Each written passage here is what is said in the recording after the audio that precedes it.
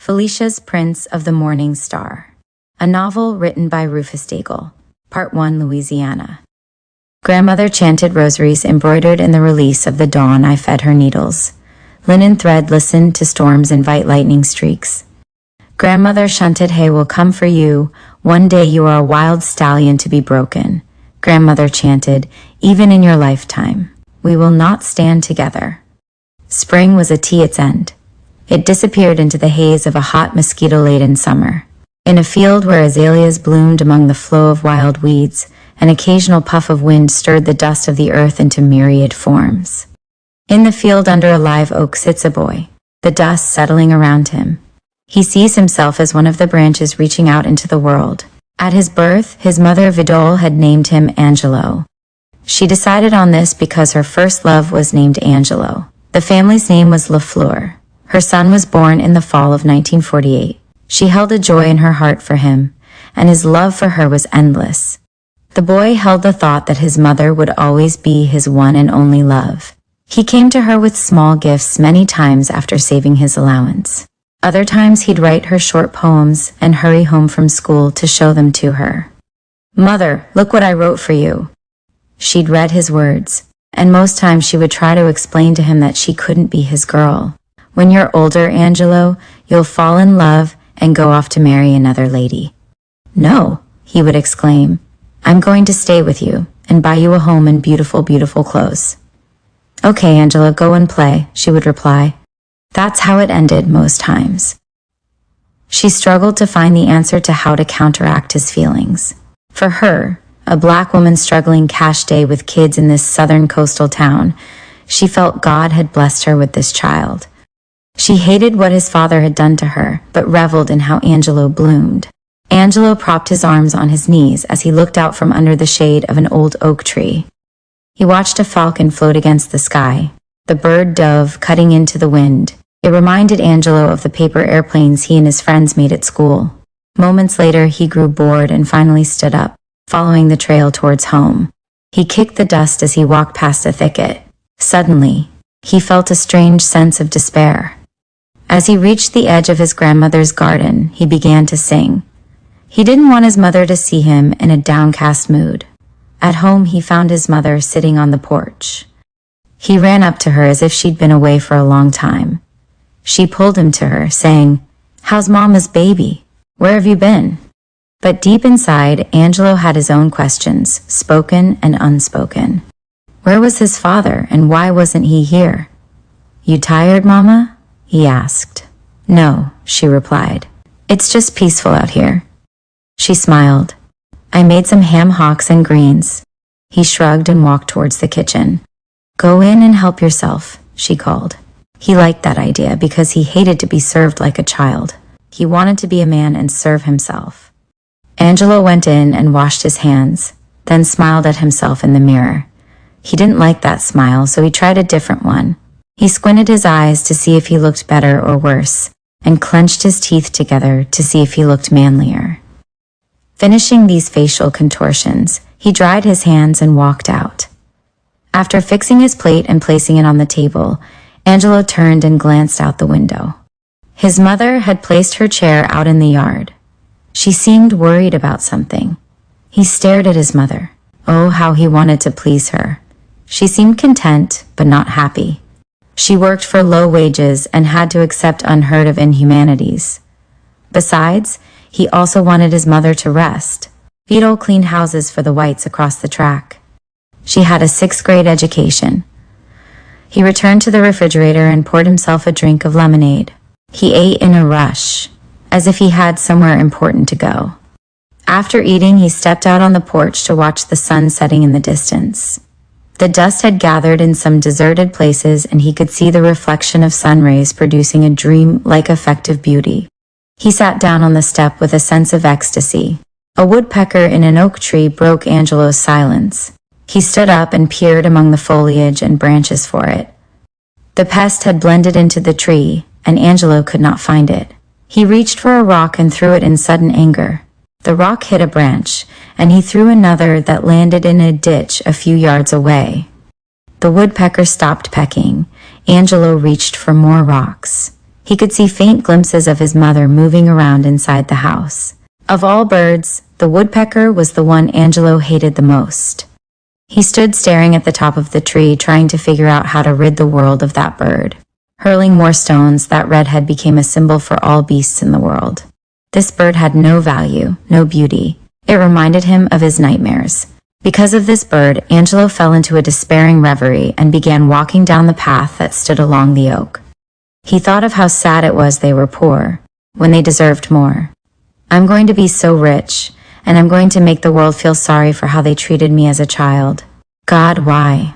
Why is the world this way? Why must we bear this pain? If I could just learn how to bear pain, push it out of my mind, that's the answer. But I love you though, because you give me so much. You give me vigor, meaning, answers, and truth. You are my true brother because you give me love. For a long time now, Angelo knew he reacted to the life around him in a poetic manner. He felt he was talking to nature, his mother, God, because to Angelo they were the most significant and beautiful elements in life. Angelo's great-grandfather was French, on his father's side of the family. On his mother's side, French, Blackfeet Indian, West African, and they carried the last name of an Austrian immigrant that fathered Alyosha. He once owned a plantation outside Ville Platte. The gateway still stands until this day. Inside his little playground of a mind, questions plagued this child. Stories about his father being mentally ill had often been fed to him, but deep down inside, while alone on the riverbanks of this southern town or while sitting in the fields hiding from friends, he could feel his father's presence and hear his voice with silent syllables whispering, "Age, old songs." This cloud that hovered within him gave him hope, gave him strength. It was their spirits bonding. He did not know that only a few days before Rich had been sentenced to an asylum for being a danger to others and to himself.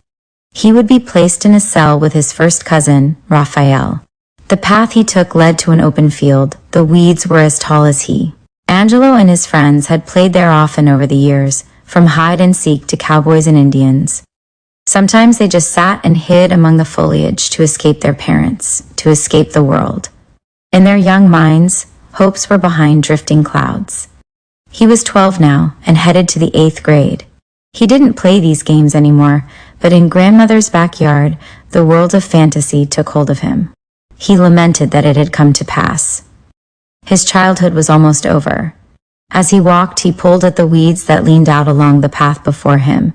When he approached a large oak tree, he decided to climb it, relax, hide, reminisce, and maybe cry.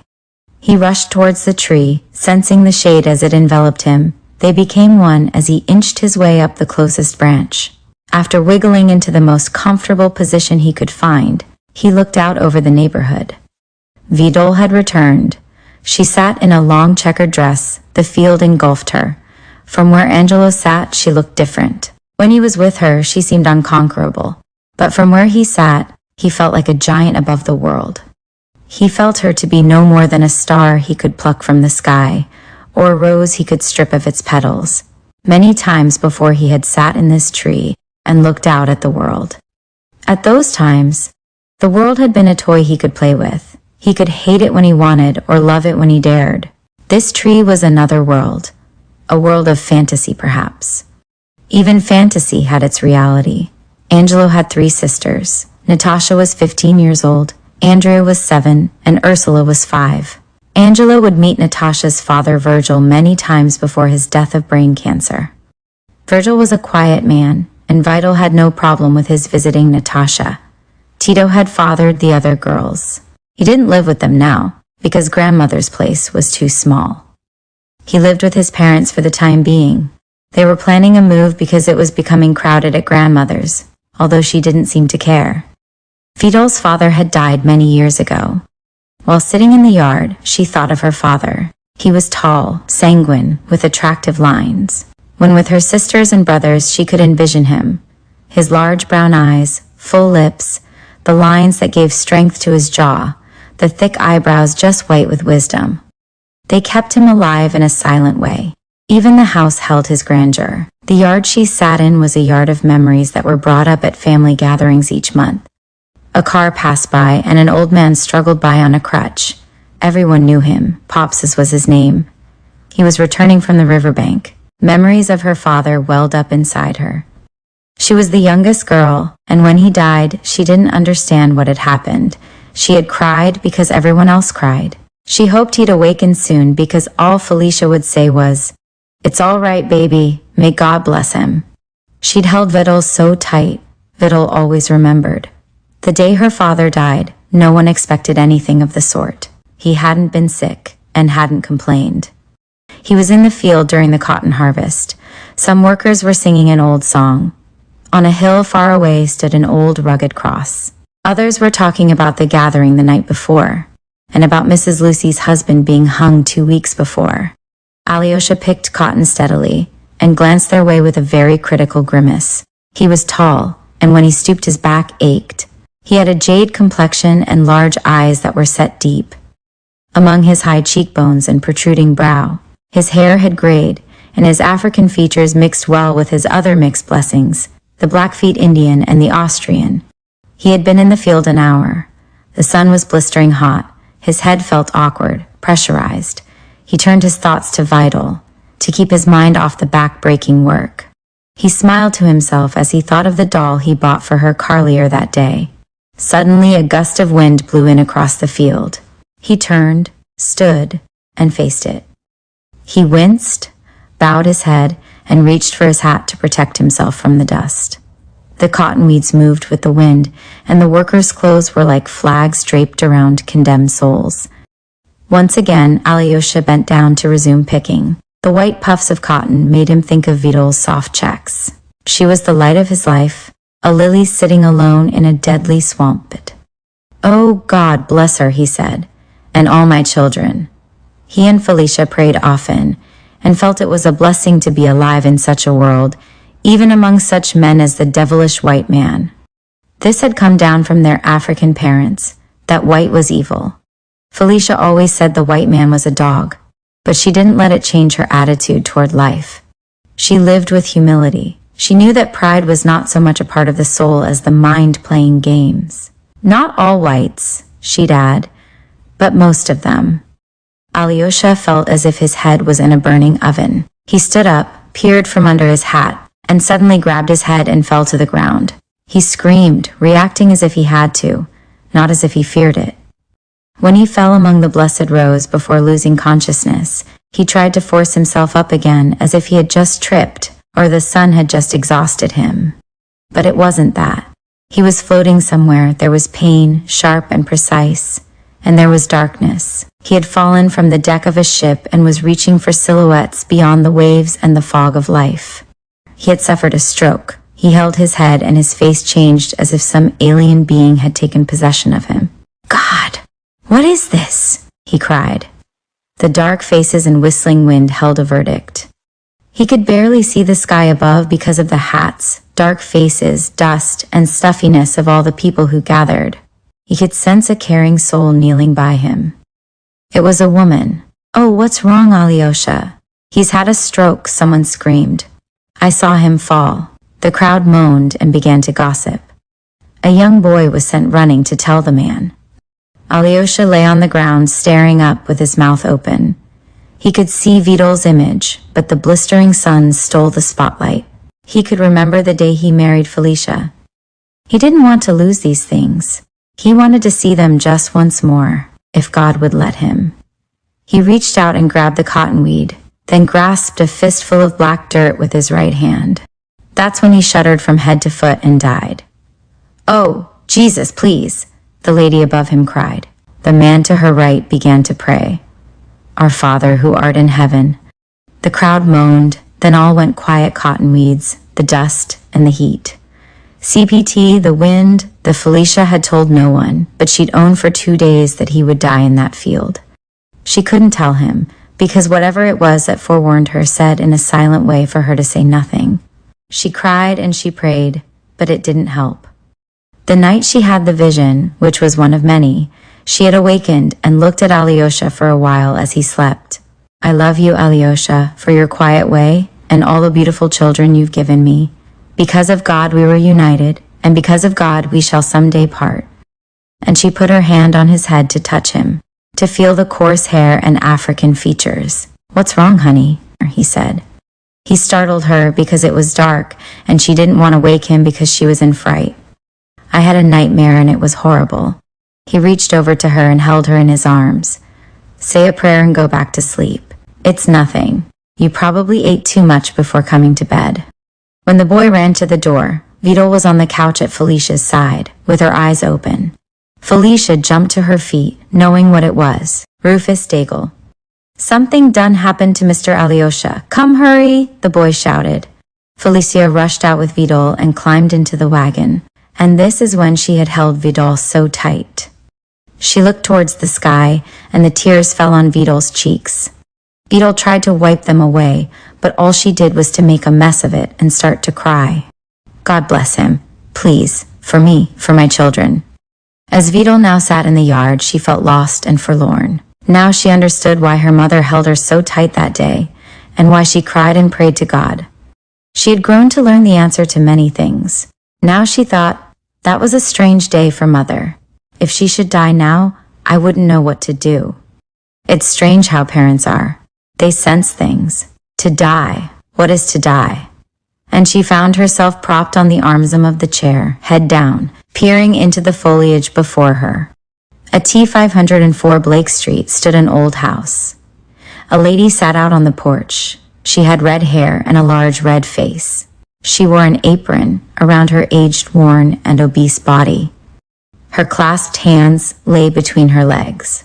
She muttered to herself in a dialect of broken French. Dorothy was her name, but she was called Dot. She lived with her mother and her sister, and a boy whose name was James Earl. No one knew who his parents were. Some thought the mother was Miss Alberta. There was also talk his mother had died long ago and left him with Mrs. Clara. Felicia stopped by to visit. From where she sat in the living room, she could see through the open window to the back of the house. A banana tree, fig tree, and large chicken yard captured her attention. A mop hung from the roof, and a tub hung from a nail by the back door. Ferns, persimmons, a weeping willow, a rose bush, and a variety of flowers lined the yard. Felicia and Mrs. Clara were enjoying a cup of coffee, while Miss Alberta rushed back and forth to the kitchen to finish her chores. Dot cleaned the house and reveled in her religious madness. She complained sometimes, but no one paid any attention to her. Miss Alberta did the cooking. In the living room there were 2 beds, 2 chairs, a rocking chair, 2 tall dressers covered with candles, incense, decorated angels, knitted placemats, greeting cards, and other items. There was a kerosene heater, a table filled with paraphernalia, and dust. There was just enough room to walk from front to back, a pathway. Space was consumed by furniture. Throughout the house was the same. One large bed controlled the space in James Earl's room. The smell was acrid, almost unbearable. As they talked, Mrs. Clara stole a glance towards the porch where Dot sat. She listened with joy to Felicia. My son in California wants me to go there, Felicia said. I might leave next week. Get away. No, drawled Miss Alberta. You don't need to go there. We need you here. She limped over to the dresser by the door and reached inside a drawer to get her tobacco.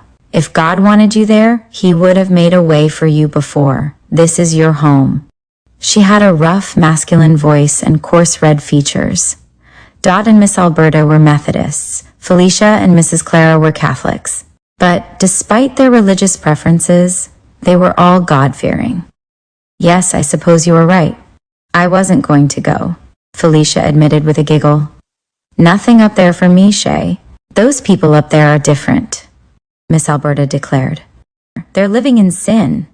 Mrs. Clara listened. You want some Mo Offie, Felicia? She asked. Yes, you can give me a little more. My garden and cook supper. To go home soon, work in. Don't rush yourself, miss to have you. Begged, stay a bit, we love. I need to go work in my garden. Felicia paused and took a sip of coffee. How's Miss Nash? Miss Nash lived next door, a small, round, black gnome of a woman. She was this community's self-appointed judge. She had no children, but she tried to raise everyone else's child. Oh, she's getting along, Miss Alberta replied. She's still fussing? Yes, that's her. She'd be sad if she didn't. Mrs. Jones was upset at her for screaming at B.A. about any little thing he does, Felicia said. Well, interrupted Miss Alberta. She rushes over there and tells every little thing she sees. And I told her not to come to me, telling me all kinds of things, because I don't want to hear it. What does she do in that old house all day by herself? Nothing, just sit on the porch or in that living room and talks about people to herself. They're going to have to take that lady away from here if she doesn't go and stay with some of her people. She stood out on the porch the other day and cursed Mrs. Wilson's child because he walked across her grass. She's crazy. She's sick, Felicia said. Then she stood. Thanks for the coffee. I've got to be going. The Louisiana sun rested that day above the marsh. Crickets spoke. Frogs sang. Mosquitoes multiplied like soldiers during a draft. It was a prime evening, and the streets of the Gosport district were almost empty. The sky was filled with clouds, and yet a certain gracious red light shone from the west, where the sun barely gave way. The oaks, birch, sycamore, and pine stood resilient within the landscape. The wind swept through the trees and among the fields, creating an eerie sound. A light shone from the home of Lafleur.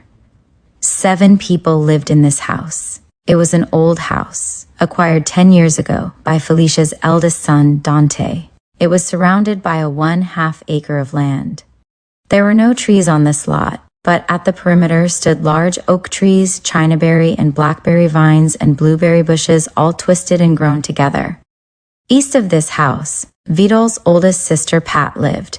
She had 3 grown children and a live-in boyfriend. In the house directly behind her lived Wilma, the other sister. One giant pecan tree hovered above both homes. They used kerosene lamps mostly, and the one in Felicia's living room seemed half lit. Angelo sat in the corner reading an old law book he had discovered under the end table. The lamplight strained his eyes. Ursula and Andrea played on the floor with rag dolls on an old rug patterned with large magnolias. Vidal and Felicia busied themselves in the kitchen, arranging plates of food for the little ones, and washing the dishes. Natasha lay across the bed in the adjacent room, listening to the evening stories emanating from a mahogany Victrola. Man, it's really raining out there, whispered Vidal. This awakened Angelo from his fantasy world. He had heard the rain and paid no attention to it. He stood up, pulled the curtain away from the window, and looked out. It had begun to thunder. Lightning flashed. Angelo shivered and stepped back. Natasha screamed from the other room. Stay away from the doors and windows while it's thundering and lightning, Vidal warned, or I'll whip you. Suddenly there was a knock at the door. That's Daddy, Andrea said. How do you know? Questioned Angelo. I know his knock, she declared. Tito entered. He noticed the kids about the room but spoke to Felicia. Hi, Felicia. How are you doing? He reached for her and kissed her on the cheek. He followed by hugging Ursula and Andrea. The children were jumping around him. Vidal continued her chores in the kitchen. Tito was short and stocky. His Indian features were prominent. His eyes were black and he wore a crew cut. His first wife had died of cancer. They had 5 children, all placed in an orphanage at his request. He was 6 years older than Vidal. Hi, son, Tito said to Angelo. Hi, Mr. Tito, he said. Angelo was always happy to see him. Tito headed into the kitchen, put his arms around Vidal's waist, and stamped a kiss on her neck. Vidal never turned to face him. She was withdrawn, yet she responded to his touch. Hi, honey, how are things? He asked. All right, Tito. She shrugged as he reached for a chair by the doorway. You look as if you're going out, she said. I might. I met a friend of mine from the war, and I'm going to meet him for a couple of beers and a chat. It was nice to see him. We had much fun in those days. Vidal resumed washing dishes. It's no lie, honey, Tito said quickly, seeing her doubtful expression. Don't worry. A couple of drinks, and I'll go in. It doesn't bother me, Tito, as long as you get to work tomorrow so the children can eat. They both worked at the Columbus building. Tito was an elevator operator, and Vidal cleaned rooms. You worry too much, honey. He stood up and embraced her from behind. Don't come here patting me when you know you're wrong. I know what you are doing. Okay, you know, Tito conceded, but let's forget about it now. Just as well to forget about it, Vidal snapped. You're going to do it anyway. Well, a man has to go out and have a little fun now and then, don't he? As long as he does it sensibly, but not you. You go out and get drunk, start fighting, and get thrown in jail. Children do those things. You are not a child anymore. Your childish days are over.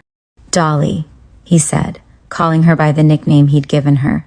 You are something else. But don't worry, I'll be all right. I promise I won't get drunk tonight. He walked into the living room. She followed him. You think you're smart, but you aren't fooling no one but yourself, chump. Felicia giggled as Tito passed her on Vidal. She said, out. He's a man. Tell her, moms, she's a big baby all, Tito said. You can sweet-talk my mother all you want, but she doesn't have to put up with that bullshit. I do. All Andrea and Ursula knew was that their mother was upset about something or another. But Angelo understood the situation very well. This wasn't the first time. Just as he was about to leave, Tito turned and grabbed Vidal. She tried to shake him away as everyone giggled, but he kissed her and with a devilish laugh he said, Be seeing you soon. Take it easy, son, Felicia called after him. He reached for his raincoat on the nail by the door. Angelo looked to see how his mother felt, or what she would say, but Vidal had disappeared back into the kitchen. That man, she muttered under her breath. Angelo and his friends played football in a neighborhood field where St. Augustine grass covered much of the large lot. Mrs. White owned the land, but never bothered the kids as long as they didn't curse or throw rocks at her windows. This field was well kept, but beyond it was a lot separated by a run-down wire fence infested with weeds. Her husband was up in age and couldn't tend to the property as he once did. The watermelon he once maintained still grew, and Angelo and James Earl would sometimes sneak beyond the fence on summer evenings and steal watermelons. Throw the ball, B.A. Angelo A. The ball flew haphazardly. Angelo lost sight of it in the shade of a tree for a minute. Then he recovered, realizing the ball was right before him. James Earl was on the sideline, lying on his back resting. Angelo looked for an opening but failed to discover one.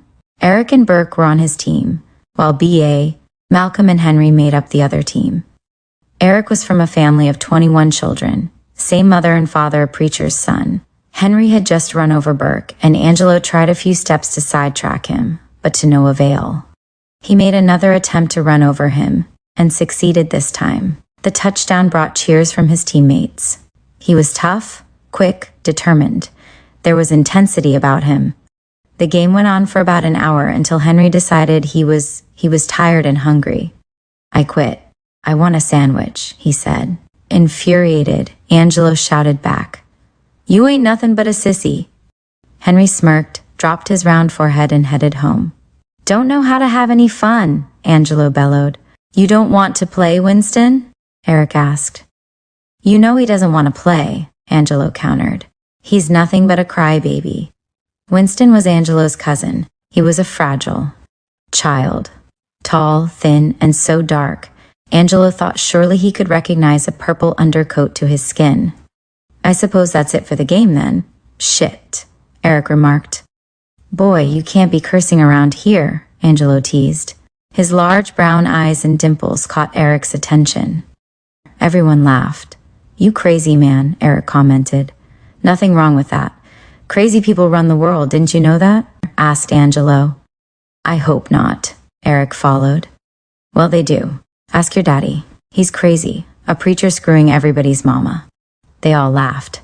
I better get my ass home before he comes, Eric declared, and suddenly stole off past the old carport and toward home. Minutes later, everyone had left. Winston and Angelo wandered off together. After Winston said, later, Angelo still didn't feel like going home. He found a spot in an adjacent field and let his thoughts drift. In his mind, he began to fly, to soar above the earth. He felt like an eagle. The sun was bright and it glowed with a great brilliance. As he flew, he passed a mountain of great height and decided to sit on the peak and rest. In the distance, he saw a city by an ocean where the sun shone like emerald and gold. He wore some old blue jeans and a shirt open V-cut at the top, meeting in a knot above the waist. His mother wore her shirts this way. When she did the laundry, she always tied her shirt above her waist without buttoning it at the top. This strengthened their bond when he was away. A few birds flew by, and he listened to the others' far-off cry. Again his mother came to mind. He missed her, but he didn't want to leave his island of thoughts. He knew she was obsessed with the Bible, and reading it each night was her ritual. She spoke of heaven often, as if there was some hope beyond this earthly realm. Many times she'd explain to him about the problems concerning white-black relationships he would encounter. She said some white kids were taught to hate him, but she didn't want him to do the same. She did want him to protect himself at all costs. She told him the books he learned from were used books the whites didn't need anymore. That's why he had to study twice as hard. Whites were rarely seen in this section of town, unless they were insurance salesmen or policemen.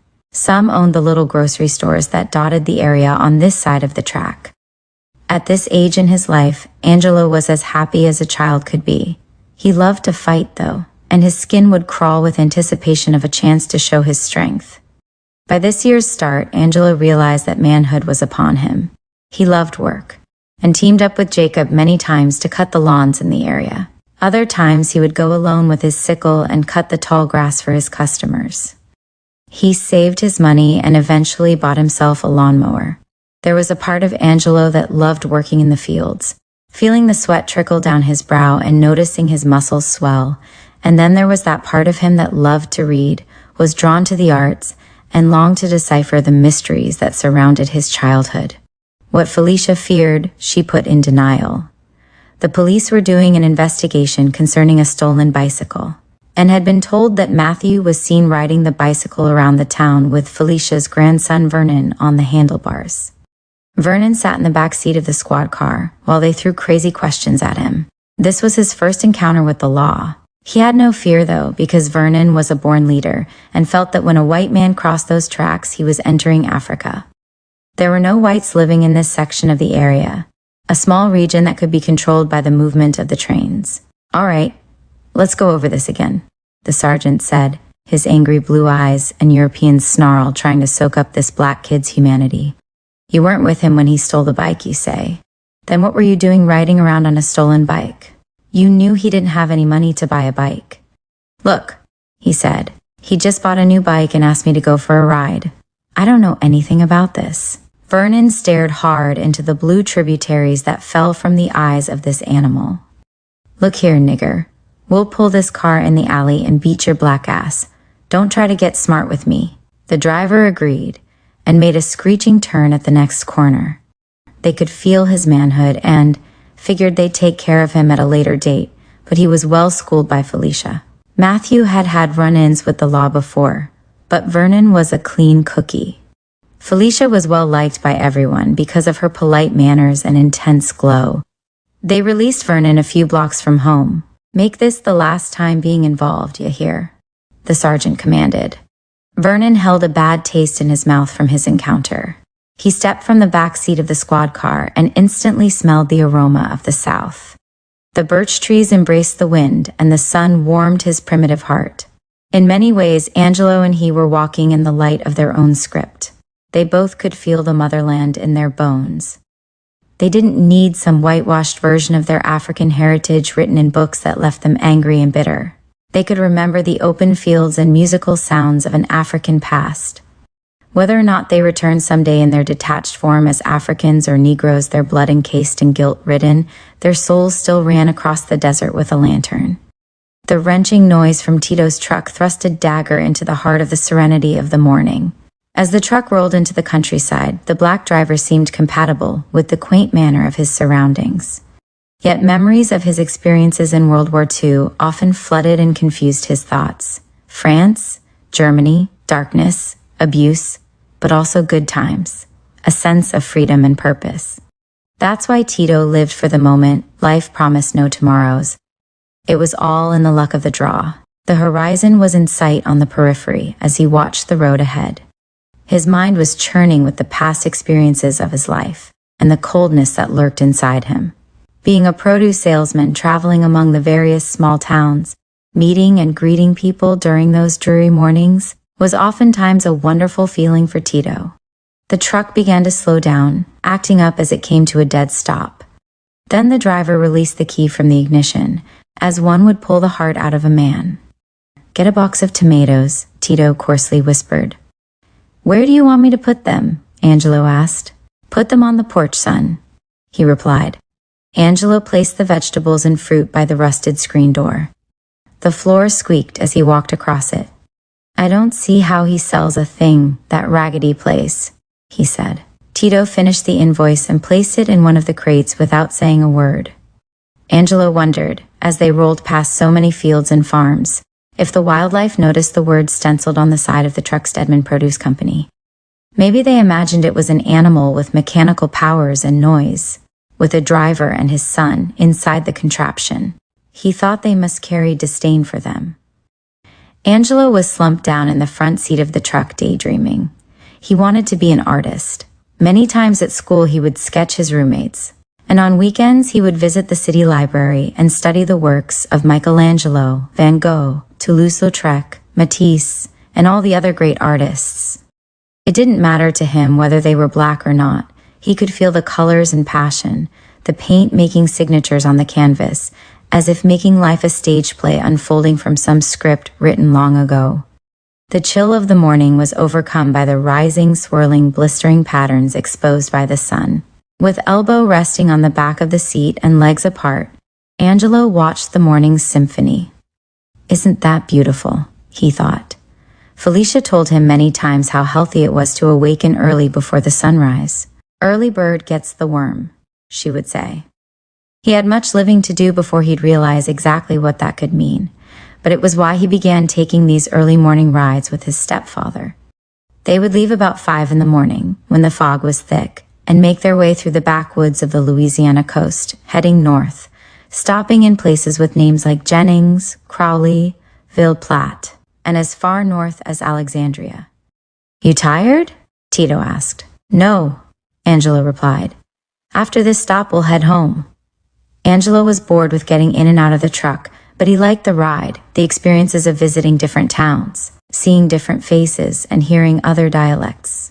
Sometimes simply to ride towards the sunrise, never quite reaching it, just riding. "We'll just drop pears, bananas, and okra here. One of each?" Angelo asked. 2 bananas, 2 okras, 1 pear, son," Tito answered. The fruit and vegetables were so neatly placed in the crates and dressed with the morning dew that Angelo wished he could eat them all. But he would usually just taste a few grapes and eat a couple bananas while on the trip. He gathered the crates from the back of the truck one by one, then placed them on the edge, jumping happily to the ground and carrying them towards the back of the building. As he entered the alley leading to the back, he noticed the signs that RufusDaigle hung from the building's edge, no colored allowed. A vague resentment overcame him. He dropped his head and thought of grandmother. He placed his final crate by the door and then leaned up against the building. The proprietor offered them some coffee. "You want some, son?" Tito asked. "Yeah," he whispered. She offered them sugar after making use of it herself. Tito poured a spoon into his cup, stirred it while pointing towards some money left on the counter as she stepped out of the room. "You see that money, son? That's there to see if we'll steal it. Don't ever touch it if you should ever work for them. They'll do anything to get you behind bars." The proprietor returned with a plate in hand and emptied its remains in the garbage. "How much do I owe you?" she asked. Tito gave her the bill. $12.40. Angelo noticed the shopkeeper's gray hair wasn't combed, and her features were freckled and pale. The apron she wore had grease and dirt around the pockets as she reached inside to pay him. Tito stood and offered the appropriate change. He wore khaki pants and a shirt, always starched with nice lines. "We'll see you next week," Tito said. "Okay, see ya," she answered. Angelo glimpsed into the other room before leaving. He could feel the morning hit him in the face as he stepped outside. He hurried toward the truck and climbed aboard. Hours later, they had reached the boulevard. It was a street lined with liquor stores, bars, drunks scurrying around on the side of buildings looking forward to their next drink. Prostitutes, pimps, thieves, chicken shacks, barbecue joints. And among all of this were policemen. Tito knew everyone here. "Hey, Tito," someone yelled from the street. "What's happening, man?" "You got it," the large black burly figure replied. "I know," said Tito, "because I'm the boss." All right, you're the boss. Take it easy, man, huh? Tito laughed. After stopping by the job, giving the receptionist the truck keys, invoices, and money, they headed home. Tito didn't own a car, so they rode with a fellow worker. Angelo jumped in the back seat of the station wagon and let the morning air envelope him as Tito and the stranger talked. Angelo flew into the house, a bit tired after the morning's activities. While passing through the living room that was also his bedroom at night, he felt someone tugging at his pants. It was Ursula, his little sister. "Hey, old girl, come here, let me kiss you, okay?" He reached for her, held her close as she tried to wiggle away, and gave her a big kiss. She just screamed her little heart out while slapping him with her mittens.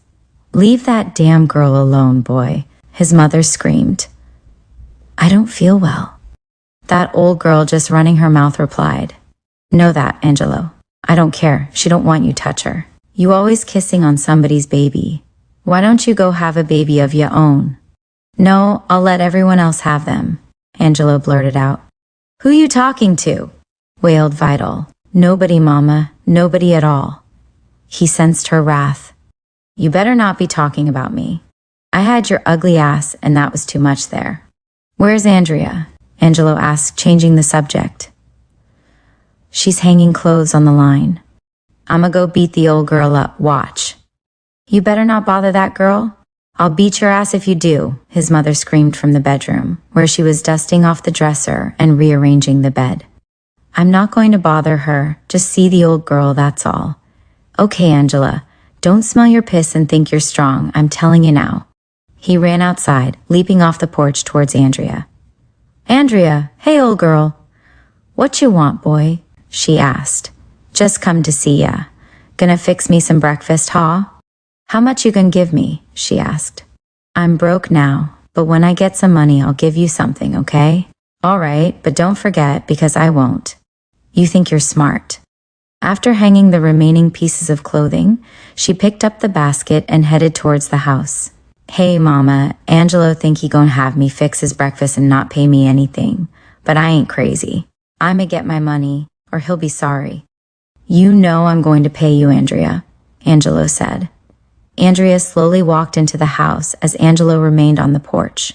Ursula played at the screen, struggling to get out. Angelo lay back on the porch, reaching up under his sweatshirt to feel his stomach. He could hear his stepfather and co-worker whispering in the station wagon. They sipped on a bottle of Jack Daniels. Liquor wasn't allowed in the house, Vidal's edict. Moments later, he could hear Tito say goodbye to his friend. The evening sun felt good. "Hey, son, ate yet?" Tito asked in passing.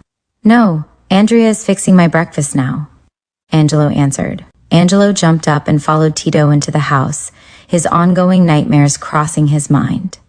Tito would head straight to the bathroom first. It was his ritual. He would bathe, change clothes, and get ready for the night out on the town. "Where's your mother, son?" Tito asked. "In the back room," he answered. "Hey, Dolly," Tito called.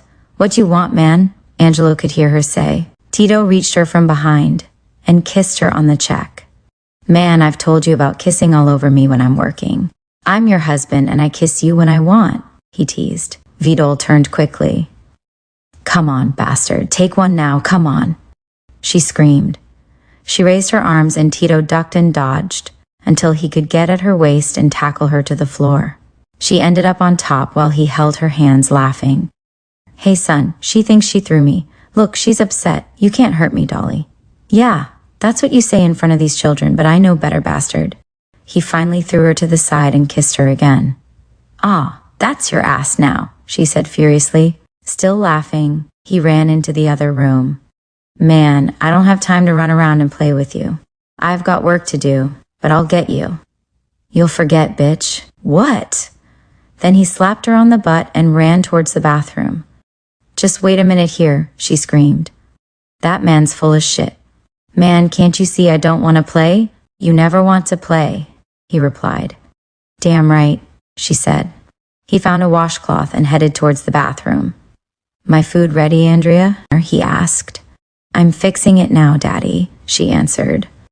Upon returning from the restroom, Tito lifted up Ursula. She was crawling around on the floor playing with her doll. Then he found a place at the table and from the aftermath of the bath felt like a new man. I think I'll go down to Grandmommy's today, Angelo said. You never asked anyone, scolded his mother. I'm a man. I know what I want to do, he replied facetiously. What you say? I'm just jiving, Mama, he said as Tito laughed aloud from across the table. Stop cursing, Dolly, Tito said. I curse when I want, you hear, fish face. He's just like his old red-ass pa. No damn good with his crawfish ass, Vidal said. Angelo didn't like being compared to his biological father. The breakfast of grits and eggs were ready, and the men began to eat. Tito mixed eggs and grits together, then methodically poured salt and pepper over his meal. Angelo liked to pierce the egg and let it flow neatly over his grits, and watch the yellow intimidate the white. Then, while still warm, he'd devour it all.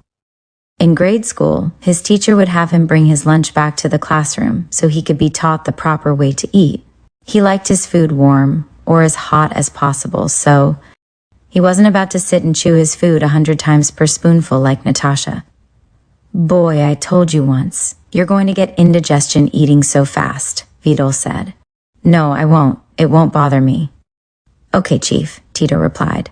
Suddenly, Angelo asked his mother if he could visit his grandmother. Don't bring your ass here after dark, he heard her say.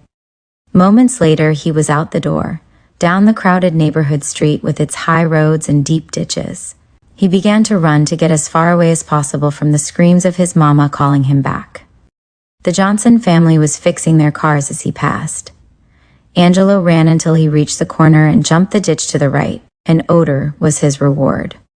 He always noticed the sticks, tree limbs, rocks, pipes, and bottles lying around.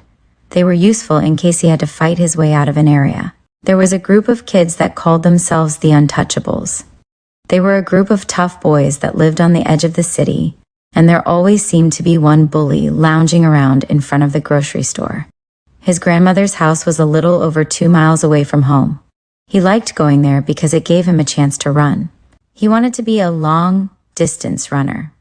Angelo decided to pass by Albert's house, who lived a block cast of Shattuck Street and had 2 beautiful sisters that Angelo was fond of. Albert was working on his bicycle in the front yard. Hey, Albert. What's up, man? He said. Hey, man, where you going? Down by Jacob's house. See you later, then. Okay. Then Angelo was off to a trot again. He was sweating now as he ran into his grandmother headed towards the store. Where you going, Shay? Asked his grandmother softly. To your house. Don't you and Vernon eat up everything in that house. I'll be right back. I have to pick up some things at the store, she explained. All right, he said. When he reached the yard, he could see Vernon, Solomon, and Winston in the field. Hey, Angelo, Vernon screamed. I've got a BB gun. Check this out. Yeah, Angelo answered while walking across the field. Uncle Aaron bought it for me. You can shoot it sometimes, said Vernon. I see.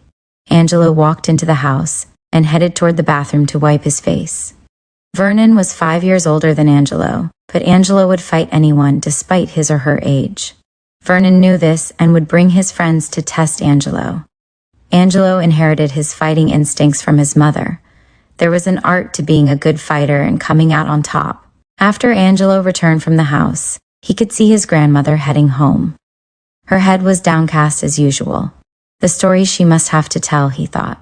Then he could hear Vernon's instigating voice. I bet you can't beat my cousin, Saul. On. Aw, man, he's too young, Saul exclaimed as Winston looked. Beat his ass, Angelo, screamed Vernon. Come on, he said as Angelo grabbed him. Saul was tall. Angelo, short, quick, and determined, lifted him up by his legs and let him fall. He landed on his hands laughing. You little sucker, he laughed. What'd I tell you, Saul? That's my cousin Rough Little Man, huh? Angelo wouldn't say anything. He just observed. Vernon usually did the talking. Come on, let's fight. And Winston and Angelo threw Vernon to the ground, punching him repeatedly. Hey, Saul, get these bastards off me. Hell no, Saul replied. Y'all better get off me, Vernon cried. They laughed. After a few moments, Vernon had Winston by the neck. Now leave Angelo or I'll choke his ass blue, strained Vernon. Get away from here, Angelo, cried Winston. Okay, I'm gone. Vernon let Winston go and ran into the house. They followed. Winston wouldn't fight in the house. Angelo would fight anywhere, and Vernon knew that. "Coming to get you, Vernon!" Angelo screamed. The screen door slammed, and Vernon took a seat in the living room, breathing hard. It slammed again as Angelo entered and dove right on top of Vernon. Vernon scrambled to get away.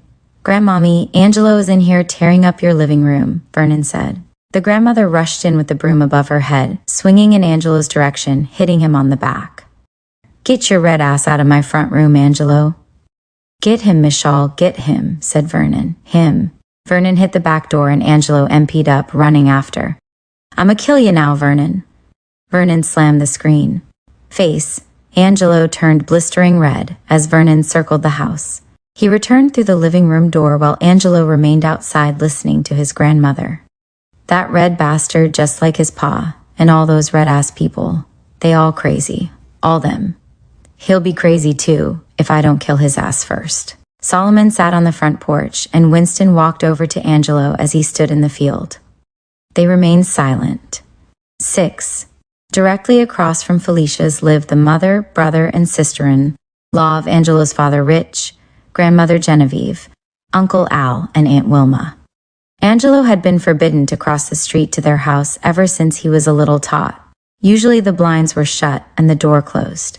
It was a fenced-in yard, and the hedges were seldom trimmed or the lawn cared for. Uncle Al was recently placed in an asylum for attacking a white lady outside of a clothing store. Many such incidents had been documented by the proper authorities, and each time they would take him away, and weeks later release him into the hands of Aunt Wilma. Uncle Al was a giant of a man, fathered by a Frenchman with a Creole mother, towering over 6 feet and a solid 300 pounds. Throughout the years, Angelo had visited him at least 5 times. Vidal wouldn't let Rich see the kid, but she had nothing against Uncle Al. Whenever his name was mentioned, she would chuckle, and Angelo wondered why. The house was always dark, and to Angelo, dusty. Aunt Wilma would only start dusting whenever he was allowed to visit.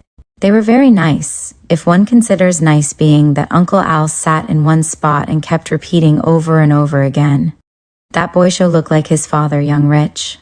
Then he'd laugh that hearty, robust laugh of a giant, roll those large balloon eyes, and ask Angelo if he wanted some tea. Angelo would say yes, being polite and somewhat afraid, for he didn't perceive them to be very clean. They seemed very mysterious to him.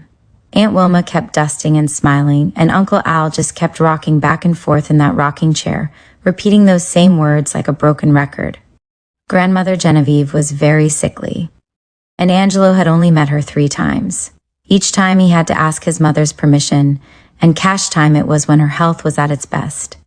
She would be sitting on the porch, and he would be playing in the yard at Felicia's. He'd recognize her, the long white hair and oval eyes watching him.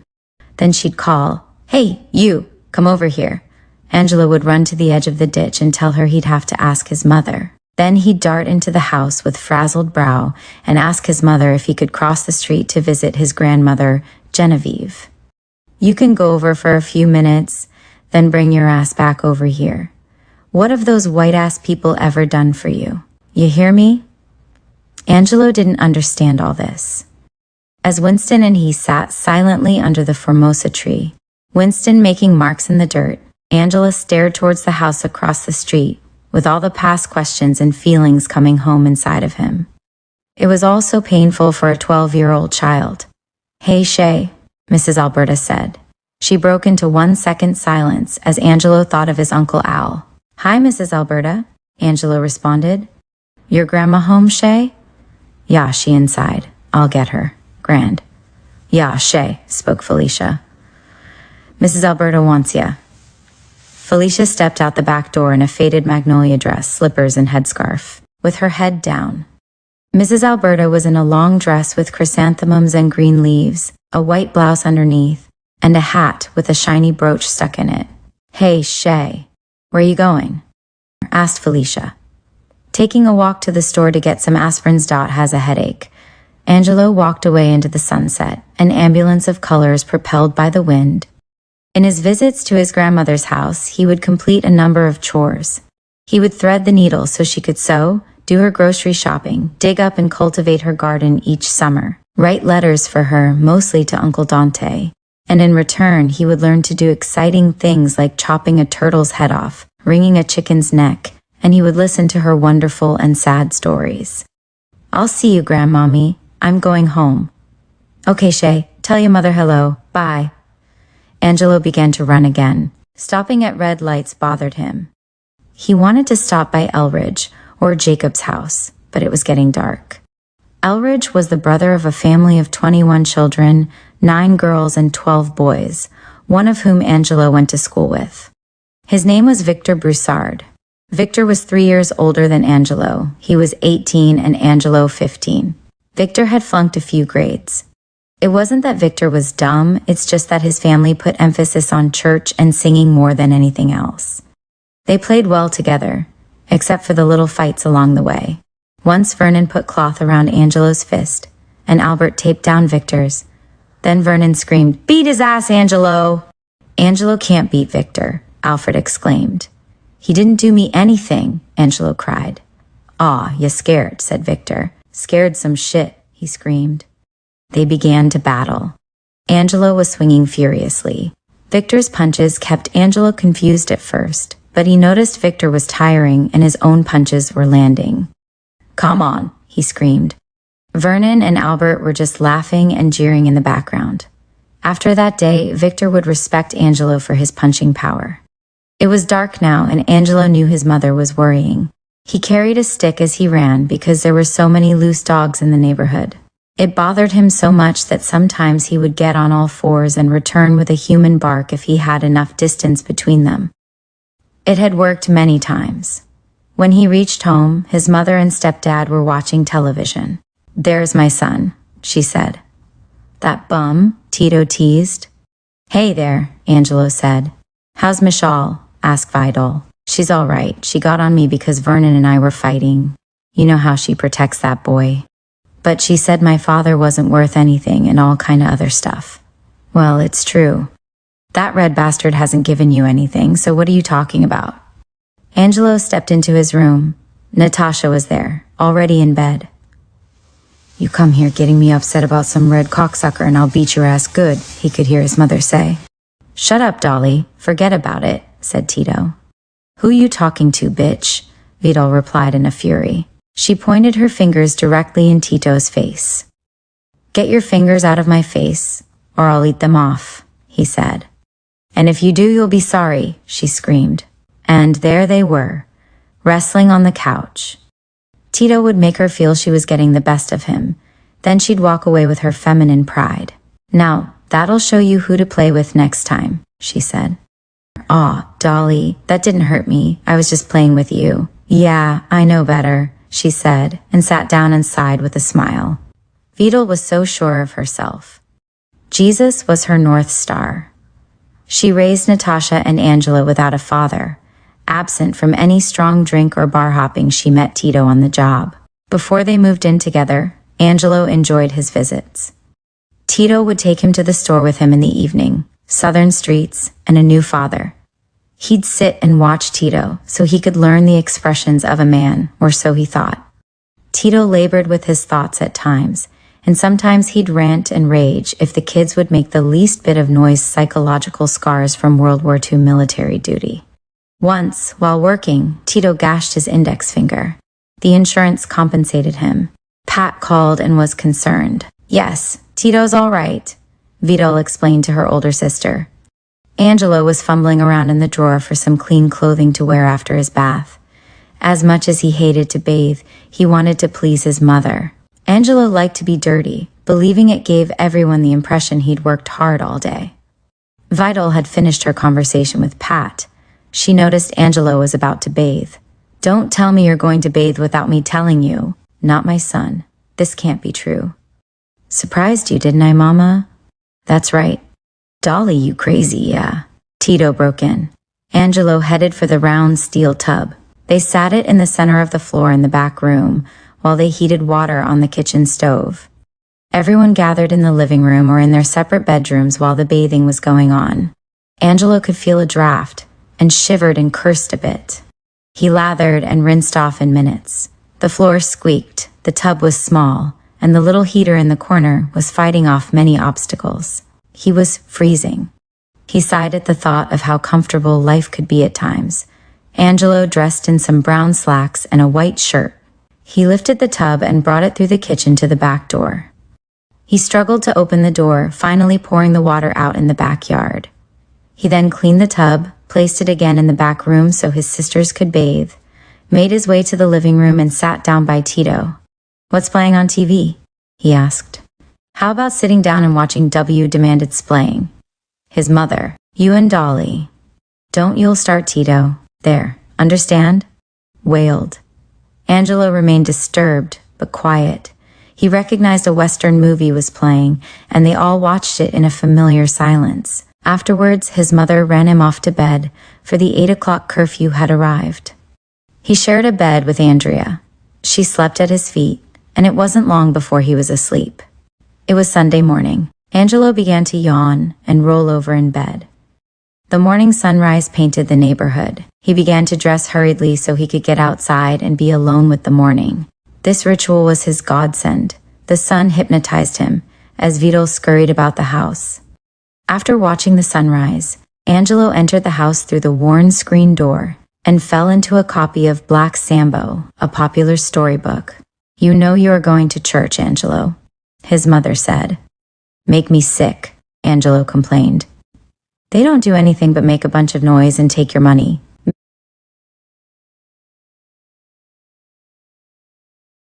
"Noise, Haw?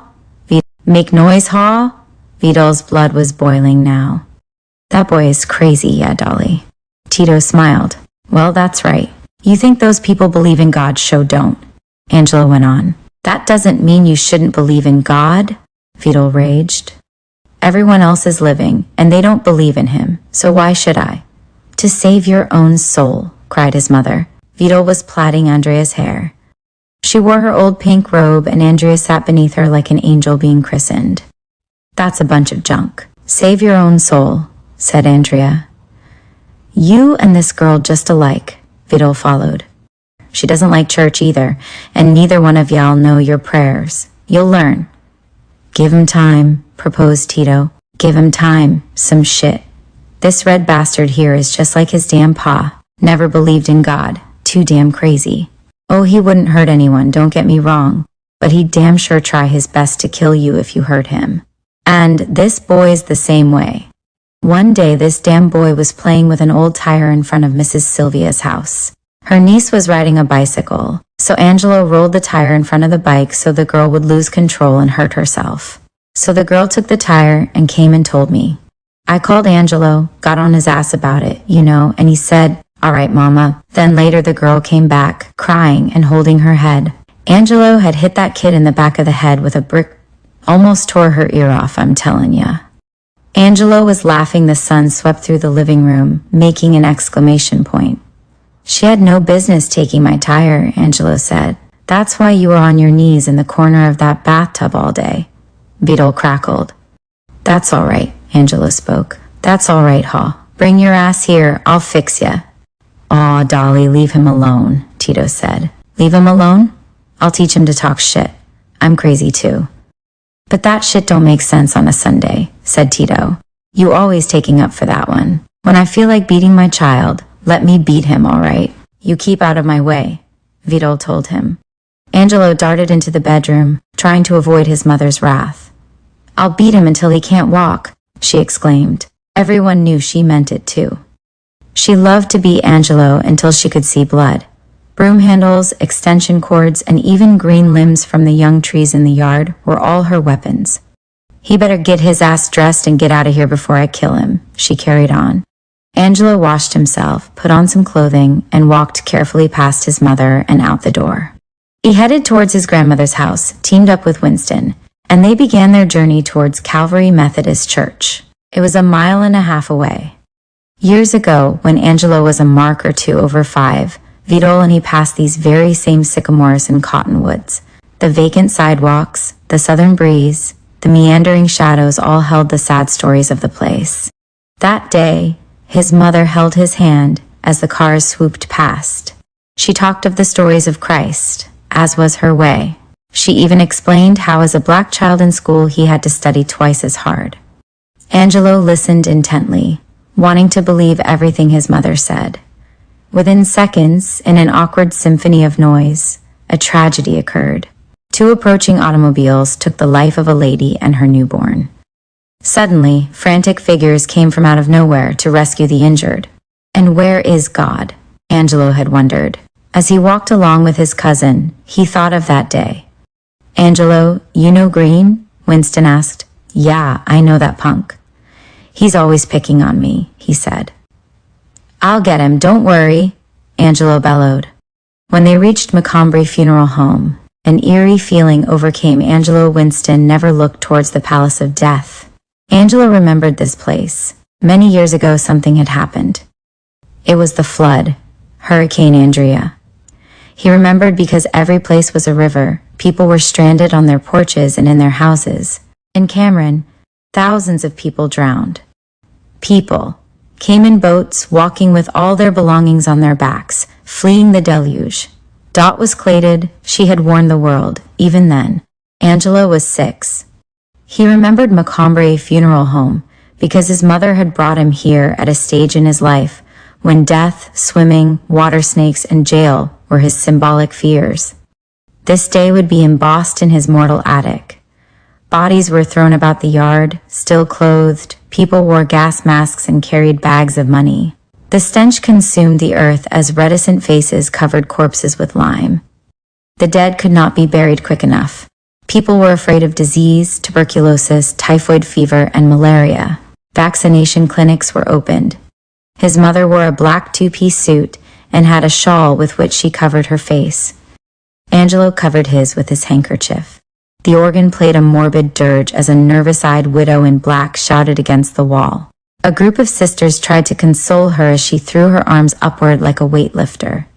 Her burden was of such weight that it felt as if the ceiling were falling.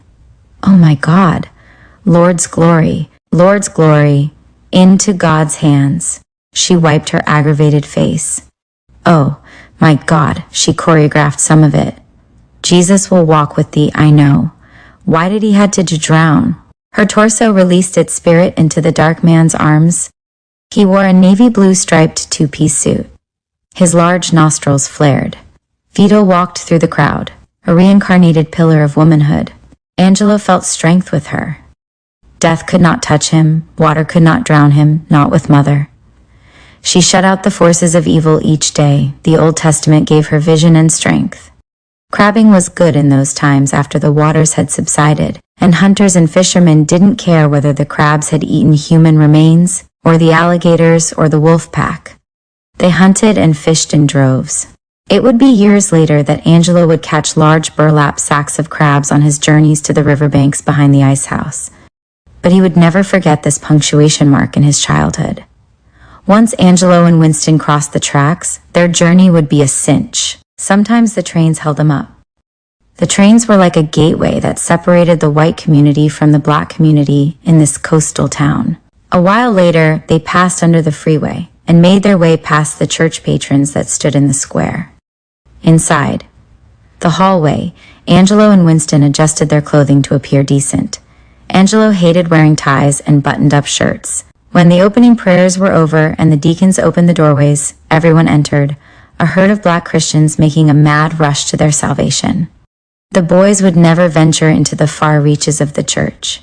They would find a seat in the far back where they could talk, laugh, and leave without being noticed. As they began to read from the calendar of events, Angelo sat up and looked around.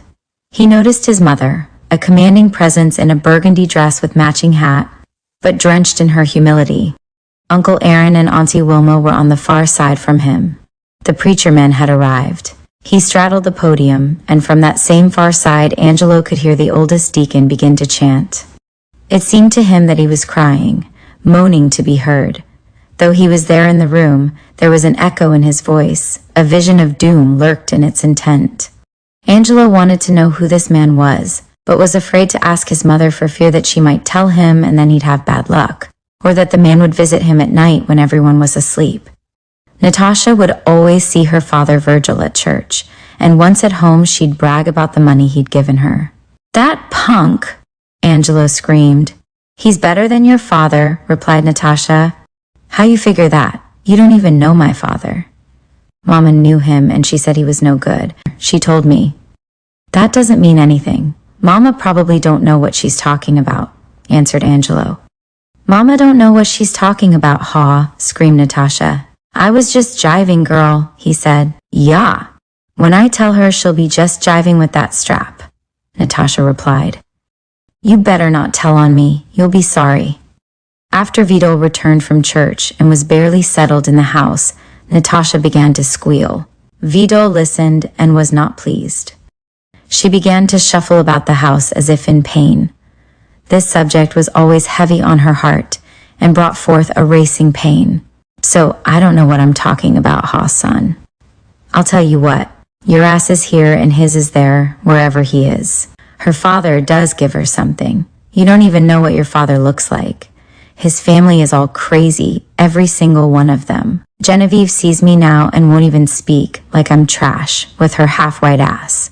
They think they're white anyway, too good for their own kind. But I'll tell you what, if I have to beat every piece of that man's ways out of you, I will, because I won't have my son growing up thinking like that man. If you do, I'll kill your ass, smother you to death, you hear. Tito broke in. That's enough, Dolly. Natasha, you all just returned from church. Angelo started it, Natasha explained. I didn't start nothing. Angelo defended. Shut up, you bitch. You've pissed me off now. Vito exploded. Take your clothes off and come eat dinner, ordered Tito. He headed towards the kitchen. They dispersed and rushed to take their best clothing, wash their hands, rinse their faces, brush their teeth, and head to the table. Vidal had cooked fried chicken, macaroni and cheese casserole, pork and beans, and fixed a green salad. The casserole was Angelo's favorite dish. Angelo began his homework soon after the meal. After he finished his math, he started reading his library book. It was good when he had a chance to remember all the details of a story and could proudly share them in a class discussion. The next day in school, Angelo's teacher asked him to sketch a picture from a magazine, a drawing to test his ability as an artist, in the hopes of winning a scholarship. After class, he asked Angelo to remain for a few minutes. They huddled around the desk in a sunny silence. Angelo sat in the chair, with his humility showing. Tito's combat fatigue seemed like a blessing to Angelo, but to the teacher and his classmates, they were rags. Your father working, Angelo? Mr. Moore asked. Yes, Angelo answered in puzzlement. Is he your biological father? No. Your mother, is she working? He asked. Yes, Angelo said. Are you all on welfare? Yes, Angelo answered after giving it some thought. You ever see your biological father? No, my mother don't want me to. Mr. Moore thought for a minute. All right, you can go now. Angelo gathered his books together in his little satchel, hit the empty, melodious hallways, and wondered why his homeroom teacher was so interested in his family. Maybe it's the way I dress? My mother must have called him, but why would she? Angelo didn't want to go to this school, but his mother insisted.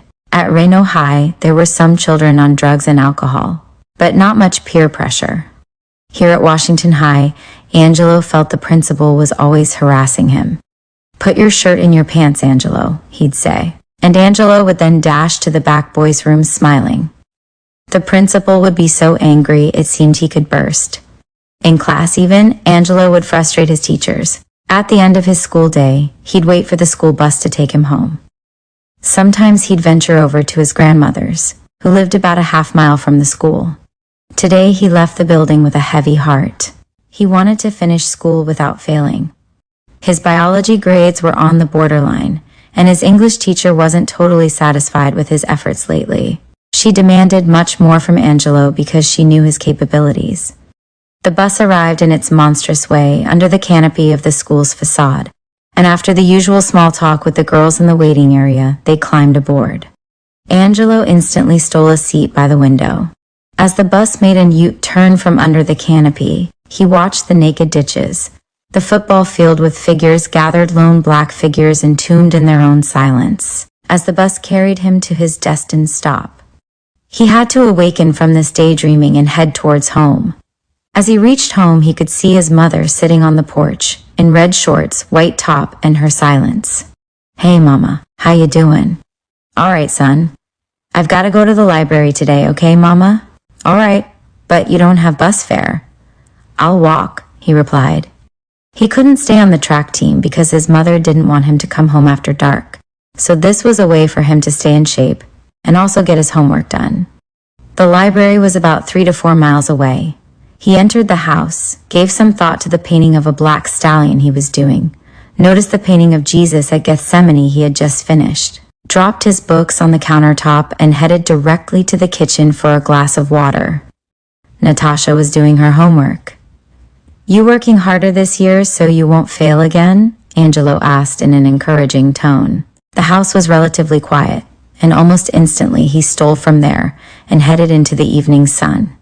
Lone clouds held their own shape in the almost hopeless sky above him, but he swept past homes, barking dogs, and unknown figures into the depths of the city. Entering the library, he sensed the stillness of the room. The librarian dropped her head as Angelo looked her way in hopes of some greeting. After exiting the lobby, he entered an area where the works of local artists were displayed. He couldn't fathom his own paintings being hung here, partly a result of his own black fears and insecurities. The curators at most local galleries had also told him that they only acquired European art. At this stage in his life, he had no idea what that meant. He wandered into the belly of the library. Mountains of books showed knowledge that FL owed even beyond the fluorescent lighting. He headed straight to the language section to touch up on his French. He captured a French-English dictionary and headed to a desk in the corner. Here, in this oblique monastery, a black child chiseled away and slowly forged a path ahead. 8. Felicia saw tea at the head of the couch by the door. It was a quiet night, so quiet a fear was preserved. Angelo sat in the corner of the dimly lit room trying to thread a needle. The kerosene lamp was working against him. It gave him great joy to do anything for his grandmother. She couldn't see very well, and her back was slowly disintegrating. She was bent over so far, and he had grown so tall that she had to look up to speak to him. His grandmother carried many painful memories. Angelo knew this and decided he would ask her to tell him stories of the past, and not just mumble as she did so often about how the white man was the devil. Maybe she wanted to scare him this particular night, so he could brace himself for the trials that would test his manhood. For the times when he would be reminded of his bleached black skin and would need to understand his place. Felicia could not read, write, add, or subtract, but she understood money enough to count her change carefully. She sat on the other side of that room with her beady eyes. Her little hands rested in her lap, the bones so distinct. "You want me to tell you a story, huh, Shay?" Felicia laughed. "What happened to your son they say was killed, Grandmommy?" "Who, Daniel?" "The one they say was gone for a long time, and then his body turned up at the hospital," Angelo answered. Felicia dropped her eyes and started peeling skin from around her fingers. Just then, a breeze swept past the curtains and a car burned rubber into the fading darkness. Angelo finally passed the thread through the needle, walked over and handed it to his grandmother. He kept his eyes on her. Felicia was delighted by Angelo's request, but she had to compose herself. She saw hope in Angelo. Often she would tell him that the reason the white man was so powerful was that blacks didn't stick together. This stuck in his head and against all the walls. She even went so far as to say, "Even in your lifetime, the black man will not learn to stick together." No one could be that blind, he thought. Or could they? In the winter of 1941, Daniel, my second child, contracted pulmonary tuberculosis, she began. He was 11 years old, Shay. You see, at that time, we blacks couldn't get treatment in the hospitals in Lake Charles, so we had to send him to New Orleans General, a charity hospital. Dr. Ross couldn't see him here, so he saw a white doctor, and the white doctor, I think his name was Morton or something. She wiped her eyes with a white handkerchief. Her legs were crossed at the ankles, and above her on the wall hung the Lord's Last Supper. Anyway, Julia went with him on the bus, since Dante was in Michigan working for General Motors. He worked on tanks for the military. The war was coming, you know. At that time, New Orleans wasn't so big. Julia made her way to the hospital and decided to wait around for him to be released. Well, she was there a long time, Shay, 2-3 weeks, and then she come home. She say the doctor give him treatment and they would contact us. She couldn't stay any longer. Her money had run out for a hotel room and food. I waited to hear from the hospital, but no letter came. Months passed. Then one day, I remember, Daniel's birthday had just passed. Something bad. I could feel it. But I received a letter. It said Daniel was doing good. I had prayed so often, even visited the priest, brought holy water home, and sprinkled his bed in hope of his return. A month after that, we received another letter. It said for me to go to New Orleans and meet Daniel at the train station. I went and waited. At first, there were so many whites going places, so I had to wait for the next train. I had bought a new dress for the occasion. I waited, Shay. I waited all day for my baby, but no one come. I sat in my little black space and waited for my child. The sun came and went with my prayers. The white bastards that passed before me were human nightmares, created by the distant swamp. Then I had tears, Shay. The few I have now are holy water, blessed by the Virgin Mary. I returned on the train that very night. I could feel that something had happened to my baby. I couldn't even sleep. When I returned here, I told the other children. Then Pat wrote a letter to Dante. He came in from Michigan. By the time he arrived, we had received the third letter. It was signed by another doctor. Each time a different doctor's signature was on the letter. This time the letter said that they would have to burn the body since no one had arrived to claim it. Well, Dante had arrived by now. He was very upset and decided to go with Julia to New Orleans. And that's when they found my baby. She spread her hands out, her fingers curled up and knotted from arthritis, and then she opened them and let them fall in her lap, handkerchief now clenched with disgust. He was murdered, cut open like an animal, parts all wrapped in a sheet, head, legs, arms just thrown together in one big lump and wrapped in a sheet. But we couldn't do anything. You couldn't sue the charity hospital, so we had to put the body together and bring it home to bury it. We buried the poor child in the graveyard behind Reno High School. Like I tell you children, the white man is the devil. Always remember, that bastard's the devil. Angelo could not move, the tears entranced above the linoleum floor, up inside of him as he sat. It was the spring of 1963, and Malcolm X and Martin Luther King Jr. had become household names. Angelo immediately took a liking to Malcolm X's approach. He would always remember him. Not that he would join him, but he believed wholeheartedly that lines should be drawn. As a young black who paid attention to such things, he could not accept turning the other cheek at such a late date. From his point of view in these times, he saw the white media retreat. The rhetoric, as they described it, from H. Rap Brown and others, was more than disturbing to them, and they were totally taken aback by the growing resentment from the oppressed, as they were described. The Beatles, a 4-star group of Englishmen, had taken the music industry by storm. America was facing a revolt from every angle. Angelo began to worry. He was now becoming an adult, and it was time to make some decisions about his future. He was the president of the art club, but this was not bringing in money. Things would have to change. He was heading for his Aunt Pat's, as she had offered to cook him some gumbo. She almost always had fruit and candy, sweet potato pies, and cakes. She was the main cook at a restaurant in the downtown area. Her live-in boyfriend, Mr. Simmons, liked Angelo. He thought he was a kid that would go a long way up the ladder of success. After slowing down in the spring air, Angelo stepped up on the porch and knocked. Through the curtain he could see some movement. Aunt Pat opened the door. "Hey, Angelo," she said in her guttural southern drawl. Angelo entered and immediately noticed Mr. Simmons sitting in his reclining chair. Their eyes met. "How are you doing, Mr. Simmons?" Angelo asked. "Hey, Angelo, how's school? What grade are you in now?" "10th grade, he answered. "That's a smart child, Pat," said Mr. Simmons. "He sure is," she responded. Mr. Simmons was watching the news. Angelo was aware that his mother didn't like Mr. Simmons. They'd had a few words years back and had never spoken to each other since. Angelo was headed straight into the kitchen. The gumbo smelled so good, and he wouldn't miss it for the world. His aunt opened the back door, and memories flowed in from the backyard.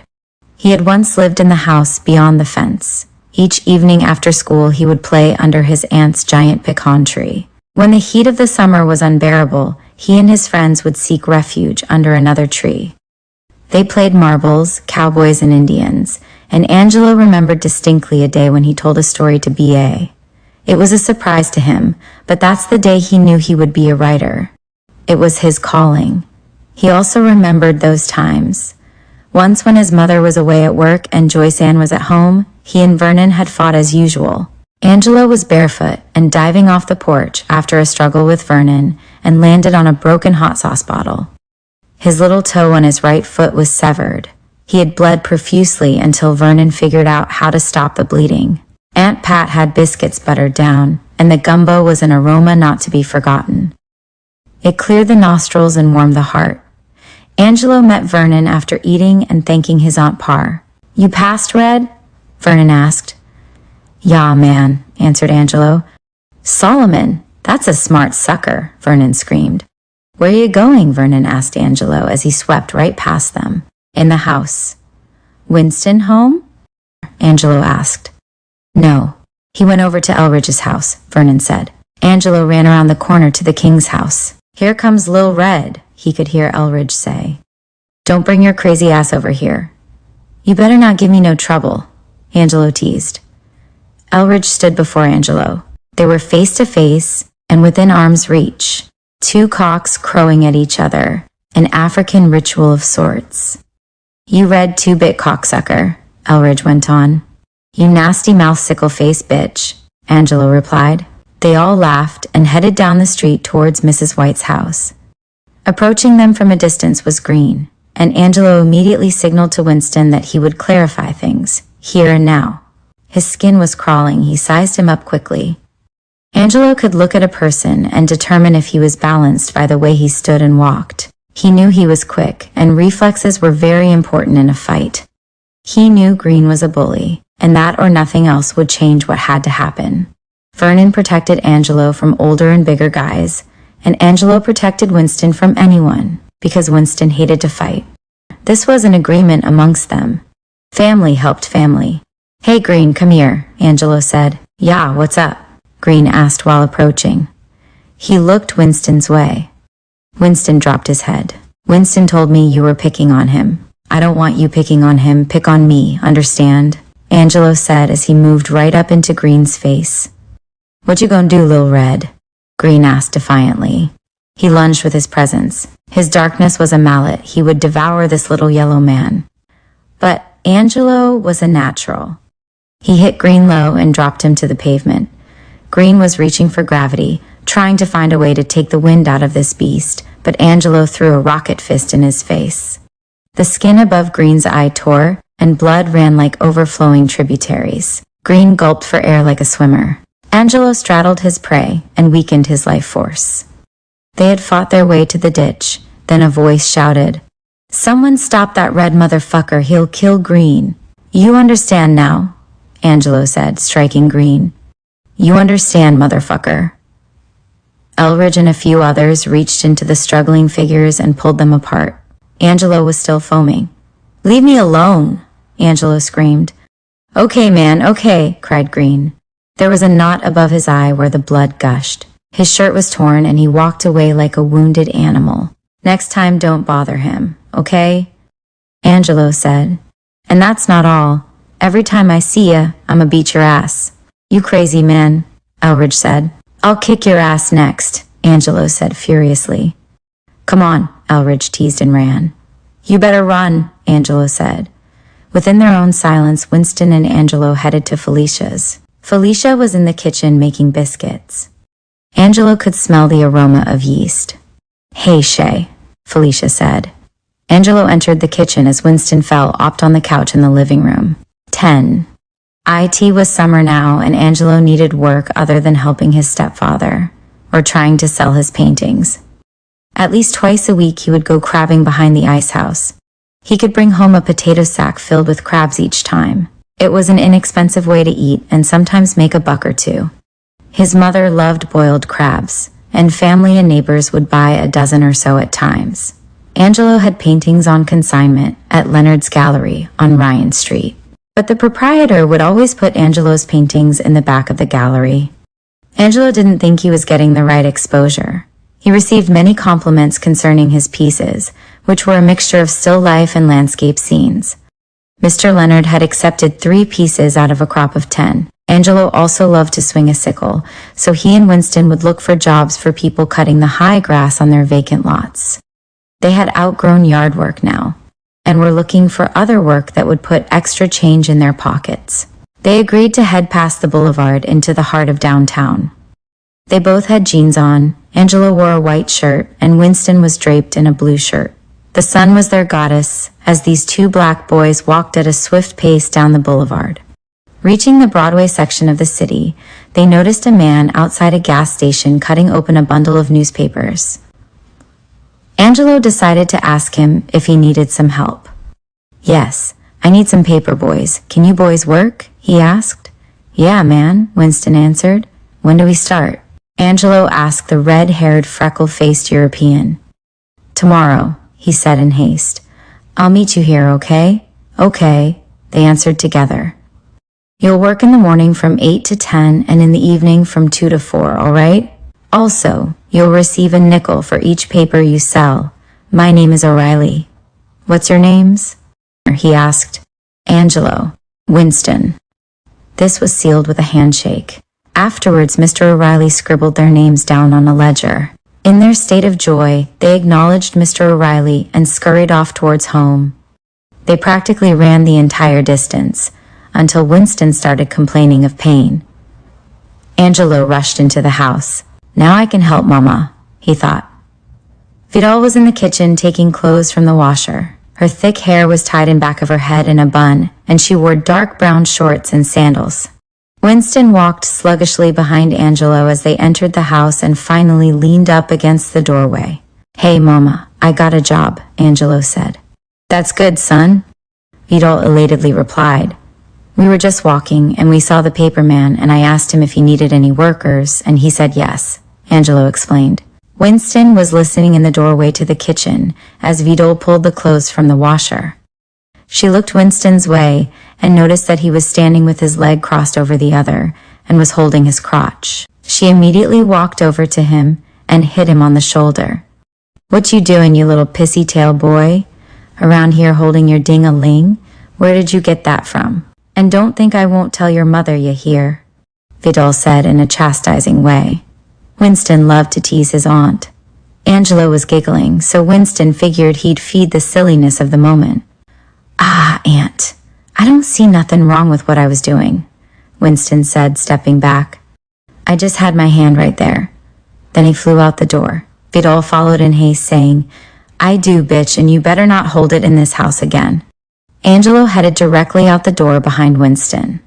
They headed south down Cherry Street, and as they reached the corner, they noticed Tito headed home from work. Angelo scratched his nappy red head as he hopped toward his stepdad. "Hey, son, where you headed?" Tito asked. "Nowhere. Just around," he answered. "Who's this bum with you?" Tito teased Winston. Winston laughed. "Hey, Mr. Tito." Then Angelo said, "I got a job." "That's good." "Doing what?" Tito asked. "Selling newspapers downtown," Angelo said. "Man, that's good. If you work hard with those papers, you can make some good money, son," Tito explained. "I'm not going to holler, though," Angelo told Tito. As they reached the yard, Tito pushed his newspaper under his armpit and caught Andrea in full stride coming toward them. He gave her the thermos bottle he held in his hand. "Yes, I understand that, but all these people won't know you are there if you don't yell. That's what brings you business," Tito remarked. Winston walked along with them, talked, faces at Angelo as they. "Well, son, Joel worked his to college that way. You've seen that man selling papers on Broadway." Tito was now gesturing with his hands. "But that's good, that's a start."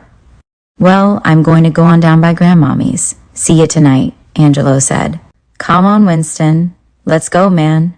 Winston followed Angelo like a dancer after his lead. They reached Shattuck Street as Angelo meandered along the fence lines, snapping newborn buds from hedges along the way. Winston whistled and sang his favorite songs. Every so often he would ask Angelo if he knew what kind of car had just passed. Winston was adept at recognizing the make of a car by the shape of its headlights. "Let's run, Winston, come on," Angelo proposed. "Okay, let's go," Winston replied as he cleared his throat and spit toward the street. "We'll stop by Elridge's, okay?" Angelo said. They finally reached Opelousas Street, passed by Arnold's grocery store, and headed west in the direction of Felicia's house. Sweat poured from these young men. Their t-shirts were drenched. By the time they reached Blake Street, they simmered their pace and wiped their faces with their shirts. The dogs barked as they passed the homes. In one yard, 2 children played with their toys. Next to the liquor store, men gathered in small circles, drowning their fears, fantasizing their hopes, exaggerating their lies. By now, they could see the playing field. There was Big Red, James, Elridge, Victor, Henry, Ba, and Malcolm. Victor had just thrown the ball to Elridge. Elridge faked out Malcolm, and there was the ball in the air, but the sun stabbed him in the eye. He reached out for luck anyway. The ball hit his forearm. Then it was too late. The players respectively cheered the outcome. "You gonna play some ball, Winston?" Angelo asked. "Yeah, come on," Winston decided. Winston could outrun anyone on the field, from the 100-yard dash to the 440. Angelo was the pure miler. The long run was in his blood. "Elridge, I'm playing!" Angelo screamed before the next play began. "I've got Angelo," Elridge said. "You've got the best team. Let Angel negotiated. Come on our side, Henry." "Go to hell. You crazy or what?" Elridge blasted back. "Come on, throw the ball," said Big Red. "What are y'all playing?" Winston asked. "Tackle," screamed Ba from beneath a mulberry tree. Finally, James threw the ball and Malcolm caught the whistling leather. He knocked Winston down and headed for open field. Henry rushed over in position, the fake by Malcolm, left but darting right, head in limbo, eyes staring at Henry's feet. Malcolm took the high ground and made a turn at the sideline. All Henry knew was the touch of his shoulder. Malcolm made it to the end zone. From the outfield, Angelo could see Mr. Owens's door open. Mr. Owens was the meanest man on this street. He would take the ball and keep it if it went into his yard. He hated kids. They were noisy. When he was a child, he had to work at their age. He lived in a little white bungalow-like house that was halfway down the block. There was another field they could go to. But usually in the evenings like this, the older boys in the neighborhood were playing their football game there. The score was now 6-0. Angelo was a tight end and floated across the green like a pony. Victor flung the ball over the struggling torsos, but it landed away from Angelo. Elridge was caught up on the sideline by Big Red. The next down, they decided to run. Angelo reached for the ball. It was like a gift. Elridge made an effort to block Big Red, was thrown to the side, and James sidestepped Malcolm. Henry found his right ankle. He tried to steal it back and was hit by James. He saw darkness, confusion and tapestry, laughter and heavy breathing. They failed to get a first down. The ball went to the other team. They decided to run on first down. Henry passed the ball to James on a fake, and James hit the green like a freight train. But someone slowed him up and Angelo met him, lifted him in the air, and dropped him. "Ooh, my arm!" he cried. James's arm was broken. Elridge ran across the street to the store and told Mrs. Etta that James had broken his arm, and for her to please call the doctor or someone. She peeped over the counter and looked at the children that gathered on the corner. She headed to the back of the store, and in seconds, Mr. Moon rushed past Elridge out to where the crowd had gathered. Mrs. White was hanging out her door with a white apron on. Mr. Owens just stood behind his screen cursing to himself. "How did this happen?" the store manager asked. "We was just playing football and Angelo tackled him," Malcolm said. Angelo had taken his shirt off and thrown it across his shoulder. "Tell James you're sorry for hurting him." Angelo was upset at the demand, but he apologized immediately. "Of course I didn't try to break your arm, James," Angelo retorted. Vernon came down the street. "Hey, Vernon," said Winston. "Angelo broke James's arm playing football." "I told you, Solomon, Lil Red is rough," Vernon explained to Solomon. Later, Angelo went home after sitting down to listen to the locals talk of trivial things in their lives. Winston followed, turning off on Opelousas Street. Each boy headed his respective way home. "See ya, Winston," Angelo said.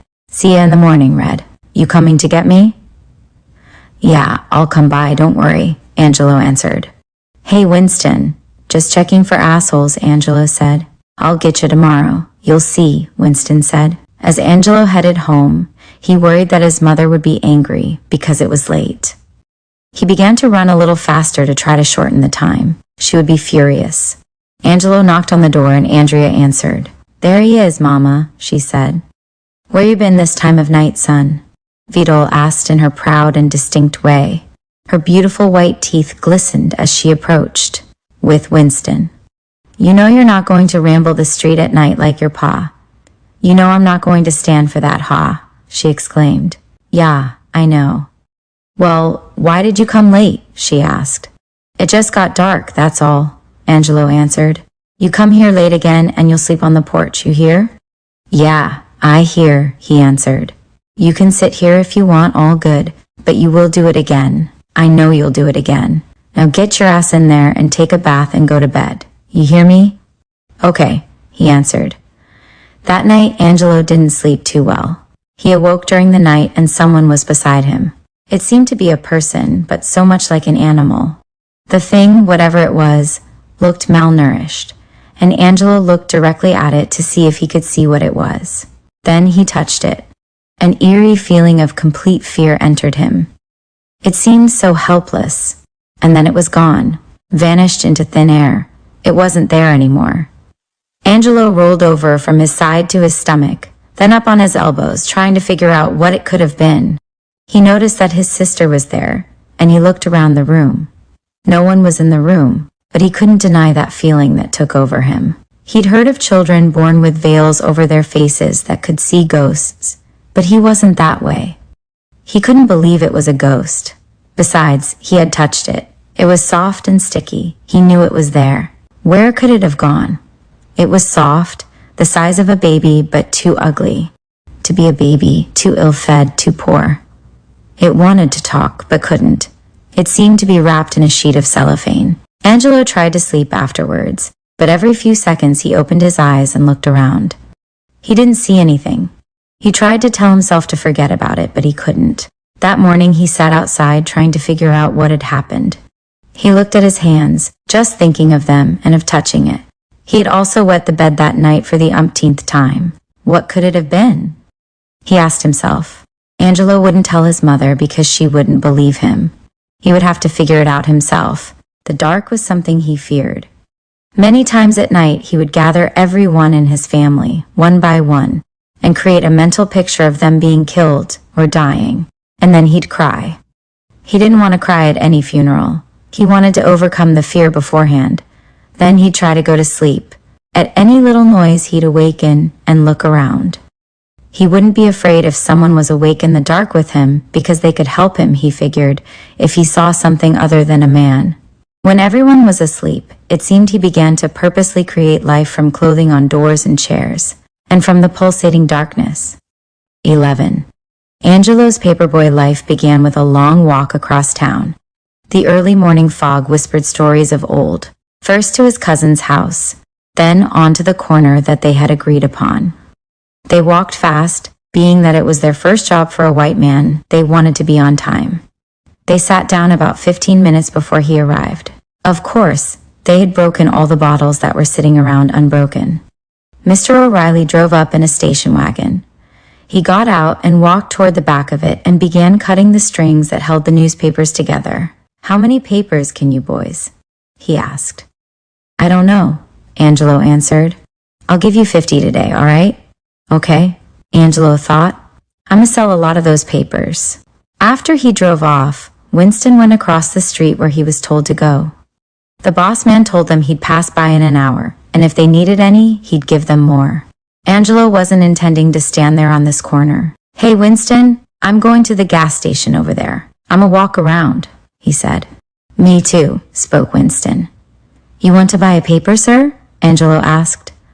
No, son, I have one. I'll buy one tomorrow from you, all right? Okay, Angelo exclaimed. Angelo went to the H&S green stamp place farther down the street. He walked in the side door, filtering through narrow counters up to a short, cold-looking Irish woman. You want a paper, ma'am? He asked. No, we don't want no paper, she answered gruffly. Boy, I could eat her ass up, make me sick, old white thing, Angelo thought. He met Winston outside the door. You sell anything in there? Asked Winston. No, that white broad ain't buying nothing. Too damn prejudiced. Tear that place up, then she'll see, he screamed. You'll see too. You'll see the jail, said Winston. They'll never catch me. Let's go, he exclaimed. Angelo had become bored with the corner. The boss had told them they couldn't go in the downtown section and sell. He knew why that section was for the white newspapermen. He knew they wouldn't make much money on this corner, so Angelo told Winston he was going downtown. Boy, you crazy, yeah, he said. Aw, man, what are you gonna do, fire me? He better not touch me, Angelo said in disgust. He had reached the downtown section, selling papers. Hey, son, you know you don't supposed to be up here, right? Some white newspaperman said. Why not? Angelo said, acting innocent. Because you don't supposed to sell up here, he answered. I don't want to hear that shit, man, Angelo scolded. Angelo walked away and went around the corner. He sold some papers during this time. He kept track of the time so he wouldn't be late for the man's return on his corner and arrived back just as he drove up. How many did you sell? He asked. I've got 2 left, Angelo answered. That's good. How about your partner? He gave Angelo 25 papers and drove over to where Winston was standing. Angelo sold a few papers to passing cars and glanced over occasionally to see what Mr. O'Reilly and Winston were doing. Later, he was on his way again. Hey, Winston, how many he give you? Angelo asked. 15 of them, he answered. He gave me 25, Angelo said with satisfaction. So what? He said. Aw, he getting mad, Angelo teased. About an hour later, Mr. O'Reilly came again. Angelo had 10 left and Winston 17. They gave him the money and were on their way home. They stopped first at their grandmother's. She was in the back of the house, sliding around in the kitchen. The house felt clean, and Angelo could see that the pictures of all the family sitting on tables, dressers, and on the walls had been rearranged. Sometimes he'd sit down by these pictures and watch his cousins from California closely. They were special people. Everyone that lived out of town seemed to be special. Y'all come from work already? Asked his grandmother. Yeah, Angelo answered. Got your money? No, we'll get it Friday, Angelo answered. Maybe Grandma get some, huh? What you need, Grandmommy? Angelo asked. Oh, I'm just playing. I don't want your money. If you need anything, you can get something, he remarked. Often it was as if just having a grandmother or an uncle was the only worthwhile answer to it all. Whether they were ugly to Angelo or not, or whether they were seen or not, he wanted them around. He couldn't imagine his grandmother dying. She seemed too alive to ever be dead. But at night alone he could imagine this, and it would be so frightening, so ironic. Looking down, he licked his lips. Then he arose, walking out of the house, and sat on the porch. Winston was leaning against a porch post with his legs crossed. Angelo sat on the step, putting his hands on his knees as if he was a grown man. His grandmother stood behind him in the door, and he watched her out of the corner of his eye. She leaned out the door, blinking her eyes and looking around the neighborhood. She always wanted someone to talk to. Angelo never asked her, but he wanted badly to know what happened to her husband. No one ever talked about the family's past life. At one time, she told Angelo how the white man would come and drag black women out of homes and take what they wanted from them. But she said they'd never come to her home because she knew how to take care of them white trashes.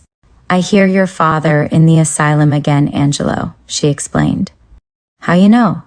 He asked. That's what your aunt across the street say. She say he was beating one of your sisters up and his wife called the police, she told him. Angelo grunted.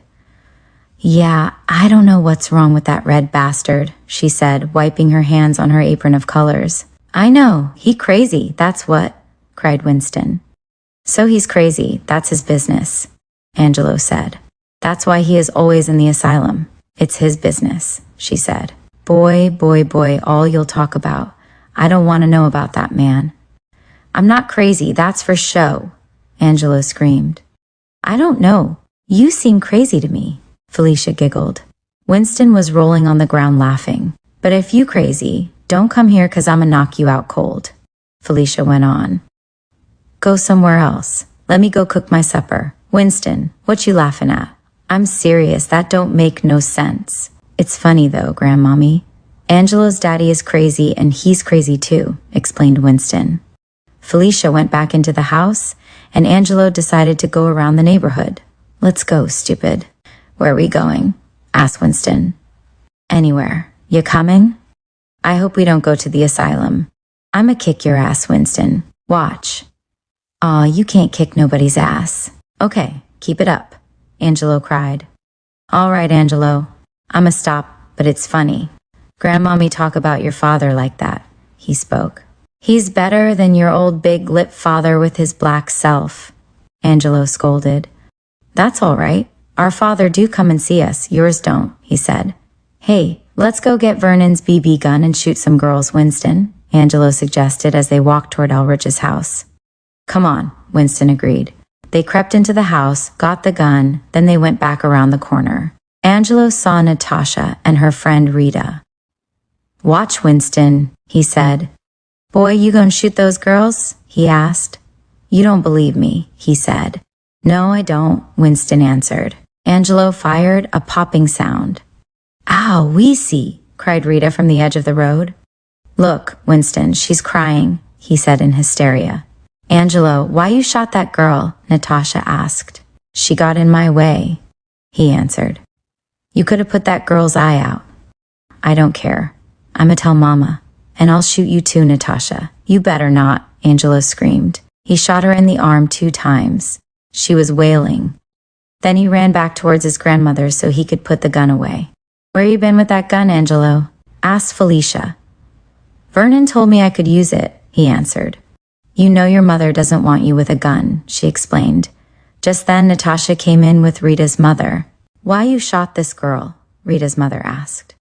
She got in the way, he answered. I'ma call your mother and tell her what you did, said Grace. You shot those girls, enough to put their eyes out. I told you were like your father. Crazy, said Felicia. I don't want to hear that jazz. Leave me alone. That didn't hurt them girls that much, just stung them, that's all, Angelo explained. Your mother gon' sting your ass too, exhorted Felicia. I know she will, but that's all right. I had my fun. Rita's mother was walking away because she thought Angelo was crazy too. He had caused every grown-up in the neighborhood trouble. He'd even walked into their homes without knocking so he could beat their children up for doing him wrong, he'd say. But they'd never tell him anything afterwards. They'd tell Vidal. They knew Vidal would. Beat him, but good. It seemed that he had gotten adjusted to beatings. They didn't bother him like when he was younger. Friday evening, they were headed to work. The cars were stopping regularly today, but very seldom would a white person tip them. When the white women drove up, they'd have their dresses far up on their thighs, sometimes higher.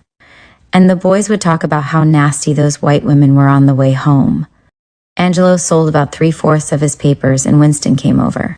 Angelo, a boy named Jimmy was picking on me a few minutes ago, Winston said. Where he at?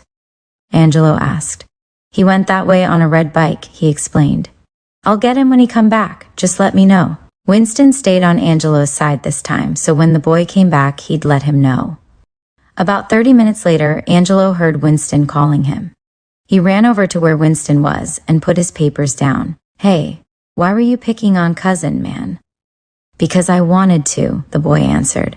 I'ma kick your ass and you not gonna want to anymore. Angelo looked around because they stood in the middle lane where the grass separated the double-lane street. This was the busiest section in town and police were always around. Then Angelo noticed his boss walking towards them at a fast step. Hey, what's going on? He asked. He was picking on my cousin. I'ma beat him up. The boy quickly straddled his bike and left. As he left, Angelo told him he'd get him. You can't be fighting on the corner like that, Angelo, said the boss. If somebody picks on me, I'ma fight them. You understand? I don't care where I'm at, Angelo explained. 12. During Angelo's life, he had heard about racism and had actually encountered it, but he didn't understand it. There were uprisings and unrest about the country. His mother talked about Louis Armstrong, Nat King Cole, and Mahalia Jackson. Me King Jr. was at the height of his fame. But Angelo was still a child in many ways.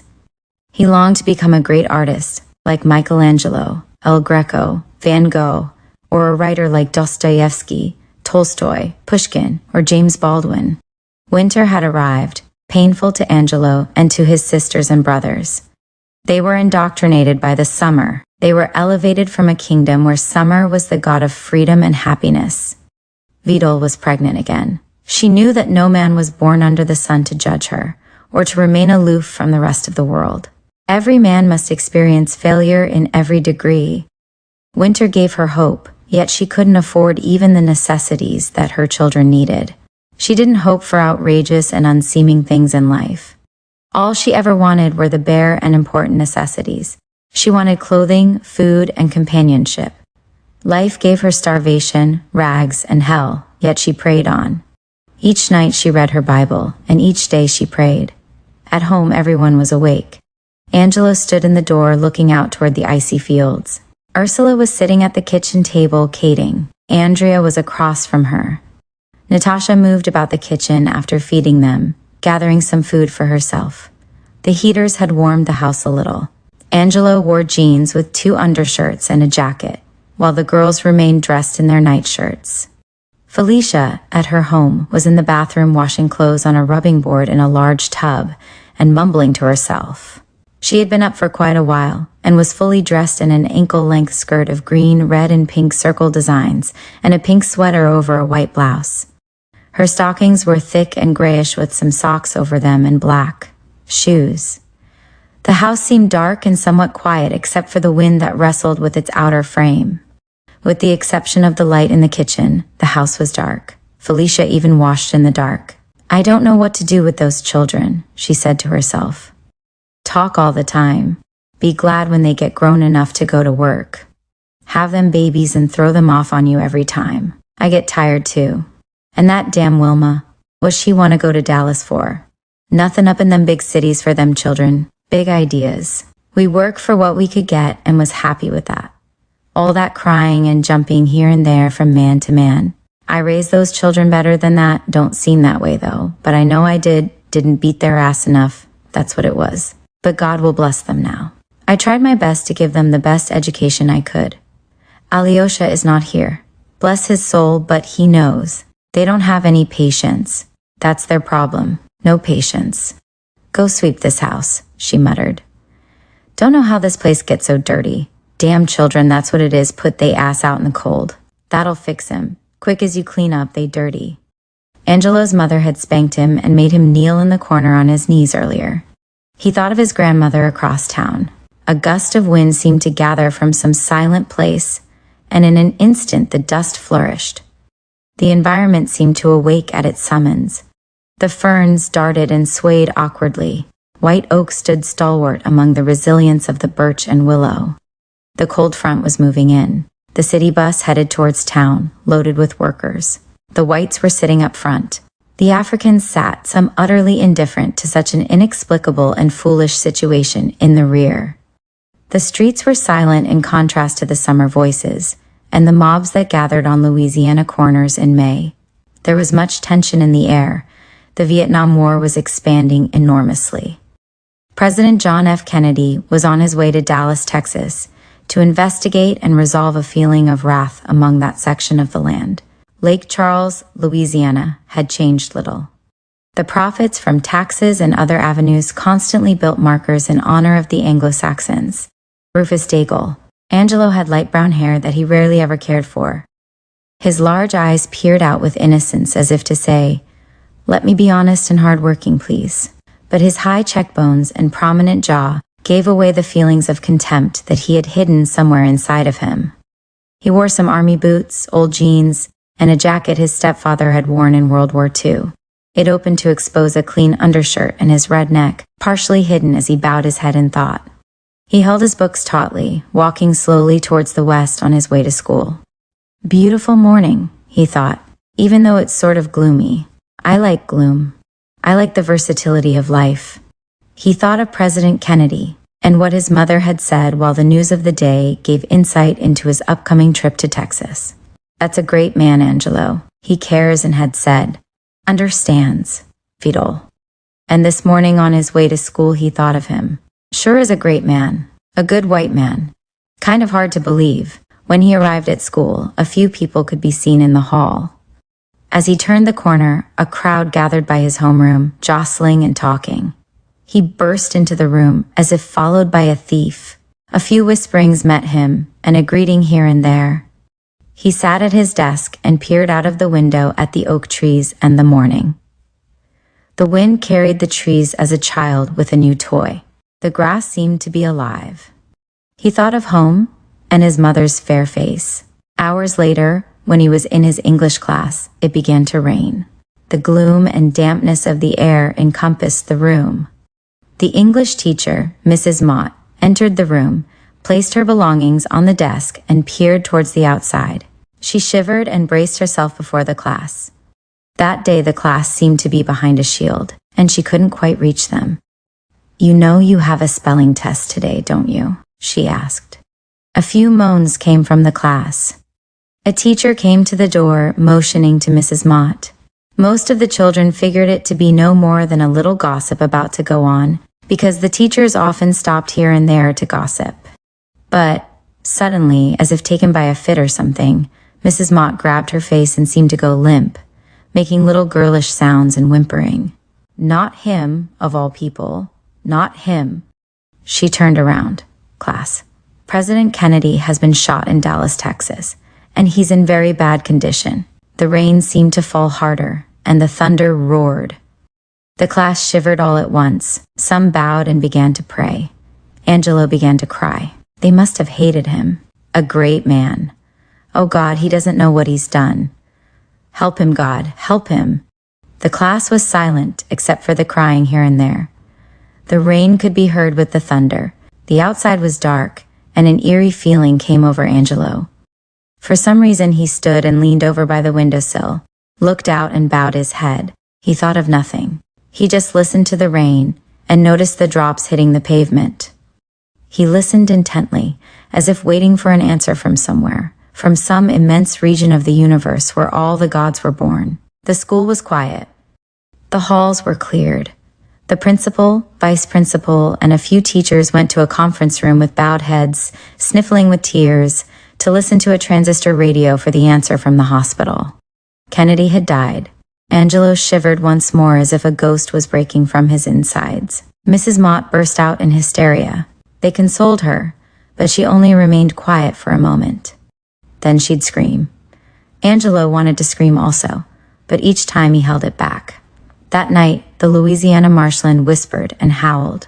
When the cat was attacked beneath the house and stood defensively hissing at the dog, Angelo awakened from his oncoming fears.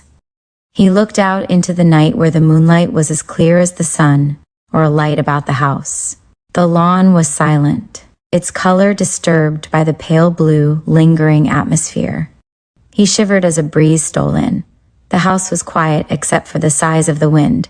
The living room was dark and obscure to him, where the closed door to his mother's bedroom enhanced more fears, more questions.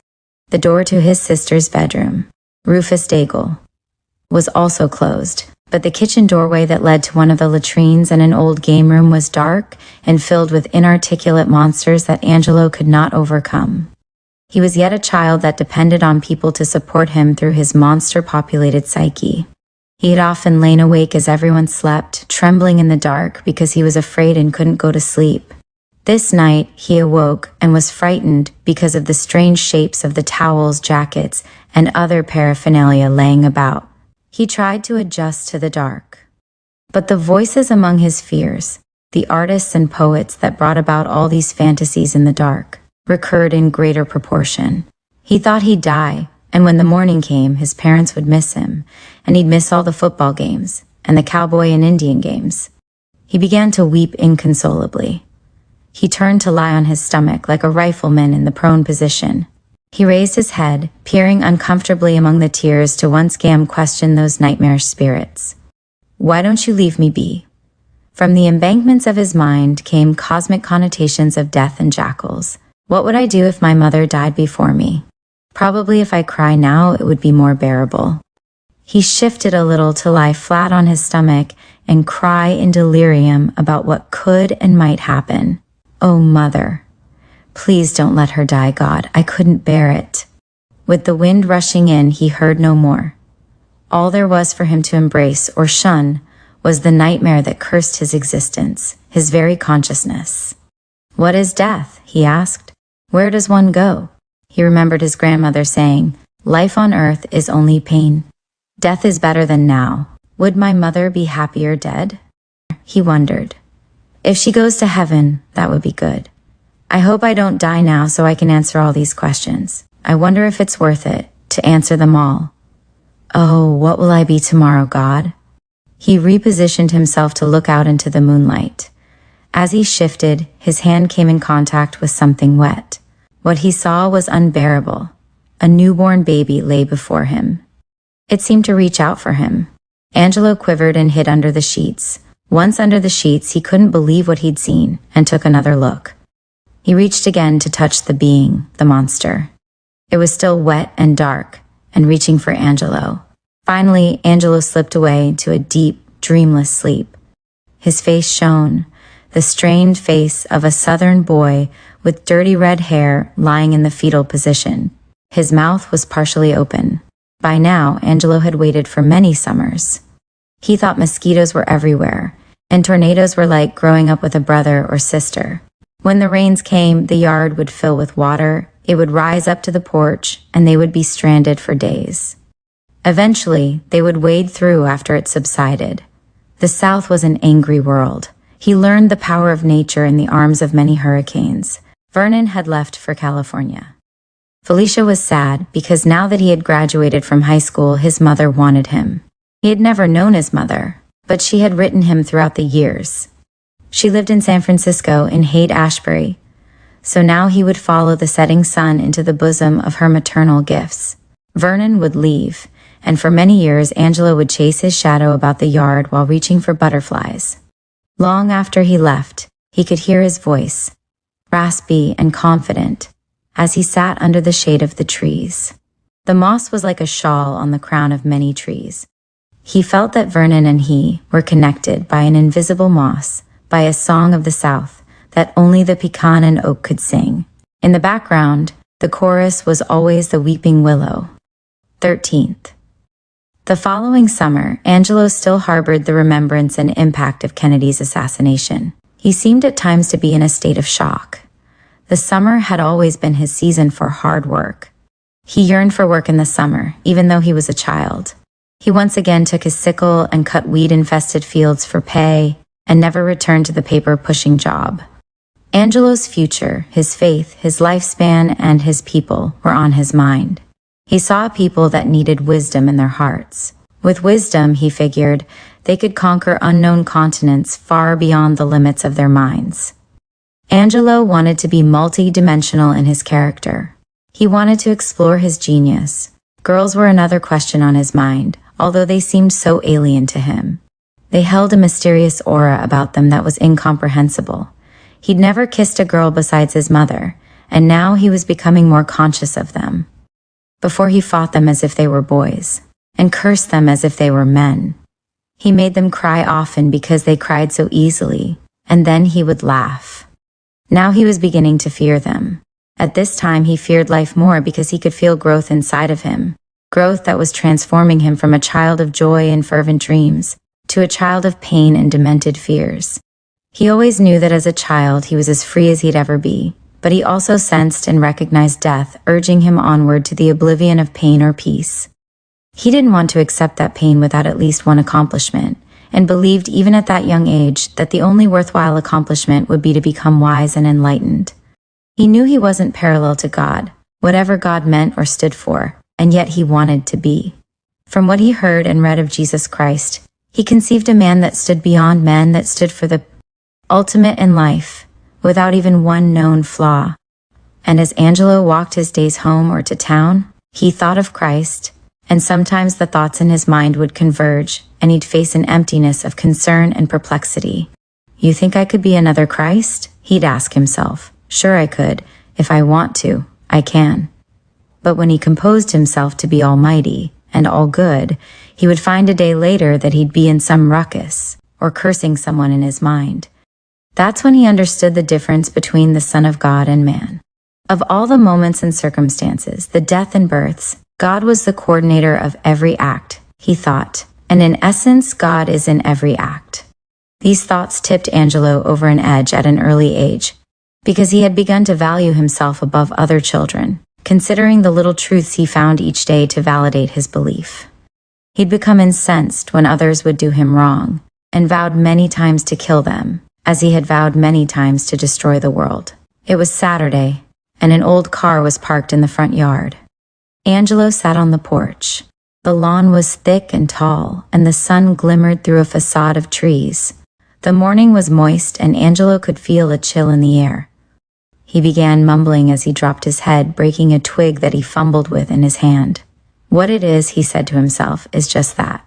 Even though we are trying to understand, we seem to not be getting anywhere. Sometimes when I am bored, I remember the times in life that are strange. I'm not cautious, my future is sort of blurred, and I fear everything. He stopped mumbling to himself and stood, restless now, with his hands on his waist.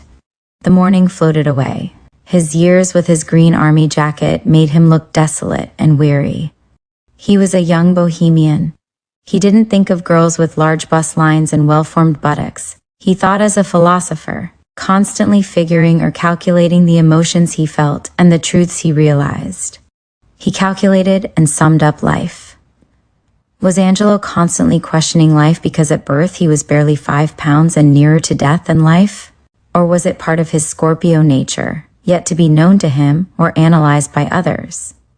Or was it because he was railed at and tormented for being black by whites and for being high yellow by his own people? Or maybe because in his conscious state he felt himself to be a yellow nigger, more French than African, more prone to master than slave mentally, and more prone to slave than master physically? Or maybe God had simply ordained his life to be a dichotomy, about the house the other children stirred in their sleep with the awakening day. Andrea could sense the last inklings of sleep wearing away. Her body slowly responded as she shifted from stomach to back, from tucked hands under head to tucked hands between her ill-formed and boyish thighs. Ursula had also partially awakened and lay on her back staring up at the plastered white ceiling. Each day she was growing taller. Her face grew long and her bottom lip hung. She had an inferiority complex that Angelo felt would last for many years. But he envied her because she was so humble. He waited for the daily news. The media was not so adept. Even Angelo noticed how they pitted Malcolm X and Martin Luther King against each other. Natasha and Winston knew the words to all the latest songs, but he wanted to create his own songs. That summer, his mother had paid for his piano lessons, but the teacher had more pressing business to attend to and stopped the classes. He loved cowboy movies, but hated Roy Rogers. He thought he was too flashy. He would never forget the movies about Jesus Christ and The Gladiator, or actors like Humphrey Bogart, Marilyn Monroe, and Audie Murphy. Sure, like any black child, he often wondered what the screen would be like with black actors of equal stature. But he could not conceive of this ever becoming a reality. The South was an oven of hate, and to him it was the world. Still, there was hope, and each time he saw Woody strode in a movie, his eyes would awaken. Woody was the greatest actor in the world to this black child. He didn't like Amos, Andy, or Buckwheat. That year, Malcolm X was assassinated. Angela wanted so much to know more about him, but most information was suppressed. Sure, black Muslims were in the neighborhood, but most blacks viewed them as strange.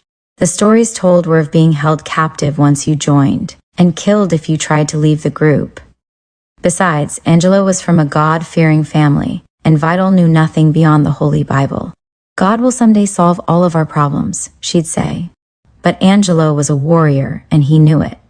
Vidal and Tito talked often about each of the children. They watched them grow and shuffle about the house and fight. Sometimes they screamed to relieve all the suppressed fears and anxieties of their day's work. They regretted their life, mostly Vidal, and she constantly harassed and tormented her children with words like, be somebody, education, black bastards, books, and you have a lot more than most. She surmised the only way to make them understand was to beat good into them from the mouth of a strap, as her mother had done, and her mother's mother before her had done. She punished them for little childish pranks, and when she'd whip one, only God and faith could bring her to the conclusion that the child understood. She was bent on raising her children properly, or killing them foolishly. She seemed to go into a hysterical state when they would do wrong. How could they do wrong? She asked herself.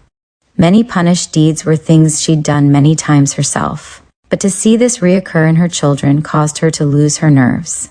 Tito didn't corral the children and try to break them as if they were broncos. He seemed to have other things on his mind, or he just didn't care. He talked to them and brought up stories of grave value and of more modest concern. He was more of a lecturer than Vidal. War had taught him that man was no more than a grain of sand that the tide could wash away without the least bit of notice. 14. Natasha was finally graduating. She had soft, satiny black skin and dark flowing hair. Vidal was immensely pleased. Natasha had struggled through school. "I'm so happy," she says. "Thanks to you, Mommy." And she hugged Vidal. "Come on, don't be shy. I wouldn't have gotten this far if it wasn't for you." Her big eyes flashed with joy.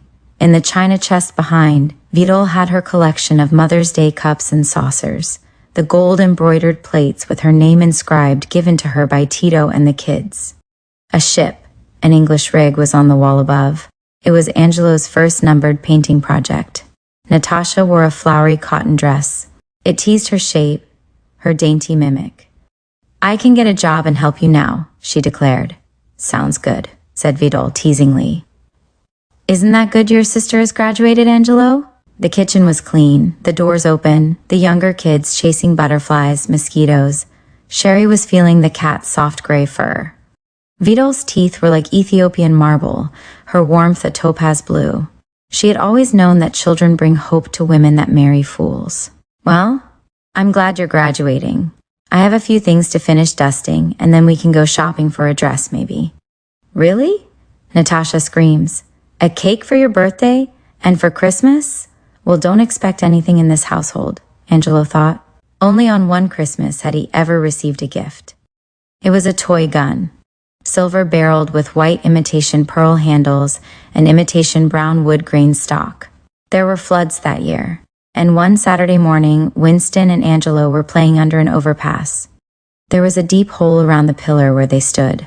Winston pushed him and the gun fell into the murky brown water. He reached, but it was very deep. He was afraid since he couldn't swim.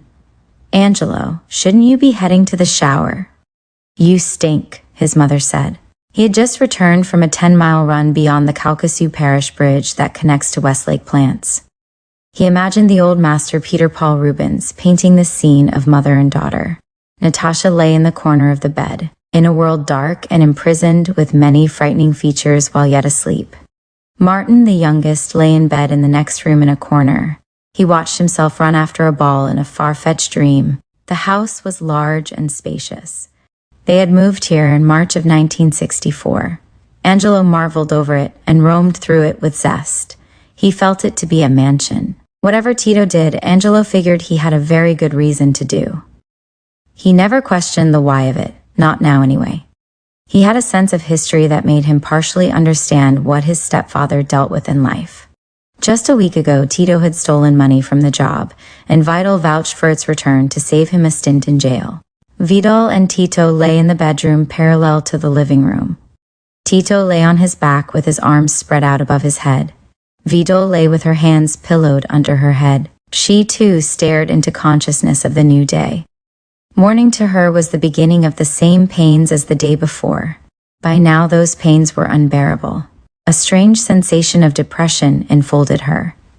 She wanted to scream or cry as the monk that peers out from the cave he dwells in, out beyond the horizon, where valleys from his mountainous views are resurrected. Because of his seclusion, and with his knowledge of the worlds beyond, he says, "O world people, man, it's a joy to be here, to be free and constantly with God. But you have no one, and you care about no one. How lonely and sad you must be inside, my friend." She felt as he, where man can be no more than the element of race, group, or sect. She sought daily for relief with hope, with God, with her Bible, always with love. So she laid there, her imagination conquering relief, while the ugly thoughts were painted black. It was early and the clock had barely ticked beyond 6 in the morning. The birds were gathering their harvest in the twinkling dew while they sang in poetic unison. This was the perfect model of a morning to a southern boy with the basic yearnings for nature, sunshine, and songs. This was the land where magnolias and lilies grew, together with oak trees, ferns, willows, birch, and the weeping willows that reminded one of old age and wisdom. Fat hogs wallowed in the mud. The worms had burrowed deep into the corn. Carrots showed the reddish-orange meat that clothed their veins. 15. After getting a potato sack from the side of the house, Angelo stood again on the lower step and just listened, peered inside a bit. The creation that Angelo coveted as his own, he also wanted the complete world to see. There was a thicket not far from his home with a large lagoon where he lingered when he was lonely, or when he just wanted to roam about. The lagoon was said to have cells in it, and Angelo would sometimes go crayfishing there. Along the bank was red clay that he often played in. He stepped from the porch and began to trek towards the thicket located approximately 100 meters diagonally from where he stood. He wondered whether Kennedy or Malcolm X had ever awakened and walked about the morning as he did. As he trekked along, he tried to perceive something other than the little evolutions of his consciousness. It wasn't just his black existence, because he rarely delved into the racial experience, but he often felt that his life was at stake, or sometimes even his sanity. The road to the lagoon was gravel, so Angelo filled his hands with a few shells, pitched them into the morning, and listened to the distinct sounds of their song pace as they fell. The gravel reminded him of the ocean. He thought of the worth of cowrie shells in his African homeland. Why do I think or worry about Africa? They don't care about me. Before he reached the lagoon, he faced another thicket. As he turned to his left, he could sense the lagoon, surrounded by wild weeds and oak, water moccasin and lizards, rabbits, and the lonely dogs that society had banished.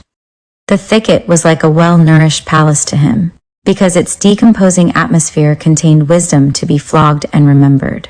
The thicket brought to fore the trees he sat in and looked out across the city from, the closets he hid in, the fantasies and hopes in his mind, the beds he rested under while listening to the footsteps of his mother, sisters, and brother, and the walks across town, lonely and sentimental, imagining the far-flung, creative hopes that kept him from the despair of life.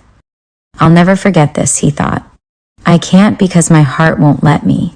The comfort it gives won't allow it. When I'm older, and if I'm wise, I'll build a cabin as Thoreau did, far into the wilderness, where I will nourish my being with beauty and well-founded disciplinary modes of meditation, where I can lose the civilized chains that are no more than ignorance, and become what I once was, free as the wind motioned by the greatness of God, and not by the greatness of my own mind, where I can sit in a tree and watch the lion prance about with his regal magnificence, where I can be humble and very, very happy. A path led from an embankment above the lagoon into a silence, where the water was low and the red clay disturbed by the footprints of some mysterious character that Angelo had summoned from his imagination. The frogs croaked at the morning and gave it southern beauty. He reached for the sack that he had tucked between his belt and body, searching for a stick or an instrument to unearth the clay. He looked towards the wall of the lagoon for an iron object he noticed. The clay was moist and chilled. After gathering the red clay, he placed the sack to his right and sat with the morning in the little alcove he discovered. He smiled on the inside at the familiar breeze that caressed the thicket and spoke to the lagoon as if it were human. I am far beyond your boundaries in human stature, and you are far beyond mine in just rhythm, he sighed. I have wondered upon many joys, but none as impartial or exasperating as yours. And if I knew no God to follow, to study, I'd stand before you and offer my sacrifices. If I could just be a leaf that hangs from the branches of your shade trees and frolic with the dew, hide from under the shade of the leaf above me, and bathe in the sun as ordained by the evolutionary state of the present, the past, and the future. He felt exhausted and restless. He reached for his sack, stood up, breathing deeply with a perplexed expression on his face, and walked, away dreamlike, following the path up and onto the gravel road leading home. The military was what most young men talked about in the circle in which Angelo flowed, largely because his environment was one of constant war. The military tested your manhood, and to come home garbed in American heritage, unity, and leadership was definitely seen as an honor. Many black men thought of being great running backs, quarterbacks, or ends in pro football. Others were satisfied being classified as sexual escapists and daring drunks. Marijuana wasn't much in vogue in Angelo's world, or at least not as much as the media proposed. But he knew only what he'd heard, not seen. Winchhead was the indomitable crown given to the most honorable extrovert in this region. Angelo thought of regenerating and refurbishing his soul, of studying philosophy or painting murals, and the thought of it all struck him as fascinating. He wanted patience and strength, fortitude and courage. At times he ran for miles on end. He'd either follow the track to the lake it crossed, or he'd run across town and follow the highway to some designated spot he knew. Today he would put his hand to clay and try to create a bust of President Kennedy. He had planned this for a long time, but the circumstances never arrived. Now that they had, he couldn't wait to create the most humane act up to this point in his life. Many times he'd stared between the pages of a book to study this man's face, his life, his words. This man was a giant to Angelo. He didn't know him by what other people said. Angelo formed his conclusion from the man's physical attributes. In his face, Angelo could perceive an understanding of life, a yearning for regions beyond the mind, and beyond the current reality of the world. Angelo and others cherished him, and ordained him to be a figurative martyr for all men to remember. In the depressed atmosphere Angelo dwelled in, he dreamed of worlds beyond his little diffident and enslaved world. He wanted to plan his future. A man is all this and more because a man is as the clay, he thought. But he is molded by a spirit, and the clay couldn't possibly describe what determines its destiny, like a footprint in the sand that wasn't there before, and the rain or the tides may wash it away the next minute. He braced himself and looked about, wondering the name of this tree or that, this wild weed or that. He questioned existence and tried to realize his purpose in life. He borrowed thoughts from his mind to support the moment of his being, and those thoughts gave him hope once more. As he began to work in clay, Angelo fed off his thoughts, and with them he stood firm as a sequoia tree. The world and all its brick buildings seemed to topple above him, shattering his faith in life, in survival, in self. Today, though, he had hope, and the hope translated into peace of mind. When he'd delve into how he would shape the contours and the character of this man, he sensed in his mind and hands the cold, flexible nature of the clay forming the forehead and creating the lucidity in the eyes that made him shiver. The eyes captured the essence of Kennedy's sensitivity and awareness, his intellect and perceptiveness shining out through them. Angelo felt parallel to the scientist that lives off his hope of discovery, who delves deep into the marrow of man and uncovers worlds of ecstasy. The sun was at its apex above the southern street. Angelo felt it standing over him like the sentence of a prisoner. He worked in oblivion to all the forces around him. The children were out in the yard and Vito was singing a delicate song of freedom. Angelo stood by an old car, wincing as he worked the clay in his hand. Andrea came by and propped her elbows upon the car. "Hey man, that's just like him." Angelo smiled. "And how do you know? Anyway, fish face." "Aw, you champ, I can do that. I was just trying to be nice." And her plump little face lit up.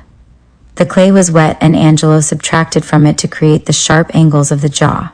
"I'll let it sit in the sun for a while." "I don't see how you do that," said Andrea. Angelo smiled when he noticed her. "It's not hard," he said. "I know, I could never do it." His mother, coming out into the yard, caught sight of the bust. "President Kennedy!" she screamed. She went up to it, circling around, her eyes glistening. "What are you going to do with it now, son?" "I don't know, Mama." Angelo shrugged. "I'll let it sit here so it can dry." Angelo, sad at the crack across Kennedy's face, also felt it to be symbolic of a broken dream. They placed it in their home and idolized it the complete day.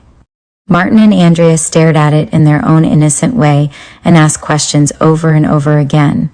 That Saturday was heartwarming as Angelo stood by the kitchen window lost in thought. Vidal shuffle Ed with her wash out the kitchen door. What is my son dreaming about? You best wake up and get to work. I'm going to see Grandmommy, he said. She wants me to write a letter for her. Are you going to spend the night with her? Yes, just as well. I think she'd like that. He walked out of the door with his head hung because he was guilty. His mother had said, "Don't be running around with James Earl and that bunch." Angelo had just written the letter to his uncle Dante. The nightfall showed its face and Felicia was scolding him. She knew he was going out with James Earl, and she warned him that his mother would beat his hide with a strap if she knew. Felicia didn't want him to go either, because she was worried about what could happen on those streets. Always talking about me, but I'm the one that writes her letters and spades her yard each spring. I come all the way down here to spend nights with her, to keep her company, yet I'm a red bastard. I'll fix him though, always talking about him crazy. I'll show them. Watch and see. Oh God. Yeah. God again. Always God. I wonder what I'll be when I get older. I know one thing. I'll be good at whatever it is. You probably won't be worth a darn. That's what you say. I'm going to tell your mother, she said, her little beady eyes and monkey features peering through the amber darkness at Angelo as he combed his nappy hair. His muscles ached. Tell her what, Grandmommy, he answered. I'm just going down to see some friends. I'm not drinking or anything. Felicia turned and hustled towards the kitchen. She was upset because she knew that evil lurked at night. The night to her was lynchings and rapes. The devil walked at night. She kept her doors shut and her curtains drawn, and built a fortress where no one could enter and destroy her reminiscing, her hopes, or her peace of mind. Hey man, come on in, greeted James. Cop a squat man. As Angelo watched James dress, he kept pulling up his socks. His pants were a bit high, and his shirt didn't feel comfortable. You should have been by last night, Angelo. Man, it must have been 8 dudes at Connie's house, waiting in line, and she just lay there, talking about some good stuff, man. He smirked. Of course you wouldn't know. The fact that they had pulled a train on Connie was loathsome. She was an invalid. He wondered whether they knew. He could picture them standing like prisoners in a chow line, with smug smiles waiting for their turn to release their inhibitions. They going about reaching manhood the wrong way, Angelo thought. When he was with James Earl, he was tense most times, but James was experienced and Angelo wanted to learn. Besides, Vernon had warned him about heroin. You ready, man? Asked James. Whenever you are. Let's go then. They walked through the living room like bandits late for a waiting car. Mrs. Alberta stopped James to arrange his collar to her taste. The knight was waiting with open arms. Watch yourself, she warned. You too, Angelo, and don't be fighting or drinking that alcohol. No good for you. I know Angelo won't, but you, James Earl, you don't know no better. Okay. How many times you told me that same story? Tu patin, Dorothy mumbled, sitting in the rocking chair. Well, despite how many times I've told you, Mrs. Alberta added, you just remember. Bad things happen at night. She spit into her tobacco and then went to the kitchen. Angelo and James stole out into the night, each in his own selfish world. Angelo imagined a mad rush of lights, of many colors with no boundaries. Gonna be a party tonight somehow. Angelo was tucked into a corner of Margie's bar. He was dealing with the inhuman instincts in his mind. People crowded into the little one-room place, a matchbox, dancing to the music. He could smell the stench of liquor and human sweat, and he felt isolated here with these people he had grown up with. He feared for them because of what was happening in the real world, the world they didn't talk about. Were these people ready for the steep climb to the top? No, they would be shuffled under the reign of a 20th century slavery that would destroy the American black gangs, drug dealing, killing their own. Angelo didn't understand any of the present leaders, because they seemed to move in the direction of the European thought pattern. There are other paths to take instead of following, he thought. From these Southern brothers, Angelo felt strength, unity, and brotherhood. But each time he stepped into a little room like this, saw the holes in the walls above a concrete floor, and a toothless waitress at work, he became depressed. James Earl was at the counter talking to a full-breasted lemon-colored girl. They threw smiles at each other, her legs parted, the jukebox ignoring the angry wind beyond the door. James scratched his knee, stood up, and adjusted his belt so his pants wouldn't fall. Jacob, in penguin silhouette, who bounced when he walked, sat across from Angelo at a wooden table chewing on a stick of gum. The power of the music held him in its arms. He was a baby. "Hey, Angelo, just what is James doing? Ain't that a bitch? Think he's rapping too. She ain't gonna give him none." Angelo fell over laughing. "Man, you are a trip." "That's no lie, Angelo. He always whispering to some broad, and watch tomorrow he tell us he got them drawers." "Well, let me see them, mother. That's what I'm going to tell him." James walked over and reached for a sip of his beer. "Hey, James, what you doing, man?" asked Jacob. "I'm rapping, man." "About what? The sky?" Laughing, James walked away into the drunken dimness of the room, where all the chatter and smoke ambushed him, and he became as one with the night. Snow walked through the door, stabbing the well-lit dance floor with his glistening dark skin. Angelo's face winced as if he'd been struck from behind. Intuitively, he pictured himself as the reincarnation of a great mystic, probably once the ruler of a tribe in Ethiopia who was flogged to death. When he climbed trees as a child, he yearned for Africa, for nature, for freedom, even for immortality. An African warrior had appeared to him in his imagination at least 1,000 times, out of its own accord. Angelo couldn't remember ever being told of Africa by his parents. It was the mystical permeation of Southern dogma and witchcraft that appalled Angelo. The night conquered the room, and among these faces he could endure their stories and the full impact of their fears. They were, without a doubt, chiefs, sorcerers, witch doctors, warriors, and worshippers of nature, humbled to the reality of being political hostages. "Man, you must be crazy," Jacob blurted, puffing on a cigarette. "I'm no African, and you ain't either. They don't recognize you or me. Why should I recognize them? They are uncivilized, man. All that jazz in their noses. I'm not no African." Angelo sighed. There was a smoke haze inside Jacob, as thick as the smoke around the room. Angelo turned away. 17.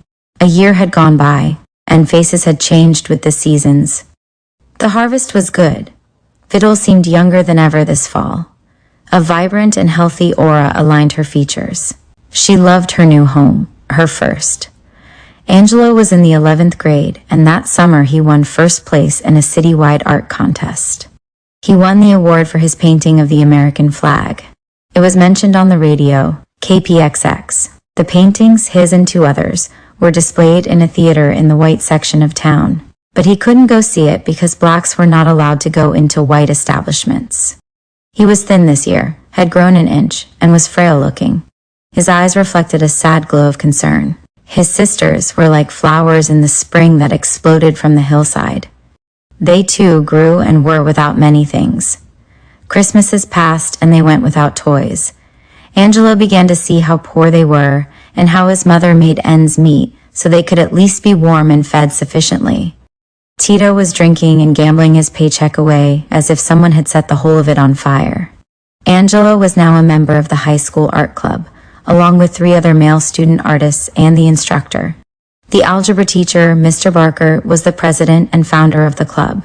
He was also their sole support. It was his gift to the kids. The art club painted in a classroom that was also used by night school students, and would meet each Monday for 2 hours after school. Mr. Barker also taught the night classes, and Vidal attended. She was trying to get her high school diploma. Mr. Barker had lost one arm in World War II. He was a stern yet caring practitioner. He encouraged Angelo, told him he had depth and meaning in his work, and predicted that he would go far with his talent. Angelo's impressionistic approach to the canvas often received negative comments from friends. The students here were black middle class, and many also laughed at Angelo's bohemian dress. The art club would stay to paint a bit longer on Mondays if night school was canceled, and then Mr. Barker would chauffeur the boys home. They would sometimes get so excited about their projects and would agree to meet at Mr. Barker's house on a Saturday to finish a painting. The art club was in the midst of preparing an art exhibit to be hung in the high school library in about a week's time, and Angelo and the others were excited to have their work displayed.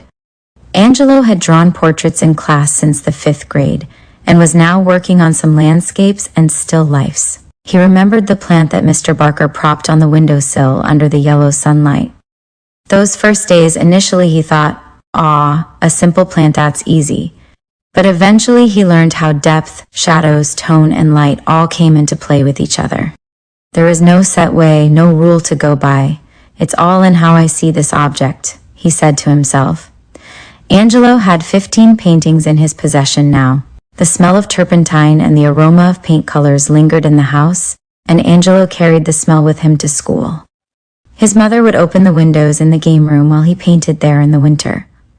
He had just given her a painting titled Red Rose on Velvet. Black velvet was too expensive for Angelo, so he had tried to recreate the effect on canvas. Now he had begun work on the Lord's Last Supper, a study of the work by Leonardo da Vinci. He was painting this piece at home. As a surprise for the others, Anthony brought in a painting of a magnolia in bloom. It was a very impressive piece. The painting shook Angelo. It had light, depth, and definition, and seemed to light up the space it contained. Anthony had surprised him. Philip's painting of the marsh was less attractive, and he complained that it wasn't finished. Mr. Barker entered the glowing room, shaking what was left of his right arm. "How are you artists today?" he asked. His smile showed excitement. "Oh, this is nice, Anthony." "Thank you, sir," Anthony replied. Mr. Barker stood and massaged his mouth watery. Then he moved forward. These were all projects that were due. A painting every 2 weeks was all he asked. "Now, Philip, you are not finished with this piece, are you?" "No, sir," he said. "Humph." He sneezed into his handkerchief. "God bless you," the boys chorused. He walked on, following the window ledge to Angelo's corner. He was fond of this kid, but tried not to show it. It's looking nice, Angelo, but in some areas, like here, and a section there, I can see a little mud. Keep away from muddy colors. That's your biggest obstacle now. Blacks, browns. Be very careful how you mix them. Don't be afraid to use white, but it's a nice landscape. I like its potential. Keep up the good work." "Yes, sir," Angelo said with humility. He was a great listener. Even in class, he would wait until everyone had asked questions before he presented his, and most of the time his question would be asked by another student. Mr. Barker's cologne overtook him. He always wore a suit. "Now, I want you boys to start organizing all of your works. Next week, I'd like you to bring in the paintings that you are going to exhibit in the show. We'll do a dry run, okay?" "All right," Philip cried out. He was tall and looked like an El Greco portrait to Angelo. "Yes, sir," Angelo said. "So continue with the still life of the vase with flower that you are studying now. I have some work in my class I need to catch up on. I'll see you in an hour," Mr. Barker said. The sunlight had framed him against the corner of the room. He welcomed its embrace as he spoke. At the dry run showing Angelo had 10 finished pieces, Anthony had 4 and Philip had 3. Angelo's work included Red Rose on Velvet, the portrait of a grandmother, a charcoal drawing of Felicia, Wisdom Eye, a symbolic portrait of an old man with a straw hat on and a white beard. Smoking a long pipe, in his eyes were stories. He was gentle and wise, and he had the stallion, the mother and child done with pastel, and 2 other still lifes along with 3 forest scenes, an autumn scene and 2 summer pieces. Anthony had his prize, the magnolia, and 1 fatal attempt at the forest. The still lifes were his best subjects, it seemed. He was a methodical painter. Philip did bring in a finished landscape, a still life of the original plant, and a still life of some fruit, a lemon, an apple, and a banana in a bowl. Mr. Barker had a clipboard under his arm when he entered the room. He offered his smile to the young artists as he entered. They stepped back between the rows of the chairs, like crabs between rocks. The instructor held the clipboard against his torso with the nub of his arm, his short-sleeved shirt like a flag touched by the wind. He studied each painting, ordering the young artists over to him in each circumstance. The reason for this exhibit among ourselves is to look at our progress and our mistakes. Style is not important now. We are only concentrating on the basics. But practice is the key. You become acquainted with the feel of the canvas, the paint, the brush, which brush to use. You get to know about light, as here, Anthony, in the example with the magnolia. You gave it life. It's like the wind caresses it. You took command of the space with your subject. Good work, kids. I'm proud of each one of you. Each artist has his own color scheme and style. No artist can mix colors exactly as you would. That's the rewards of practice. Look here how Angelo has worked with light in between the trees in this forest scene. He uses many colors for the autumn leaves. There is a style emerging in your work, Angelo. The elementary way you use the brush. In some cases, like here, too much paint is being applied. Of course, that could be an opinion. Philip, your landscape is quite nice. You've improved considerably. Here he tried to put a human figure in the foreground.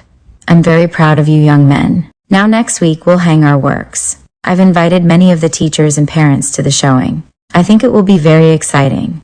Put prices on your works and your phone numbers. We'll deal with questions at the next session, which will be at my house this Saturday. Any questions while you're working, write them down. Okay? All right, sir, the class said. Okay, Angelo remarked. Mr. Barker made a scribble on his pad, gave a sigh to the falling sun, and turned to the charcoal-flavored hallway. The boys silently gathered their studies together and headed towards home. Vito wore her long burgundy dress to the art exhibit opening. Sister Ivory from the church accompanied her. She had told many people about her son. He was her pearl in an ocean of confusion. Anthony and Philip's parents were there. Mrs. Mott, the English teacher, Miss Fourcard, the French teacher, and Mr. Honoré, the biology teacher, were all present. The principal even blessed the show. Everyone was pleased with the works on display, and the show was a great compliment to the school. Anthony sold the magnolia. Philip sold a still life, and Angelo sold one of his landscapes to Mrs. Mott. In the perfumed space with their peers, the artists felt an overflowing of fruit punch colors, and their insides released joy. At one point, Vito latched onto Mr. Honoré, and they cornered Angelo right beneath his drawing of the old man Wisdom. Angelo was having a tough time making it through biology class. Said, "Maybe Angelo can concentrate as well biology, Mr. Honoré." "He better," his mother replied. "I knows he can do it." "Oh yes, he's capable," Mr. Honoré said. "If he can do work like that, he is more than capable, I'd say." Angelo's facade, a sculpture of self-pity, had no effect on his mother. The paintings remained in the library for a month. The librarian was interested in purchasing Angelo's still-life painting of fruit in a vase. He had really struggled with the apple, and the painting still bothered him. He couldn't figure out how to give it shape. The apple still appeared flat against the canvas. It didn't enter the painting and roll naturally, and it didn't fit snugly between the orange, the lemon, and the bananas. Only 2 weeks later, Anthony and his father were drowned in a boating accident while fishing. 18. For Angelo, youth was bestial. Society was a heathen, and he withdrew from his gift of creativity. He had held counsel with biblical figures under the risen sun, Jesus Christ ascending into the solar circles. Circumstances carried him towards a more distraught and improper vision of the world. An inner tribe with a strong, provocative, and demanding voice said to him, "A wise man finds that the ultimate is not to try to provoke life to understand and live for you, but to live and understand it." He had decided to join the military. When he approached his mother with the idea of joining the military, she wouldn't hear of it. She wouldn't let her first son fall into the hands of a war machine for any reason. He did not want to be a lifer. Angelo had artistic desires that needed enlightening, technique, and schooling. How else could he achieve his goals? His mother couldn't send him to college. He wanted his surroundings to have value and hope. Leaving the South was a giant step. It was a negative environment, white kids screaming from passing cars. Nigger, nigger. It wasn't the all-black schools. That didn't bother anyone. It was the ocean surrounding it all. His bloodline was tagged with insanity. His light skin was a wax that held no light among these demented souls. Walls seemed to stand before him at each turn. Spirits frightened him, and he realized the answer was in flight. Tito felt differently than his mother. With the discipline and change of environment, the military could bring about great benefits to Angelo's life, he thought. Angelo's decision was set like the light of day. He made it one evening while walking home.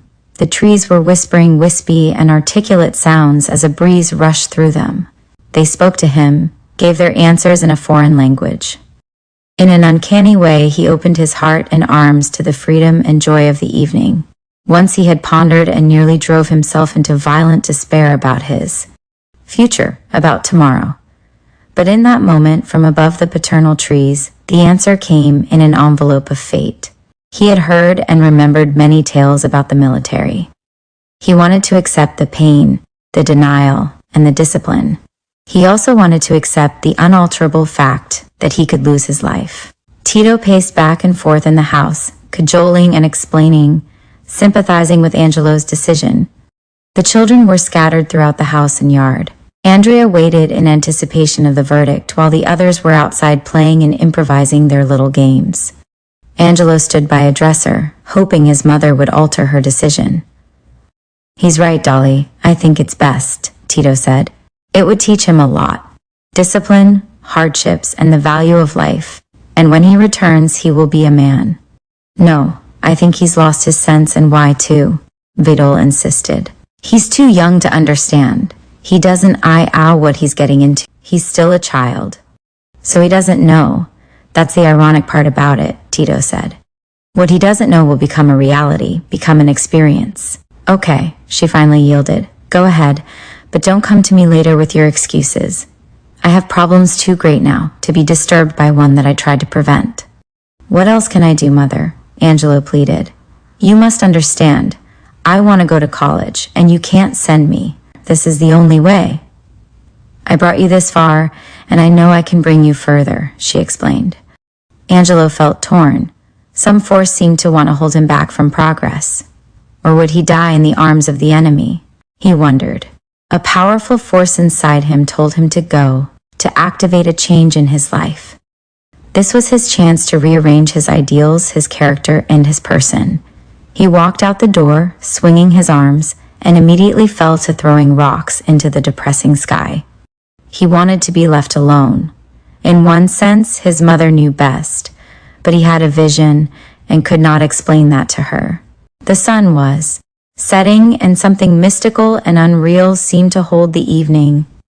Mice-like voices issued from the homes he passed. At times he felt he deluded himself, like the specters he created at night. They were apparitions from a brilliant and creative mind, horrible and unreal. He could not calculate where he would be in a few years. He could not tell his mother that he had talked with the sky, with his ancestors, that the Zulus, Taharga, the Kushite, had spoken with him under the oak tree. He would be respected. He would be wise. The goddess Hathor had taken him to the belly of the rocks and introduced him to the twin goddesses Nephthys and Isis.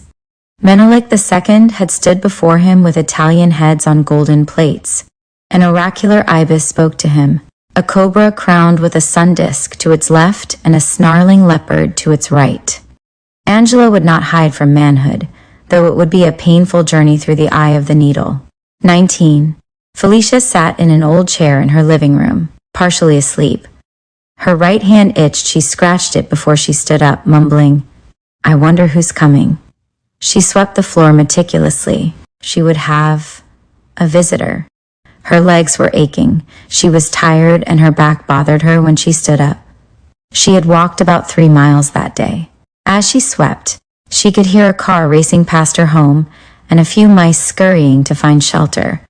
She mumbled again, "Drive them cars like they crazy." She remembered back to a time when she was young, 21, how happy she was, despite the conditions they were in. The summer sun rested away on a far sky as she stood waiting for her husband to come home. When he arrived, they sat in the cabin and enjoyed each other in a solemn way. While others laughed and shouted that night, Felicia and Alyosha were silent with their fears. They were still slaves at the end of the 19th century. She understood it only as a place in life. One had to find a constant sanity in the maelstrom of life. She was fine as long as she could feel free to think, to say hello to the morning, to kiss the sky, to be healthy. Blacks had no doctors then that cared for them.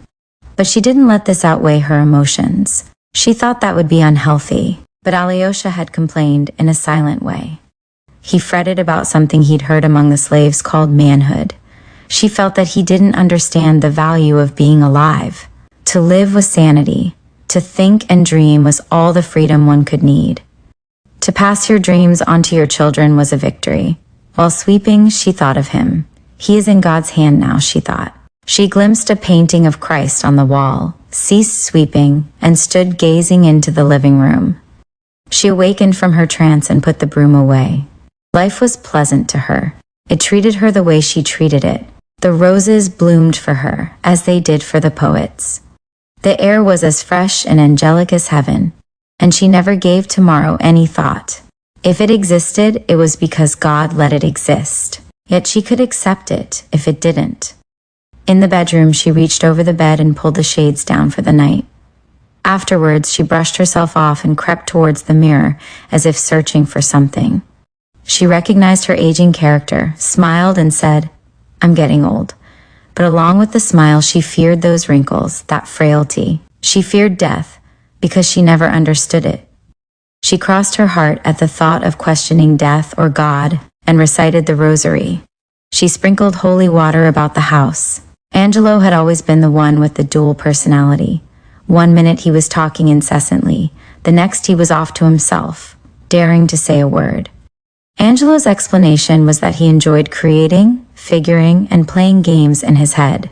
He said the mind was like a room that was empty yet was also full, and that it was the most protective place to be if you were black, because that was one room that no one could search unless you wanted them to.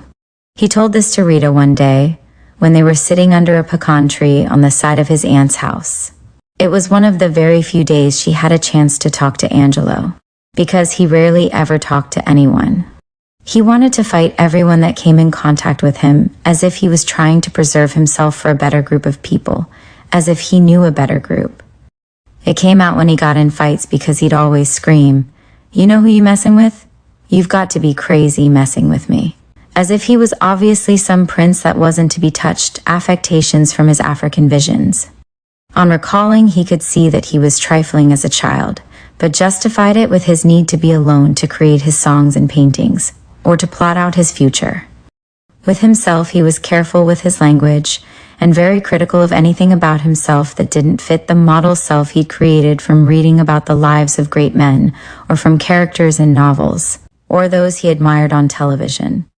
From each he picked certain attributes, such as speech, general behavior, thoughts, or perseverance. His model self was to be quiet, well-read, wise, physically conditioned, and able to bear great pain. For years, no school teacher had ever made him cry, and he took great pride in this fact. He remembered that this had passed about the school, and Angelo was taken from one teacher to the other, but he wouldn't cry. Until one day in the 7th grade, it so happened that a $10 bill was stolen from the teacher's purse. So the teacher, Mrs. Eller, unable to bluff her students into secretly returning it, lined everyone up, searched them, and gave 2 licks from the strap to each one. Finally, Angelo stood before her with large eyes, thin face, and smiling yellow mask. She returned the smile while searching his pants pockets, all 4, then his shirt pockets, and up popped the $10. While fiddling around with him, the teacher had somehow put a $10 bill in the left pocket. Angelo cried, his ego unable to bear being considered a thief. He completely broke down and denied it, and begged her to reconsider. That's when Mrs. Eller opened up with a great laugh, as if she had gotten across to this egotistical kid in a way that he would always remember for weeks he went to class and couldn't face the teacher. MBA. One evening after school, Angelo was walking down Shattuck Street. The cars were screeching, horns blowing, and the sun was crouching above the neighborhood. The streetlights had just come on when James Earl appeared. Angelo took a critical look at James's face, receding hairline because he slept and ate with his hat on, everyone said. He had the bone structure of a Mohawk Indian, beady eyes that were darts, and small lips that seemed unable to form or hold his slang. Geraldine was also headed home, walking timidly through the weightless sky. James Earl approached her, and Angelo could hear him teasing her.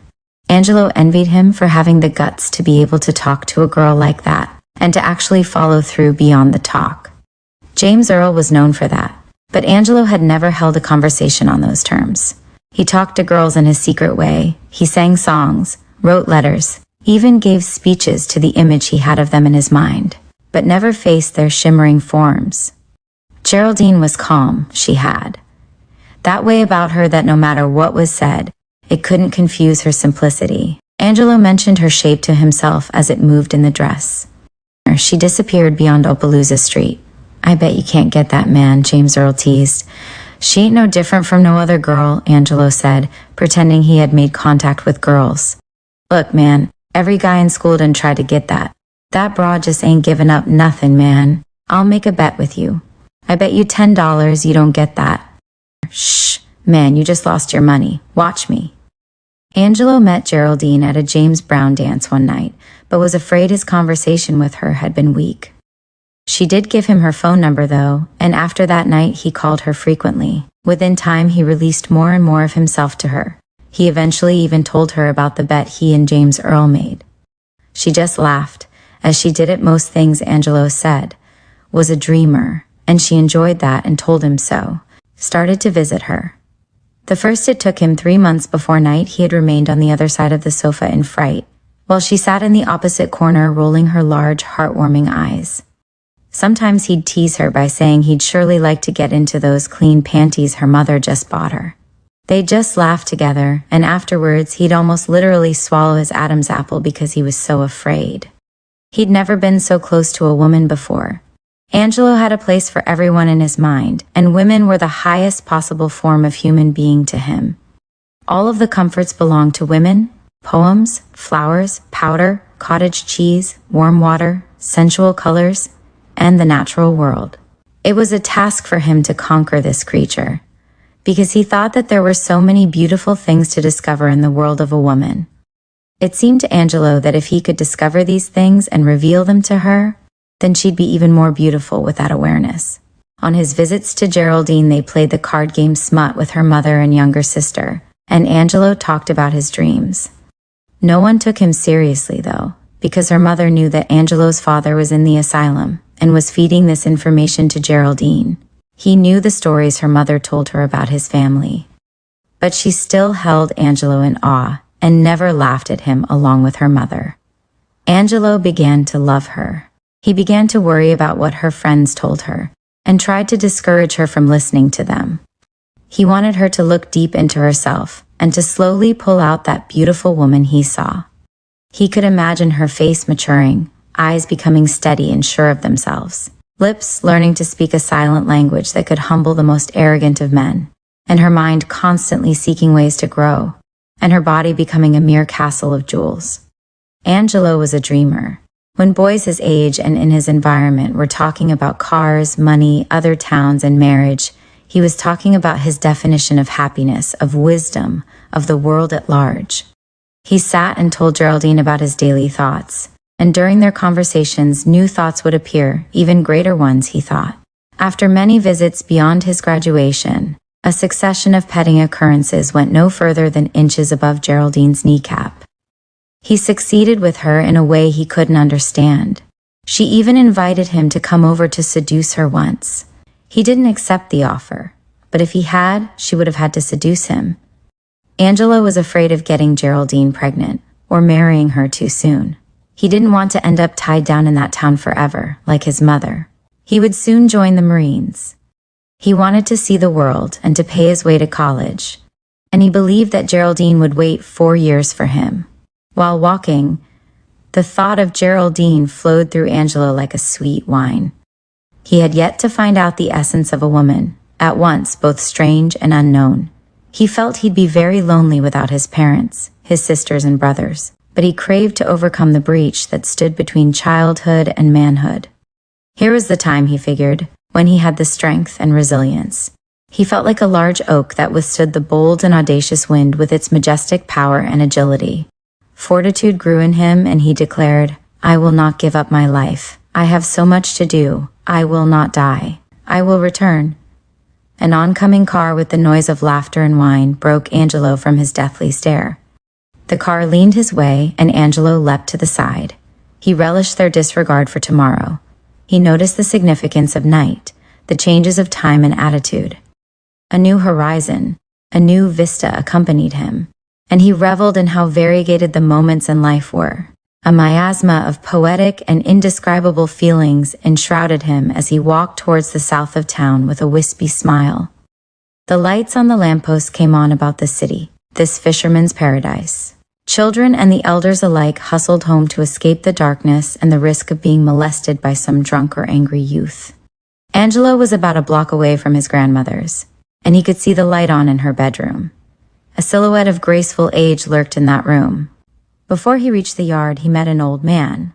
Angelo studied his face while greeting him, hoping to find the answers to old age, its flavor, and its comfort. They parted, and he disappeared into the heavy darkness. The old man stole a piece of my childhood, Angelo thought. I wonder what she's doing. Old girl, he thought as he stepped onto the porch and knocked on the door. Come on, old girl, what's taking you so long? He said to himself with impatience. She pulled the curtain on the inside slightly to see who it was.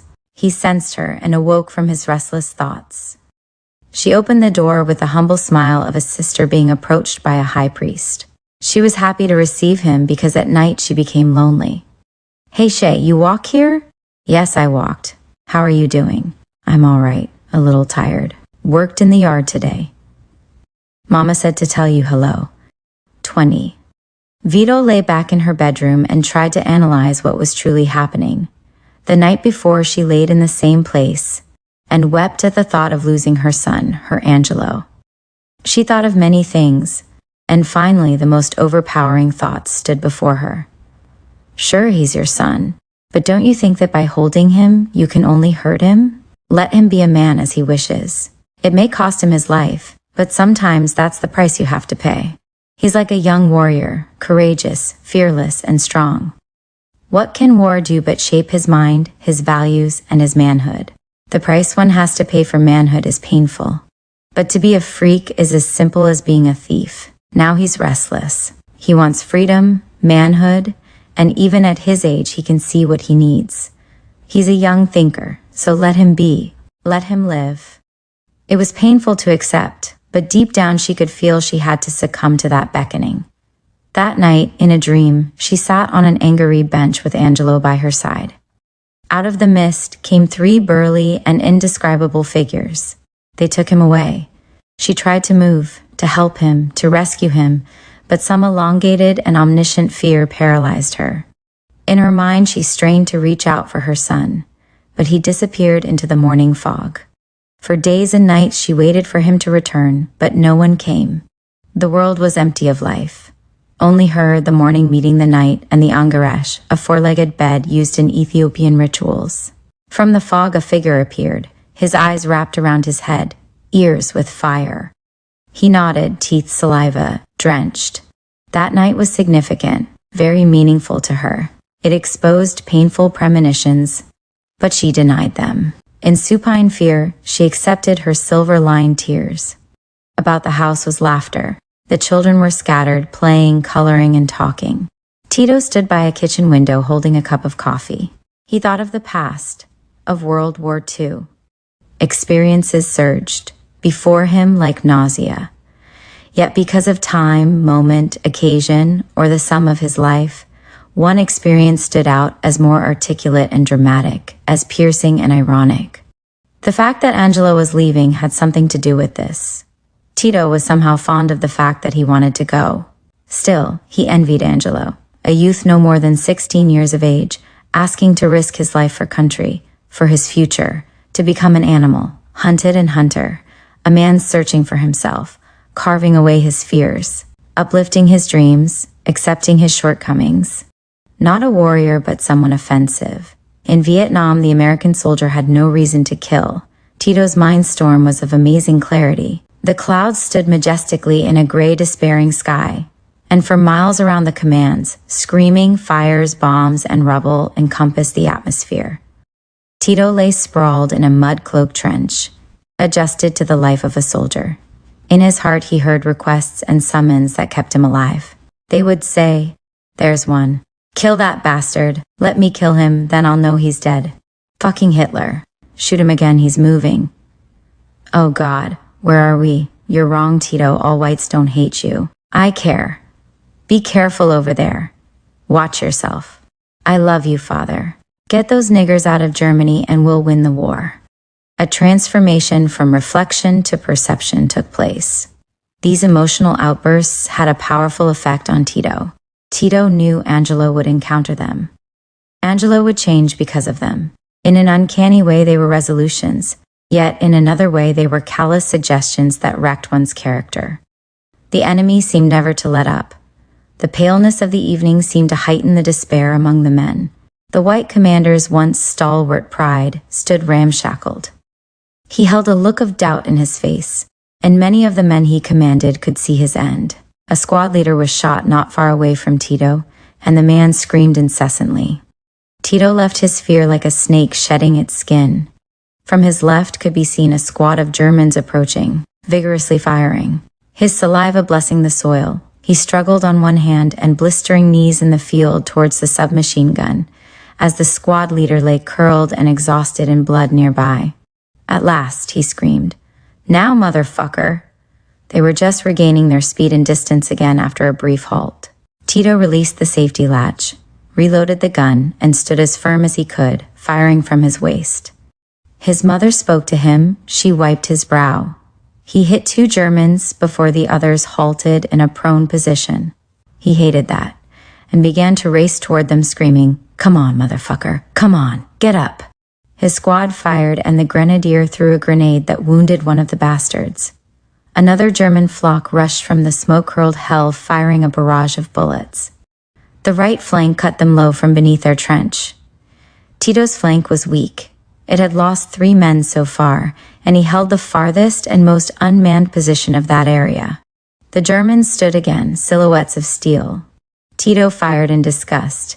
His hate curled, hitting another before they hit the ground again, and then he chuckled to himself. "I told you, didn't I?" Time gave way, and the area was silent, smoke signals omen-clad. The soldiers waited in shock, not men anymore, fears and gravy now. The medics bandaged and cared for the wounded. The commander was exhausted and stood next to a pile of sandbags re-examining his fears, and Tito lay in a trench hugging the big gun. It was warm, like a woman. Boy, oh boy. They were just falling all over the place. "Yeah, Mom, I killed them white bitches," he said. The night was a mirror of bold and audacious dreams. Into the night, Tito stood in the kitchen chasing the vomit of war and memories, the passion and glory surging in on him at varying degrees. He sipped his cognac-spiked Colombian coffee and regained his sense of time. He felt a grip on him. Lives were lost, hopes destroyed. Not one question concerning death had been answered, but his faith was fortified. There was always hope.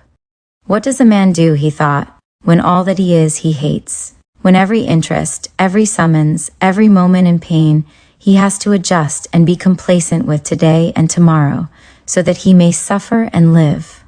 But life is not fulfillment. Life is multifaceted with success, joy, pain, death, love, hate, and many alter egos that sometimes are indescribable. Does man accept faith as a monk that sits in his cell daily thrusting out axioms that have never been lived? Does he rebel? As the slave that at happenstance encounters freedom, a world utterly different from his own, but a world far more pliable? Does he just let the power of faith take place? Does he accept what he can do to change his life? Does he commit suicide after finding that he can't live another moment so ambiguous and enslaved with no integrity? What does he do in the face of his children, his wife, his world, his manhood? Oh God, what does he do? When the young warriors come, they will have no fear. When the young warriors come, their lives are just space-contained masculine. Angelo sat with his legs apart and his arms like injured wings. He looked down into the partial darkness and listened attentively to the story Felicia told. The past was upon him. When we grew up, Angelo, we didn't have cars, no school at all. We had wagons pulled by a team of horses. Alyosha would kiss me before and after we come from the field. He was very large, like my son Dante. Do you think of him, Grandmummy? Asked Angelo. Yes, sometimes I do. She turned her head into the light, a vortex of grief. I remember his smile. Oh, he could smile. I remember his quiet ways when he'd pick me up. It was like the hand of God. but he's gone. Hard work killed him. He worried himself to death about manhood, yet he was never foolish. The white man would break in and rape young girls and mothers, but he'd never raise his hand with the others. He knew or felt there must have been a better way. Oh, the white man is a devil, Angelo, believe me. Before Alyosha died, I promised him I wouldn't marry again, and since that time I've been single. That's before your time, Angelo, way before your time. Yeah, Shay, those were hard times, but yet there is something to remember. Some days weren't so bad. I'm sleepy. I think I'll go to bed, Angelo said. She walked into the blessings of the walls in this old house. Inwardly, she felt lonely. She didn't envy youth. She believed wisdom is the answer to survival. She had lived her fill of life. Now she would summon the tales from it. Leave the light on in the restroom, Shay, so you can see at night. Angelo sat emotionally upset and sympathetically caught up in his grandmother's past. A feeling of guilt and fear gripped him. Many times he thought of the tales he'd heard, and each time they changed his outlook on life, changed his character. His parents reminded him of the past. As much as he wanted to forget the past, he couldn't, because that meant forgetting the reality of being whatever he was, whatever he could be. He feared the night because it became more evident to him when she left the room. It had walls, not memories and colors. The night heightened his sympathy, his despair. He cast away the mounting thoughts and stood silent in the night, searching for himself, for some clarity of mind and vision. The window was partially open, and a hungry wind stole in like a vagabond in the night. Angelo turned and looked behind him as he walked toward the kitchen. He shivered. The chill didn't stay long. Then in his mind, a brutal and insane white man stood before him like an obstacle of great danger, and far out of reach in a dark corner lurked a black child, groping in the darkness for survival, for hope. He stood up again, this time in the kitchen, with his hands on the refrigerator, head bowed, thinking, what can I do? What should I do? And in many ways he found no fluent answers. He sought them, but none came. He rested after searching and thought again, there is no answer. Why, God? Why is there no answer? It's your world. Why? As he opened the refrigerator, in his mind he glimpsed his grandmother lying in bed and realized that they were here alone. His mother and the children passed before him. He remembered the night and the far-reaching sky that he could see if he peered through the kitchen curtain. He reached the pitcher of water, stood, and drank in thirst. He was falling off the earth again. The wind found crevices in the two-bedroom frame house as Angelo lay on a sofa, distraught, tense, partially covered, his arms across his chest staring into the darkness, trying to forget the day, the world, the pain, decisions. His grandmother, in a white cotton gown, with a fringed, light-colored head cap, lay in the other room well into sleep. In a dream, she sat in a rocking chair, boys and girls from all around in white, blue, and pink gowns and pants, and shouted to her. They brought fossils, indescribable, and while searching, flowers of every genus, roses, lilies, azaleas, magnolias, fell to the earth. It was glorious to her, and she wept, while raising her arms to summon them at her feet. "Oh, my children," she cried. "Oh, God." Angelo, at last asleep, gave way to a dream also, but his was maddening from the depths of a world he'd never encountered. A fearful macrocosm arose, as if just born, and he felt himself falling. He screamed for his life, but the sweat and agony shone on his face in the dark, while in his mind he seemed to fall past death, beyond vulnerability, as a man in pain accepts it, becomes a master of it. And he was silent again while his sleep is undisturbed. Still he remembered, consciously or unconsciously, somewhere among the layers of thought the dream remained, and was reawakened for analysis by a fear that opened deep in his own subterranean skull, and lurked without profit for an answer, for an explanation to this filthy malingerer amidst his mind and its rotation to the world. Yet no answer came. The birds sang and mingled among a canopy of leaves in a giant oak, and the glaring sun darted before the placid sky. The morning was the mother of a new world, a new horizon, and all of yesterday's dreams and fears would be born again. A Siamese cat walked towards the porch, where friends lay basking in the glory of the morning, far in the distance. A mockingbird blessed the south once again. And with all this, the morning was quiet. Would he survive? Could he survive? He wondered. Sherry had awakened and was headed towards the restroom with her thumb in her mouth. Because of this, her check stuck out. I'm going to ask Mama for a nickel, soon as she get up, she thought while feeling the glare of the sun in the yard. Something faintly burned her inwardly, and she remembered the restroom again. Martin squirmed half awake in bed, rubbed his eyes, and was gazing at the ceiling. He could hear someone mumbling in the game room. Sherry came walking resolutely out of the restroom. How long you been up, Sherry? He asked. Martin was envious because he was ambitious, and in his youth his ambitiousness got the best of him. I've been up a long time. I bet you won't get up before me tomorrow, he gloated. That's what you say. She stole into the other room where the other 3 girls lay, all in separate beds. Martin removed the covers and slithered to the end of the bed, recognizing Daniel in a ball at the opposite end. Nothing but a baby, he thought to himself.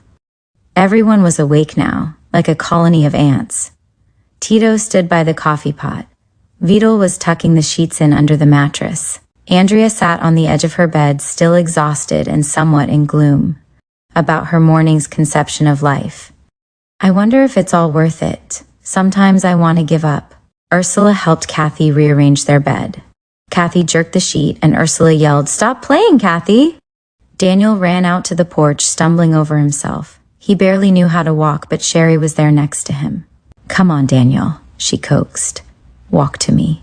Come on. She held her hands out. Get up, Daniel, get up. That's a boy. After eating, Martin went out and leaned against a post on the porch. The morning to him was fresh. He noticed the dew-drenched street. An old black Labrador felt the wind, and an impression of freedom surged inside of him. He vividly saw lions in the forests, black giant figures in a village walking home with a deer strapped on a pole. He envisioned a vibrant land with rich, brown soil well fertilized, a dreamland where youth seemed immortal, and where manhood no more than survival again. It was Africa, his homeland, and yearned for it as all his sisters and brothers before him. He yearned for it because of overhearing conversations by his parents, because it was the soil and parentage of his mother. It was the womb of a race, of a distraught people. Oba, Africa, let me alone, I be a child. Let me be your child. Let me alone, I be a slave. O be Africa, why? Africa. When Africa did you leave, where Africa did you go? Yet, Africa, I love you, Saint. Angelo's thoughts had drifted to the end of a conversation with Aunt Wilma, RufusDaigle. You see, Angelo, your father was one of those guys that would take chances. He was always after your mother, but she didn't want to have anything to do with him. After many attempts, he decided he'd get what he wanted from her at whatever cost. One night, while everyone was asleep in other parts of the house, he climbed through the window and raped your mother. It wasn't until later your mother realized she was pregnant. For many reasons, she decided to bring you to this world. When it was time, after hiding the fact of the pregnancy, she traveled to Lafayette and stayed with a friend until you were born. You see, she knew our mother would not put up with a child out of wedlock or from a rape, and she didn't believe in abortions. But she hated your father for what he had done to her. They had to keep you in the hospital a few days because you were under 5 pounds. You were so small they didn't think you would live. After getting her energy back and looking after you, she came back home. Anyway, you survived and you earned to Lake Charles with 22. Felicia awoke about 6 o'clock as she had done most of her life. The birds were so common to her she never paid them any attention. She had sheets to wash, and there were clothes to fold. She had washed the clothing Vernon left behind. She leaned over her bed and straightened the sheets out. Her Catholic cross fell from her bosom. She stood, said a prayer, and crossed her heart. I wonder what that could mean, she thought.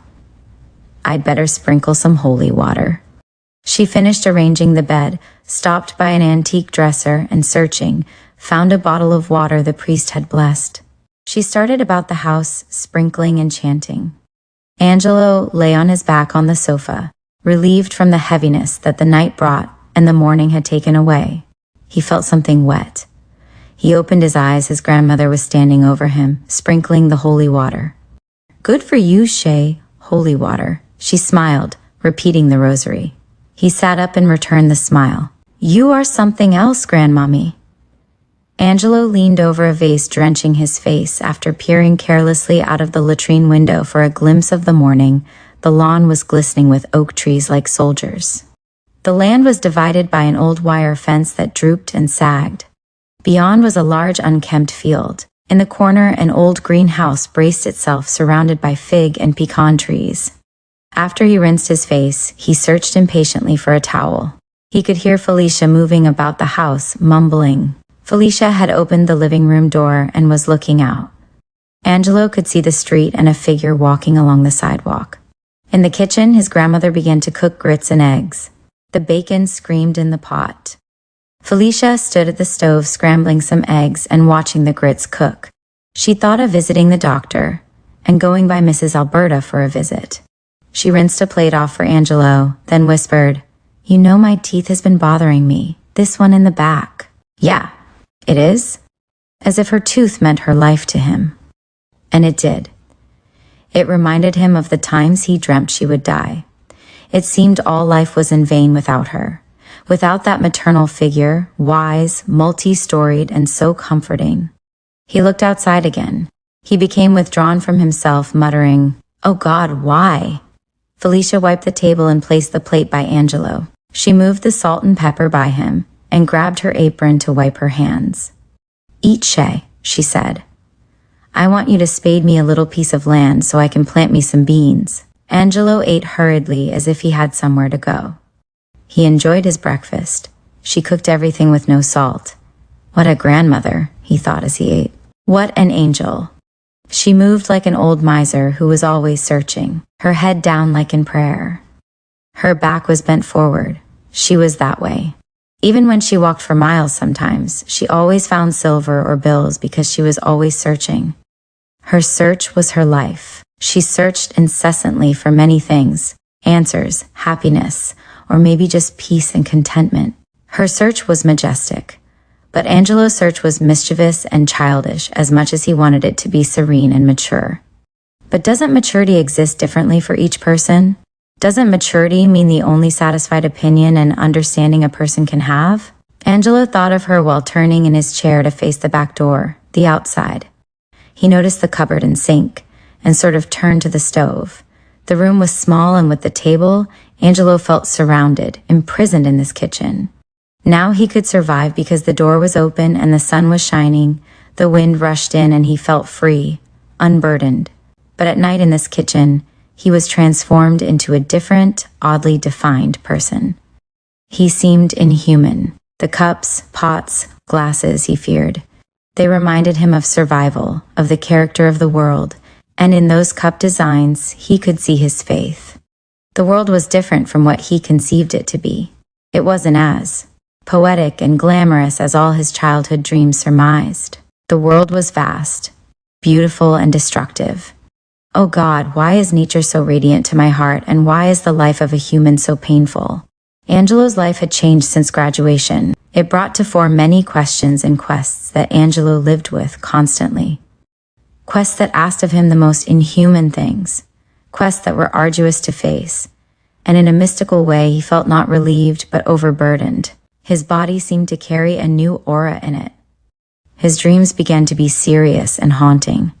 He sat at the table and reflected upon his yesterdays almost in despair. He bowed his head in his palm and fumbled with a spoon. There are no jobs, he thought, and I don't want to get married. I can't go to college, and the military is the only way I can pay my way there if I return alive. It's going to be hell, though, kid. It's going to be hell. Felicia tapped him on the shoulder. Food didn't poison you, did it? Sick, Shay? She smiled. No, he said and shuffled with his plate. You hear about the kid that drowned yesterday? No, where did he drown? In the lake back there, and she pointed to the north. That's why I try to tell you. Don't be playing around in the water, not good for you. Mama, give me a nickel, begged Sherry. No, she doesn't need a nickel, shouted Ursula. Sho, don't, screamed Kathy. Mama doesn't have any money, baby, Vidal said. while gathering some letters together that were lying scattered around on the antique dresser. "Aw, I want a nickel," she cried, placing her thumb back into her mouth and walking away. The children crowded around. The fact that no one got anything satisfied them. If one had received something, then the others would have been upset. Daniel stooped by Martin in the yard. Martin was lying on the lawn, giggling to himself after trying to catch a mosquito. "Hey, Martin. Martin. What you want, boy?" "I was in the restroom with Daddy, and you should have seen his thing. Boy, it's big, and mine is going to be just like that when I grow up." "Boy, you better get out of my face. That's all you think about." Daniel shrugged. Martin just didn't understand. All Martin cared about was what made people tick. He was very scientific, a scientific black boy. That could be funny to some. But Martin delved deep into government, nature, biology, art, and philosophy. It didn't seem that he was still a child. He was a very perplexed child, was never satisfied. Sometimes he would go to the store and forget what his mother had sent him after, and was always snappy when asked something. "Why don't you leave me be?" He could come up with a sharp answer for everyone. "Ah, you don't know nothing. George Washington was a better president than the presidents today. It's been proven." "Ursula, you are wrong. I know more than you." "Daniel, all you do is run after little girls, and that's why you'll always be supporting babies and never amount to anything worthwhile." Martin was very demanding. He wanted the world to do an about-face when he wanted it to. He had no sportsmanship. Each time he lost, he'd say, "You cheated. I'm not going to play with you anymore." But Daniel was different. He was more poetic and attracted to beauty. Girls and women interested him more, and his mother had much to do with this. Daniel was spoiled. As he walked away from Martin, he felt repulsed. Martin gave it no thought. He was too involved in his world. Daniel awakened back into childhood and began to skip towards the house where he met Sherry coming out. She walked out with a thumb in her mouth. He pulled her hand and her thumb came out.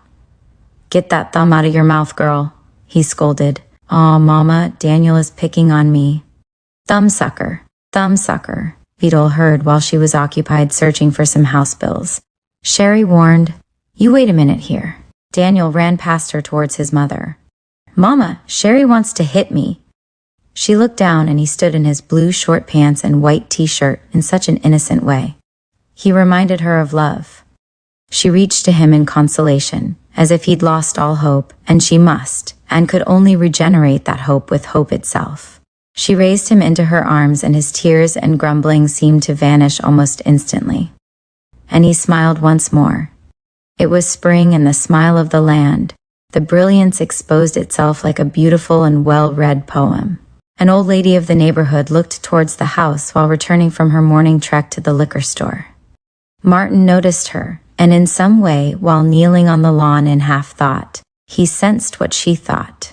He even regretted her life, because in some way he could feel that at his best he could end up that way also. He could be a drunk too. He knew that the control of life was beyond man. It had to be, because who controls the stars, the moon, the day, the night, he thought. "I don't know. I just don't know." And he walked away from that spot perplexed, even more so than the day before. Vietnam? We knew counsel of gods that day before they, in turn, looked into each of our souls and saw the fear we knew who we were.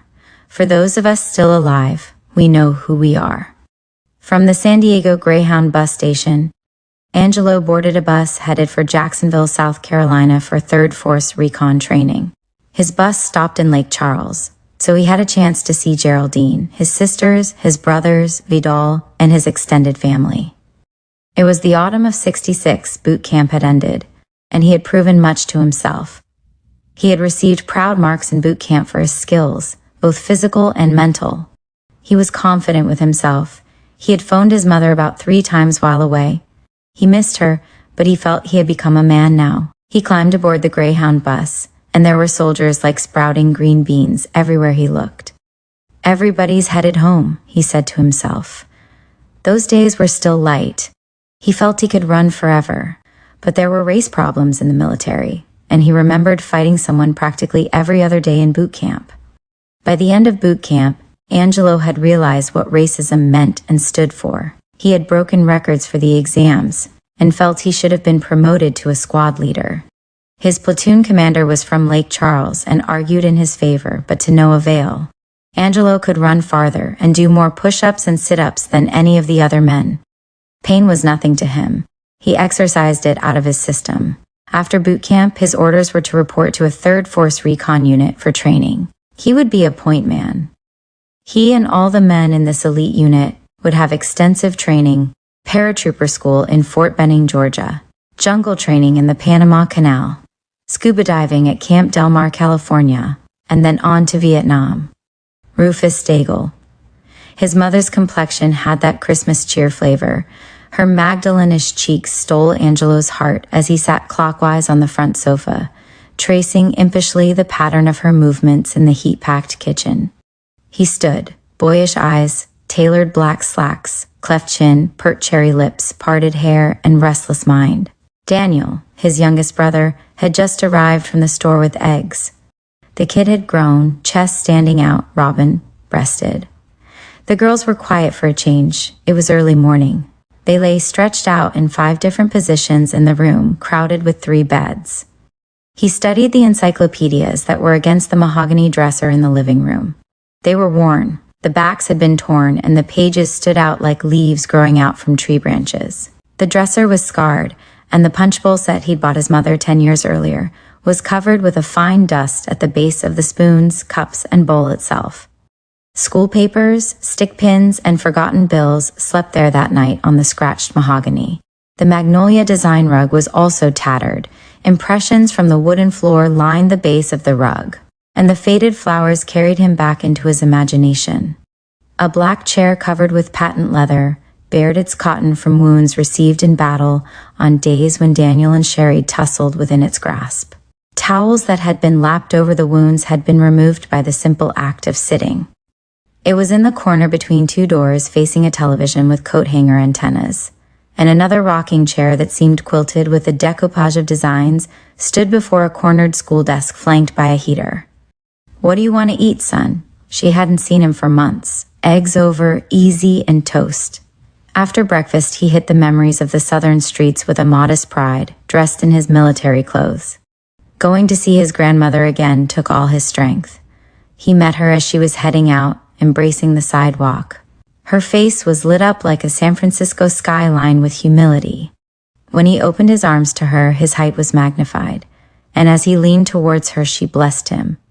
"You look good, Shay." Uncle Dave was just leaving, and decided to return from his Oldsmobile when he saw Angelo. "When did you get back?" he asked. "Yesterday," Angelo said. "How long you stay?" Felicia asked. "I'll be leaving tomorrow," Angelo answered. "I'll come by before I leave, okay?" "I'm going to the store. I'll be back in a little while." "You've gotten big, huh?" Felicia said as she dropped her head and walked off. Angelo hung around for a while and played poker with Uncle Dave, then stopped by James Earl's, visited the Broussards, went by Jacob's, and eventually wandered back home. Vito and Angelo began to argue, so Tito took him to Larry's Tavern, where they met up with Big John, Natasha's ex-boyfriend.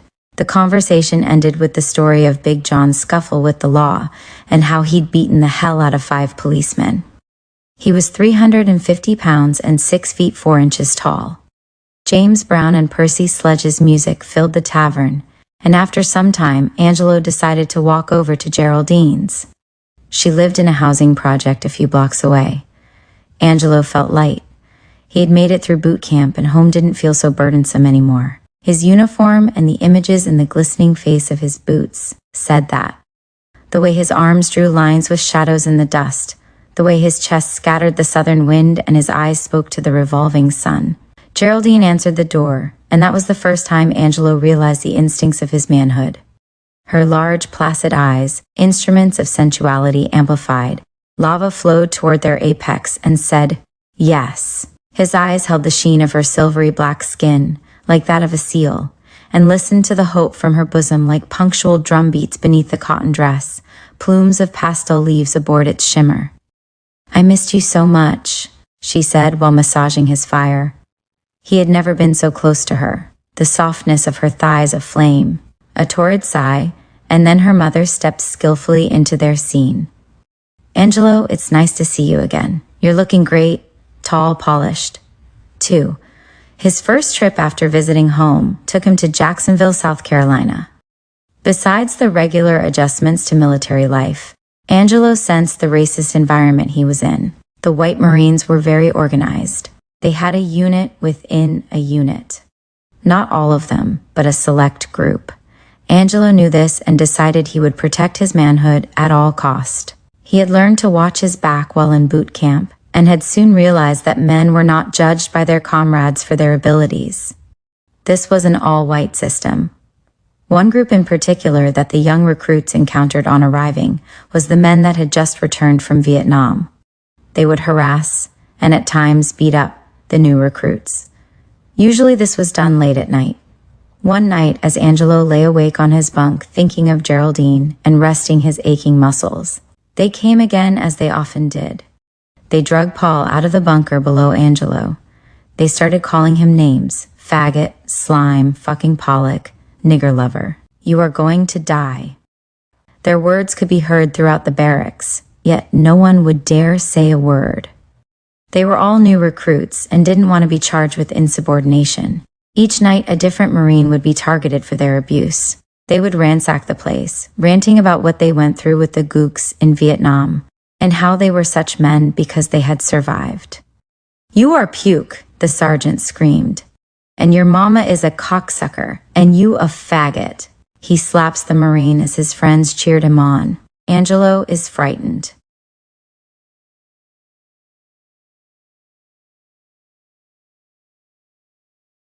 This night he shivers. This night he wishes he were home. Nothing could be worse. He couldn't stand by and watch someone be humiliated for no reason. He knew the standards of the Marine Corps, and this was definitely out of line. They would single out the weakest ones, and that was the most painful to witness. Angelo decided that this night he would do something. He jumped off the top bunk and screamed, "Stop it, motherfucker. You want to fight someone? Fight me. I love it." The sergeant lunged forward, his friends scattering, as Angelo hit him with a left jab, then stepped to his right and threw 2 right crosses. Sarg fell to his knees, looked up in disgust, and flew out the door. Alfred tried to calm Angelo down. "You should have stayed out of it, man. These guys are crazy." Angelo was furious, and had just turned his back to the door when Alfred suddenly shoved him to the side as the sergeant lunged towards Angelo's back with a K-bar. Angelo realized what had happened and ran after him. "I'll get you, and you know it. I don't give a fuck what you are, you racist motherfucker." Angelo knew he had awakened their wrath and that they would come after him, but he wasn't afraid. He had set in his mind that he would face whatever he had to face. The next morning, he found out that he had been charged with insubordination, and that the higher-up UPS had decided to relocate him. Angelo would be sent to Camp Del Mar, California. The struggle was just beginning. His new platoon sergeant, Toby, ran everyone until they puked. Sometimes he would come in at 1 o'clock in the morning, awaken everyone, and make the Marines duck, walk around the exercise yard. Angelo hated duck walking.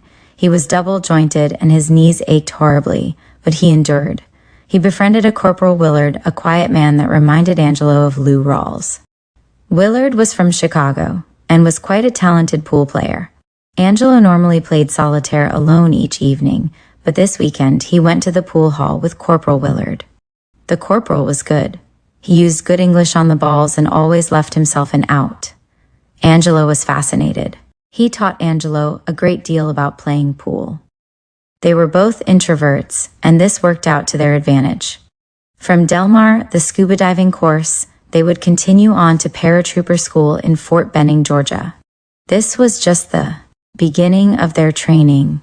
Angelo began to once again encounter the hardcore Marines, some who had heard from friends where Angelo had been stationed before. He began to notice changes in some of his comrades' behavior. He knew it wasn't the sergeant, rather a select racist Clement that was determined to find out why Angelo was always reading books, playing solitaire. 300 push-ups weren't anything for Angelo at one time. He was good, but he was a loner. One day the sergeant called him into his office. "Angelo," he said, "you know leave is coming up and I'm afraid you won't be going home before your tour to Vietnam." "Yes, sir," he answered. I asked everyone to clean their rifles, but yours was filthy. How did this happen? I would never expect this of you. Sir, I did clean my rifle and turned it into the armory. Well, I inspected it and it was filthy. Are you calling me a liar? No, sir. Well, you will remain on base until the time comes for your departure to Georgia. Angelo felt betrayed. He wouldn't see Geraldine or his mother or the children before leaving for Vietnam. He knew who had done it, who had caused this to happen, but there was no way to prove it. They controlled the armory. They usually held the best jobs in the armory and the mailroom, or in other office positions. Beyond all this, Angelo loved the Marine Corps, the discipline, the hardships, the structure and rigidity. Sometimes the racism was unbearable and completely uncalled for, but through the years he had found that racism wouldn't cease and would continue to grow. He wondered why. Why hate? That weekend he went into town because Willard had begged him to go with him to a dance club. Angelo didn't feel up to it. He didn't like crowds, but he tagged along. The dance floor was large. It was very dark inside to Angelo. Willard mixed in right away, and it was apparent he'd been there before. Angelo ordered a soda and sat in the corner. He eyed the girls and watched the couples dance. There were songs playing by Sam Cooke, Aretha Franklin, and the Beatles. The twist was still a popular dance. Minutes later, he approached a girl. She was sitting with some friends. She accepted his invitation to dance. He was still upset about not being able to go home, so he didn't contemplate the evening growing into anything. And besides, Angelo was still a virgin and knew nothing about girls except for what he heard. Hearsay and actual feelings were as far apart as the planets. Her name was Bernice. She moved well and aroused something in the kid, but he really wasn't in the mood. They danced a few more times before Angelo let Willard know he'd call it a night and turn in. "Aw, man. What's the rush? Scared of girls?" he teased. "Sure," he replied sullenly. He headed back to the barracks. The Army and the Marine Corps will always be rivals in one sense or another. Angelo and the recon unit he was a part of were headed for Fort Benning, Georgia, on a C-130. The time spent there was a respite in ways. The Army life wasn't as grueling as a Marine's life, and he enjoyed the hot meals. It was not like the Marines. A Marine's life was hard. The Army was experimenting with co-ed dorms, new boots, a new lighter version of the M-16, new ponchos, and a number of other war paraphernalia. Georgia was beautiful country, with rolling hillsides, and beautiful black maidens that reminded Angelo of his mother. They all had pastel brown skin, strong bones, and sunlit complexions. It was exciting for Angelo when he graduated. To be a paratrooper was the highest order of the military. The Green Beret had made paratrooper a household name, though Angelo and his group knew they weren't the best fighting force in the American military. Force Recon was the most skilled, backed up by the relentless grunts. That explained in part why President Johnson had finally approved of the Marine Corps' presence in Vietnam in '65. The special forces of the Army units had failed in their mission. With gold wings on his chest, people finally took notice, even his comrades. He felt exhilaration before each jump, but no fear. This black child's mind was grappling with the racial unrest he felt around him, and planning his strategy while serving in the white man's war. After Fort Benning, the group boarded a USS carrier and proceeded on a Caribbean cruise. This was Angelo's first time on a carrier, and almost immediately they experienced rough seas off the coast of Florida. Simon remarked that the hurricane was carrying the ship towards South Africa. Everyone laughed except for Angelo. As a young man that read incessantly and carried his palette of paints in his mind, Angelo had little time for small talk with anyone. Simon was his closest friend, but Simon wanted to have fun, chase white girls in the country cantinas, and laugh and smile with the white boys. In the present atmosphere, this was not the time for play. Even then, the National Guard was being called to quell disturbances throughout the country. Angelo had scolded Simon many times, but Simon would simply shrug it off. He was affected deep down, but like many people, he put off until tomorrow what should be done today. Even as a young child, Angelo, in his readings, had become interested in Eastern mythology, the occult, and even the unwritten-off world of voodoo. He had often heard about the presence of witchcraft in his hometown and thereabouts. He had also experienced unforgettable mental travels, and in many ways could not explain his transformations. One day he met another Marine who studied this. They started up a conversation, and each day they would meet and share their ideas and documented findings. Angelo had learned to activate his astral traveling by fasting for a day or so, and then he could do it at will. Mark, who had been taught by a guru, thought this was amazing. He offered a book called The Third Eye by Lobsang Rampa, and also introduced Angelo to the writings of Hermann Hesse. Angelo was so interested in Hesse's works, he rushed to the bookstore before leaving the coast and acquired many of his books. Life on board a cruiser was as lonely as the barren desert. The spaces were small, and the ship often rocked and swayed with the hands of the rough seas. Angelo would wander to the top and watch the fighter planes scream off into the sun and distant clouds while doing practice runs. In the evenings, he would walk along the side of the ship and find peace watching the power of the rudder as the small islands disappeared beyond the vastness of the water.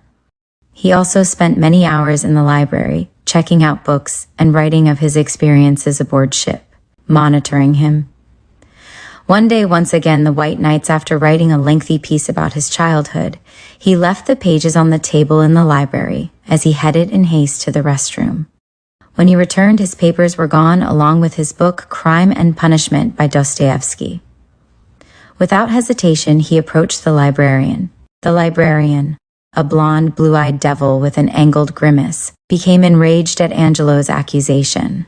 But Angelo would have none of his denial. He could see the sneer behind the veneer of superiority. Without a second thought, he snatched the blonde from behind the desk and began to beat him about his mask of deceit. This was not a grave offense because sea duty was known to test one's nerves. Afterwards, Angelo was confined to a week in the bowels of the ship's jail, a sentence he served with great joy. Maybe he was a surrogate warrior displaced by circumstance, but he still believed there was a path to each man's enlightenment. Following that path and staying on it was a matter of faith.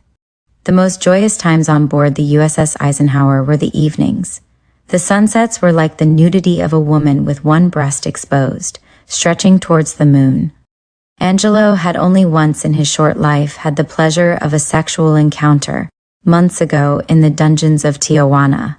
How comical it was now to remember his exploit.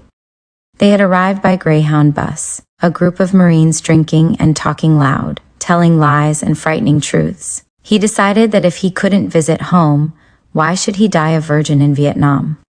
Angelo knew little about Mexican culture, but he was more than willing to experience it, along with pursuing his sexual fantasies.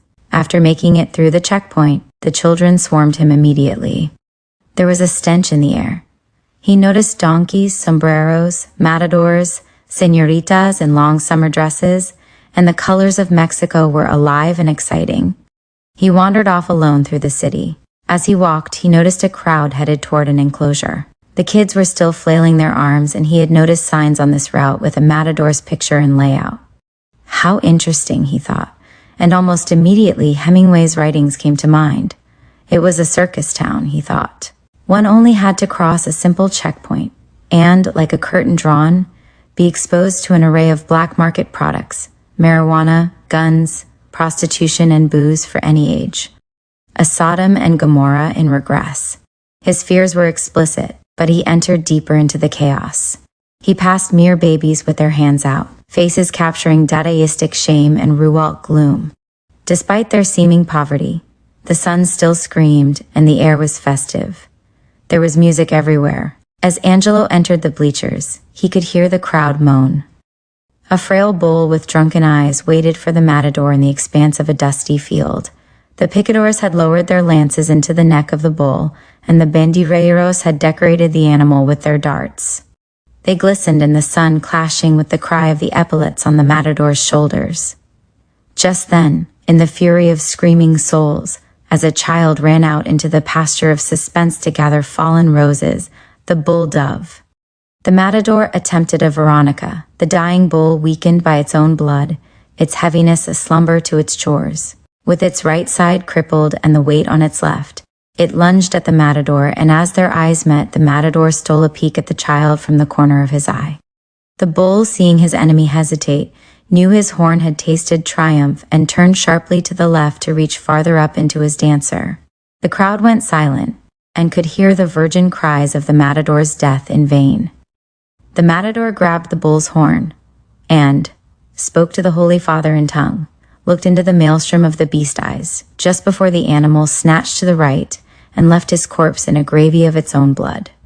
Tijuana is a respite for American soldiers, college kids, gangsters hiding from American justice, and tourists looking for excitement. The Mexicans are a colorful and intense people with an elephant's memory and a giraffe's pride. Angelo passed Brujos, and listened to the barking dogs and distant church bells from La Parroquia. He could smell the baking of corn wafting from the stoves.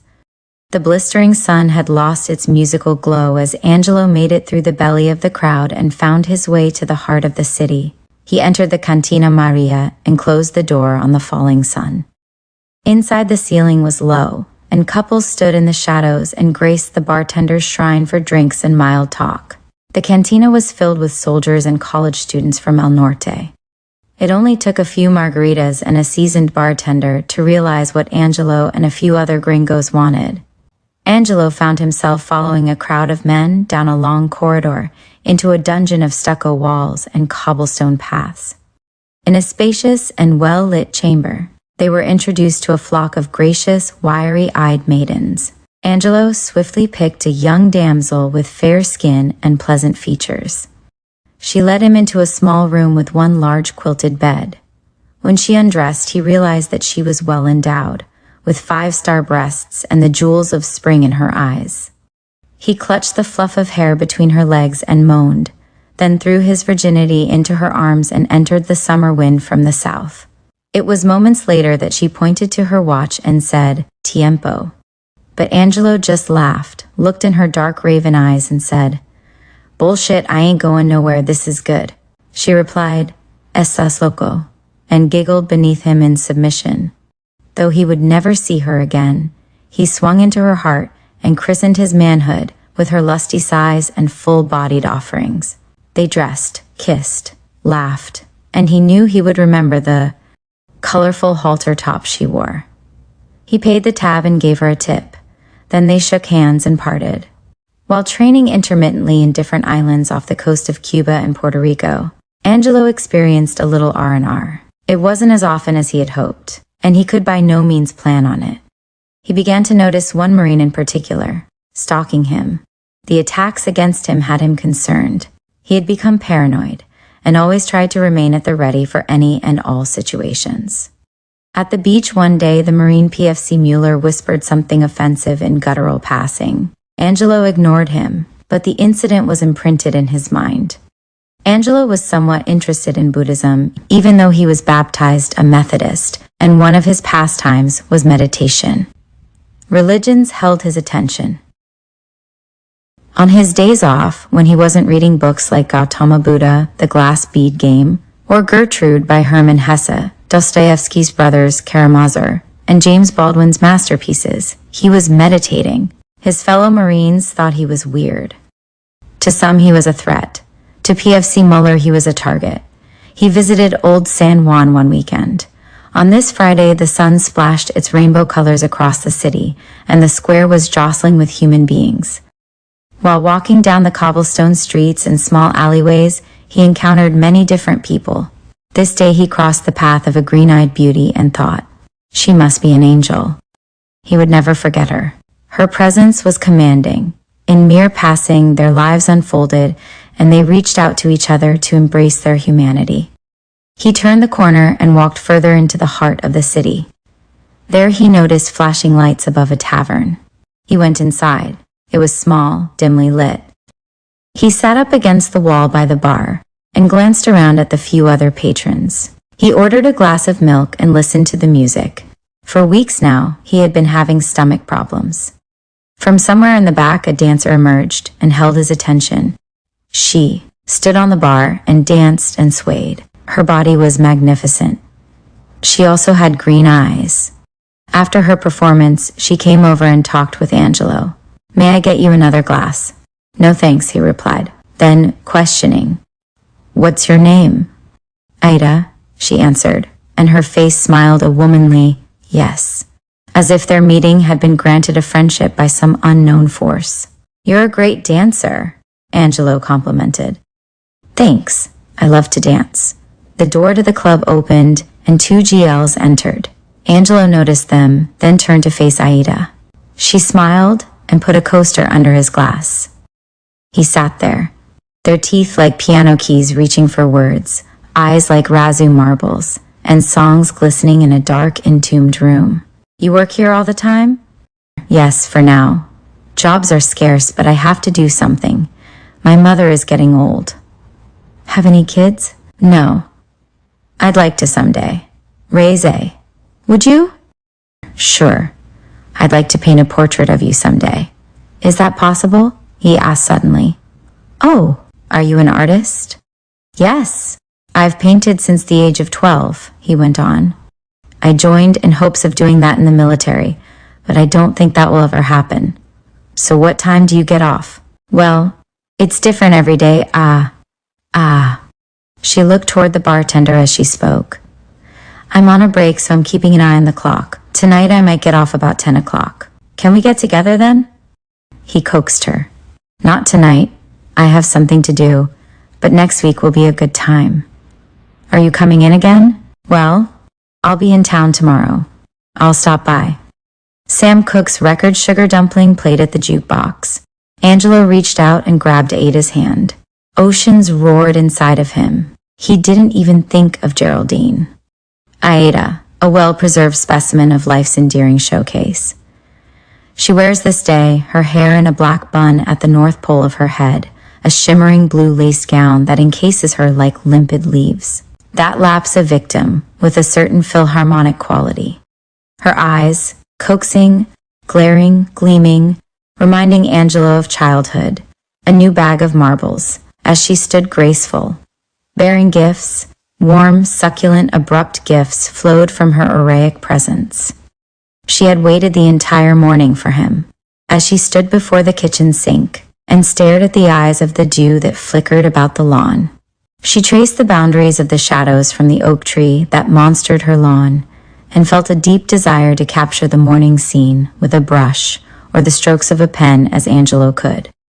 Knowing she couldn't, she fictitiously repainted the half-white fence that entirely surrounded the backyard. Decanters filled with the burgundy wine that Angelo sipped each time he came stood like figures, diamond-shaped, on a glossed white table made of marble. Angelo would sit by her, staring at the artificial icicles hanging from the ceiling lamp above them, an oven of a man, sipping his wine and talking entrancingly, repeating this abstract symmetrical cycle throughout the furtive day while noticing his paintings hung about the room. He sat near Aida, whispering delectable words, never forgetting the burgundy. He held the small glass like one would nibble at a grape. "This balances me," he'd say, "not beer. Beer loosens my brain, man." When he arrived at noon, the tape was playing a volley of songs recorded in days past. The drapes were open, and the sunlight was biting triangular and rectangular patterns out of the dimly lit room. Angelo tilted a bit to press his genially moist lips against Ida's checks, and thought magnifico. Angelo reached the gold-embroidered sofa, his eyes following Ida as she moved towards the kitchen. She returned with a wineglass in hand, staring towards Angelo with a luminous smile framed by ivory white teeth. She had kitten eyes that produced a mischievous light in her face. Today she reminded Angelo of a lily in a field, delicate, free and vain, yet fragile amongst the wind, innocent, beguiling and lonely. Ida remained standing, shadow-like above him. The mental gravity in the room had become hypnotic, and the figures stared out at the oak tree under the sun, the limitless sky. Ida, among all of this, was stroking Angelo's rubbled daylight brown neck, her fingertips. Traveling pencil, like to his downy car lobes, Angelo hovered above the room's congestion, trying to personify a man that had reached a state of nirvana, fiddling with the glass of burgundy. His whimsical smile broke the unabashed silence. "I suppose, Aida, that as long as one can find something that belongs to him or her, then all the trouble one goes through in life can be pleasant, maybe even appreciated." Aida made a half pirouette into his lap and after placing the glass of burgundy on the table, he reached for her tiny waist. Her arms encircled his neck, and her open robe exposed the perfect nipple of her plum-shaped breast. "They're so firm," he thought. For moments neither spoke, but held each other with the suggestion of two lovers that are soon to be parted. "I've always loved the way you explain things, Angelo." "Oh, it's nothing, but I've paid the price, a very high price for that," and he dropped his head. Ada kissed him softly on his forehead, below his new scar from a sandlot football game on the island. There was an awkwardness and anxiety about Aida today. Angelo noticed that she seemed out of context with the flow of things. This made him feel terrible. Like an animal that senses danger ahead, he felt he understood her troubles, yet he was afraid to approach her for fear of blowing the whole evening sky high. "Why is it that I feel that you're so terribly lonely, Aida? When you're here with me, I want you to be comfortable and feel as safe as humanly possible, if you know what I mean." "I'm tired, Angelo. Everything seems to be falling apart." Aida began to cry. Angelo pulled her to him, and she relaxed her head on his shoulder. He wanted to say something, as the tape recorder became silent, but decided that it would be best to remain quiet. Tired and bewildered, Aida, with tears skiing along the base of her nose until they settle somewhere to tickle her, is afraid to scratch there because she is afraid to move. They hold each other until Angelo begins to rock her back and forth like he did his younger sister, like his mother did him when he was a child. The tape begins to play again. She Was Only 16 by Sam Cooke. With Aida asleep on his lap, Angelo fell into daydreams. Lying prone, nude, fingers sewn together below his lemon-brown chest, legs crossed methodically like a 20th century monk at meditation, Angelo waited for Aida to return and stared into the infinity of the white ceiling. With a ginger smile strapped across his southern boar face, he felt the beautiful weight of what he understood love to be. The sun was gracefully breaking through the curtains via opened blinds, sanitizing the lavender walls as Angelo's fingers responded to the music as piano keys respond to fingers. Aida entered the room with her robe open. Her hair like tossed salad hung in lovely distorted strands about her piquant face. Angelo's eyes traced the inner boundary of her thighs while accepting the drink she offered. She was so light and fleeting, always fleeting. Her shapely torso and sensuous expression crowded Angelo's consciousness. She could feel warmth rise from his body, breathing internal and eyes changing. Somewhere in his face she could feel gratitude, whether it was intended or not. Aida stood letting the robe fall from her shimmering caramel-colored form and settled beside Angelo. With dove-like kisses she pulled at his nipples. It felt cold to him at first, then wet and warm, somewhat shameful. "Angelo," she whispered, "I love you. Always remember that." He reached over, like a man about to pick a chosen flower, and pulled her into his arms. They held each other like a pair of frightened children. From Puerto Rico, the Marines traveled by cruiser to St. Martin, along the coast where Bluebeard's castle rests, and visited most of the islands. Sometimes Angelo would be able to go on leave, and other times it wasn't his day for a leave. Before reaching Puerto Rico, they stayed a few weeks in Vieques, a small patch of an island off the mainland of Cuba. It was a sober departure from the rest of the trip. Only barracks and the Marines out in the middle of nowhere. No women, no liquor, nothing. Many automatically became frustrated. Angelo meditated every day and kept his gear in order. Rifle cleaned, boots shined. He was consistent with his 5-mile runs, outside of the regular activity that was demanded of him. One Marine was given a blanket party and was severely beaten. The terrain of the island was hilly and drab. Angelo hadn't seen any native inhabitants, as on the other inlets, and surmised that they weren't allowed to wander in this area. Twice before leaving for other islands and eventually for Vietnam, he was allowed to travel to Puerto Rico and visited Aida again. They sang their hearts out to each other. He loved her so, his first love. He'd write her twice a day after his departure, simple love poems, and he vowed he would return someday to her embrace.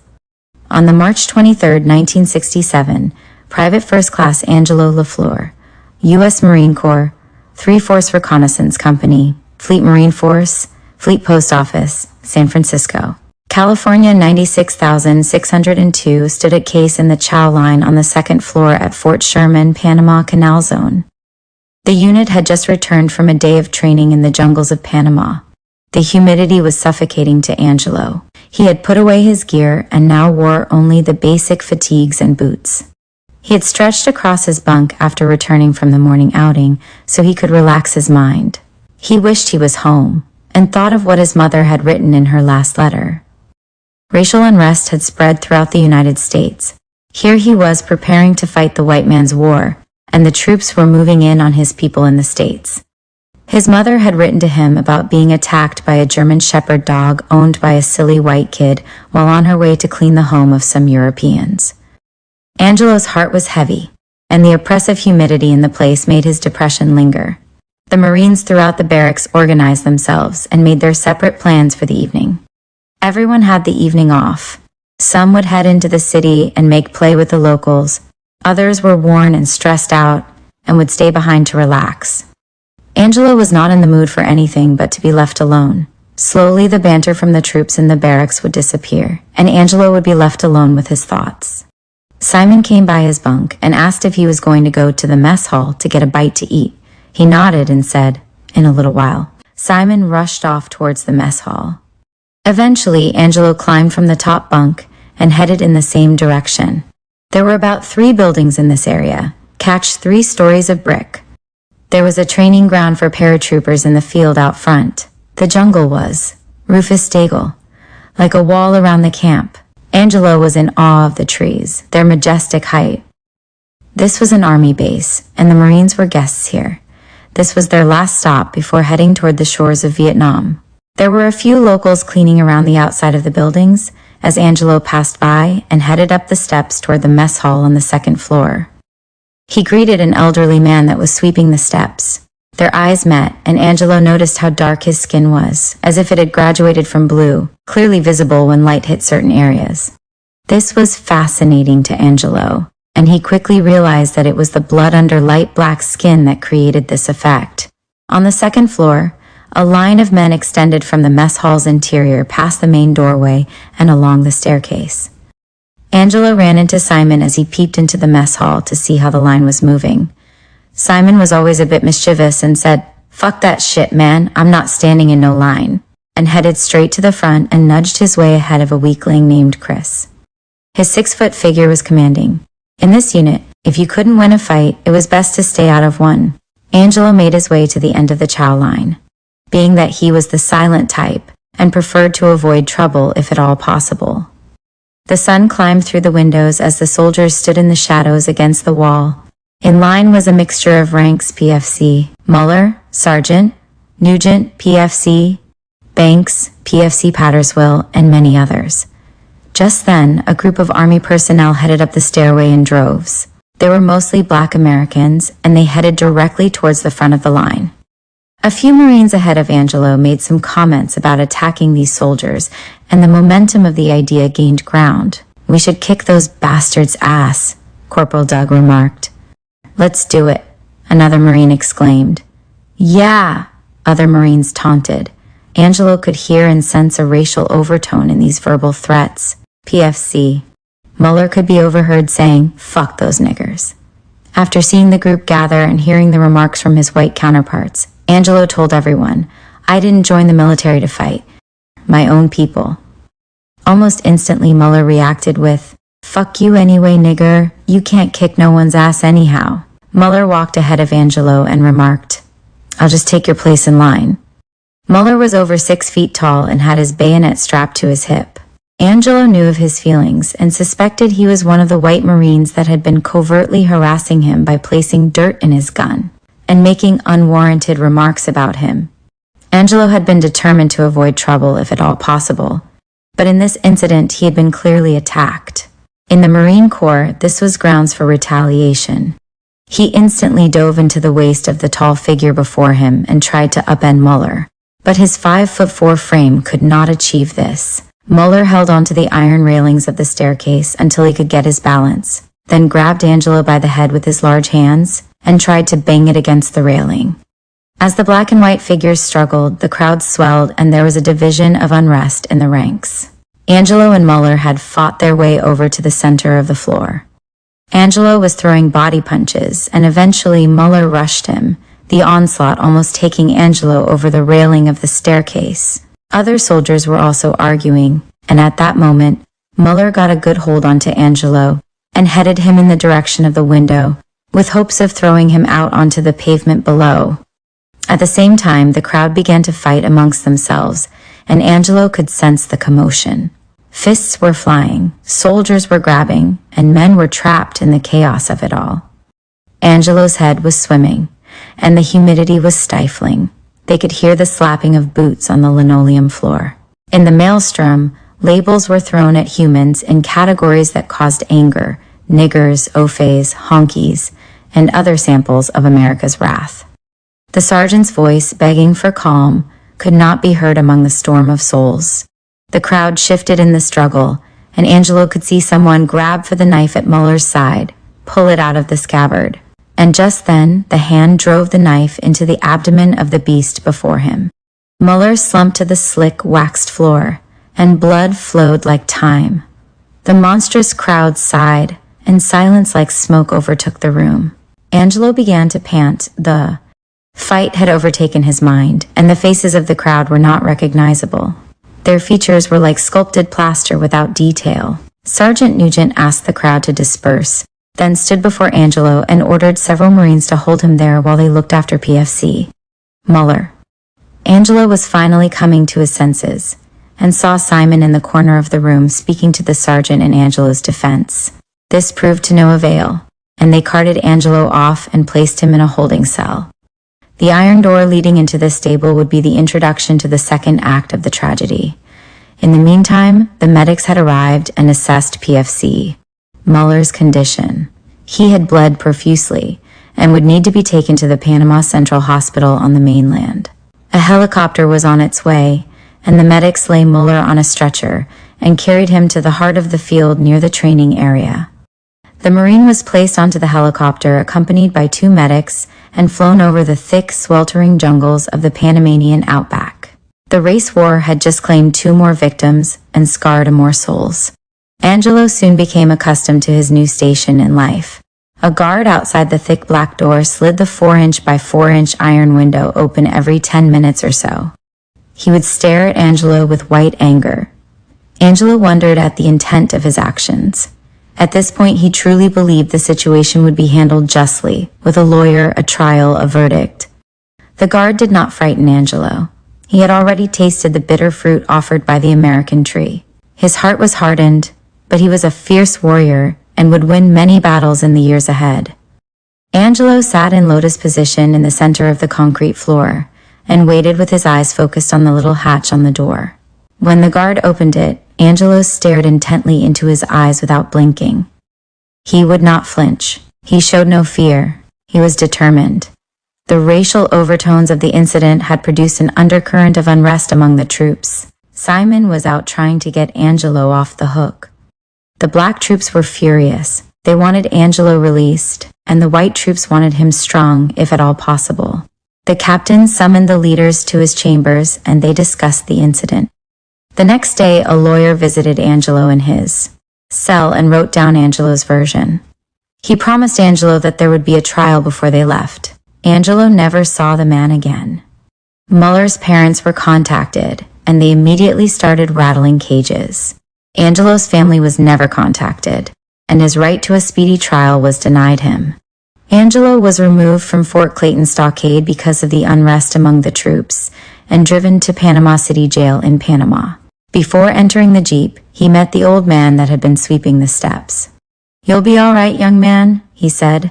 "Hang in there." From the Panama City Jail, Angelo was able to see the crowds of people headed to work each day. The other prisoners would scream obscenities at the beautiful women that passed, but Angelo remained quiet. After a week in jail, he realized he was experiencing a painful burning sensation. He was taken to the infirmary, where the doctor took cultures and diagnosed that he had contracted gonorrhea and syphilis. His testicles were the size of an orange, and he could barely walk. After a few treatments with penicillin, he began to recover and could move around better. He had been placed in a cell with 3 other men, and although he kept to himself, he quickly began to learn the ways of prison. Within a few weeks, 2 sergeants came for him, and he was taken to an airport where they would leave for Vietnam. Angelo was chained around the ankles with his arms behind him as he was led onto a cargo plane. He was placed in the belly of the Big Bird, his only company the MPs, and a few jeeps chained to the floor. The plane took off and headed across the vast Atlantic Ocean when one of the engines suddenly went silent. The plane returned to Panama, and later that day they boarded another C-130 and conquered the sky. Houston, Texas would be their first stop. Then they would continue on to Camp Pendleton, California. 6. You like to kill people, huh? Okay, bastard, up against the wall. A killer. Hey Joe, we have a killer among us. He likes to stab people. White people, he meant. Angelo stood staring at the wall, shoulders in, eyes straight ahead, scalp clean shaven, like a black Buddha entranced. The corporal walked over and handed Angelo's papers to Corporal Winters, and the night guard whispered in Winters' car, then walked away. Corporal Winters released the handcuffs from Angelo's wrists and continued speaking. You will say, sir, before and your mouth, you hear me? Ace word that comes out of. Angelo didn't budge. He was placed in minimum security. It was 0100 in the morning, and first impressions revealed a prison bustling with restricted lives. There was a cluster of huts with all the doors facing the center of a courtyard. Prisoners roamed about like Arabs in a square, doing chores, talking, and passing time. Many black prisoners were here, some political like Angela Muslim Brothers, looking for recruits for the Honorable Elijah Muhammad were among them. The fears of prison life were Angelo's least concern. His dark brown eyes were like knives that could unnerve a man. His jaws flashed constantly, like the gills of a fish out of water. Their perpendicular lines told the audience of his seriousness. He had made many pacts with himself, and one was to never fight his own people. This was a banal act that he believed was the wish of his white counterparts. Since the days spent with his grandmother, he'd known that he would be a black revolutionary in spirit and focus. The implication of this felt like an African kaross wrapped around his soul. Although Angelo had the blood of Austrian and French descendants from the white enclaves in his veins, being treated like a second-class citizen made the blood of his Zulu ancestors arise like a phoenix from the ashes of servitude. His grandfather had been a house slave and later became a sharecropper. Angelo was a warrior. He was led to the barracks across from a latrine, where men came and went like ants. In the barracks there were 20 bunk beds on each side. Later that morning, after Reveille, a new prisoner walked into the barracks. He brought memories to Angelo's mind of a Xhosa warrior named Ngcelo that he'd read about. The prisoner was over 6 feet tall and immediately captured the bed next to Angelo. A white prisoner ran up to him and said, "This is my bed. What are you doing?" The giant took the covers of the upset man and threw them to the floor with no more than a grunt. The Vietnam War, the draft, the race wars. All had men scrambling for their lives in simple huts around the globe, thought Angelo. 2 days later, Angelo was placed in a maximum security section of the prison. It consisted of a row of cells on the second floor of an adjacent building to the compound. Each cell consisted of 2 bunk beds. The place was a madhouse. One soldier squatted and made gelada monkey sounds while walking on all fours across the room. Another paced back and forth from one end of his cell to the other. He could see men holding conversations in a huddle between adjoining cells, the Muslim trustees that Angelo would get to know later. There were prisoners crying like babies. Angelo observed all of this and remained in a state of quiet resolve. One night, in the fury of it all, a sergeant arrived. Angelo didn't know his intentions, but he was released into this strange man's custody in the bosom of the night. The sergeant drove him through the mysterious fog in a jeep, to a building that was in the center of a deserted lot. He entered, struggling with his uncomfortable chains, and another man greeted them at the doorway. Angelo wondered if they were going to beat him or kill him. The sergeant just said, "Face up against the wall, prisoner." He stood there in twilight fear as they argued in the strained light of the room. The heavy conversation continued for a long while. The sergeant didn't seem happy, and eventually they returned to the brig in silence. 7. The C-130 landed at the Da Nang airstrip. Dust swirled in great drifts from the wind and the propeller thrust of the plane.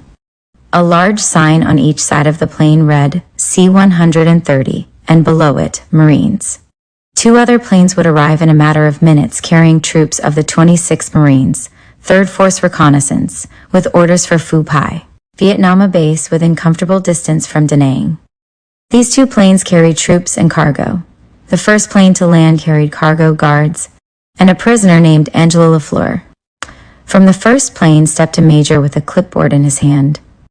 The wind was blowing the angry dust of war.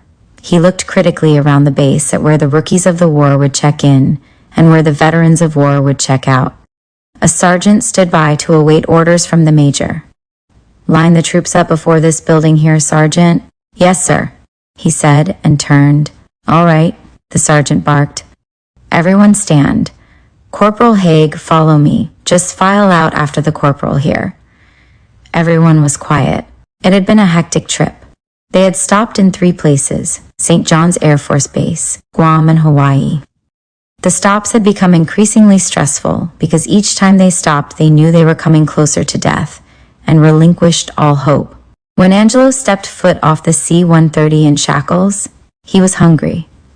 He had not been fed for a week.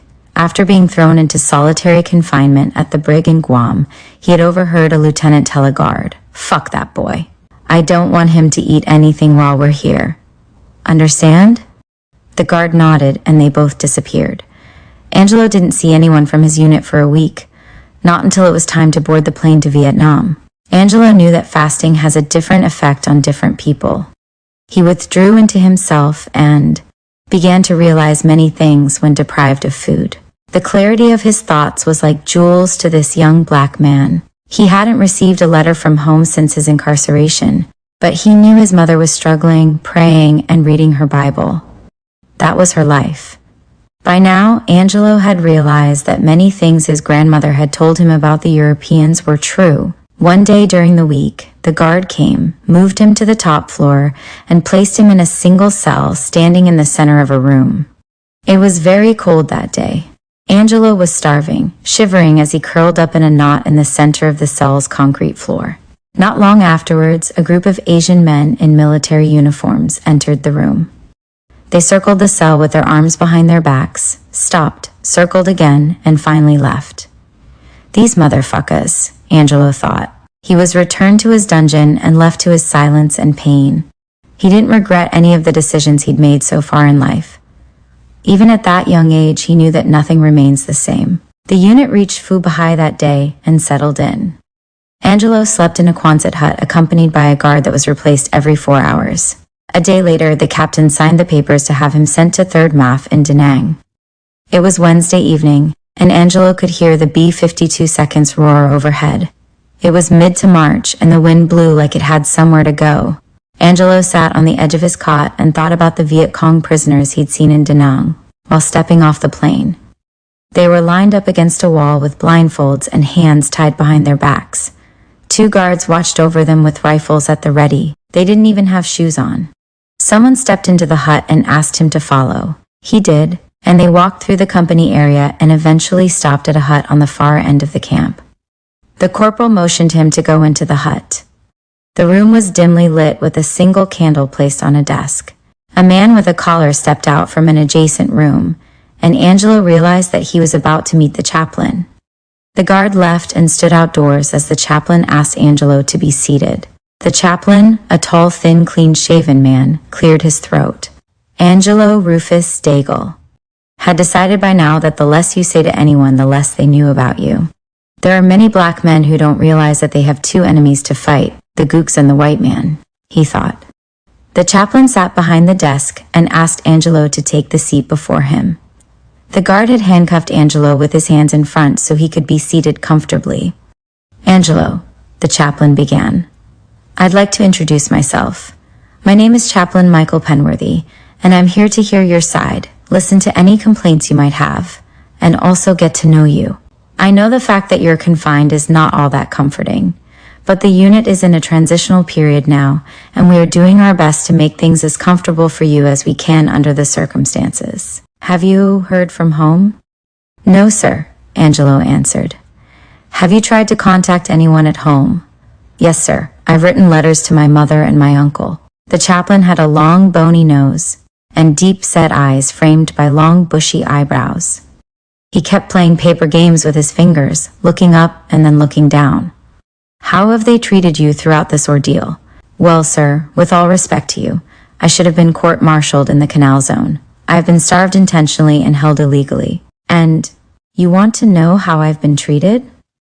You think this situation could have been avoided, Angelo? I don't know, but I do know that I didn't stab anyone. This is a very ugly situation. Angelo PFC Muller's family has filed numerous complaints concerning this predicament, so you could be receiving fallout from that. But I'm here to get a better understanding of why it happened and how it could have been avoided. Look, he attacked me. He was carrying a knife, not me. But as we know, he's white and I'm black. I think that's what this is all about. So you don't feel it was your fault, being Negro and being a little intimidating? The chaplain went on. How am I intimidating? I don't bother anyone. I kept my gear in order and kept to myself. Everyone knows that. There's a lot of racism in the military. That's how this all started. Well, we plan to have the court-martial as soon as we're all settled, Angelo. In the meantime, you'll be sent to 3rd MAF Brig in Da Nang. I'll follow up on what we've talked about. Do you have anything else to add, Angelo? No, sir, Angelo replied. You may go now, the chaplain said. He then called for the guard and had Angelo escorted back to his quarters. That night, Angelo couldn't get to sleep, haunted by the accusation that he was at fault. I ain't your boy or your Uncle Tom, he thought to himself, all that missionary shit, and then dozed off. 8. A sharp increase in troops was now becoming evident. It seemed the whole world was in chaos. The race riots in the States were in full swing by now. President Kennedy had been dead for quite some time. Ngo Diem had been killed. Martin Luther King Jr. and his followers were still on the forefront of the civil rights struggle. Black men were dying in record numbers on 2 battlefields, America and Vietnam. Considering the way the American government hid facts from the public, it was possible that those in power were orchestrating this. Killing as many blacks on the fields in Vietnam saved America the trouble of having to deal with them on their return. President Johnson had increased troop strength by over 300,000. La Drang Valley was history by now. Operation Rolling Thunder was underway, and sorties had increased drastically with orders to hit oil and gas storage facilities and ammunition dumps.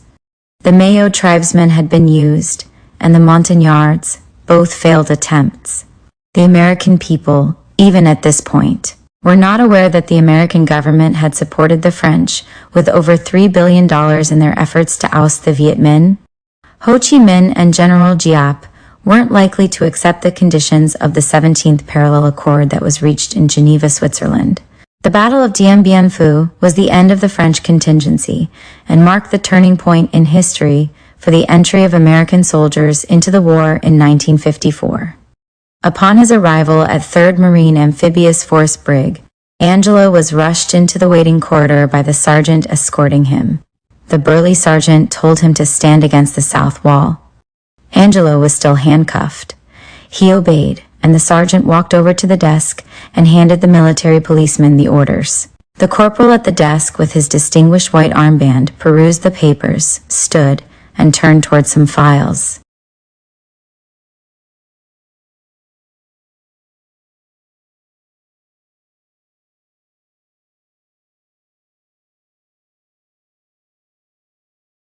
He immediately placed the papers in a yellow folder and proceeded to sign the top corner. He then pulled out some prison regulations and laid them next to the files. He stamped the papers for the sergeant with a hesitant smile on his face. The office was quite small, and the MPs came and went and waited for their instructions. They each glanced at the newly arrived prisoner, his bald head and milky brown complexion at their disposal. Angelo and his escort had just returned from Phu Hai to a prison that held some of the most dangerous criminals of the era. Men who had murdered civilians long before Lieutenant Callie's incident, drug smugglers, black marketeers that had stolen guns, tanks, jeeps, and anything worth something to sell to the enemy or whoever would purchase it. 3rd MAF Brig was purposely situated an hour northwest of Da Nang. The guard gave him a blanket and 2 sheets and walked him toward the living quarters. They crossed a large field where the prisoners would do hard labor and could exercise on occasion. They passed another building, and the guard mentioned that it was solitary confinement quarters for unruly prisoners. He chuckled a bit when mentioning this. A 7-foot fence with a crest of barbed wire surrounded the brig. Inside was another area fenced in for the living quarters. There were 12 men to each barracks. As they walked across the open field, Angelo could hear the mortars land just outside the perimeter. The prisoners were not allowed weapons, and he would soon learn that the reward of prison life was torture of the psyche. This was a camp for hard labor. When Angelo and the guard reached the gate, a corporal released the locks, then stepped aside so they could enter. His escort introduced him to the corporal and explained that he would take him through the necessary tour. They continued on a walkway between 2 fences that separated the prisoners from the guards. This pathway allowed the guards to observe the prisoners in their habitats without being attacked. Each hut had a fence around it. As they went about the tour, the sergeant introduced himself to Angelo. "My name is Sergeant Carter. First we'll drop off these blankets in this barracks, and then I'll show you around to the rest of the prison yard." "Yes, sir," Angelo answered. The great sky above was blue, and spring was massaging its face to introduce summer. The prisoners stared from behind their cages, like animals in the zoo. "I want you to read the regulations in that packet we gave you. You will be interviewed in a day or so. If you have any questions or complaints, you can bring them up then. We don't like complaints here. Understand?" "Yes, sir," Angelo replied once again. "You are allowed 1 pack of cigarettes, 1 crucifix or religious medal, 1 wedding ring, 1 handkerchief, 1 pair of sunglasses or glasses. Sunglasses, you'll need a doctor's prescription. There will be no running in the compound. During work hours, no one remains in the living quarters unless they have a hut pass in their possession." Sergeant Carter walked ahead of Angelo and headed towards the shower area as he explained, "Your privilege of saluting is denied here, but you will stand at attention and use the term sir when addressing duty personnel. When approached or approaching an officer, you stop and remain at attention until the officer has ordered you to carry on." The sergeant talked on while Angelo remained quiet and followed him along. They reached the shower area, the sergeant stopped, and Angelo immediately stood at attention. He would remain a humble prisoner and would never provoke a situation. When he had left the Panama jail, the guards reported that they had never met a prisoner with such discipline, that he was quick and always obeyed the guards. His silence, however, had made him a target for certain guards who delighted in trying to unravel him. "You will always attend the mess formations. Everyone marches together. Base paroles eat first. Prisoners will enter the mess hall in groups of 4. Once seated, you will wait until all prisoners are seated. Then if you want to go back and get something else, you will raise your hand. No food will be taken from the mess hall. Talking to a prisoner at another table is prohibited. Understand?"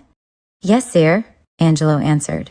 The prisoners were very quiet throughout the area. Only the bombs and the blue sky punctuated the scene. The sergeant fumbled with the key as he tried to open the lock to the washroom, but he babbled on while Angelo stared straight ahead, hands to his sides and his feet. Together. This was all very boring to Angelo, but he appeared to listen intently. The sergeant's uniform was well-tailored and neatly ironed. He had a commanding voice, cars that stuck out like flags at the Indy, a long bulbous nose, thin lips, and questioning eyes. They finally entered the washroom area. "You are required to bathe and shave daily. No beards, mustaches, or sideburns are authorized. Shirts will be tucked in and trousers bloused. Jackets may be removed when a chaser gives you permission while on a working party. Just remember the golden rule. Do what you are told to do, when you are told to do it, and keep your mouth shut. There will be no familiarity between you and duty personnel.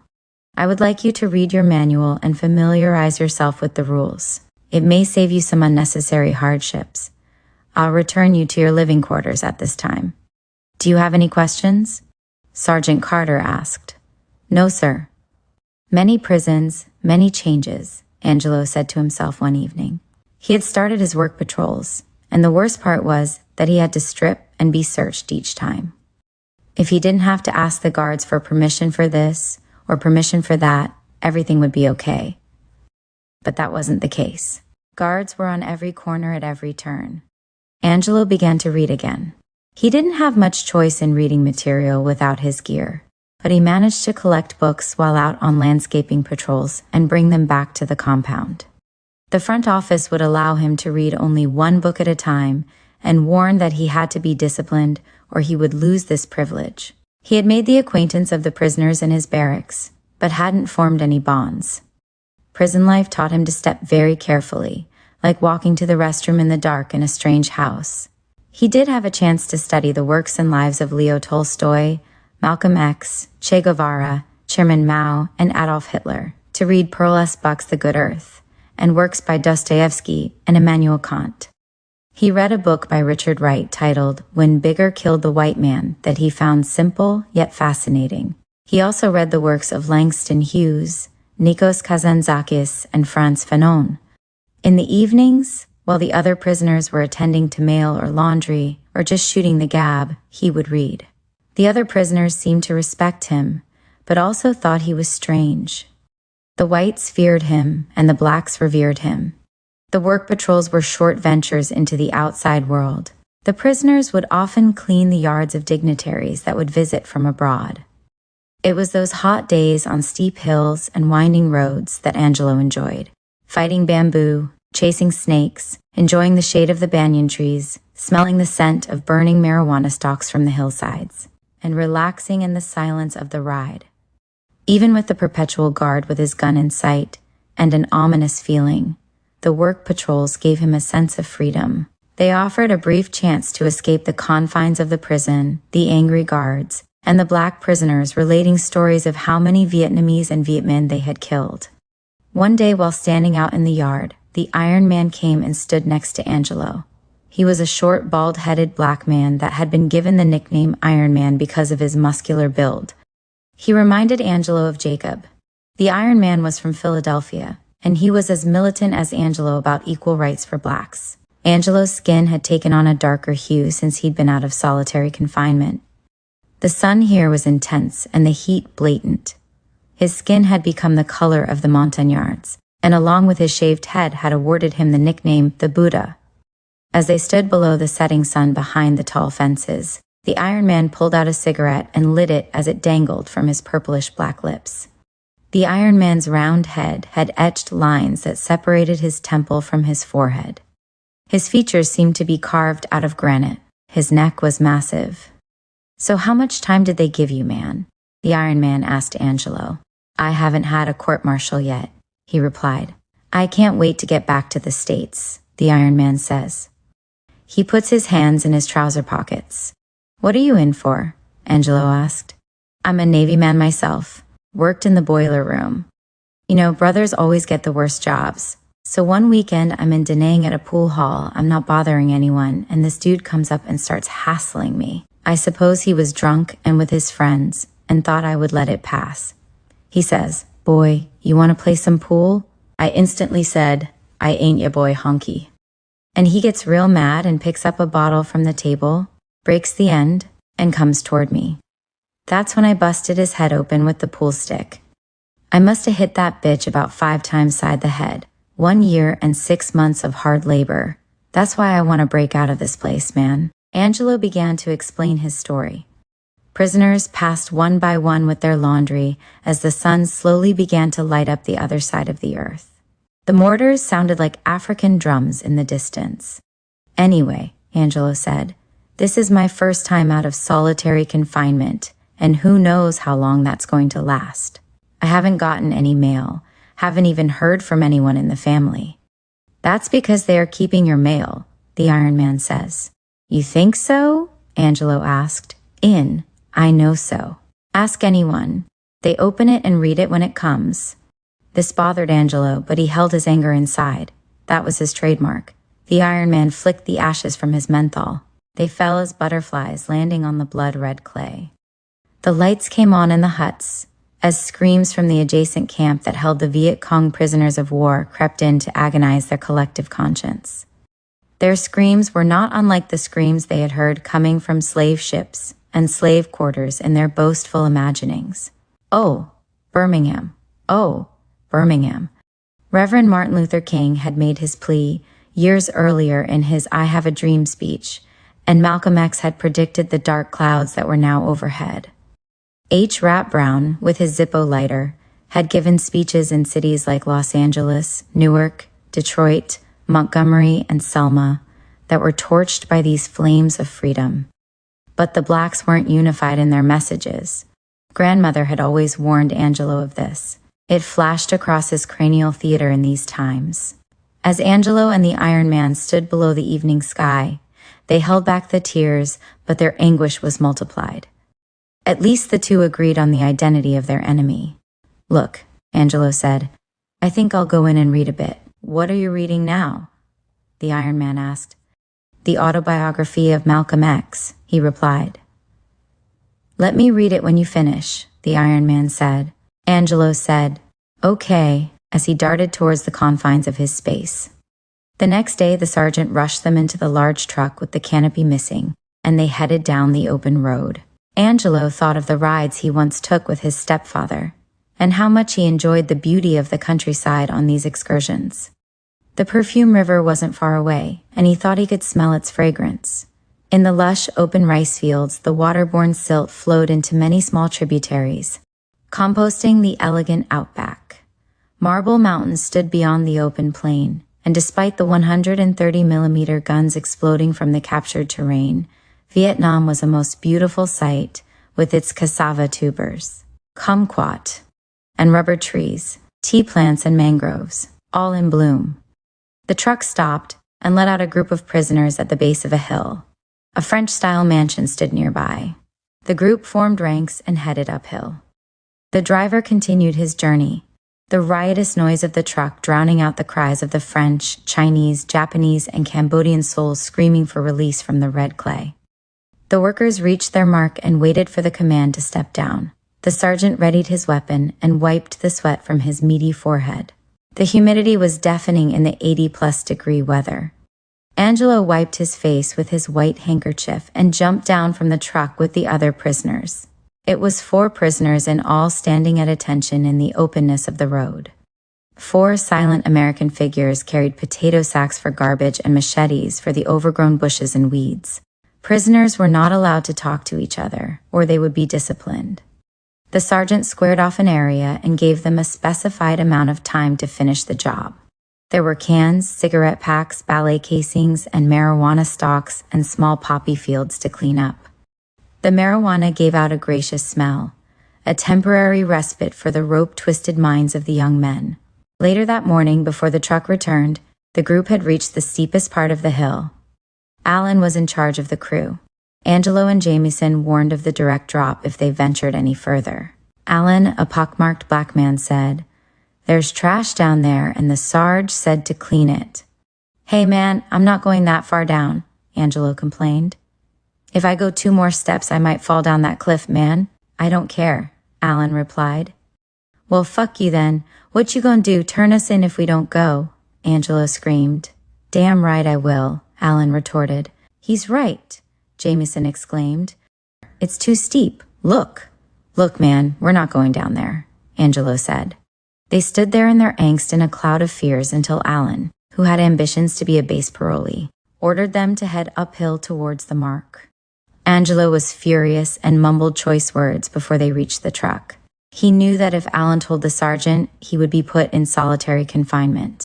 As the work party made its way through the desolate fields of what was once the kingdom of Cham, Angelo tried without success to roast Alan with his intense eyes.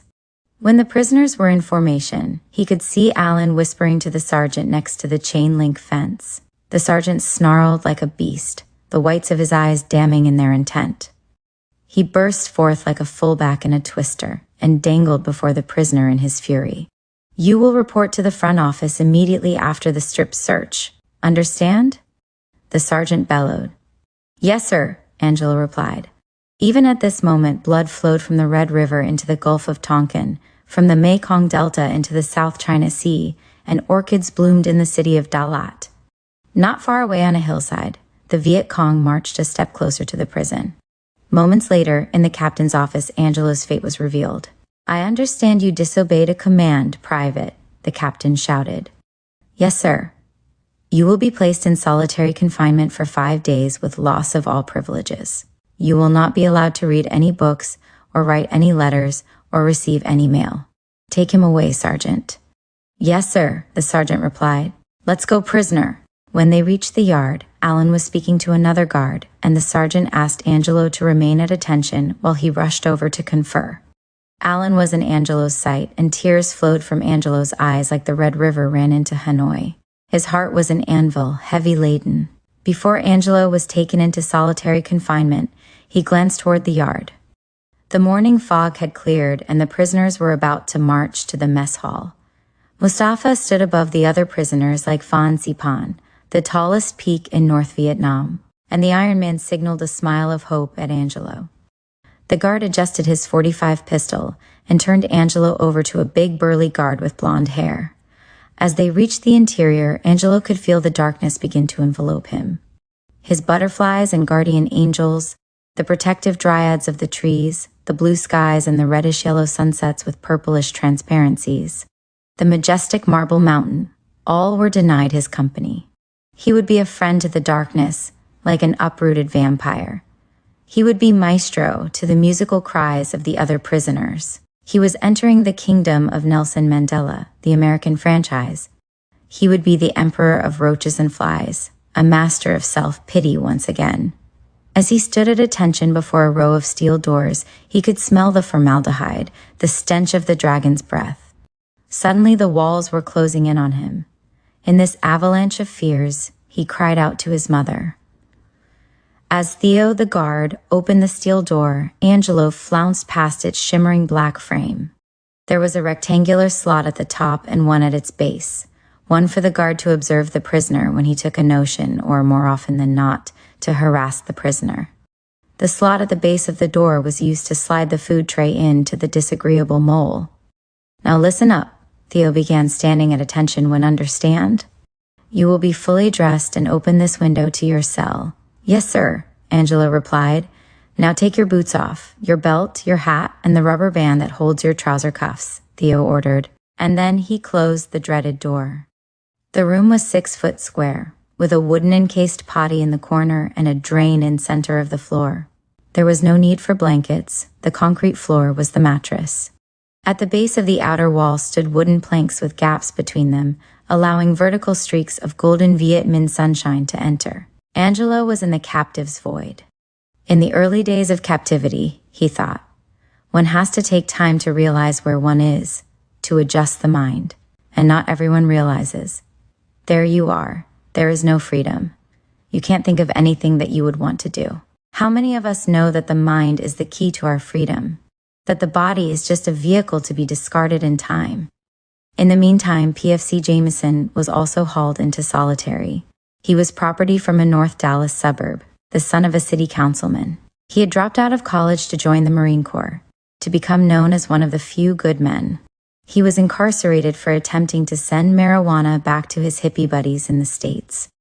The first 2 packages made it through channels just fine, but the third was intercepted by a suspicious customs agent that had recognized the names and was taken aback by the pungent odor. Jameson had sprayed the inside and outside of the gaudy package with French cologne. "Hi, Cindy Rachel Miriam," was written on its surface with flimsy hearts and floating kisses drawn in caricature. Jameson had only been in the country a month, an office boy for the 1 Marine Division's brass located in Da Nang. He was a shaky, red-headed Irish boy who was trying to come to grips with his manhood, or with puberty in limbo. When he graduated from North Dallas High, his father bought him a new red Mustang 302, and they had celebrated with a 5th of scotch. His mother, Gabrielle, had voted against that evening and locked herself in her bedroom. Jameson enjoyed the times he spent with his father, the hunting and fishing trips, the baseball games, and even the political conversations. His grandfather had served in the Great War as a captain in the Marine Corps. Jameson had never really been in the company of blacks before. On base, it was easy to find your own clique, but in a hardcore prison like the 3rd MAF Brig, where over half the prisoners were black and angry, The life of a suburban white kid from Dallas was a living hell. Jameson was given 6 months hard labor and had only been in prison 2 weeks. It was the pits that he dreaded most each evening in his cell. Armed with sledgehammers, picks, shovels, and the screaming sun, the prisoners would be separated. White prisoners on one side and black prisoners on the other. They were ordered to dig a hole 6 feet deep and 90 feet from one end to the other. On the second day, Jameson had become so dehydrated he just passed out. He awoke moments later on a bed in the infirmary, as a Polish medic with a walrus beard and a faded blue uniform offered him a tempting glass of water. Jameson was a mere 140 pounds and struggling to reach 5 feet 4 inches.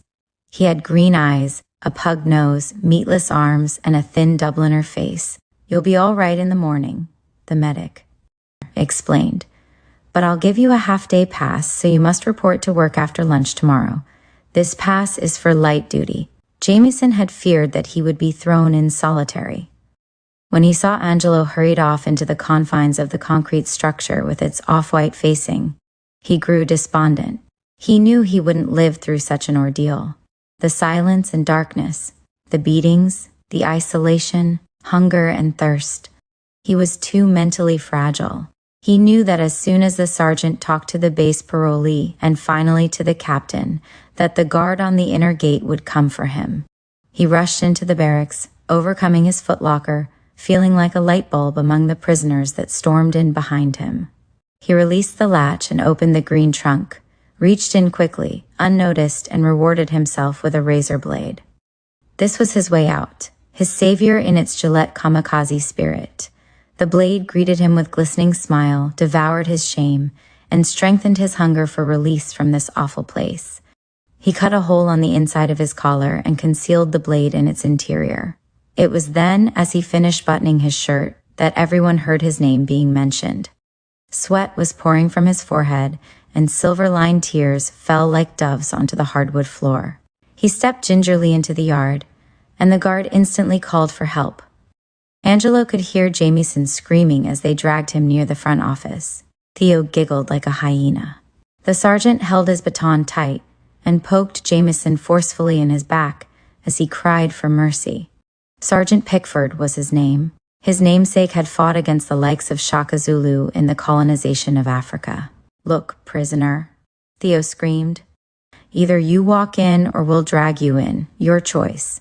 They threw Jameson into the cell nearest Theo's office so they could observe him. He fell hard on the concrete floor and blessed the darkness with a familiar rosary. Angelo sat up against the back wall of his cell, silent and forlorn. He listened in suspense to the guards' conversation volleying against the draconian hallway, waiting to hear the fate of Jameson. Did they knock him out, beat him so bad he couldn't scream, or what? He thought. The prisoner in the cell across from him said, "Hey, guard!" "Shut the fuck up, Puck." Theo blasted. "You can sign these now," the sergeant said to Theo. From above, Jameson looked like a chagrined mass of childhood, his green eyes subdued and slightly closed, his arms laid out like chicken wings, his voice greeting the darkness in monotones, the phlegmatic ebbing of hope. His shirt lay askance in the mortar's gloom, as his blood fell owed into the circular coffin of the prison's drain. His last breath was a whisper, "Mommy." 10. When the makeshift platoon returned from lunch break, F-105 seconds dotted the sky towards North Vietnam. Black gibbons screamed chilling cries of fear from the jungles, and the sun overwhelmed the prisoners' minds with its fumes. Humid pastels and frantic medics in olive-drab jeeps shot past, with cadenced boots, stern masks, flailing arms, and Jameson's body in tow. The crackling cries of the Viet Cong prisoners of war were rippling sirens in an ocean of gravity. The prison gates opened to swallow up the human throng. Angelo sat silent in the grim corner of his cell, enlightened somewhat by the disconnected sliver of sunlight that stabbed his space. Jameson crossed his mind at intervals. It seemed almost comically sad to him for anyone to have so many fears. He had eaten the mashed potatoes and green peas with Salisbury steak, and the tray was still parked at the base of the door. Silhouettes of his life crossed before him. He thought about the time he cut lawns, and saved enough money to buy his mother a birthday cake. The aroma from the homemade biscuits his grandmother made followed the sunlight into his cell. He pondered the mysterious sounds of the South at night, the dark, foreboding presence that furnished a permanent room in his soul. He stretched out his long, bony fingers, gave attention to his thin wrists, and wandered off mentally to a fight in grade school. He was in the 5th grade, and the children were on a lunch break. There was an ocean of colors and laughter about the schoolyard. The sun was baking the bantu, shosa, and bleached African figurines, while he and a group of rowdy boys staked claim to the only tree that crowned the open, dusty field, a weeping willow dancing with the wind. Angelo often felt the willow's tears of lament as he genuflected and dove after marbles in the drawn circle. The boys played marbles or football, and the girls played ring around the rosy and hopscotch, or jumped together on the merry-go-round and monkey bars. As he reminisced about it in this room of long minutes, he remembered all the characters vividly. Moses was there, a rough-hewn brawler with a well-known reputation even at that young age. Angelo had heard about him and kept a close watch on his movements that day. Angelo had collected about 10 extra marbles and sensed that Moses or someone else would try to resume when a bully comes along, dives into the circle, and runs off with the marbles. Philip was screaming because he'd just won a round. Sweat poured from his countenance as he began to shoot again into the collection of metamorphic rocks. Philip was poised, hunched over in intensity next to Blake, a chubby, fair-complexioned boy. Morocco, Ray, Dennis, and Naji were there. Each player would shoot until he missed. The object is to hit the marbles, and the marbles that end up outside the drawn circle are yours to keep. The red cat eye was tucked beneath his thumb, cradled by the next finger like a bullet in its chamber. And just then, Philip broke the suspense and flicked the prismatic glass into formation with its marbled tribe. It was then, in the frenzied excitement, that Moses the hyena, in blue jeans and drenched white t-shirt, with knotted hair on his leather-like forehead and purple gums exposed, the scars on his face and arms like ornaments, dove into the center of the ring. Blake was knocked over with his face in the dust, and Dennis stood up and stepped back. Morocco, Ray, and Naji were in the scuffle, as Angelo reached in fury for Moses. There was no time to speak, the battle was on. Angelo knew he would have to fight. Moses sensed the attack and flew into Angelo's torso, but Angelo was quick and strong, his fear heightened by his knowledge of this bully. He could feel his visa, like arms circle his waist, and smell the pissy stench Moses had about him. The sun blinded Angelo for just a moment, and dust was in his eyes. But in guttural swiftness, Angelo reached for the head and wrenched the neck of the beast into the sea of dust. In a surprise move, Moses pleaded for mercy. Angelo was shocked, but clated, so he led him up and proceeded to offer him his hand. Moses had sensed in the scuffle that Angelo was quick and intuitive, like a lion. As Angelo stretched out his arm with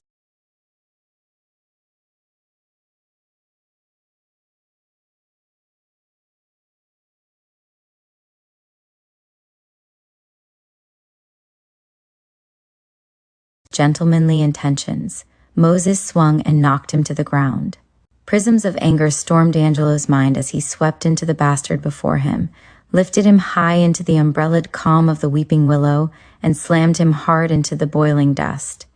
Angelo proceeded to arrow fists into his opponent, until the teachers pulled them apart and herded them off to the principal's office. Angelo was awakened from his daydreaming by the guard retrieving the tray. He decided to do some sit-ups and push-ups. As he danced with his concrete bed, he heard the prisoner in the next cell singing a Nat King Cole melody. The horizon that evening was a blood red, and the mortars exploded like popcorn off in the distant countryside. The guards made their rounds, and the prisoners settled in for another dreary night. Angelo could hear their ephemeral chatter while in supine reverie. His muscles ached, but his consciousness churned into lethargy. He finally lay there asleep, cursed with the shroud of darkness. It laid the quiet upon him, heavy like the weight of water. He could not speak. He tried to scream, but his voice would not reach the labyrinth. It was caught in his chest like a fishbone. His screams were like African tribes crying in Bantu, Swahili, and Xhosa to English imperialist jurors. They did not hear. They did not care. He knew his strength he had raised above him meant twice his weight, as they straddled him before the pummeling began. His fear spoke to his strength, and his strength called to the African gods, and each time he had managed to throw the abrasive carcass to the side. But not this time. The beast was a blanket with grappling hooks. He thought of the times Vernon had held him beneath the blankets and laughed. He could scream then, but now he couldn't. No one heard his nightmarish cry. Just as he realized the power of the beast, of death, of horror dressed in black and glistening silver, it vanished and was gone like the pasty fog. He awakened with no one there, no beast, no sanguine lips in abstract craze. There were no chainsaw teeth and no lizard tongue, no blood-red eyes with the silhouettes of conquered souls dashing into their red flames. There were no streams of saliva flowing from its rippling jaws. Its growl had become the orchestra of napalm wind instruments, and echoes of drum beats from the crisp, sharp, eclectic explosions from the war machines.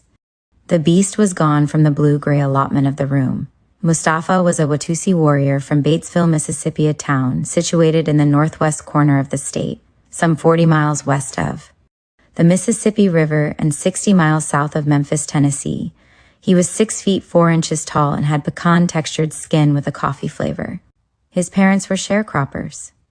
They harvested sweet potatoes, corn, and rice, and raised hogs, chickens, and rabbits. Mustafa had known racism, hunger, and hard work. He had been given 2 weeks hard labor in 3rd MAF Brig for insubordination to a commanding officer. Since being incarcerated, he had attacked 2 guards and 4 other prisoners, and now faced up to 2 years in this hellhole. He spoke in a dialect of English, a sectarian tongue with roots in West African folklore. Nathan was the night guard on duty, and like all the other guards, he knew Mustafa was easy prey. The brig commander here was black. But all the guards were white, and their sole objective was to harass the black prisoners and keep them incarcerated as long as possible. They laughed and coordinated their evil deeds while on trips to Da Nang for R&R. This evening, when Mustafa called for Nathan to unlock the gate so he could take a shower, Nathan decided it was a good time to unravel the giant and get him put back into solitary confinement. "I did not hear you say sir, prisoner," he said as he opened the gate. "Sir. I request permission shower," Mustafa replied. "I don't understand a word you said, prisoner. Now step out here and make your request loud and clear so I can understand it. You hear?" Nathan screamed. Mustafa instantly became unnerved and began to stutter. What, you can't talk? You don't understand English? Well, you follow me," Nathan said, and led Mustafa out into the yard leading to solitary confinement in the front office. By now, a few prisoners had gathered in front of the barracks, and Mustafa's blood boiled underneath his coffee-colored skin. Andrew, another guard, was walking towards them, and Nathan signaled him with his left hand low. "You stand at attention when I'm talking to you, ape," he said low enough so only Mustafa would hear. Right then, a few mortars fell about 15 yards from the perimeter. Most of the prisoners were accustomed to that by now. Mustafa flinched and tried to remain somewhat composed, but his nerves got the best of him. He began to see red in his fury. Volcanoes were erupting in his head. His mother was screaming for him. He was back home in the barn, and his father was beating him unmercifully. White faces in demented forms mocked him, and he could hear sirens and see burning crosses. He couldn't breathe. A rope was about his neck, and he reached out to loosen it. It was a thick rope, off-white and dazzling, but it felt human. It made a gasping plea for air, and he threw it to the side, never realizing it was Nathan. He was running, bullets swooshing by, and hearing screams. Her screams. He ran through rice paddies, walls of darkness, fast-moving rivers of blood, and collided into a man with his arms out. The man fell to the earth like white putty. Andrew blocked the way. The darkness blinded him. It was a painted fog with one hurdle, in abstract repose and senseless height. He had to clear it. He could remember her legs spread, and a figure with growling head crouched between them. He tripped over a log and fell into the crispy bed of autumn, and the white mask reached for the gun and fired. He had been a child then, but the scene was with him now. The fence, the hurdle, freedom. Leaping like leopards 7 feet above the earth, clearing the golden fence and leaving danger behind. Mustafa fell into the dust on a roll, with blood soaking his right sleeve. Dogs barked, sirens and bells screamed through the heat, and he made it into the bushes. He felt a red flare above him as jeeps like rhinoceroses stormed the area. He ran towards a nearby rice paddy. It was abandoned and mostly dry. His breathing was like a symphony in rehearsal, his legs high, with the wind against his face. The sky was her bosom, and all else was silent as she called him to her. He swam towards her voice, arms like the blades of a summer fan. The darkness was everywhere in oministic glitz.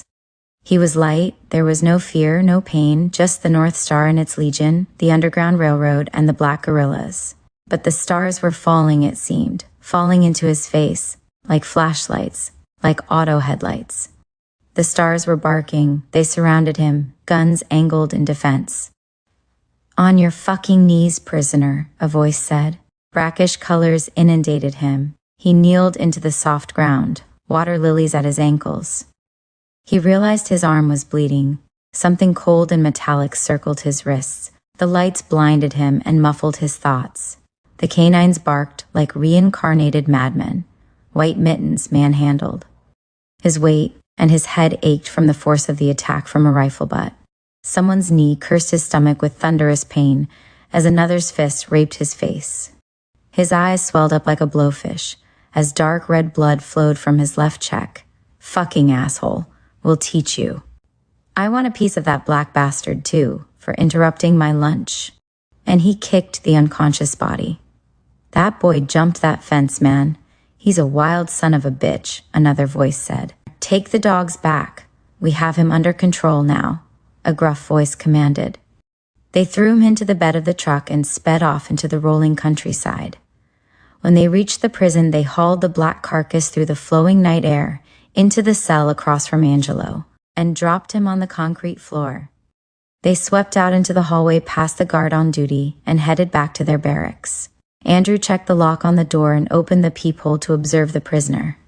Mustafa lay silent and still below the soft light.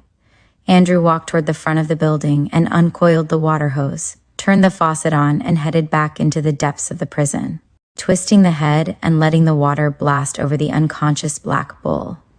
He drenched the cell and then closed the latch and walked away. Angelo lay in suspenseful fear in his cell across the way. Hilton circled his cell in anger. There was silence about the prison barracks, a floating, anxious calm. Weeks later, Angelo was released from solitary confinement and led back to his barracks. He remained in the shower for a long time, thoroughly washing his brown frame and ignoring the prisoners that came in behind him. He didn't have much facial hair, but he had to shave the fuzz around his chin so the guards wouldn't harass him. Afterwards, he sauntered back to his barracks and relaxed on his bunk. The Iron Man wouldn't approach him today. He knew Angelo needed his space, but he observed him from across the room. Prisoners respect other prisoners who can survive solitary, and they were all curious about his experience. Had he been beaten, they wondered. He seemed to be taking it well. There were many horror stories told about solitary, about the beatings, starvation, gassings, and near drownings. The cells would be filled with water so the prisoners couldn't sit or lay down on the floor, and were forced to stand until the guards drained the water out. The white prisoners, Mark, Rooster, Ken, and Damien, huddled in a far corner of the barracks, keeping their conversation at low tide. Rockabye, the karate expert, practice caught us outside the back door. Clyde was reading a book while the Iron Man folded his laundry. Some of the prisoners were outside under the white, watery moon. The guard paced up and down the dusty aisle. Each night, the mortars from the grouted and sloping valley beyond the perimeter of the brig increased in frequency and intensity. Sometimes the brig platoon would respond to the bomb alerts, sounding the sirens placed haphazardly throughout the campsite. Prisoners would swarm the perimeter of the base, a carefully marked circle just feet away from the tall fence, and take position, 16 seconds and bayonets to the ready. Most of the platoon despised this job, even though it was protecting their self-interests. Some registered the strange irony in defending prisoners, while other prisoners felt like important dignitaries at these testy moments. 11. The facts about the evolving massacre in Vietnam, or massacres with stairways, were that the North and the South had fought against each other, it seemed, since the beginning of time. It wasn't the Portuguese, French, Chinese, Japanese, or Russians that now occupied what was once the valley of the Trang dynasty. It was the Americans strolling through the lush rice paddies and creating nightmares for the souls of toddlers. It was not the Vietnamese leaders that had sold out to the Western influences that ran the country. This land was truly of the people, by the people, and for the people. Throughout its history, despite the fact that they had internal struggles, the Vietnamese banded together whenever outsiders stepped into the center of their squabbles. That was the ideology of the Viet Minh. Angelo knew of this and saw the value in it. Why couldn't black men see this also? Why couldn't they talk among themselves without seeking white support? Why was there an Uncle Tom? Who created this monster? And who would survive the revolution of the 60s? The Uncle Tom or the militant? In his thoughts, he realized that the only way the militant could survive was if he took measures to nullify the Uncle Toms before they multiplied. The black militants of the 60s would never realize this, and the nation methodically incarcerated, hung, shot, and framed them until their fire was totally extinguished. Angelo knew that a great warrior has to pick his battleground and plan his strategy. In his desert calm, he knew that in the heat of battle, he would have clarity. He would have no fear, and he would survive. Solitary had taught Angelo many things. In the beginning, there were giant vacuums in his mind, and clarity was as real as Jovian nymphs. He knew that he had to find himself first, and only then would he be able to organize his household, his psyche. The next evening, after a hard day in the pits, Angelo sat at the end of his bed listening to the others with their light and dark banter. Rockabye, with a conversation like a herd of gibbons, was at the center of the floor. The wood floor squeaked with the weight of the crowd. Very seldom would they flock together and tell their tales, but lately there was camaraderie among the black prisoners. Angelo remained speechless, mostly because of a festering paranoia. In these trying times, who could one trust? When he did share his thoughts, only the Iron Man was trustworthy enough to receive them. He didn't trust Rockabye. He talked too much, and Angelo's deep-seated intuition sensed that he was like a chameleon. Rockabye had evening classes teaching karate to the prisoners, and Angelo had attended a few times for a chance to escape from behind the silver-checkered fences and to stretch his tense anatomy. Dorsey was a sleek kid from Chicago, and he could belt out a tune with the best of them. He talked about the pretty girls and the fast party life he'd experienced, and of his plans to be a great singer. When the guards would let them out on Sundays to stroll about the yard, they would play a game of football against a group of guys from the other barracks. Dorsey was quite athletic and lighthearted, and Angelo envied this happy kid. Anyone that could be totally oblivious to the present situation deserved at least a pat on the back for bringing joy to a thunderous sky. "Look, Aaron," Rockabye illustrated. "All right, you come at me like this and I have many choices. I can reach over your forearm and back under, lock it, and punch you like this. Or I can hit you low. You see that?" "Yes, man. I like that. I mean, I really want to learn. Look, how long would it take me to get a black belt?" he asked. "That's up to the person. I got my black belt after 6 months," Rockabye explained. "Is that what you're going to do when you get out?" Aaron asked. "Ah, yeah. I'm going to start my own dogo and teach people how to learn discipline," Rockabye said.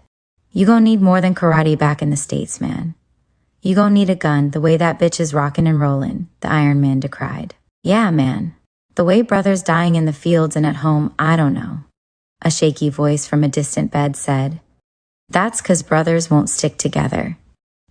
Look how the media pitched Malcolm against Martin Luther King Jr. The house nigger and the field nigger. That's what Malcolm X said, and he was right. Shit, we got to band together. We know who our enemy is," the Iron Man went on. "Well, now they talking about charging people for killing civilians. That's why I'm in here," Timothy yelled. "And somebody's going to be a scapegoat. Watch what I tell ya," Dorsey said.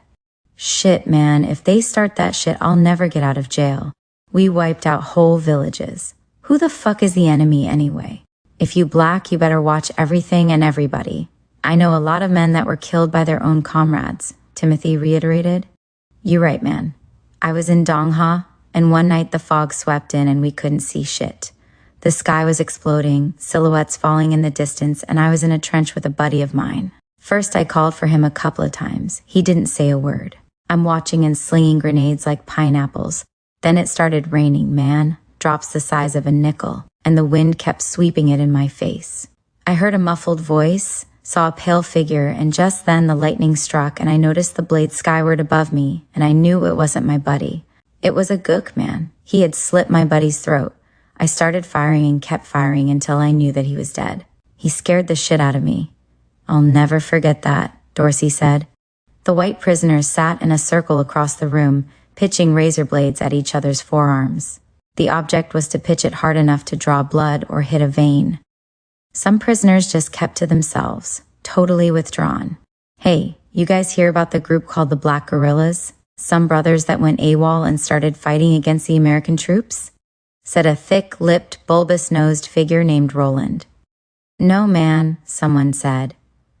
I heard something like that, but I didn't think it was true, Clyde replied. I hear that they are based out of the Central Highlands where the Montagnards live, since the Montagnards are almost black and there is a belief in Islam honored in that region. They buy weapons, jeeps, clothes, and most of their supplies on the black market. They recruit other black soldiers on the streets of Saigon and Da Nang. The Montagnards were treated pretty badly by the South Vietnamese army and harbored about 10 militant brothers from the Green Beret in the early years. Then Malcolm X was assassinated and the rioting increased, and many more brothers that were drafted into this bullshit hooked up with these guys. I hear they are at least 500 strong. They patrol the Central Highlands and venture off into different areas, usually getting intelligence information from soldiers they know in town. Or from the natives, Roland explained. The story silenced the crowded bed. Even Rockabye stood still and listened to the shocking revelations. Angelo was clated by this tale, as he sat up in a contracted position and looked into the Iron Man's black jet eyes. They confirmed their separate joy within. That's what we should do too, began the Iron Man. We should make a pact among ourselves. Start covering each other's ass while we're in this hellhole, and share our knowledge. Mustafa is not the first brother to be set up in this place. Besides, what do we have to lose? We can start right now by continuing to have rap sessions and pointing out snitches and teaching each other skills. I have some drums in the office over there. Maybe we can request them and start a group thing in the evening, Dorsey remarked. Sounds great. Why not? A figure in the shadows said. The evenings went along like this, and in the days that followed, Angelo loosened up. Whether busting rocks with a sledgehammer or swinging a pick or shovel, they banded together and sung the melodies of the day, or created staccato African sounds that they belted out with cash thud of their tools into the earth. One day in the pitch of the excitement, Angelo stabbed himself in the leg with the sharp end of a pick, a deep gash into the musculature of the left leg. He was carted off to the infirmary and bandaged up and given a few days off with antibiotics. That gave him time to catch up on his reading and self-absorption. The group was collecting and sharing books of all sorts. Angelo had even shared his belief in mind control, his ideas about astral traveling, and how one could heal oneself with just using the clay from the earth and concentrating mentally on the wound. He explained to them that he had done this many times, so he knew of its validity. This scared some of the prisoners, and they began to intentionally keep their distance from Angelo. But Roland and the Iron Man admitted that they had experienced astral traveling, and decided that they would like to try an experiment by sending telepathic messages to each other if one was taken to solitary. In many ways, Angelo was still a meek little mama's boy, but he had grown to realize why his mother had been so hard on him. Her words were like an engraved testament that ticker-taped through his mind daily. As he watched the purplish sky turn ominous gray one day, he gave thought to the sylph-like maternal figure that had yanked him from some chasm of the cosmos, struggled and sacrificed for him, and blessed him with her humility. Though he had not been reborn and didn't understand the concept, he could feel her prayers wrapped around him like a veil. Angelo held his tears against the dam. The pain he held inside and didn't share with anyone had become a compressed energy inside of him. He thought about what Roland said that evening and the days that followed. He thought about the palette that he yearned for and the fleeting colors that only his DNA could create.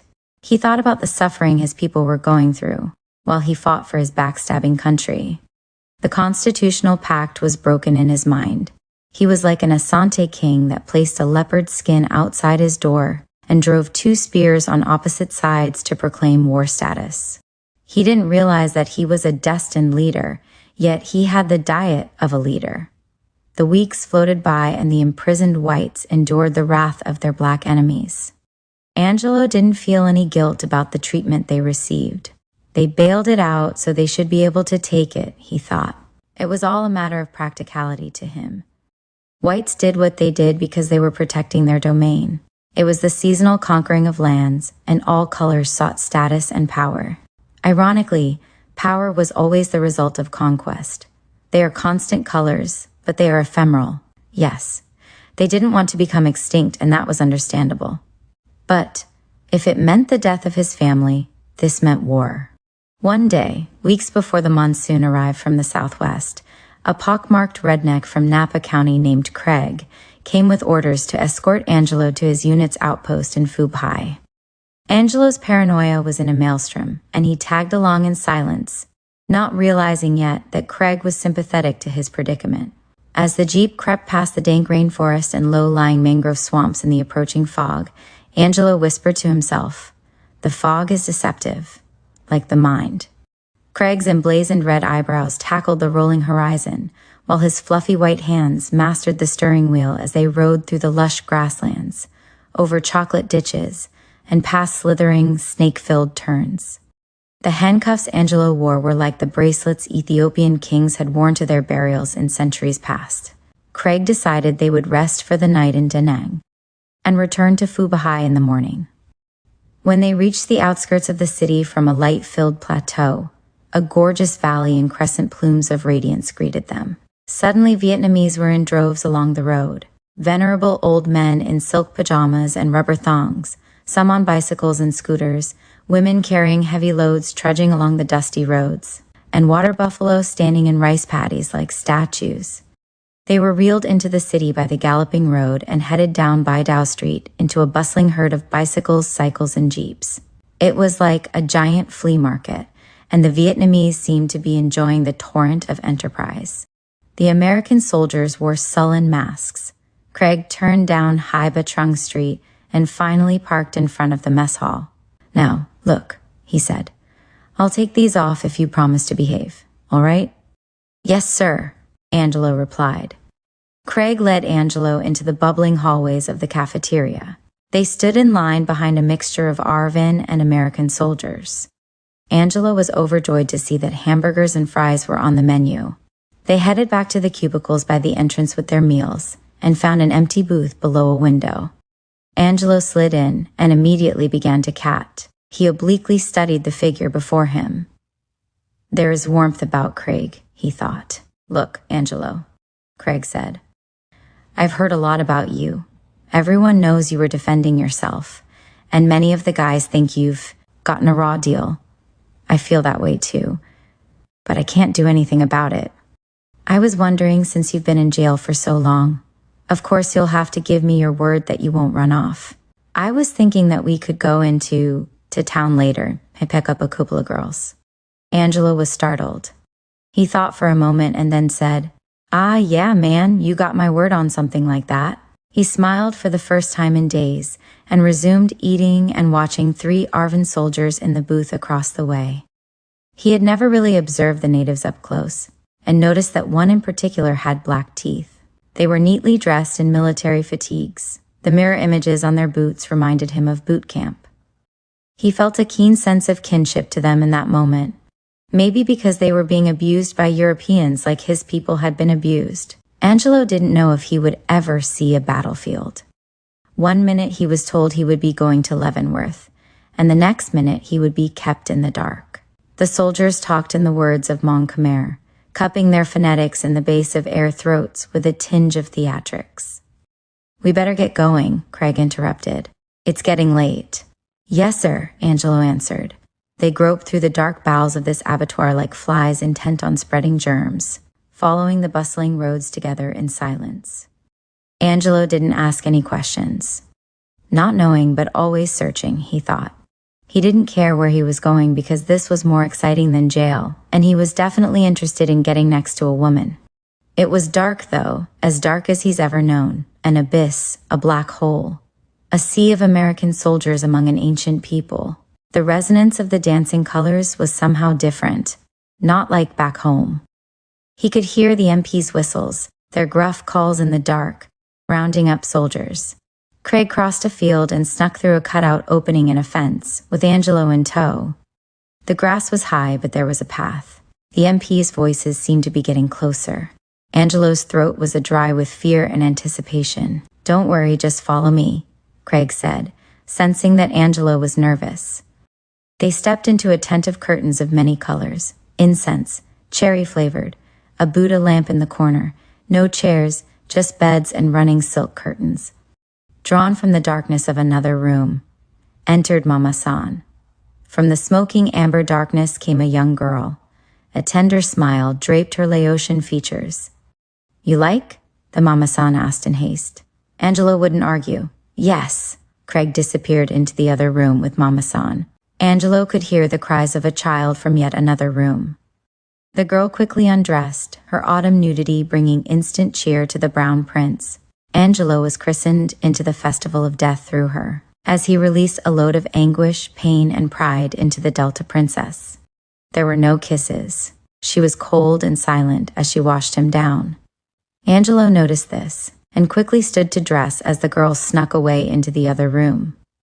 He could hear gunfire from the city streets. He felt light again, not saddled with chains. Craig blossomed from the darkness with an astute smile on his face. They coupled again and left to face the treacherous night. The next morning they boarded a Huey and flew above the rugged terrain, sitting low in the nylon canvas strap seats behind the formidable gunner that manned the doorway. The M-60 stretched out into the heavens like the penis of a rapist. Angelo could feel the presence of Ogiwu, the god of death, in the belly of this giant beast. He could hear the gibbonish Viet Cong cries interspersed between the loud drones of the rotating engine, their spirits whispering within the verdant shadows of the large ship. The voices spoke directly to Angelo, in overtures of grace. The Huey punctured lingering clouds, creeping over Haivan Pass, heading north above the beaten forests. The further north they flew, the deeper into the war zone they traveled, and the more it seemed like another episode in a play, with the last scene in Da Nang completely forgotten. Angelo thought about the forests below, and the times he had painted in similar wooded areas, about his first art lessons, painting scenes of the forest. It had been difficult for him at first to capture the light between the trees and to define depth with colors. One of his paintings, in particular, came to mind. He remembered meticulously painting the bark of the large oak, evolving from the dark brown of its wrinkled lines to expose the yellows, the moss greens, and the emerald niches. Mr. Barker would fell ode around the students with his one arm and frog face, big bulbous eyes and dimpled cheeks. He carried a white handkerchief that he used to repeatedly clean his glasses, then replaced them back on the ridge of his sight, windows to his brown sunful-ecked eyes. Just as suddenly the Vietnamese prostitute came to his mind, watching as she undressed, her breasts like astral buds in bloom. The Huey completed its insect, landing on the tarmac. The rat-a-tat-tat of the iron feisties of mortars slamming into the earth was the first sound Angelo heard amidst the folding dust. 12. There I saw the difference between 8 million men dying in a great war, finding freedom from tyrants and dictatorships, and men dying below ship's decks on rough seas separated forever from family and culture, to be forever without hope. Paranoia seeds itself in the blood of their brethren that survive, a canopy of claustrophobia passed down from bodies packed like hors d'oeuvres into the sculptured bowls that cross the Atlantic Ocean. These were Angelo's thoughts as he sat in a Quonset hut in Phu Bai. He didn't know what it was exactly, but there was something indescribable about home that he missed, and so much about the current episode of his life that he hated. Angelo was taken directly to a hut that stood alone and across the street from the troop enclosure. He threw his duffel bag next to the bunk, as Craig took the bed in the far corner. "You have a meeting with the captain in the morning," Craig said. "Yes, sir," Angelo replied. The day became long, intermittent circles of sunlight wrapped in curtains of gloom. Craig said little, and Angelo said even less. Each knew their place. Angelo was a prisoner. It rained most of the time, and Angelo sat shining his boots and organizing his gear. He watched the rain, how it moved like a troupe of dancers with a symphony in tow. That's how the rain appeared to Angelo that day.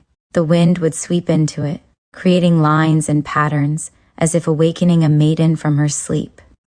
Perhaps I have always been a prisoner of rooms, he thought. His Uncle Al loved rooms, and prayed for virgins with wings while window shopping in town. In rooms with spiders, he planned his escapades and gave them names. Everyone has ghosts, Angelo believed. His father swore each week to his psychiatrist that he'd made love to Marilyn Monroe. Like Uncle Al, his father also loved rooms. They were his lithium twins, bright lights across the sky, connected somewhere to his. Insides, leaving him no choice but to follow. Can I will a mountain to move with but my faith in Jesus Christ? Uncle Al would attack the ghosts and drag them to the nearest alley. He wanted their souls and would hide them in the cookie jar. I am from the Hill of the Jackals, he had said. I see blood in their pools. Angelo's daydreams were different, more poetic. I love rooms with gilt-edged angels chasing butterflies. My room is a fog about my skull. It imprisons my will. I am but black and despised, crossing the Sahara again, with satchels of gold, silver, bronze deities, coins with Epimax blessings. I bring you my sunset again. I love it, so I set it free. Do as you will. I have much energy for death. As long as these chains exist, I will struggle to reach the surface. The next morning, the ghostly white fog came to him with an omen. He and Craig had reached the road, damp with the recent shower.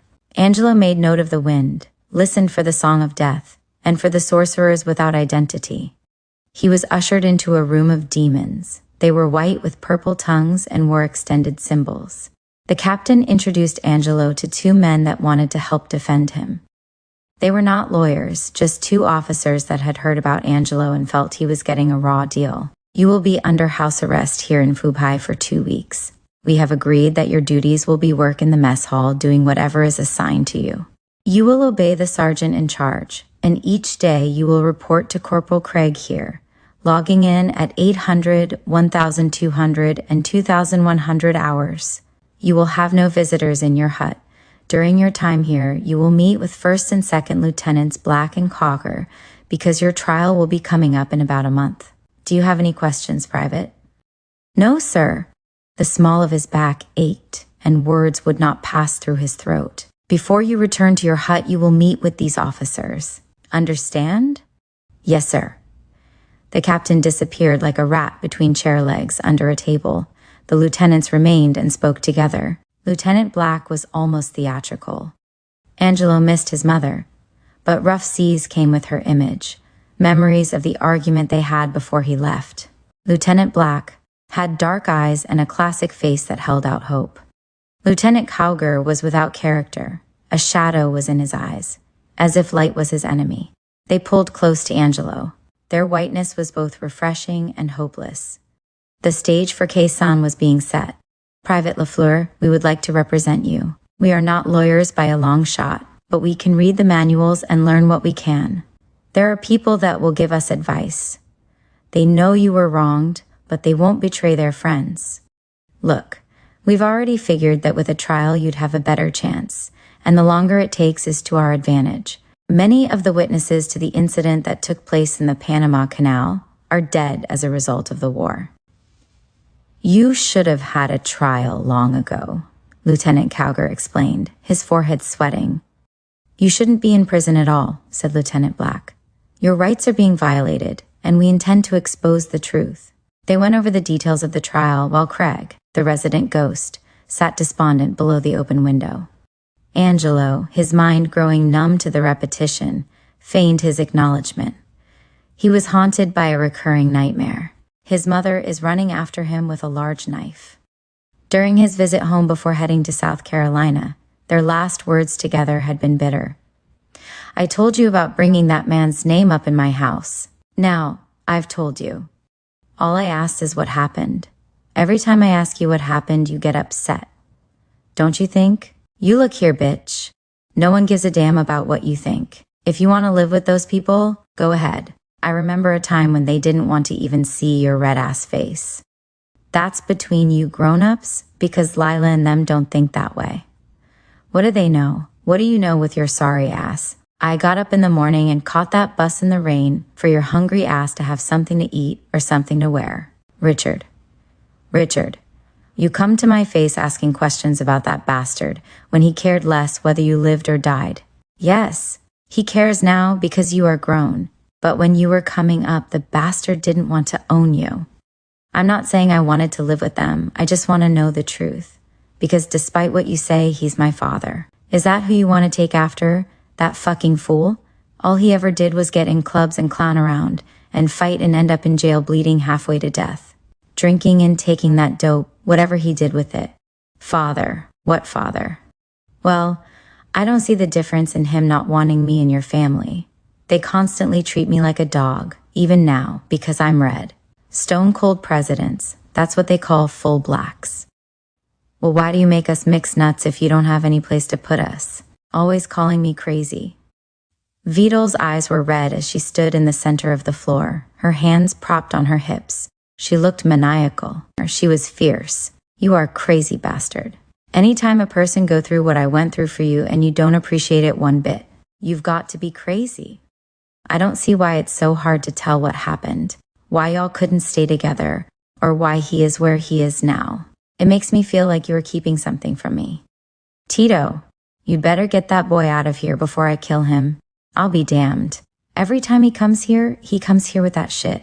Who wants to talk about a bunch of crazy people? Vidal had moved towards her bedroom as Tito entered the room. Damn, people walked all over his ass when he was a child, and now he gets older and wants to camp at their houses like a fool. When Natasha talks about her father, no one says a word. All is well and good, but not me. I can't ask one question about mine. Natasha, I'll tell you. Wait a minute, honey, forget about it for now, okay? Tito tried to calm her. No, you wait a minute here while I tell this bastard something. Natasha's father was 100% better than that crazy man you're talking about. Y'all shouldn't argue like that, son. You come home on leave to see your family. You know how she is, so you shouldn't do that. You know better. That's her problem now. She's too spoiled. Look who's talking. For that matter, you're all spoiled, from her on down. But you got to remember, she's your mother. We will get together with you many times before you leave, PFC Angelo, Lieutenant Black said, noticing Angelo was distant. His mind was in murky waters, as if there was a blank canvas before him, and he couldn't discern where the loop was, the point where all ideas began to form. It was just a flat board, no screaming faces or compressed torsos, no violet and yellow skies, no streets, just abstract markings rendering some ancient impulse. His fury was pain. At other times, he could stand in a certain spot, under a glowing tube, and remember exact names and dates, feel specific days and suns. He could feel the hopelessness and imprints of shame, a tunnel connection to his past. The universe was a large warehouse in those illumined moments. The meeting was brief, and he remembered only bits and pieces. The resonance of pain, his chastened spirit below the sensual rain, carried by the storm. His time there was gray and bleak. Lepers disappeared with the light rain. Black men carried broken sticks. And a dreamer battled the realist in his own shadow. 13. Angelo was taken to the mess hall and introduced to Gunnery Sergeant Ronald Constantino, a stout figure of a man. The mess hall sounded as if a drove of bumblebees had entered. The hum of the dusty soldiers, their conversations in chorus, the sound of plates and silverware embracing, mixed with the smell of death, the feel of death, and the picture of death. They were led towards the back to the jovial gunnery, who had been briefed on the situation and began immediately to explain to Angelo what his duties would be. First, you'll start with peeling potatoes. Everyone starts on potato detail. And if they do well, meaning you keep your area squared away, stay out of trouble, and obey the commands given to you by those in charge, you will be given other duties. like working on the line or running errands. Any problems, just come to me. Any questions, just come to me. Understand? My office is directly ahead. Now we'll expect you to be here at 0630 hours. You will report to Corporal Stanley, and he will inform you of this detail. Yes, sir. Angelo had been on potato detail before. What soldier hadn't? It was the most loathsome detail of all. So we'll expect you tomorrow morning, PFC Lafleur. He had fought in Korea and was well into his second term in Vietnam. Many young men gave him their last breath. On the way back to the hut, the silence between them was like ice on frozen tundra. Craig was a simple kid. He'd been given this guard duty post because he was slightly wounded in a firefight. He knew that one day he would return to the field, but in the meantime he fully intended to enjoy his peaceful days in this retreat. The jeep carried them to the mailroom, and Craig stepped in and returned with a few letters and a box. Angelo looked sadly off toward the falling 82mm mortar rounds that the Viet Cong repeatedly shot into the screaming dirt. Simon, Ball, Patterswell, and many of the others knew Angelo was in camp. Simon went searching for him the moment he heard. Simon had grown taller, and his baked complexion was a shade thicker. He was a corporal now and carried an M-60 machine gun, along with his Bowie knife and extra handgun. He loved the patrols, despite the fact that 2 men from his squad had recently been killed while on patrol. A few Marines wandered about the camp, rifles like an appendage strapped to their shoulders. Others were camouflaged like sad clowns would be painted. Craig swept over to the supply area and signed a release for Angelo's footlocker. Angelo was excited about the footlocker's recovery. He would be able to write again and to reacquaint himself with the books and periodicals he'd collected. He would reread the letters he had received from Geraldine, Aida, and his mother. His mother had written him twice since he left home, always sending her prayers out to him. Her dowry of life was under the wings of an angel, her spears of hope. In these days, Vidal worshipped images. Jesus at Gethsemane hung against the south wall. The black stallion she touched as she headed towards the game room, and wisdom graced the living room entrance, the old man's white beard and soft words flowing past her tears. She had elements of Angelo's life around her, and knew by heart the white expanse that surrounded his eyes, the dimpled shoulders that touched her thighs as she scratched his scalp. He had once come in silence from the depths of her womb, closer to death than life, a wet crimson figurine dangling between pyramids. He had left everything behind and walked off into the bowels of a war, to a time of dysfunctional pendulums. His soiled laundry still lay at the bottom of the hamper, the sweat of his slender body captured in artifacts. Should I wash them or keep his scent intact? Images, she worshipped images and tokens now, and even memories. Had she separated from Moses like the others and begun to stray? Or was she just facing reality or uncertainty, a level of disgust? What sort of nation sends its children to a faraway land to squabble and die in the mud under a canopy of darkness? She demanded to know. RufusDaigle. Broken women regain their composure with silver. Vidal stood at the sink drying a spoon. It had been dry for quite some time, but she just stood there with the window before her. A manzanita-colored matriarch with metaphoric light cradled in her bosom. Beyond the window she studied a figure, her stare beyond delight as she sees her oldest boy in sheets of pastel light as he steps from an ostrich eggshell, being reborn. He had the 3 assegays of a Zulu warrior, and she knew then that he had taken the right path. Angelo would never have survived the riots, not with his intensity and fighting spirit. There were more and more demonstrations in the States every day, and young black men were being carted off to prison in record numbers as political prisoners. Whites were preaching, "Love thy brother" in the streets, but across the country, the fallopian tubes of poor black women were being tied without their consent by right-wing physicians.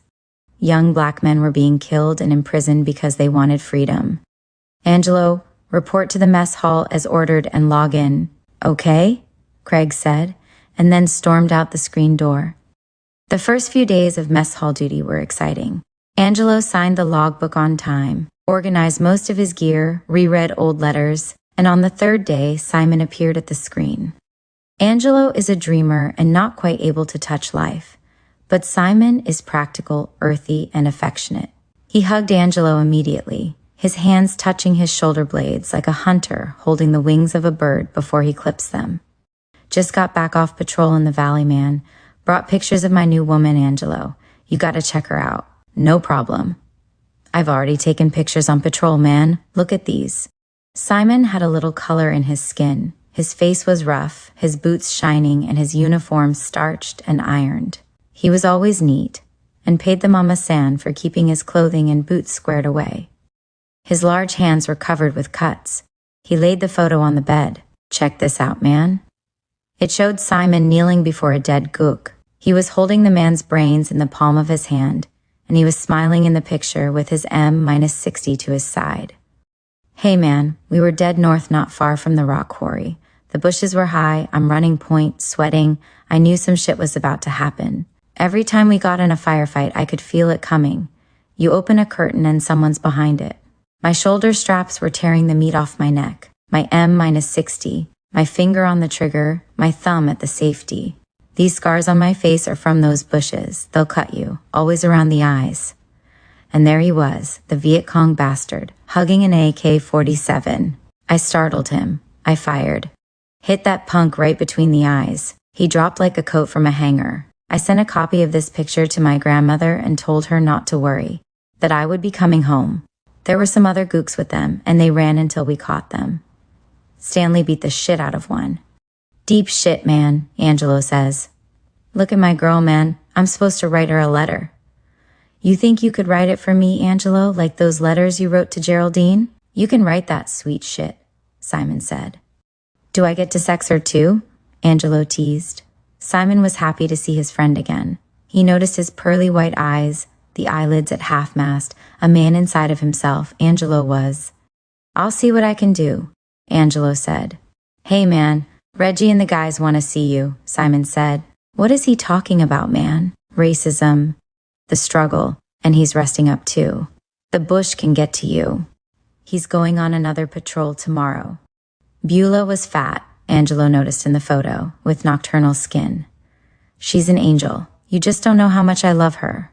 So when is your court-martial? I don't know. I talked with a couple of officers about it. Maybe a month or so, Angelo replied. There's a boxing tournament later today. You want to join? About 1,500 hours, Simon says. Yeah, I might check that out. His brown skin felt crowded under the open gravity of the hut. He had taken a writing tablet from his footlocker and opened it before him. Simon paced about, throwing missile punches into the silence of the room. They know they're wrong about the way they've treated you. It's racism. I talked to a lot of white boys in camp. Some of them just want to make you pay because you are black. I talked to the captain, walked right up to his office and requested to speak with him. He knows it was illegal to bring you here without a court-martial. Winston says the same thing I say. You guys were in a fight, Marine Corps policy. You have a right to protect yourself. He had the knife, and everyone knows that. A lot of white boys that I used to hang with won't speak to me because I told them, you punks are wrong, Simon said. We are in a revolution, with war on all sides. You can talk and you can pray, but action changes things. I know they're wrong, and that's why black men should stick together. All we have is ourselves. Look at the white boy who says we should get an education. He's got everything and is still complaining, like someone's discriminating against him. Read Frantz Fanon, Malcolm X. I'm with Martin Luther King, man. I treat people the way they treat me, Simon says. I have some damn good friends. Yeah. As long as you are clowning and not about to date his sister, you're all right. Back in the States, after the war, those white boys will deny you. There's some blacks talking about going back to Africa. I mean, is that absurd? They sold us to America. The black American is an island unto himself, an orphan or a homeless child. We've been raped and had our languages taken from us. Our families are dysfunctional because we've been separated. There was no documentation because we had no rights. What I've learned, Simon, is a man can take material things away from you, even your physical freedom, but he can't control your thoughts. In prison cash day, I look up at the sky and I know I'm free.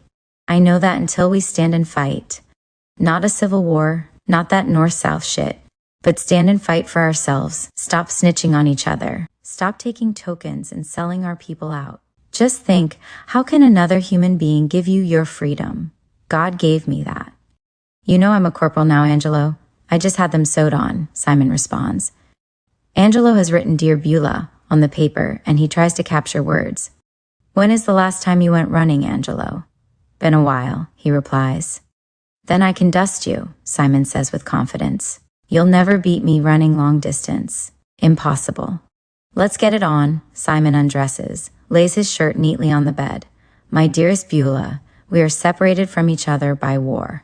During the day you are particles of an image, a figure behind a shimmering silk curtain. I clean my gun and chant your name, but at night I can bless you with my sweat. The night makes you real, your smell, your taste, your presence makes us known. We are blessed children of God. And with this letter I send the moment, the kiss, the tear. I love you, my teddy bear. With all my love, Simon. This was the 3rd Marine Division. It was the 1st Marine Division that had traveled from Da Nang, up through Jones Creek, far beyond Virginia Ridge. They reached Hughes City, Catholic cathedrals blown to bits, trickles of civilian life chiseled out of the vast rice fields. They had left behind increments of their childhoods, teak wood floors, crushed Madonnas like angels of agony stripping the blue sky, a human leg with a thong corpses like melting ice, freed of their spirits, were scattered like wrecked automobiles. Nguyen Sinh Kung, who was later to be known as Ho Chi Minh, was born in Angay and Province, in the city of Hue. His father was a mandarin who left the imperial court to teach and to heal the natives along the coast. His son, too, would travel the world and seek solutions to uniting his comrades. Foreign soldiers now swept through the presence of Ho Chi Minh's past. They crossed the river of blood into Phu Bai and were slaughtered at the rock quarry. The Lord's Prayer was mentioned in the Buddhist temples there, temples where blood spilled on the ancient floors of hell. Many young men died along the way, reaching for their guns, for their radios, their Bibles, for the essence of their lives. Angelo first met Simon in Jacksonville, and even then they both were in reconnaissance. On weekends, after scuba training, they would venture into town and enter the go-go clubs on the Strip. Everyone thought they had similar features, the sweet nipple noses, the fair complexions, Simon's slightly more caramel in comparison to Angelo's lemon undercoat, the penciled-in cars and toy lips. Simon was a few inches taller, though, and his legs resembled needles when next to Angelo's mature calves. Angelo was a loner. He oscillated between white and black, dark and light, the abyss and the sunrise. Simon was an extrovert. He was diplomatic, approachable, and unabashedly confident. In Phu Bai, Angelo tasted the moist Confucian air, as Simon struggled to match his pace. He had not run for months, but he could feel the power in his arms and legs. He was a natural long-distance runner. He never had shin splints or abdominal pains. After completing the run around the oval track, a dirt road that surrounded the base, he waited by the roadside for Simon. "What's that, about 5 miles?" he asked. "Yeah," Simon replied as he tried to refrain from spilling his guts. They bonded once again like two links in a chain. "One of these days, I'm gonna get your ass," Simon followed. "Still want to make it to the match?" he asked. "Sure," Angelo answered. "We'll eat first." This was a day to remember, Angelo thought, as he sucked in the sun that had finally peacocked. He felt free for the moment, and he felt safe with Simon. He had noticed the prolonged sneers and averted eyes as they darted about the camp. He was certain that many Marines had heard about the boxing match and would probably attend. And sure enough, a crowd had gathered outside the barracks.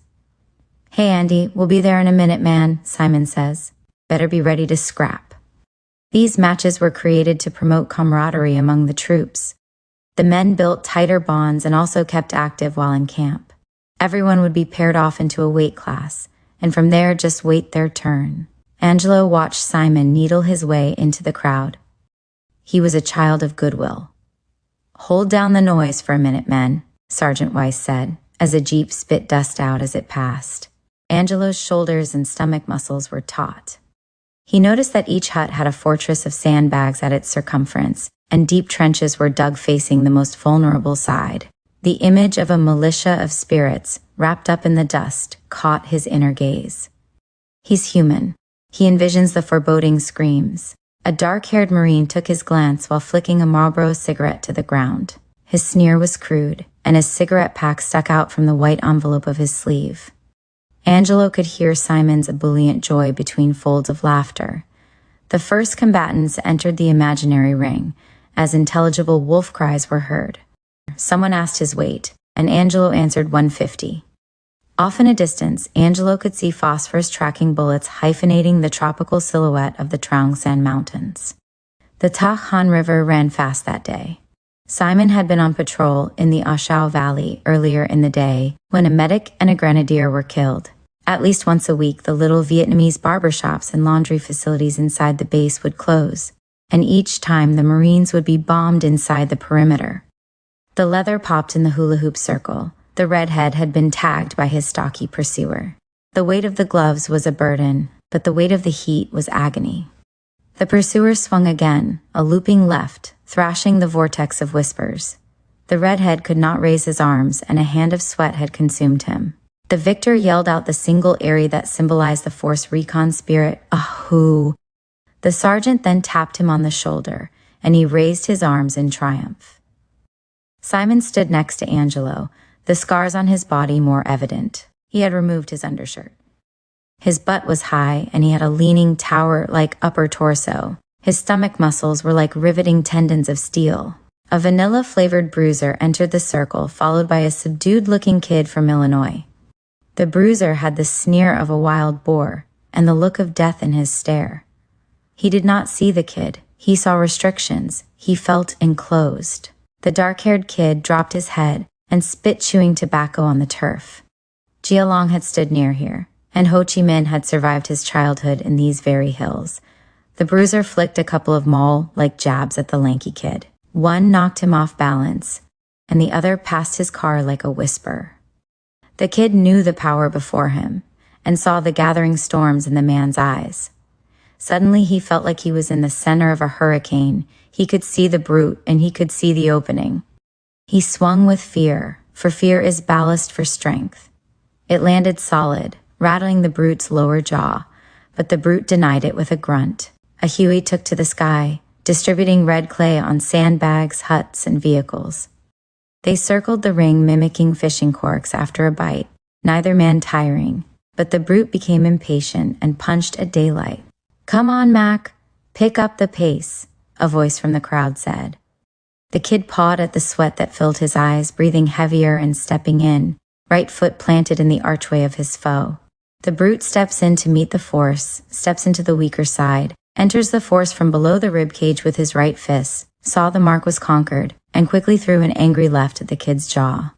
His legs gave way, he fell to his knees, and the sergeant stepped in again to stop the fight. Simon knew he was next. They were all from Alpha Company and knew each other. He quickly laced the gloves on, wincing as he pulled the right one on his hand. "Hey, Simon, make the squad look good now," Corporal Ripken said. PFC. Timothy B. stepped from the dusty ranks of the onlookers. He could think of better ways to exercise, or to get to know each other. He had a cold beer on his mind. His mother had just sent him a box of goodies, and he couldn't wait to open it. There was a tan stripe from his chest to his belly button, and even his arms were tanned, but not where the flak jacket had been worn. He had thick black eyebrows, big floppy ears, and a bony nose. Montana was his home. There were still blotches of camouflage paint on his face. They both had specimens of blood on their boots from fallen comrades, now the characters in their nightmares. The two fighters faced each other like a dance of dark clouds, brought together not by the wind, but by their minds, their aggressive spirits. As in war, thought Angelo, you must erase fear, or it will consume you. Fear will starve the human soul and leave you on the side of the road of life to die. Simon went to his opponent with a bruising right. Timothy shot back with a left counter to Simon's chest. Simon hooked him with 2 punches to the left side. They hugged, then quickly parted. Simon's elbow pushed off of his opponent's chest and backslapped Timothy with the right glove, as sweat shot from Timothy's face like shrapnel. Simon stepped back, realizing his long arms were assets. But Timothy knew about reach and kept close, tagging Simon's elongated waist with a fell array of punches. Simon sees his angling nose, noticing the overcast eyes and a glint of despair, and instantly lands a hard right to the jaw of his opponent. Tim landed on the pillows of his ass and looked up at Simon like a man that had no fight left in him. 14. The sun was setting above this land of open wounds as Angelo and Simon headed back to Angelo's barracks.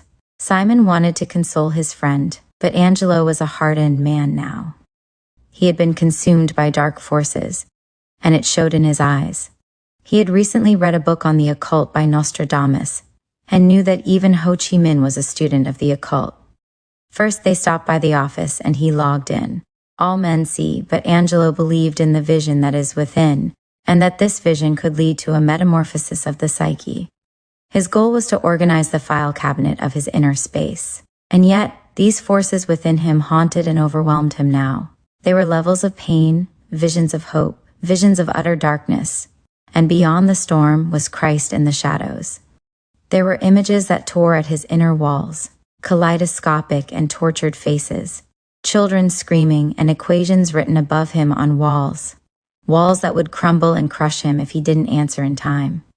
There were the wombs that he had fallen through in other lives, and scrolls written on ancient sky paper, biographing the voyage of his soul. There were demons, always in caverns with boiling pots and crystal balls, souls in agony calling his name. There were the angels that would not speak, and there was Jesus Christ with his mother. "How long are you going to be out?" Simon asked. 2 weeks. "Don't get in trouble while you're out, man." The week went by quickly. Potato detail lasted a few days, and then he was put on the line serving the troops. Angelo took something from their faces, the pain, the horror, the fear, and he began to wear it like barnacles. He met with his council on Wednesday and listened to their agenda of enlightenment about his future. Each evening after leaving the mess hall and returning to his barracks, he would take to the dusty track and run his heart out. While serving the men on the chow line, he became acquainted with a man from his hometown. The Marine mentioned that he knew Aaron, Angelo's cousin, and had fought alongside him in the rock quarry. The conversation was short and ended as the chow line moved past. A week later, the grunt reappeared and informed Angelo that Aaron had been killed in a firefight. He was now guilt-infested and longed for the battlefield. His turquoise tears could not remain entrapped that day. One evening after his daily run, Silva, the Puerto Rican boxer, came by the hut. He had been impressed by Angelo's boxing skills at the last match. The sun was out that day as they fought in the center of the dusty road. Silva was a welterweight. He fought in flurries of anger. He busted Angelo's lip, and his nose was bleeding, but Angelo could see through the sweat of his brow.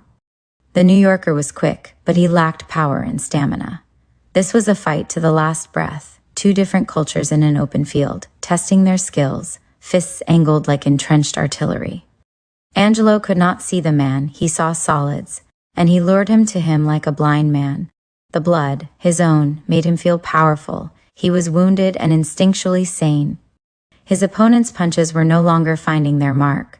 The sun was behind him and it lit a spark of hope, the second wind. The kidney punches were effective, and Silva's head became an object for target practice. Angelo switched from right to left, his jab conquering the right eye. It swelled, cherry-flavored, and burst into blistering sunlight, feigning defeat. Silva stepped back, trying to protect his ribs and face, his jaw pained but not broken, his legs weak but not gone.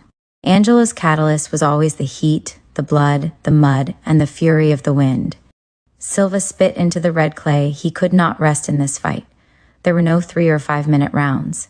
Toe to toe, they fought for their manhood, a foundation, an elusive turf line, and respect for each other was now a fact.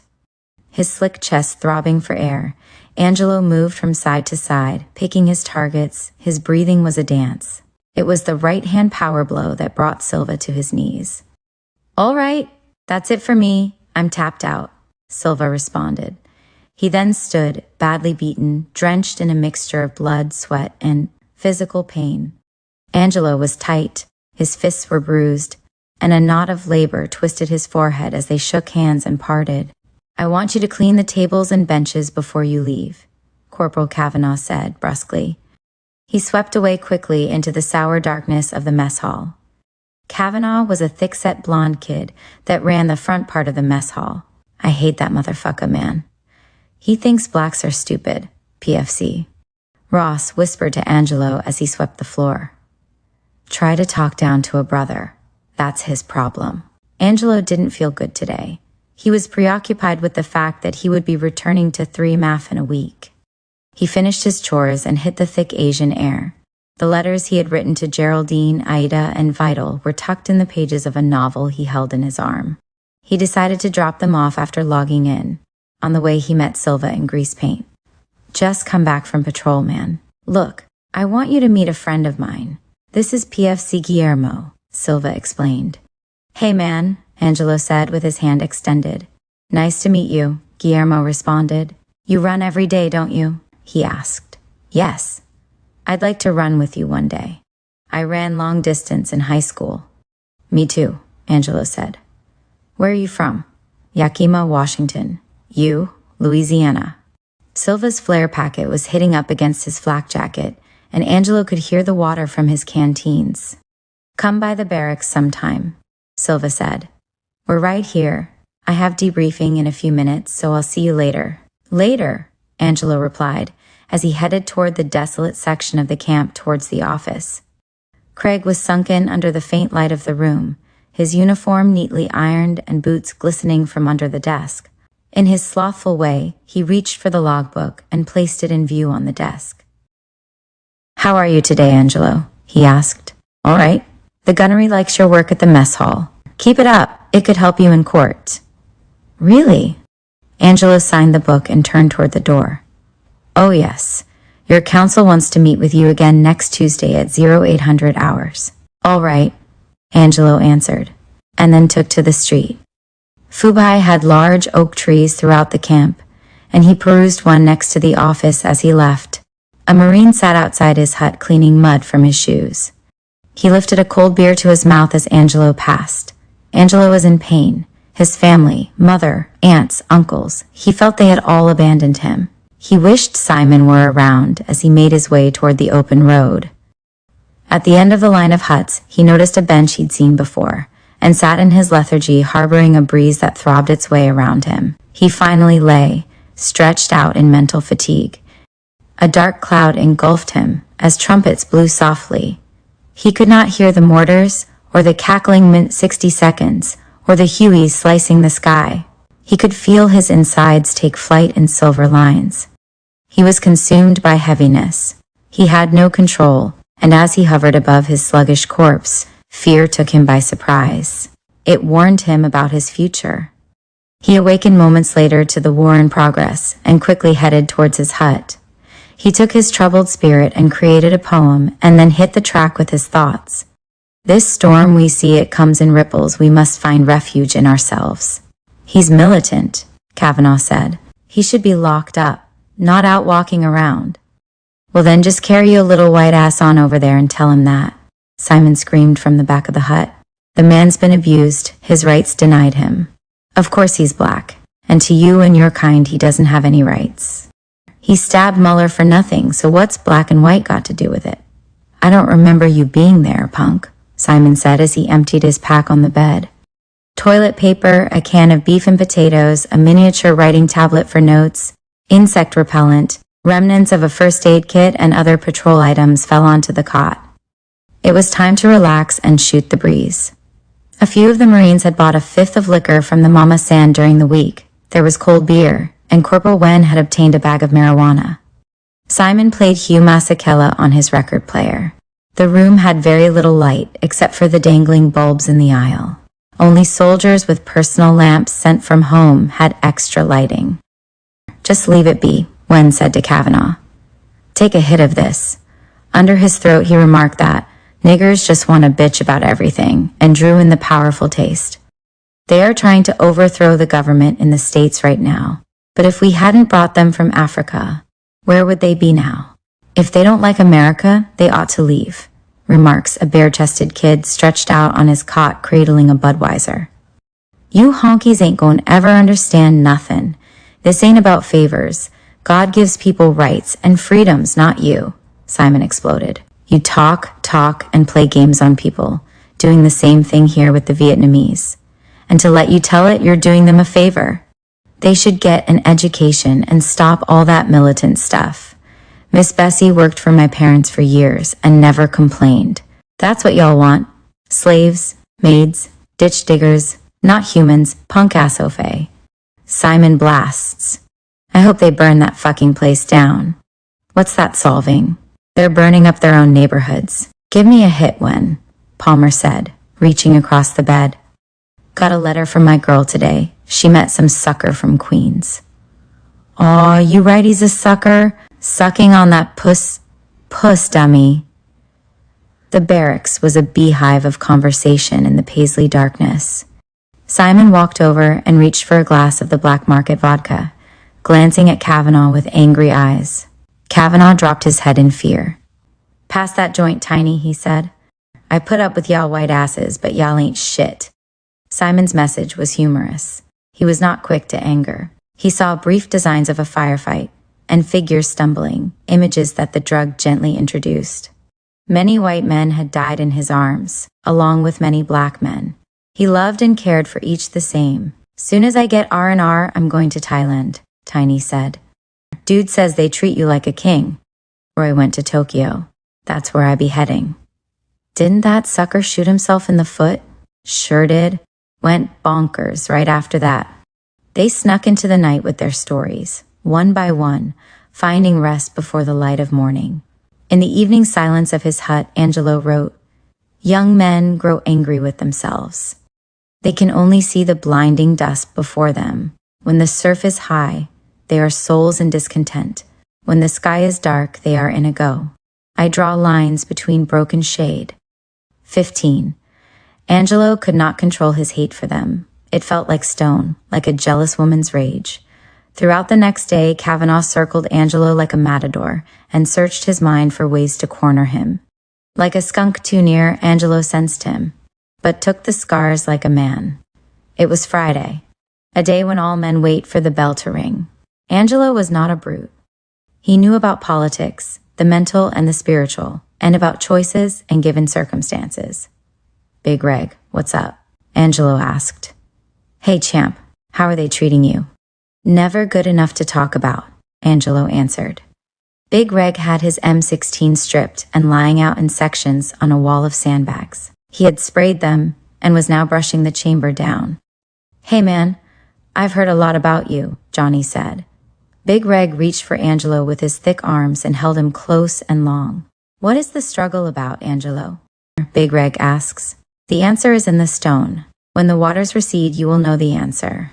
All pain has rewards. Some of us are still stressed out from the past. They run past the stone ignoring its message, its purpose. They reach out to the star, but the star that shines so bright is elusive. It doesn't lead north, Angelo answers. They wear us down, though, keep us confused.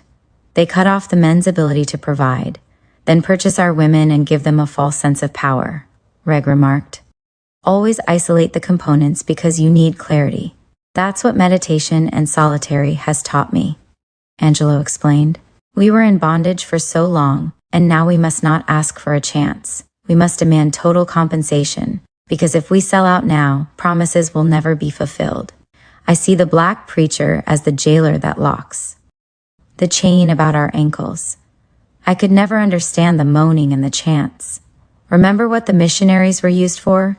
This was and is a facade for the deliberate genocide of black men. Just think, night when our people are beginning to ask for justice and equality, a war starts, and we are in numbers on the front line. You can't tell these brothers that, man. They love fighting next to the massa. Johnny laughs and douses his boot with the black polish. And that leads to what I've realized while locked up. We have to find a way to annihilate the weaker ones. The white man does it all the time. He kills the ones that stand in the way. So many of us want to run to him for advice. I ignore them. I know they hate me as a black, and I don't need to be subservient to another man, Angelo says. What's on my mind is my freedom. He fears you when you're silent.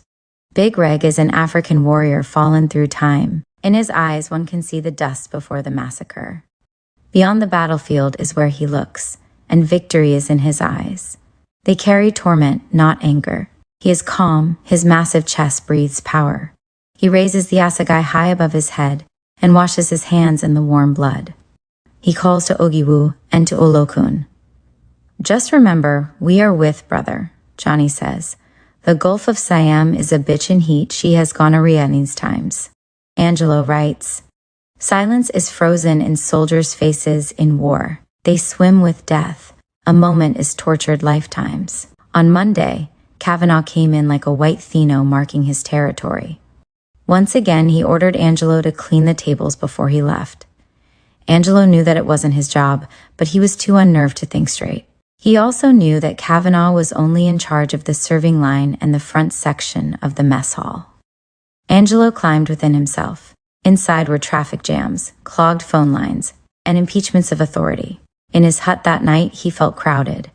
Dark clouds had gathered overhead, their cumulus engravings warning of danger. Just control yourself, he said to himself. I mean, if he does something, what am I going to do? If I touch him, they will surely bring me back to the brig a lot quicker.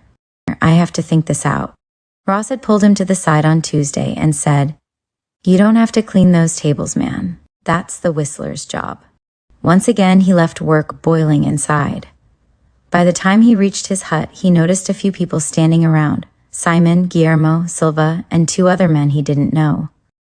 Guillermo was ready for the run, his head leaning toward the dust like an ostrich. Simon, a child stroking the wind like a mime, bellowed out euphemisms from the docile crowd. Lines are drawn in the snow, but when runners see lines drawn in the dust, shadows of glass emerge, and they will never break the plain unless they hear the silence raped. Instantly the fog skirt is lifted, and the runners can see Aztec ruins and African rituals beyond the veil of green and crimson. As they ran, bodies of steel and silver, zinc and tin, fell among the linear aisles that had Mandarin names. Each time the heel of the opponent's foot touched the dust, their golden lungs begged for oxygen. In the rows, they stayed close to the harvest, kneecaps like shields, piano keys reaching, Ray Veman and Jose Feliciano filtering light. They both held their mother's and grandmother's pain amplified. Pick up the pace, Guillermo remarked with fire in his throat. A runner's cardinal sin is to lead the pack. They both wore leather boots, Angelo without socks. They had no fear of the crepitated rays from the afternoon sun. Angelo could glimpse the flickering ochre extensions from his palms as he made headway into the expanse of the countryside. He stayed a step behind, or Guillermo stayed a step ahead. A seasoned runner never looks back, and when on ghetto turf his eyes place his feet on solid ground, avoiding rocks and pitfalls. The earth keeps coming up to the feet. The pace was fast, like the angry mortars from the hunchbacked hills. When they reached the first accent of a turn, a southeasterly wind swept into their baked torsos. Angelo remained in the shadow of the other man at the end of the second mile. His eyes were glass-like and dough-shaped. The sky was like a giant womb, and gravity the earth's penis seeking oxygen. Guillermo was trying to shake his opponent, carting the pace, but by now the ballcock had slipped away from the height of Angelo's throat and found solace in his gut. The knots of oak were gone from his fear. Without fear, a man could only be a fool, he thought. Angelo had often seen runners bust a gut, and that was the joy of the run to them. They led, and in the corner of their eye the image stays, and it bothers them. They did stair steps through the incline at the end of the 3rd mile. Guillermo saw postcards of Yakima. Angelo remembered the stench of his cell. The sweat poured, rivulets of salt. Guillermo was struggling for a second wind by now, but Angelo knew the track. Everything was at a standstill in his life, but he knew there were no more inclines. Like the line between the breasts of a maiden, he knew it would lead to her lips, and he knew he would get extra oxygen. When he reached in for a burst of speed, of hope, with his tongue placed like a dagger in his mouth, his legs suddenly felt light, and his chest was a cleaned-out walnut. He flew past the flavor of Guillermo. They were flowers in the dust together, no rain, not even a teardrop. He heard him cough and sputter like an old Ford, and his shoelaces began to make whistling sounds. The salt had dried on Angelo's lips. The figures in the distance, imprints of Silva, Simon, and the other men, were no more than a click away. The sight of his hut, isolated like a leper from the colony, angered him, and he ran harder, leaving behind burnt-out villages and dying natives, reaching for the falling iridescent sun. "Whip his ass, just like I promised him. Come on, get on in here," Simon says. "He's still got some left," Silva mentioned, while feeling the face of his dog tags. On one side of his flak jacket was written, Puerto Rican NY in large letters. A dagger was tattooed on his right forearm. Simon reached out to Angelo like a big brother and gave him a pat on the back. Does a man die when he gets his dog tags, or when they are placed between his teeth and the bag is closed? Simon asked himself. There was a slight pain in Angelo's side as he folded over like a sheet of paper on fire. The air burned his lungs, and mosquitoes came up on him in numbers, remnants of life in the South that he hated more than the Europeans. Guillermo was a broken man when he arrived. He didn't want to lie on the rice paper soil, but his carcass was in follicles of shame. That night in his hut, Angelo wrote, "We lean on walls of hope, dress the sky with our own tyranny. We call the fence a name, but it was never there. Before we came, we dressed the sky with our anger, a vacuum left in a child's soul. Robes are made of bitter cloth crosses. They shine, we stare. Sculptures are made of dead souls. They have names we read. We give our women lanterns to wear and our men a tool that glistens. We give our leaders tokens for their greed. They in turn give us lies. And sunburnt deceit." Publishing Trafford. The next day, Angelo met with Second Lieutenant Black and First Lieutenant Cocker. They floated with their shining bars before him. He sat at a long table, hands folded beneath and eyes tilting towards humility. Maybe it was remembering something his grandmother had said, but these white boys ain't about shit, crossed his mind. They were probably looking for a way out of combat, while trying their best to get him into combat. Their pivotal question was always, would you go into the field if we can get you cleared? Their German-English angle was that Angelo would not survive as a scout, and then everyone would be satisfied. The odds were against him. In Vietnam, the life of a recon scout was an unspoken death sentence. It was only a question of when. As Craig reached the bridge following Route 1 back to 3 Maff Brig, Angelo thought about Kavanaugh. After Kavanaugh pulled the infamous word from his throat before a shocked crowd in the mess hall on Wednesday, the momentum of the mess hall crew was on Angelo's side. They agreed to meet alone behind a storage building, for Angelo's sake. Angelo agreed not to carry any weapons, and had laughed at the thought. Angelo waited in the high grass beside a rock in anger and disbelief. He didn't see the blades of grass or the staunch green building. He only saw the blistering light and felt the tremulous force of the desire and pain that enveloped him. Kavanaugh came into the light. He too brought his history. His hate for the praline black man had substance, and it was documented. He came to whip this nigger's ass. "Speak with authority and them boys will listen," his father would say. He came to put this nigger in his place. But Angelo was like his mother. He stood firm and would fight an army of men. The words were spoken yesterday, ugly, insane words cultured and barbecued over time. Kavanaugh brought the lush green of the jungle with him, and they stood there above ancient pebbles, crimson and black, speckled and gray, and gnawed into the dust like bulls. Kavanaugh reached for the torso, and Angelo reached for the legs, but the legs were gone.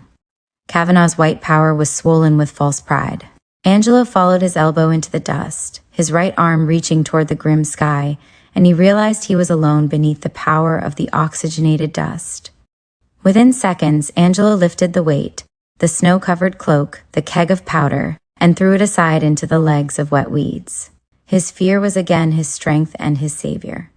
He jumped into the lifeless arms and muffled mask of the racist, and punched him with centuries of bondage until he cried for release. As they rode through the brazen countryside, he laughed at the thought of seeing Kavanaugh the next day in the shower, a grayish-pink pastel shadow running from him through the mists of the civilized rain. The nightmares returned on the nights Before returning to the brig, Angelo tried in vain to draw lines between the broken shadows and red emblems, to escape the receding masks of horror and foreboding sounds of agony.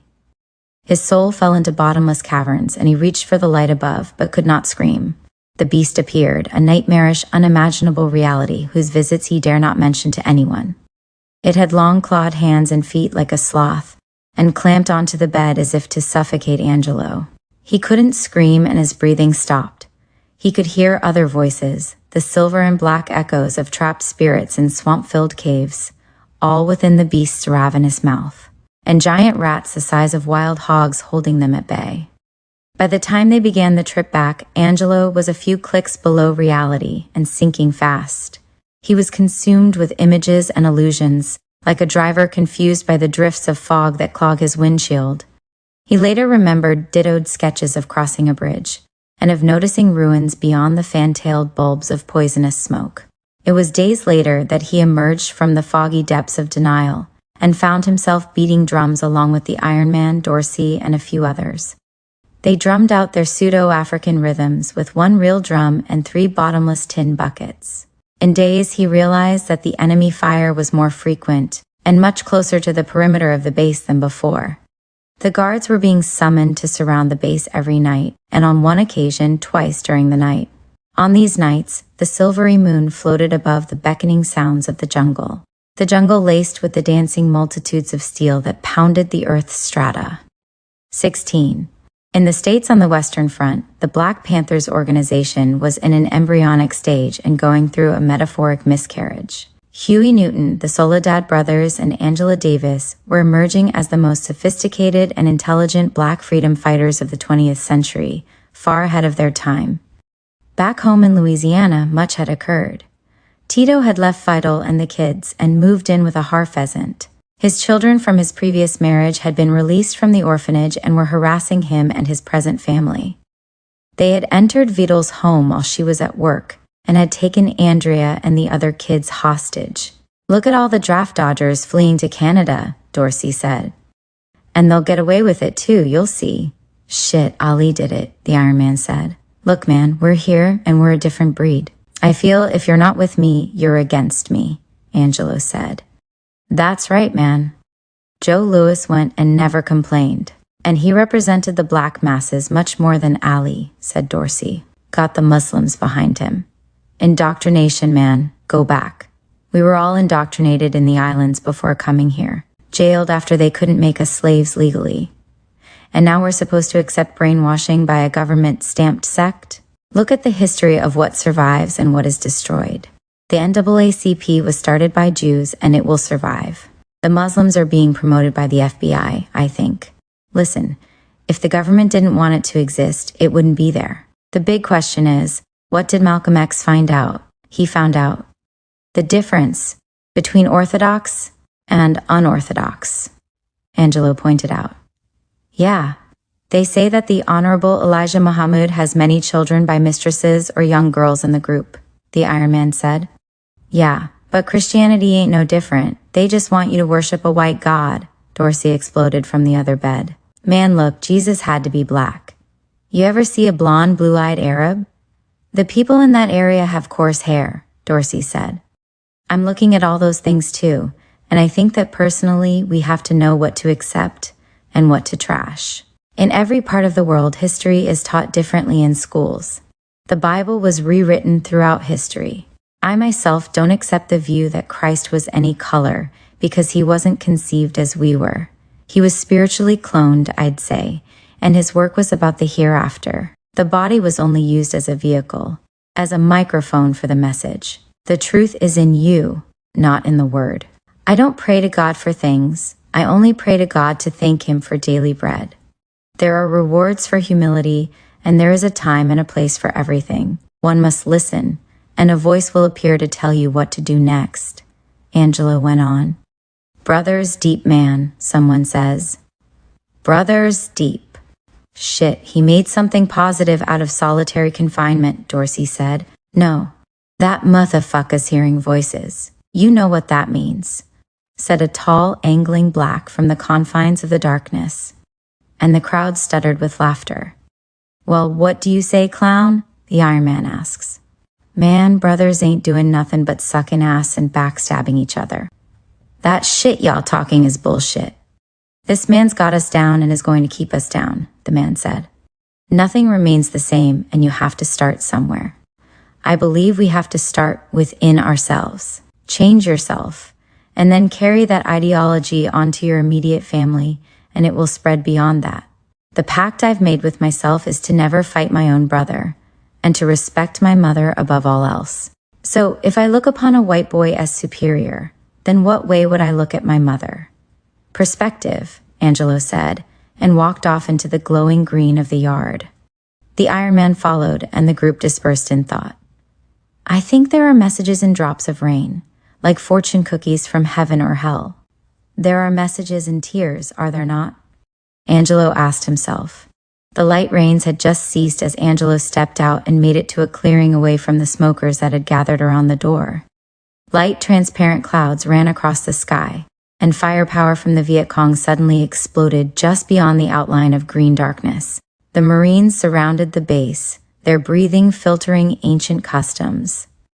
It was the Iron Man who broke through and appeared next to Angelo under the soft light of the evasive moon. The sergeant in charge was screaming for the troops to speed up the pace and get into position, but every other Marine that tried to cross the single piece of wire that blocked their path would trip and slow down the momentum of the platoon. "Some clumsy assholes," one of the prisoners said. There was laughter throughout the whole camp as prisoners stood outside witnessing the spectacle. Prisoners from other huts that would never get to know their neighbors and could only recognize faces as time passed. Tonight, a slash of lightning burned the sky off in a distance and unlocked the celestial key to hell. Angelo could once again taste the bitter fruit of his re-emerging fate.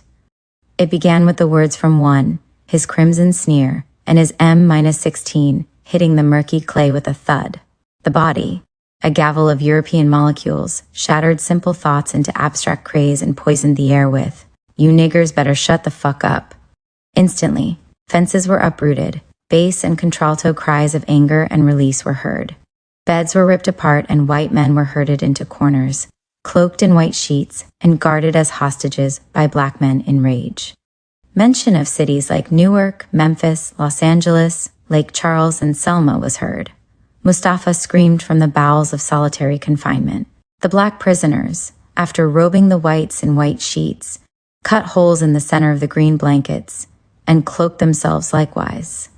Only one hostage resisted, and as Angelo and the Iron Man stood by the uprooted fence, they could see Herbert Mahmoud beat the man unmercifully with a steel object. Fires were started in some of the other enclosures. "We're going to turn this Mutha out," someone yelled. "Get your ass over here so they can see you," a dark figure said, while commandeering a white boy covered in tears and facial lacerations. "Please let me go. I don't have anything against you people," he said. "Shut the fuck up, honky," the figure behind him said. The place was in total chaos, sirens laced the screams, and in a distance one could hear the faint barking of dogs. "Look, man, we can escape from here and board my carrier, the SS Vanguard," the Iron Man said. "They are headed to India soon. We can kill one or two of these honkies and disappear," he said. "Damn right," Angelo replied. Before every hut stood black men with makeshift clubs, steel objects, and razors, guarding their white hostages. Their boots had been removed, hands were tied together with shoelaces, feet bound with the seamed end of sheets, and most had been badly beaten. The guards had surrounded the final stage of fencing, and the dogs barked throughout the night. Maxwell became the self-proclaimed leader of the riot. Many of the prisoners looked to Angelo for advice, and he knew that Maxwell would sell out before the morning came. "If we are going to do something, we have to do it now," Angelo said to the Iron Man. "Time can be our enemy, for if we wait too long, we won't have a chance." "You're right," the Iron Man said. From where they stood, they could see a figure step into the clearing with a bullhorn. "Put down your weapons and release those prisoners immediately," the gruff voice said. "No, you let us out of here. Give us jeeps, supplies, and let us out, or we'll start killing a few of these lily-white boys," Maxwell screamed. Angelo and the Iron Man headed toward the rear of the hut in search of an opening, But by now the place was totally surrounded by stern faces and hungry canines. The gunfire from the Viet Cong could still be heard in the background. In the midst of the chaos, a feeling of complete hopelessness overcame Angelo. He just wanted to lash out at someone. As the night fell away, the commander began to negotiate with Maxwell. After a note was passed to Maxwell directly from Captain Sinclair, fear entered Maxwell and he began to think of ways to cover his own ass. By morning he had thrown in the towel. The troops took over and separated the white and black prisoners. They carried the wounded to the infirmary. There were 2 dead men that would be taken to Da Nang to be examined by a specialist. Maxwell was never to be seen again by anyone. The white prisoners were the first taken to the mess hall for breakfast, and then the black prisoners were brought in.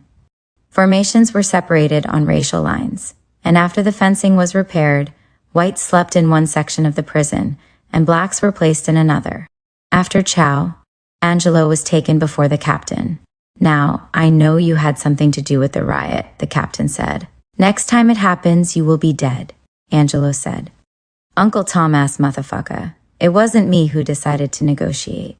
If it was up to me, you would be dead." Captain Sinclair's bald head followed the light as he swiveled in his chair toward pictures of his children and lovely wife. "I am a family man," he explained. "This kind of thing will never happen again. You understand? You will be placed in solitary confinement for the remainder of your stay here," and he called in the guard. When the other prisoners saw that Angelo was being taken back to solitary, they became angry and voiced their opinion through channels. They let it be known that they would riot again if Angelo were not released. The captain took this warning seriously and relayed it to Angelo. Angelo, without being coerced by the guards, sent a written note to the group explaining that he would rather serve his time in solitary. Like before, Clyde was in the cell next to him. Within days, he made a decision to write a novel about the nightmare he was experiencing, and relayed this message to Clyde in secret conversations from their cells. Since he had no access to paper, Clyde agreed to furnish him with the single sheet a day that he could obtain while on his daily outing. Solitary was now filled with black souls. As the weeks passed, he could hear the cell doors open late at night, and then the screams would follow. He knew the guards would come for him one day, and they did. With the eyes of Rasputin, he arose to face his enemy. It was 2 of them, evil messengers that spoke in a physical language, a dialect of RufusDaigle. Torture. But when the door opened, their power escaped from them, their thoughts paralyzed by Angelo's hypnotic eyes. He stood in the brackish light of the cell, an avatar of willpower, and spoke his grim prediction. "I'm taking one of you with me." As if stamped with fear, they stepped from the door, deciding not to invade his space. There was a power in the room they had not known before. Within weeks, the captain had learned of Angelo's writings. Once again, he was brought before the captain. His manuscript was confiscated and ultimately destroyed. Afterwards, Henry's cell was searched, and then Clyde's. That was when the torture began. The cells were filled with water, and the prisoners were forced to stand for hours on end. Clyde screamed obscenities, and then everyone was denied food. "How many days can you hold out?" Clyde asked Angelo. "I hear 90 days is the maximum for a human," Angelo replied. "Fuck them. They're not going to break me," Clyde went on. Eventually the guards stopped watering the cells, but weeks went by without a tray being pushed under the doors. 30 days, then 60 days. Angelo was frail, but each day he was comforted by the pristine light that entered his cell. Clyde had been silenced, and Angelo could see him in his shimmering visions, crumpled in the dark corner of the room holding his pain. Mustafa never moved from his seated position. He just stared at the door of his cell. One day the guards gassed the place and opened the cell doors. They screamed for the prisoners to get out of their cells as quickly as possible. As Angelo was leaving, he noticed 2 guards telling Mustafa to get out. Mustafa just sat there in his frozen hate and said, "Who told you that?" Finally, their wills were broken.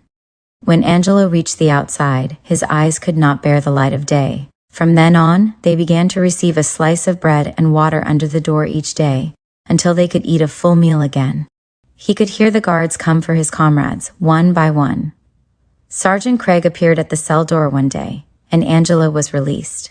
His special court-martial was finally official. It would be held in the field near Dong Ha in Phu Bai, Republic of Vietnam, on the 11th day of July, 1967. 17. On May 12th, the commanding officer, J.R.R. Rufus, Major, U.S. Marine Corps, appointed a special court-martial in reference to a JAG manual, Section 0103, and wrote a letter to the headquarters in San Francisco, asking that it be held pursuant to the authority held in the reference, and that it be convened at headquarters, 3D Recon Battalion, 3rd Marine Division Rhine, FMF, at 0800 on 11 July, or as soon thereafter as practicable for the trial of such persons as may properly be brought before it. The members of the court were to be Captains J.W. Hemingway, President J.R. Burns, R.J. Widener, Dr. Gardner, and W.R. Hudson, all members of the U.S. Marine Corps. The trial counsel consisted of 1 Lieutenant J.M. Fisher and 2nd Lieutenant de Brumfield, Jr. The defense counsel was 1 Lieutenant Thomas W. Cogger and 2nd Lieutenant Daniel Black, neither one of the above mentioned being a lawyer in the sense of Article 27, UCMJ. The letter was mailed to Captain John W. Hemingway, U.S. Marine Corps President, by C.E. Fox, 2nd Lieutenant, USMC, Battalion Adjutant. On the 23rd of June 1967, another letter was sent to Captain John W. Hemingway, 070 3000, 642, 300 seconds. The subject was the modification of the special court-martial appointing order sent on 12th of May. It read, 1. The following trial counsel and assistant trial counsel appointed to special court-martial are hereby relieved: 1st Lieutenant J.M. Fisher, USMC, trial counsel; 2nd Lieutenant de Brumfield, Jr., USMC, AST, trial counsel. 2. The following trial counsel and assistant trial counsel are hereby appointed to special court-martial appointing order of May 12, 1967. 2nd Lieutenant Frank H. RufusDaigle Haskell, Jr., USMC, trial counsel, and 2nd Lieutenant Alan E. Way, USMC, assistant trial counsel. At this point, the defense counsel provided to Angelo had proven or shown beyond a doubt that PFC Angelo LaFleur was being abused and railroaded without cause, and that there were racial overtones. That's why the trial counsel was replaced. On the 11th of July, Captain James B. Hanrahan, USMC, was appointed a member of Special Court-Martial Appointing Order 4-67 dated May 12, 1967. After several modifications, the Special Court-Martial of Private First Class Angelo LaFleur, 2,302,746, convened on July 11, 1967. The charge: violation of the Uniform Code of Military Justice, Article 128. Specification: in that Private First Class Angelo LaFleur, USMC, did, at Fort Sherman, Panama, Canal Zone, on or about March 24, 1967, commit an assault upon Private First Class Wallace M. Muller, USMC, by stabbing him in the abdomen with a dangerous weapon, to wit, a knife. The prosecution finally presented its case. The trial counsel made no opening statement. Private First Class Wallace M. Muller was sworn in and testified in substance as follows. Direct examination. I know the accused, in this case PFC Angelo LaFleur, that is him, pointing to the accused. On March 24, 1967, we were at Jungle Warfare School in Panama, Canal Zone. PFC Angelo was in the chow line about 2 men behind me. He was talking to PFC Wilkinson, and they got into an argument about something. I said to Angelo to stop fat-mouthing because we were at an army school and we were supposed to act like Marines. We argued for a while, and I tried to avoid him on 3 occasions. I told him to leave me alone, and I started walking away, and he jumped on me from behind. It wasn't a fight, really. We were just wrestling around. We wrestled by the stairs and were just throwing each other around, and a couple of people grabbed me.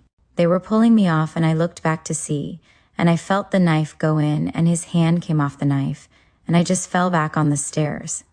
2nd Lieutenant Daniel Black, for the defense, asked PFC Muller, "Did you at any time refer to the accused PFC Angelo LaFleur as a nigger?" And did you try to beat the accused's head against the iron railing? When Wilkinson and Angelo were talking, I just said to him, "Why don't you watch your mouth? We are at an army school, and we are supposed to act like Marines." I never called Angelo any names. I never tried to beat his head against the iron railing. I had my arms around his back, and his head was in my stomach. PFC, Mueller replied. The witness for the prosecution was duly warned and withdrew from the courtroom. The prosecution brought in PFC, Earl R. Banks. Under direct examination, he stated, "My name is PFC Earl R. Banks, 3D Force Reconnaissance Company, 3D Reconnaissance Battalion. I was in the Chow Line on March 24, 1967, and PFC. Angelo and PFC Mueller were behind me. I heard them arguing back and forth and didn't think much of it. I went into Chow and then heard a fight going on, and we went outside and saw Mueller and Angelo fighting. They were wrestling and throwing each other around. Some people came and broke up the fight. Then Angelo went up to Mueller, and I then saw Mueller fall."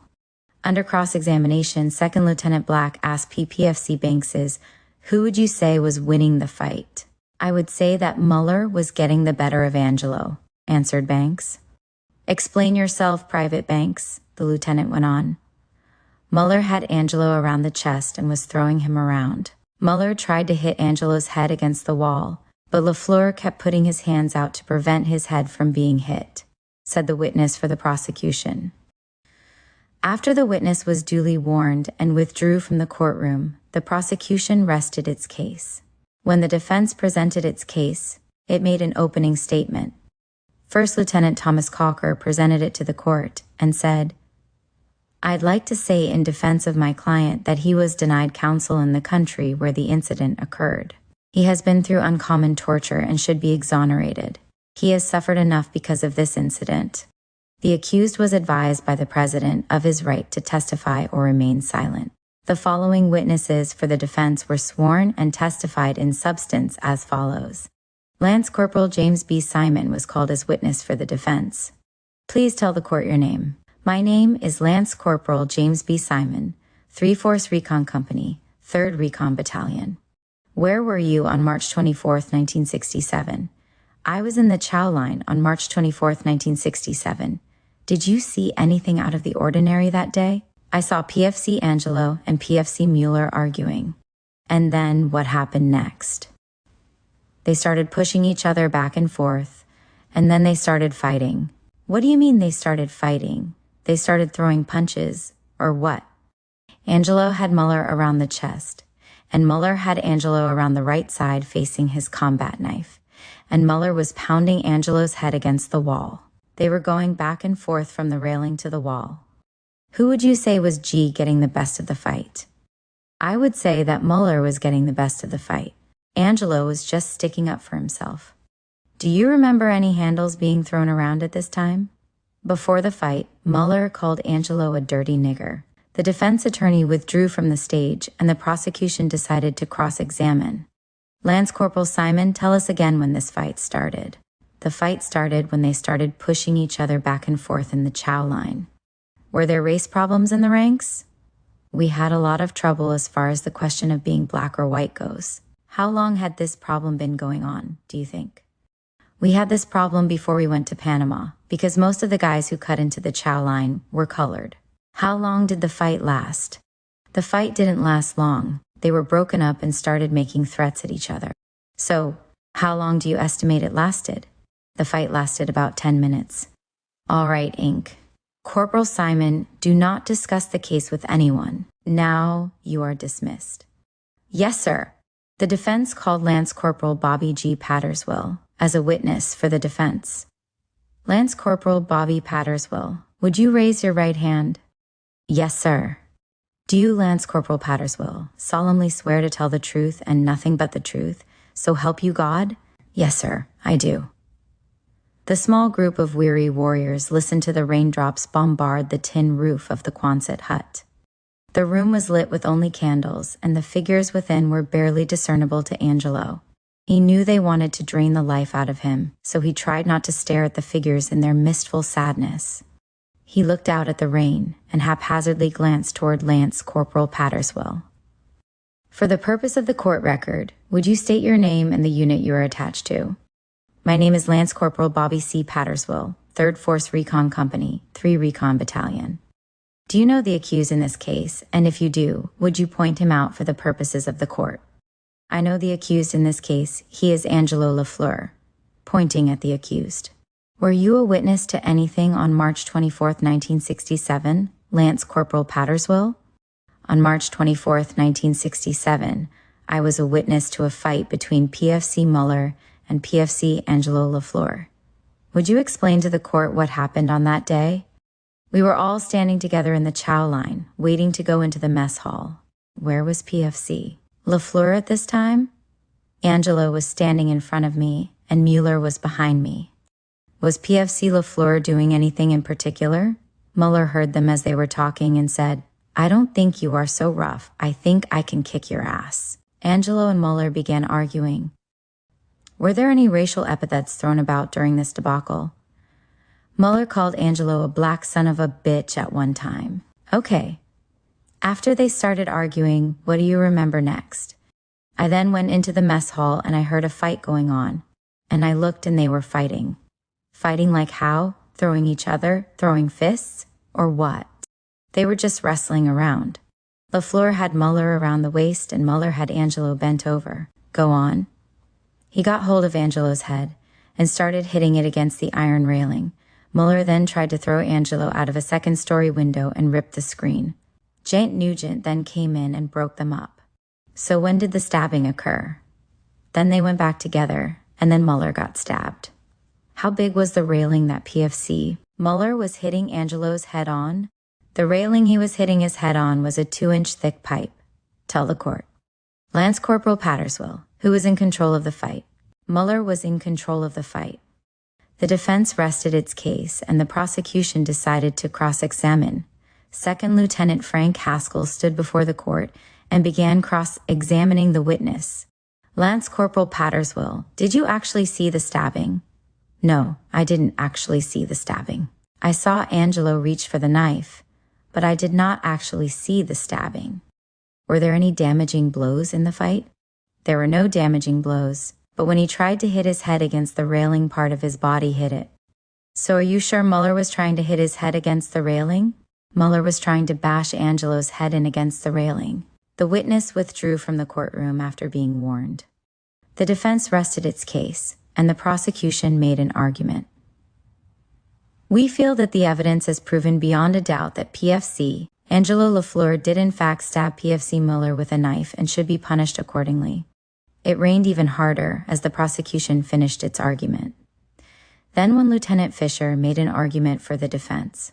Once again, I would like to state on behalf of my client that many of the witnesses for the defense are now in the States because of wounds they've received in the field of combat. And this alone denies my client of a fair trial. I request that my client be released, restored his good name, and returned to the ranks, where he may best serve his country. Remember, he joined this outfit. The prosecution made no closing argument.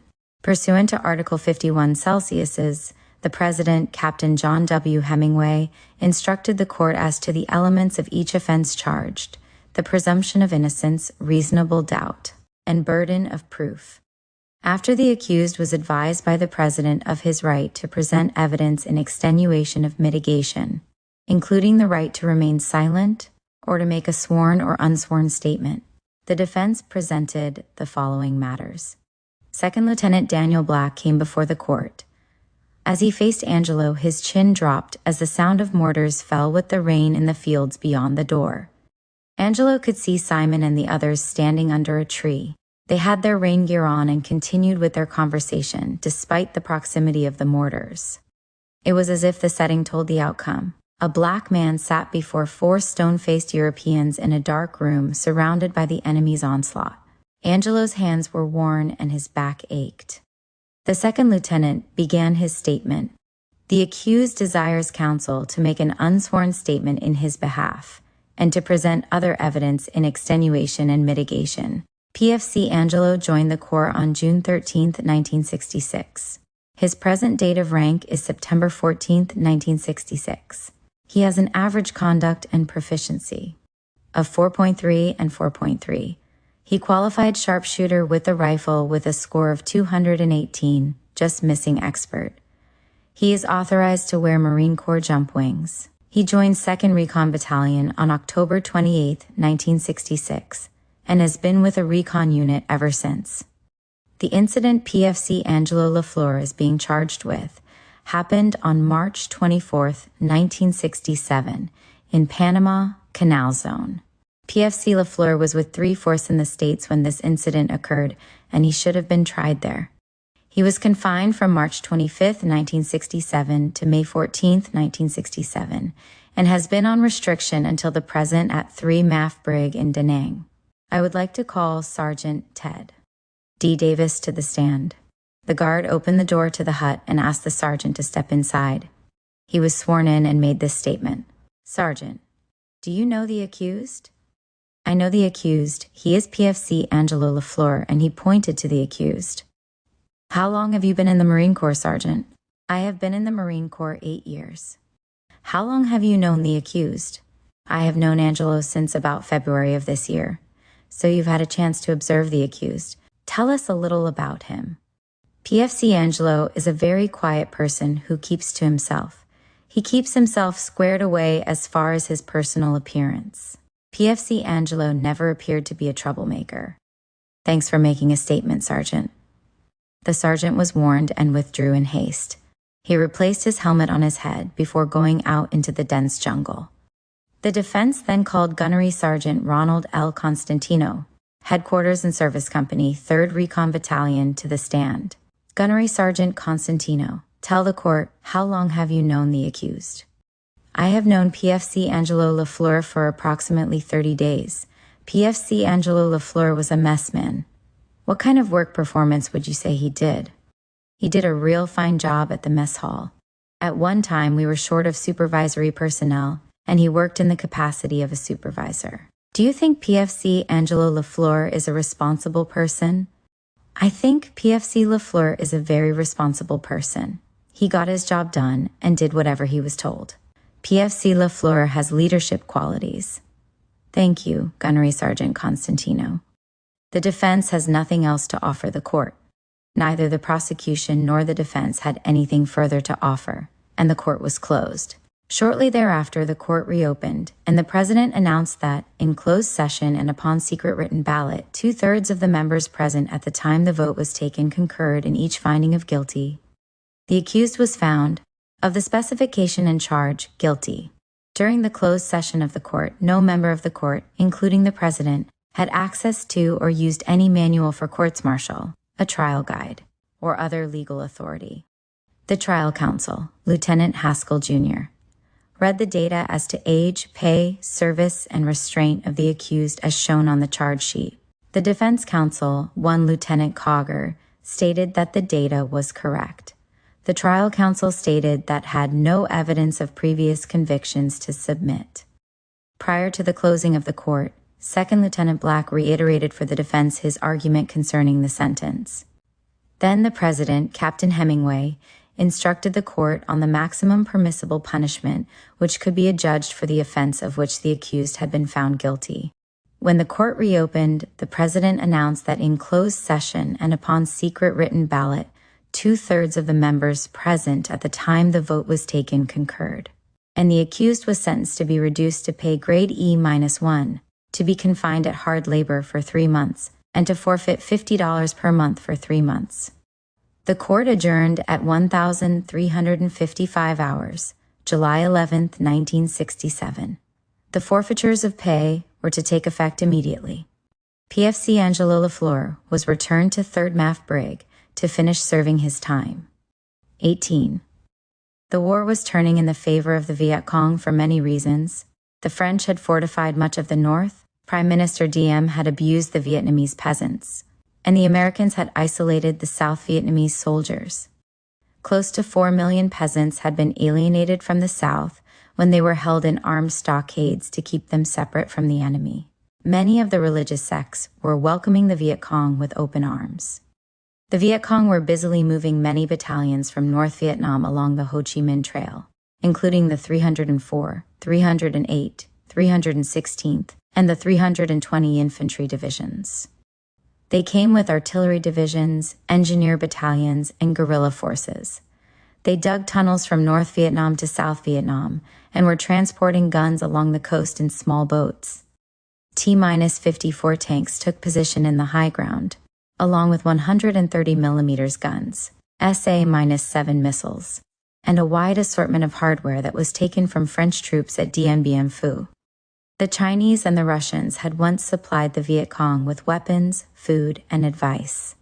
By now, Chinese support was limited, though the Russians would remain in Ho Chi Minh's corner.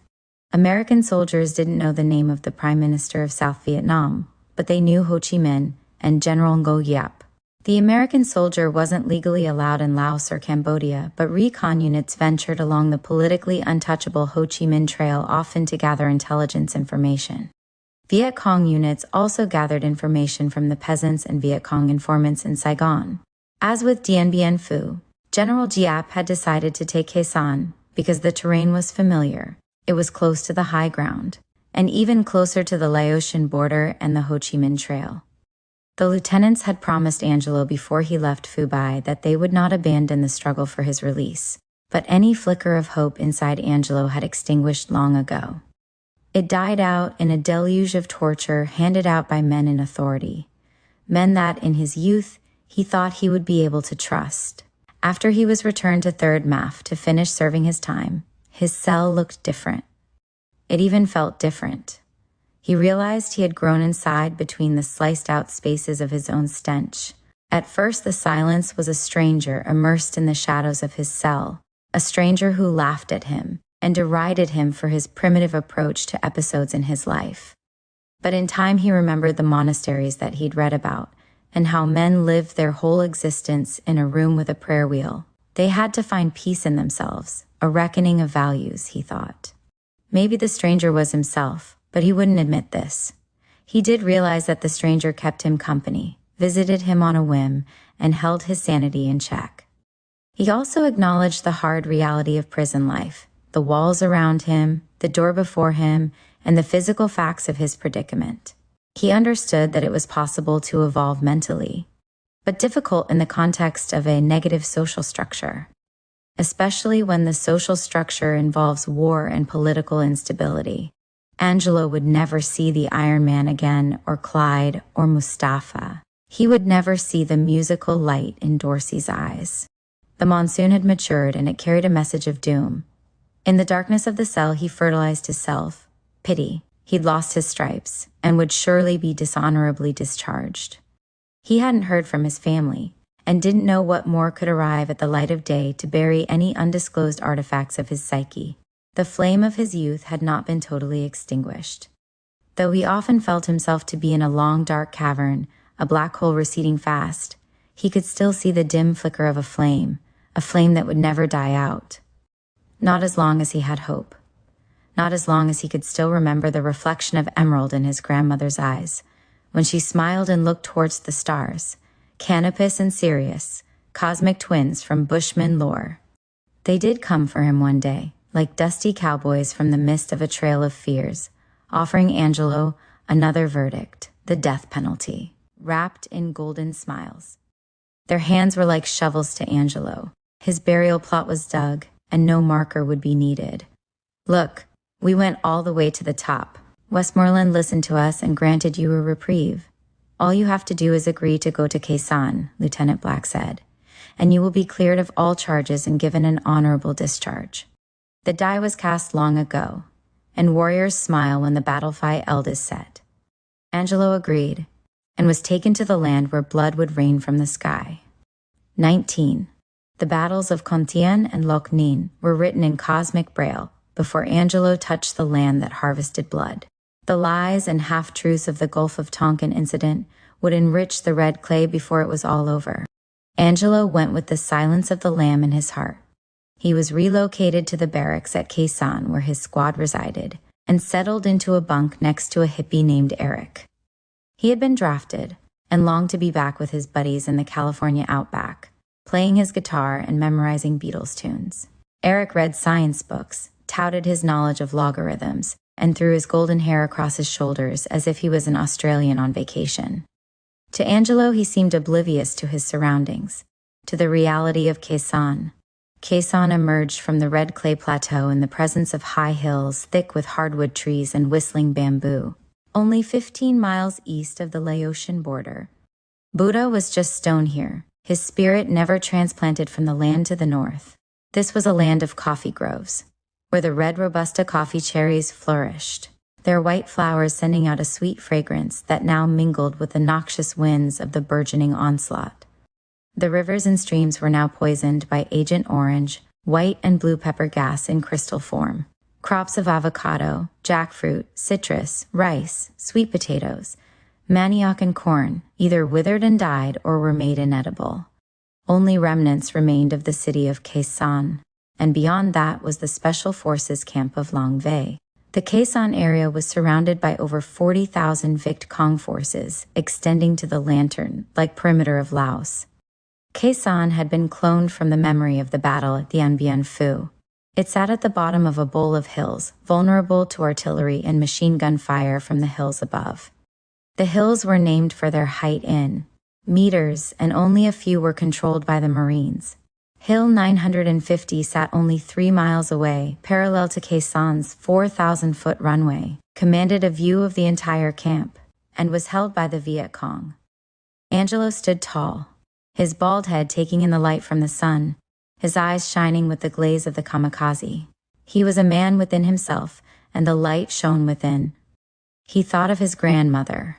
All she had left was her eyes, the end of a rainbow, the Kalahari artifacts, the Bushmen worshipping the fire, the sensual Nile, the swell of the ocean beneath her ancestors, and the promise of the new world, the promise that she would be branded and her people brought to their knees by all means necessary. In the beginning, there seemed to be nothing but sandbags and sun and waiting. He had met Hamp, Arkansas, PJ, Guillermo, and Lieutenant Hamill. He could write letters again, and stood many days in the flash of an open doorway and witnessed the silence of the other young men writing letters home to their loved ones. It was a sobering sight beneath the tears of the fog. The monsoons came in from the north, drowning the propaganda leaflets of the capitalists and translating the green of canvas into a language of approaching doom. The recon camp was adjacent to the ammo dump and the big guns, and fenced the airstrip that faced Hill 950. A few skirmishes occurred in the field, although recon was instructed to avoid enemy contact while on patrol if at all possible. They had everything at their disposal. The big guns would hit a target at a moment's notice. The 8-man teams were supposed to report any enemy activity, but it was common knowledge that their chances of surviving a firefight were practically nil. One such team reported a firefight on Hill 1015 and stated they had killed some 25 Viet Cong. They instantly became camp heroes. 3 of the men received medals to the cheers of their gung ho comrades, but it was discovered later that the Viet Cong didn't have a concentration of power in that area, and the firefight had been faked. No one mentioned anything about Angelo's past and his stretch in confinement. After he had adjusted to the intense tropical sun, he began to run the airstrip when not on patrol. He had been introduced to Hill 881 North and stretched out one night under the silvery moon to confer with the stars. The lead blue sky seemed different somehow, somber and womb-like. The lush, green hills that surrounded him were extensions of time. They held the souls of the lonely monks that became one with their prayer wheels, and contained spaces that reached the light just in time for morning. Hills 881. North and south were like the breasts of the lady in waiting, the Battle of Quezon. He heard the mortars landing in distant places and knew they were changing lives, disrupting lives and shattering them like tree limbs. Premeditated murder, he thought, and someone is a serial killer. Can governments be serial killers? He asked himself. The monsoon never left. It was like a migraine tending to you. While on patrol once, Angelo cut brush for a while and then came to a clearing when he noticed a trail. He usually avoided trails, but Alani wanted the squad to rest soon before nightfall. The rain was steady as they found a flat area within a circle of trees and heavy brush. The squad made a circle, and each man found a spot. Angelo sat next to a rubber tree, looked up, and the sky had disappeared. He dropped his backpack, looked over to where Guillermo was, and noticed Alani, the squad leader, conferring with the radioman. Suddenly, Alani put his finger over his mouth in warning. "Shh," he whispered, pointing to the trail they had just abandoned. Voices could be heard off to their rear, distinctly Viet Cong. Everyone got into position as Alani and Guillermo began to figure out coordinates to give to the radio men to call in artillery. It would only be a matter of minutes. A leech crawled up the leg of the grenadier and he was showing it to PVT, Pierce. The clay was thick and there were puddles of rain everywhere, but they sat in it anyway. The warm raindrops rolled down their checks and into their eyes. It was dark and humid as the rain painted the forest with its melancholy melody. Angelo loved the rain and was accustomed to being wet and dirty. As he wielded his machete through the brush, he accepted the twigs piercing his checks and hands, the razor grass cutting his eyelids, and the balancing act of stepping first as the lead man in the underbrush. Suddenly it happened. The artillery flew in like an eagle taking wing and stole the lives of the Viet Cong that appeared on the trail. It lasted all of 10 minutes, the ground shaking from the impact, and the air filled with the fear that the coordinates had been wrong. Angelo remembered hearing of a squad that called in artillery on themselves because the squad leader had mistaken the coordinates. The steady barrage continued from the big guns. Then all was silent again, except for the pelting raindrops from the monsoon that seemed to never end. That night they slept in the mud under the circle of trees. Only Angelo remained awake, eventually climbing a giant oak and finding a vantage spot in its spacious arms to keep watch over the area and protect the squad. The next day they continued their journey in search of the enemy, moving along flowing creeks, beneath the underbrush, as silently as possible. A group of men on a journey into the unknown, and to many a journey that was unnecessary. They ended up spending an extra week out on that patrol without food, camped out above a Viet Cong stronghold, eating whatever edible plants they found in the area. Angelo drew pictures of the camp from the hills above, and Alani gave these sketches to the captain when he 20. The name of the patrol was Barkwood. It consisted of a grenadier, 12 men with M16 seconds. Brew was the point man, Otto was the radio man, and a medic and Ralph carried the rocket launcher. Otto, Tex, Brew, and the others headed up the hill. As was their habit, Otto and Tex had tied their boots in the back after wrapping the laces twice around the boot ankles. On an earlier patrol, Otto and the crew had walked into a Viet Cong stronghold. They had reported it, but no one had followed up on it. Today, the patrol would walk right into the same camp, with the Viet Cong listening and waiting for them. They had just crossed a stream with lush foliage embracing it, and could feel the earth twitch from the bombardments miles away. Tex had a shotgun, his savior he called it. He kept before him a panoramic view of the lives he'd taken, but the screen was changing. Brew, nicknamed Smiley, had reached the ascent and stopped suddenly. Too peaceful, he thought. He searched, 30 seconds gone. A glimpse of his future told him to stop, to not make the next step. It's blood they want. 45 seconds later, the last he heard was the first pop-pop. Even before it was over, a body lay, soul whistling in the raindrops as Otto stood above it. He knew it was Tex by the way the shoelaces were tied. Tex's back was blown out. Brew lay a few feet away, gasping for air, blood filling his lungs, cradled in the rooted arms of a banyan tree. His reality, the red clay, the green and white out-of-focus colors, and his hands reaching to embrace the next life. Otto wanted to get to him, but couldn't. Brew's last thoughts were of his sweetheart, Abigail, silhouettes of green leaves and red stains, and the pain holding up time. But even the pain had a boundary. He crossed it, longing for someone, hoping the noise would stop and that someone would cradle him. Otto worked the radio furiously, calling for help. Semeno, the squad leader, was asking for a tally of the wounded. He asked Doc, how many casualties? 2 dead, Otto answered. The squad retreated, Otto finally reaching Brew, a kneel, a last hug, no time for tears, and grasped his legs. They could see the CH-47 not more than 50 feet away from their position. They would deliver the dead to the clearing first. Otto saw the way. He was afraid, but not fearful. His subconscious wouldn't allow despair. He enjoyed the rolling hills and death. This was his second tour of duty in Vietnam. The memory of the day was set in stone. The camp was quiet, with most of the Marines recuperating from one patrol or another. Most were asleep or walking about in a state of numb disbelief. Angelo sat on the edge of his cot reading the Magister Lati by Hermann Hesse, lost in another world, while Eric cleaned the area around his cot meticulously. Angelo had been on many patrols by now, and had gained respect as a recon scout.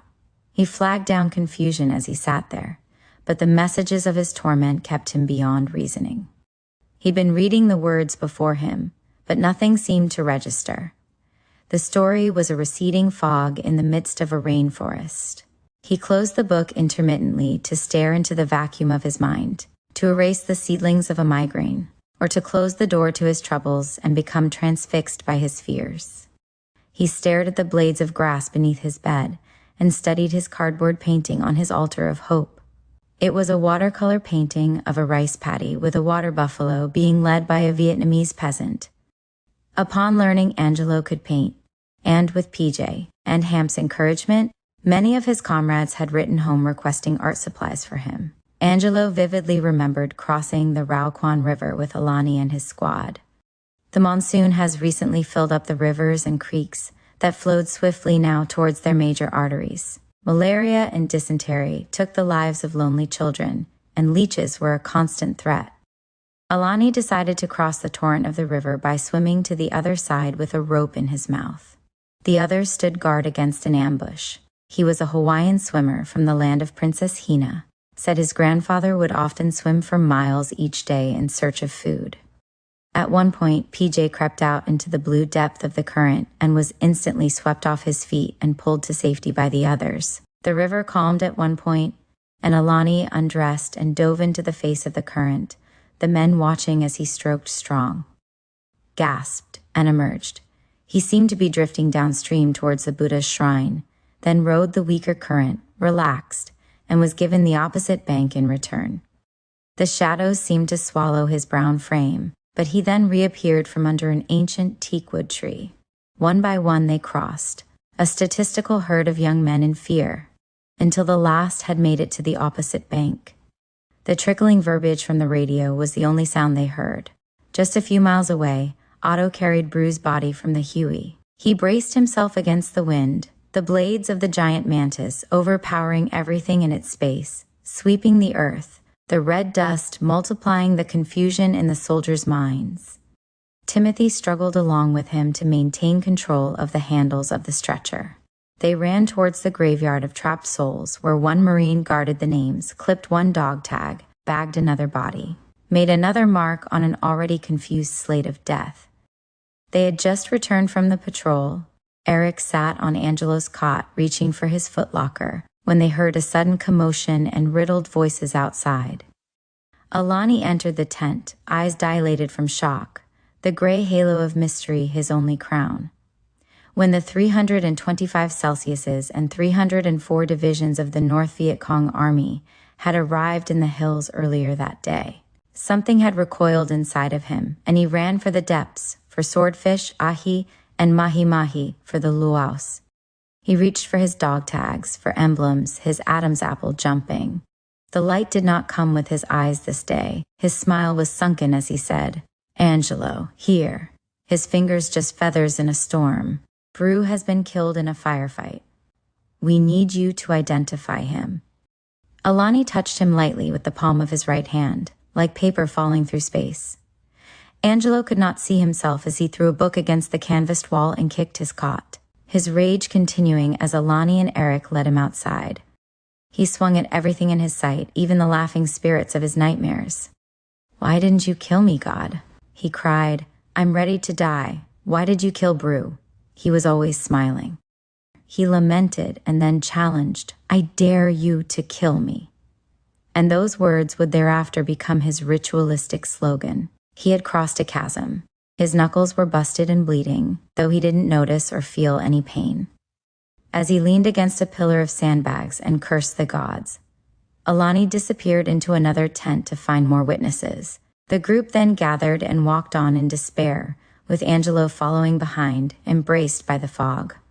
He stumbled and reached for the dirt beneath him, letting the dust fall between his fingers. As Alani and Eric tried once again to console him, Angelo thought of Bru's infectious laughter.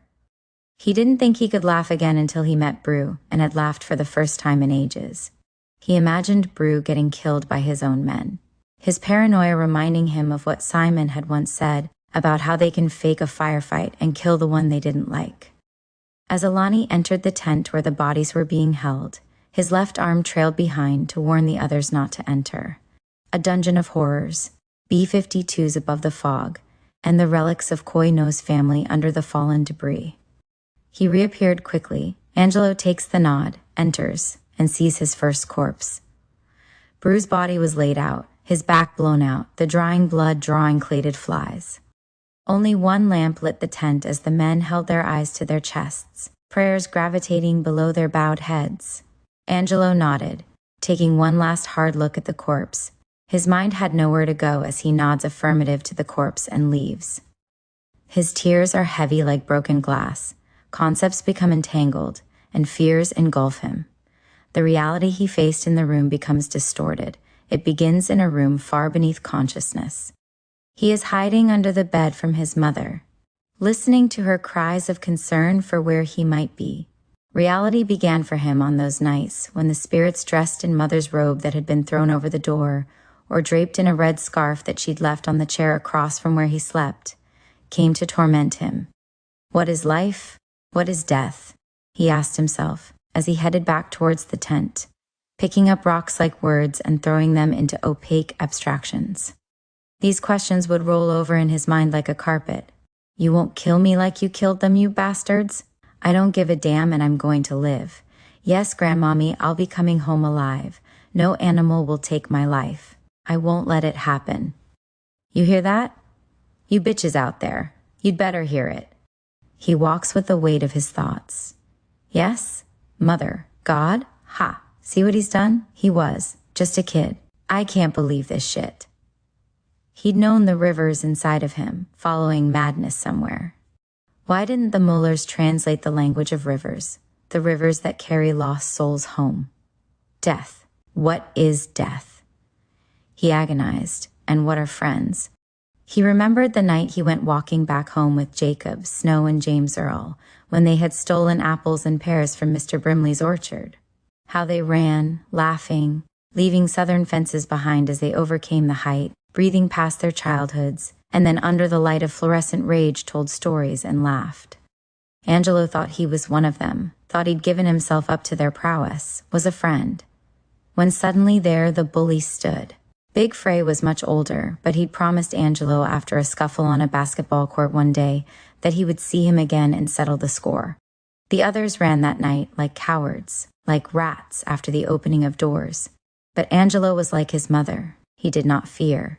Big Frey laughed, his rivers filled with white port wine, his scars crimson under the light, and danced with the blade, his eyes bleeding from the trauma of alcohol.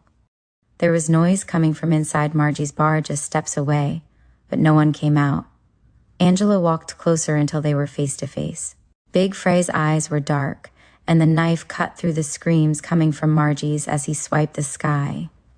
If you're going to kill me, kill me. But I'm not going to run, and I'm not afraid of you, Angelo said. Then there was silence. The music played in the background, but they didn't hear it. Big Frey didn't say a word. He just staggered off into the songs of the bullfrogs and the crickets, into a wall of darkness. Afterwards, Angelo went to each of their homes, just wanting to see their faces, to confront their cowardly stance. Jacob stood before him, his palms caressing each other for fear they might know the truth. Since then, Angelo knew he would stand alone in life, until he met Bru. Bru, with the revolving light in his eyes, he was a pure soul. 21. The Jarheads were expecting an attack at the end of the Tet ceasefire. The truce began after 5 days of intermittent shelling of Khe Sanh by Giap's long guns from the Annamite chain, and rockets, mortars, and recoilless rifles fired at closer range. The giant us. Artillery at Camp Carroll and the rock quarry answered back. Us. Fighter bombers, some from the Plain of Jars diverted from hitting North Vietnam. rained down the most impressive loads of explosives on the enemy around Khe Sanh with more than 1,500 sorties. The Viet Cong targeted the village of Khe Sanh, some 2 miles away from the Marine camp. Colonel Lowndes pulled his troops back into the base after a battalion attacked the village. Most of the villagers were evacuated to Da Nang, and then the village of Khe Sanh was leveled to the ground.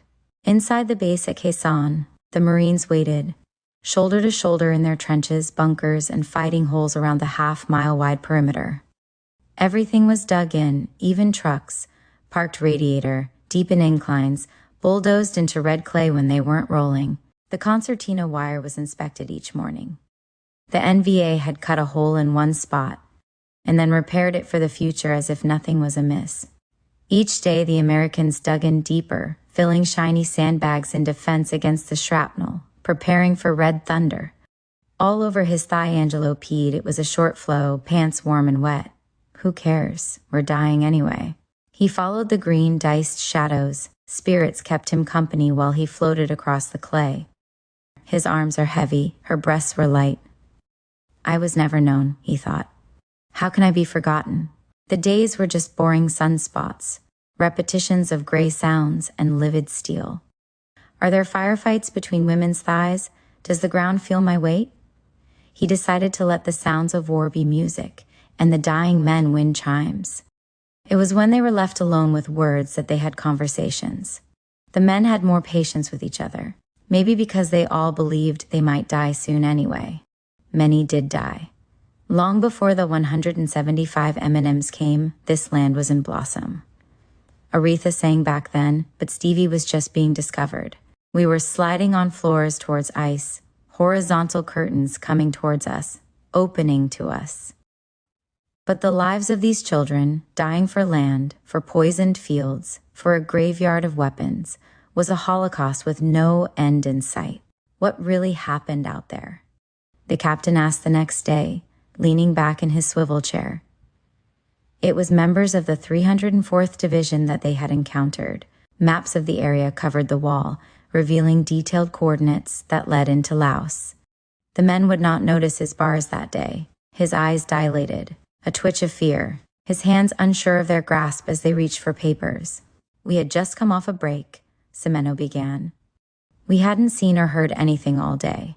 We had just walked about a half a mile. The terrain seemed to be getting a little thicker.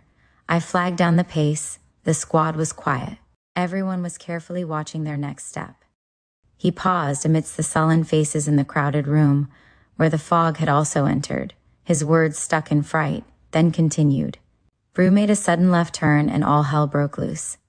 He was hit instantly, and I saw Tex turn. He was cut down instantly. It was a small contingent we encountered because they ran, we assumed. The circle closed quickly, while Doc looked after Tex. He wasn't dead. We tried to keep him alive. Doc asked how he felt, but he didn't answer. I then closed his eyes. The radio man called in the coordinates for the big guns to cover us and for the helicopter to meet us in the clearing. He could still smell the blood drying on his uniform as he stood and explained. Avoiding the enemy is very important because 8 or 12 of you guys can't fight off a whole platoon. They are here, and this thing is going to get worse before it gets better. They are moving into this area in record numbers, so you have to be alert. Mistakes will cost you your lives. Understand? The captain clasped his hands together and leaned forward. We'll have a meeting of all squad leaders tomorrow. Pass the word, Sergeant.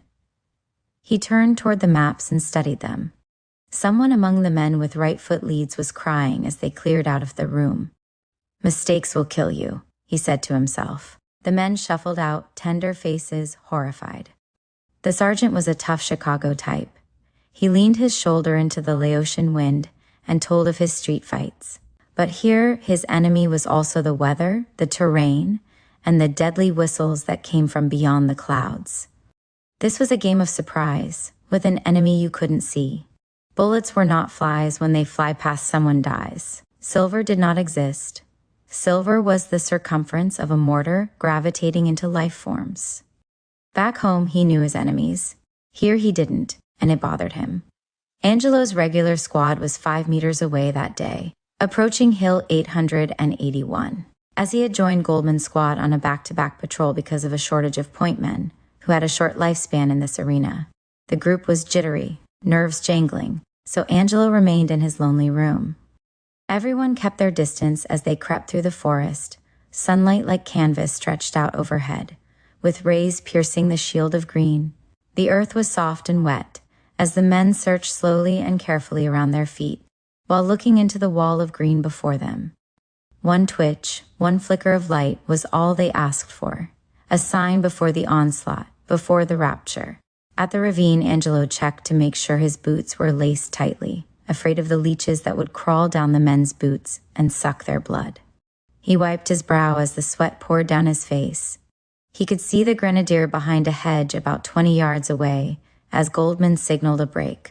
Angelo struggled with his pack in the dust beneath a eucalyptus hybrid, reached for his edibles, chose peaches, and tried to trade a can of beef and potatoes for some pork and beans. Goldman shoved the map out towards Angelo. An area clearly marked in green stars showed their present location and their objective to reach the highest peak to the north, barely visible through the creepy foliage. Bruce's image jumped into Angelo's mind without warning, the emotions clicking on the light in his mind's room, clicking on paranoia, exposing delays in his consciousness. Beyond his shifting paranoia, beyond the misty velour of the morning and Goldman's thick arm and freckled face, beyond his next step, and just over the ridge to the south were the cries he couldn't hear. Was the image of Bruce's death a sign, a trapped doorway with previews, a premonition? Was it the catalyst that signed the death vouchers for the young men being killed? Portions of Angelo, like caked mud, were falling away and dying without his knowledge. Upon their return to the base, they learned that Angelo's squad had made contact with the enemy and was trapped on Hill 881. Angelo dashed towards the airstrip and looked north. He saw bodies on the tarmac, laid out side by side, destined to be in a government-issued body bag by nightfall. The bodies were carried in and dropped from the Huey, because it was impossible to land with the mortars raining in from the high ground. He could hear the crackling of steel and see the big mantis approach from where he stood. He thought he could hear the whispers, their cries, beneath the green fluff of elephant grass, their last lisp performed on that hill. The earth had slid from beneath these men. Angelo's chest muscles were tight. He could feel the bullets tear into their flesh, and hated that he hadn't been there. Guillermo was hit in the shoulder, and PJ was shot in the leg. It was Guillermo's screaming and crying that led the Viet Cong to concentrate their firepower in that area, and caused more men to get hit and ultimately die.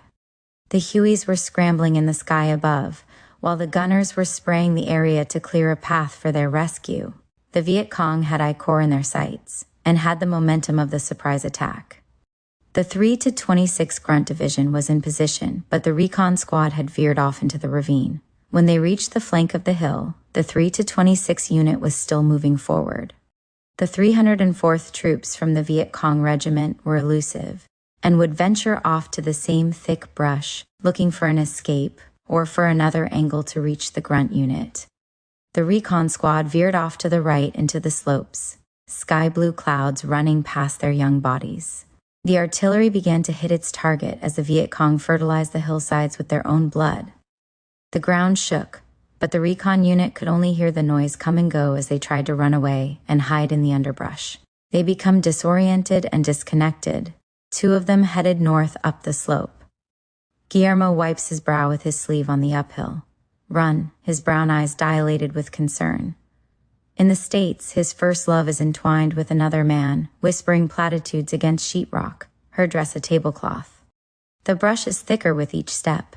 PJ is not far from Guillermo. As their shadows pass through the underbrush, their hearts swell. Back home in New York, his mother sees PJ's face in the mirror of the lake as she rows a boat across the water at their weekend retreat in the Catskills.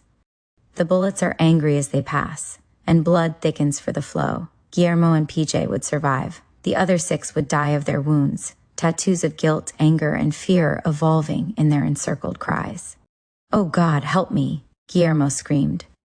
The earth moved beneath him, embraced the child, but he didn't long for the maternal spirit of the earth. He wanted his mother. His father and brothers just stood there in the field, a harvest of souls, staring at his blood flowing, his torn flesh. He was ashamed, but all that he had left was whispers, and receding memories. The bullet had made a path, zigzagged, his organs burnt by the metal. The cries, green flies tended to PJ, Hail Mary, full of grace. God be with thee, someone said, from not far away. Many more men died in that onslaught from both sides.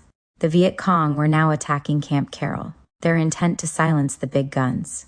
Angelo floated in catatonia as he stood near the airstrip, courted by the smell of burnt flesh and a migraine.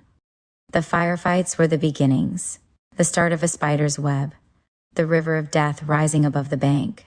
Hope was riddled with personages of steel. 22. One day, Angelo had just passed an outhouse. After standing near the airstrip, he would visit the airstrip throughout the day and stare at the bodies that were brought in daily. Death had consumed him, and he wanted to solve the riddle of it. The airstrip was located in an open, uninhibited area, with NVA in the outlying ridges, maybe looking right at me, he thought. The mines will kill them, he hoped. Immersed in thought, he turned and noticed the outhouse was burning. Homo sapiens started running towards it. Someone was inside. Some lonely being that wanted to live or didn't want to live, he wondered. Someone that forgot his cigarette butt or a match in the gasoline at the bottom of the shit stool? Or maybe he didn't forget. Maybe life had become too unbearable for him. Angelo came to a standstill in his thoughts. He hit a brick wall. A warrior never lets his enemy know he has surrendered his heart, he thought to himself. Wonder what Grandmommy is doing now. About time for planting, I'd think. He'd reached his bunker and started gathering his gear for the next patrol. Alani would be briefed later. He noticed his box of books. Immanuel Kant's discourses lay on the top of the pile. He reached for it, retrieved it, and flipped to a page, read a passage, and smiled. He thought of Abraham and the friends he left behind in 3rd Math Brig. As a strong black, you must be well-rounded, they preached, well-read, physically, spiritually, and mentally ready. Abraham, the Watusi warrior, an example of determination came to his mind. No one would ever believe it, he thought. Tell me about the black thing. I want to know. You can't even have a struggle until you've been enslaved, marked. Then you look at your culture, your footprints, whether they are in the snow or the dust. They'll disappear, and then one day they will be gone. Single men die, like losing pennies. Races die. PJ saw the iron in this man Angelo. He wanted to reach him, to make a simple bond of some kind. Why do you brothers always get so uptight? PJ asked. We tear up white faces. Because we tear up white faces. And he closes with the leg of his rifle between his knees. Hamp floated in that day with some whiskey from the village and a bag of marijuana. Earlier, Angelo had been practicing with his knives in a spot beyond the outhouse. He made everyone a little uneasy with the knife throwing, but they were okay if he remained some distance from the camp. He had stood there staring at a Hmong lady washing clothes nearby, not sure what she was doing there, but not caring much either. Look, Angelo, when I went on R&R, I met this girl and I boned her real good, just like you told me. First I ate the pussy, got the lips real wet, and she sucked my dick for a long time. Hey PJ, don't start lying now. Hamp broke in with a joint in his hand. I'm not bullshitting you his face. Green eyes took up most of. Even then the land beyond 1,000 elephants was dark, and fury was painted with rivers of blood. Later that night, amidst the jazz notes circling the screams of young men asking to be heard, Angelo witnessed a man stretch out his right leg and place his foot, heel tenderly touching the log, in front of his friend Morgan, a dark, bearded fellow with a scar below his left ear. Morgan was drunk and high from the powerful herb passing around, reached out with left hand, gained a firm hold on his friend's knee, his right hand holding down the foot, and growled with a gifted voice of persuasion. Look, you don't have to worry no more, at least you'll go home alive. I've seen it done many times. I'll break the motherfucker right here, he pointed to the kneecap. And you'll be in the States in a week, man. Both were actors in a surreal tragedy, a drunken frenzy of fear. Angelo had just been laughing like a monkey. The weed was so powerful it changed everyone's behavior. Men in the corner were stung with heroin. Doors were graphically being shut in Hamp's mind. A figure would enter with beads, a French coin hanging from their neck, and then the door would slam shut behind them. When Morgan hit the man on the kneecap with the butt of his rifle, the man just laughed in delirium and fell back on the bed.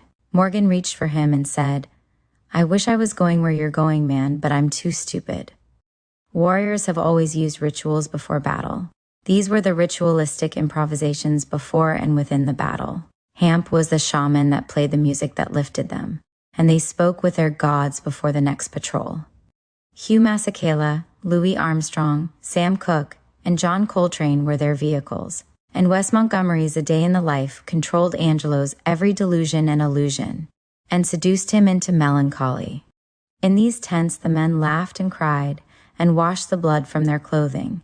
They held serious conversations about the race problems in America, sometimes argued and sometimes fought, all within their tears and agony and patience.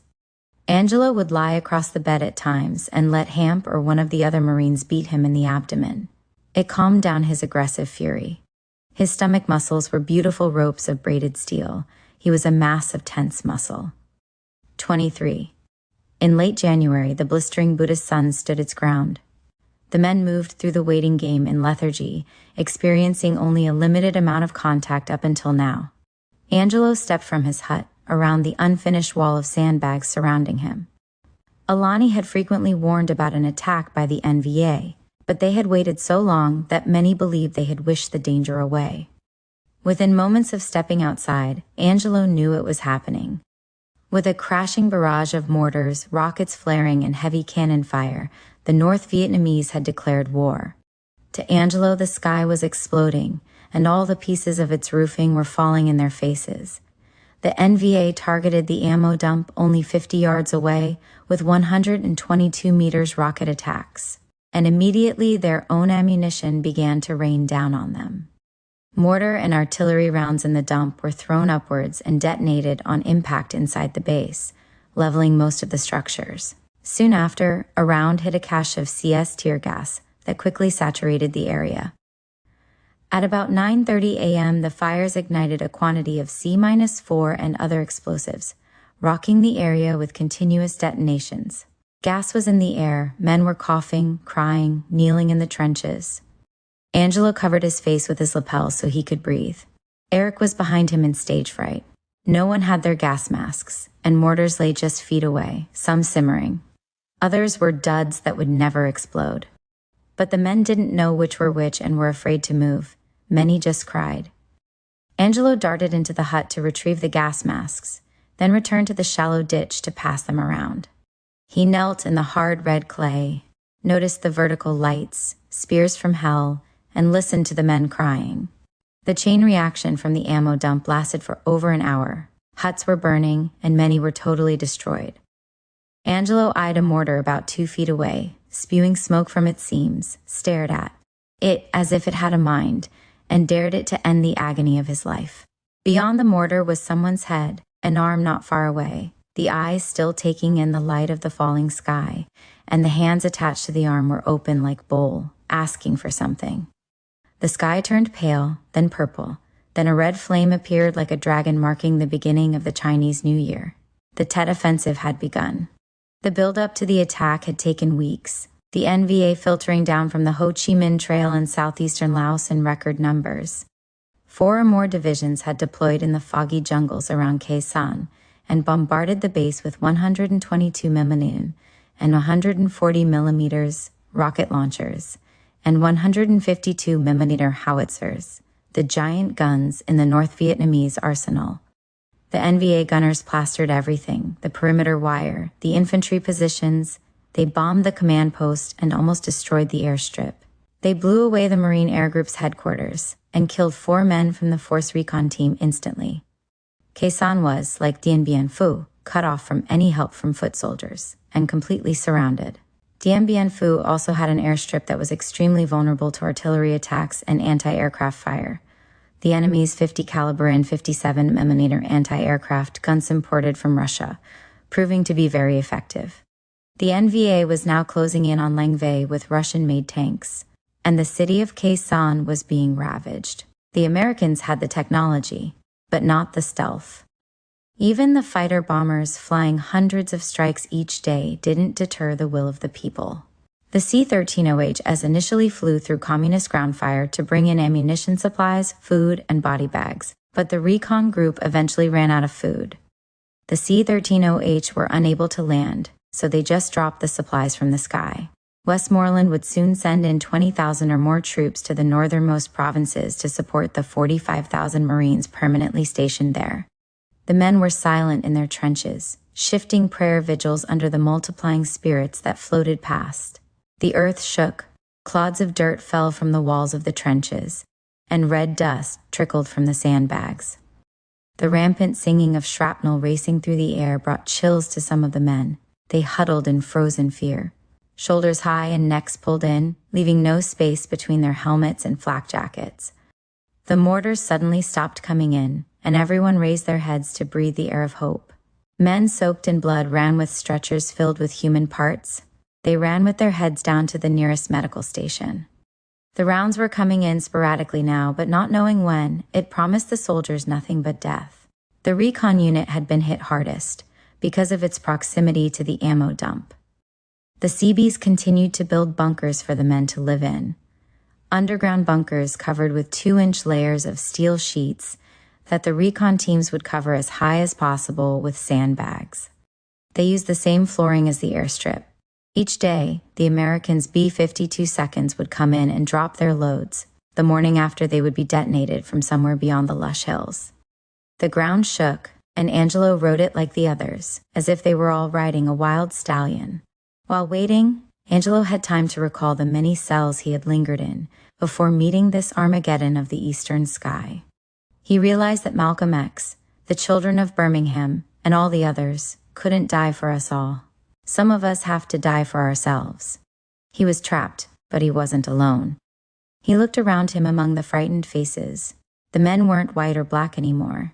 They were stripped of the idiosyncrasies of a bedeviled group, and each clung to the closest man. Angelo wanted to remember this realization. It gave him strength and knowledge to know that no one was above the other in the final moment. It was like a message from God, a God he was angry at for taking his new friends away so soon after his arrival. He wanted to die too. He wanted to hug an enemy and feel his warm blood flow down his arm until it thickened, to listen to the air, and to hear the last hint of a breath sweep past his car like a sad song. He wanted to turn the key, open the door, and release the enemy spirit of the man he held. A man with sand-colored whiskers sat in the corner of the trench trembling. He didn't use his eyes. They were just wooden chips of solid brown, and he kept mumbling indiscernible words. Angelo thought he could make out the word alone, as the man's lips moved rhythmically, and he rambled on in a shell-shocked daze. First Lieutenant Latone, an NVA officer who had surrendered the day before on the eastern perimeter, was feeding the gullible American brass false information. This wasn't the first time the enemy would surrender and then feed them false information. In any case, the Americans could do nothing with the information now. They weren't equipped or ready. A second barrage came later that day. For half an hour it fed iron and steel to humans. Corpses evolved within the bullseye perimeter that lay in the sweltering heat of the flat lands, surrounded by angry hills full of men with great perseverance. He knew he could die in a shrapnel blaze in this land of animists and Theravada Buddhists. But Angelo could accept this death over returning to a land where he was not considered a citizen but an eyesore. A land where white men believed they had done the black American a favor by bringing them across the ocean to be enslaved. He saw visions of dying with his family while fighting for respect in his true country, his blood returning to the African soil. He had learned this about himself from the Viet Cong. The communists' heavy field pieces blasted away from well-camouflaged spider holes, throwing over 300 rounds in addition to what had blown at the ammo dump. The mortars and rockets were moved at a moment's notice, making it difficult for the American pilots to knock out their positions. The base was low on ammunition, helicopters couldn't land, and there was a shortage of food. The base was on alert, theaters were closed, and recon teams were grounded and held in reserve. Khe Sanh was like a slice of pie offered to the Viet Cong. It lay only 10 miles from their closest sanctuary in Laos. By now, the NVA had settled in quite nicely in the village of Khe Sanh. Troops sprawled out in Reverend Locke's chapel, drinking the corn whiskey they pilfered from the black market with the remaining Bru tribesmen. They had totally encircled the camp at Longueuil and were waiting for the tanks to arrive. American soldiers still manned the outpost. 24. Many more men died that day, and though the sun was shining, their minds were darkened with clouds of terror. Angelo could remember the day when they arrived to open up Bruce's trunk. He sat on his cot as his stomach swelled with tears, feeling the pressure that builds inside as emotions rebel, and was unable to move. Alani had to be accompanied by a staff sergeant and another Marine of lower rank. It was on the morning of another Buddhist suicide, reported by Hanoi Jane on the radio, that Angelo wished he could crush with a sledgehammer. He sat on the cot and watched this ritual of a man's passing. First they cut the lock, and Angelo felt the spirits being released. He crawled back into the corner of his cell, shadows and a line of sunlight, gospel singers in the corners of the room. As they opened the trunk, tears flowed from his red face, and he asked the angels to chant African proverbs. Surely they know all manner of languages and customs, he thought. He pulled his legs up to his chest, covered his face with his hands, and the tears flowed again, and he felt inside of him the distant weeping and wailing of all the black men that had died inside of slave ships. The inside of the trunk was neatly arranged, with tablets, a diary that Alani reached for cautiously. He opened it and made a mark in this notebook, conferred with the others, then the inventory resumed. Bru had family pictures, his mother in glasses and a flowery dress, a young caramel-colored lady in a swimsuit. From Dawn, it read, "With all my love." His father had a stern expression, with brown half-masked eyes, a thick upper lip, and jutting forehead. There were letters from cousins, sisters and brothers, high school friends, pictures of Bru in his high school football uniform, and postcards. His father wrote, "My son, we are all praying for your safe return. Reverend Price mentioned your name in the opening statements the other day, and the congregation all bowed in prayer. Grace had a baby boy the other day. He was 8 pounds and 4 ounces. Lil John misses you and always asks when you'll be coming back. We tell him soon, and not to worry. I found a new fishing hole, so when you return, we can go there. Whatever happens, go with God. We all love you very much." The trunk also held the towels and brushes Bru used to clean his rifle, a Boy Scout knife, and boot polish, all neatly placed in the right-hand corner of the green trunk, along with clean underclothes, shirts, and socks. Angelo raced outside to face the sun and dry his tears. He couldn't remain in that cell forever. Black men are like the knights on a chessboard, he thought, circled with fears of themselves. Hamp strutted up to Angelo, reached into the long pockets of his pant leg, and retrieved a pack of Marlboros, slipped one between his purple lips, and sucked in for relief, as he tossed the match to the ground and stepped on it. Their eyes met at an angle.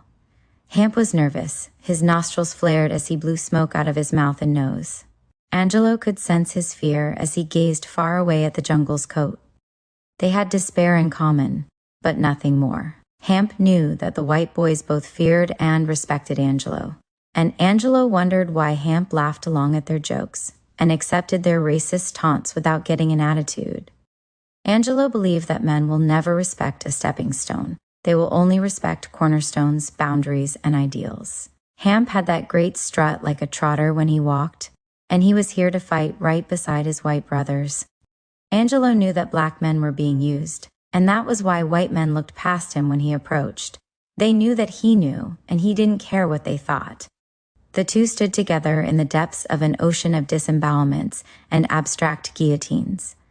The waters were calm, but their souls were heavy. Mincy was folded up in the corner of the hut.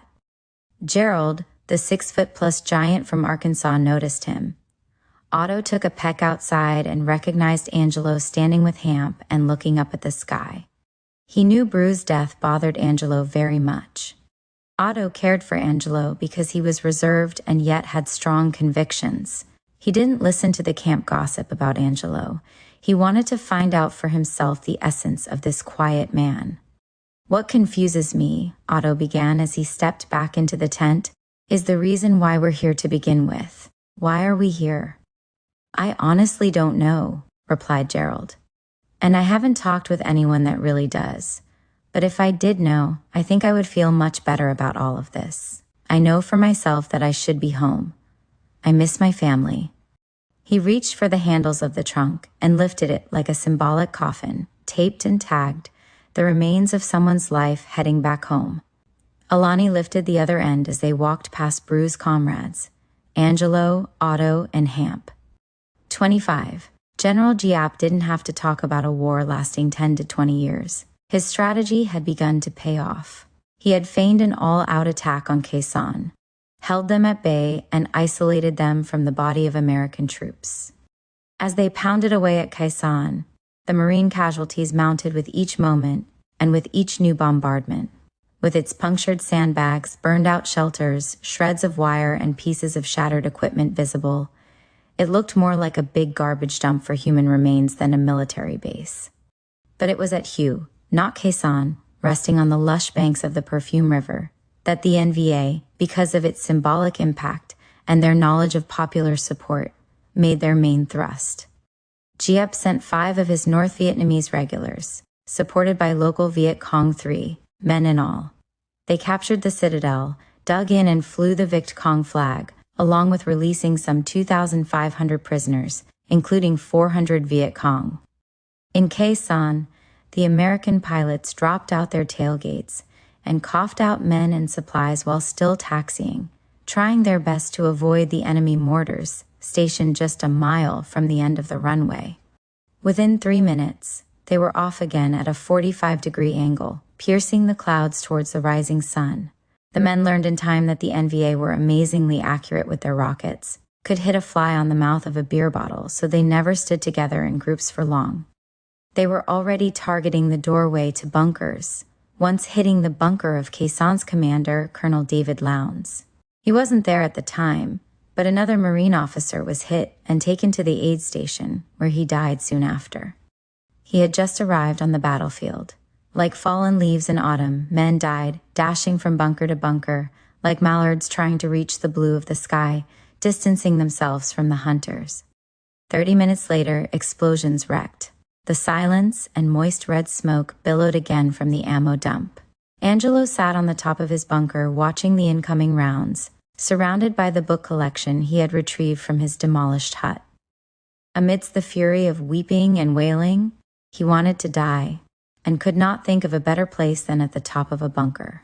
But the mortars spared him. For what reason? He asked.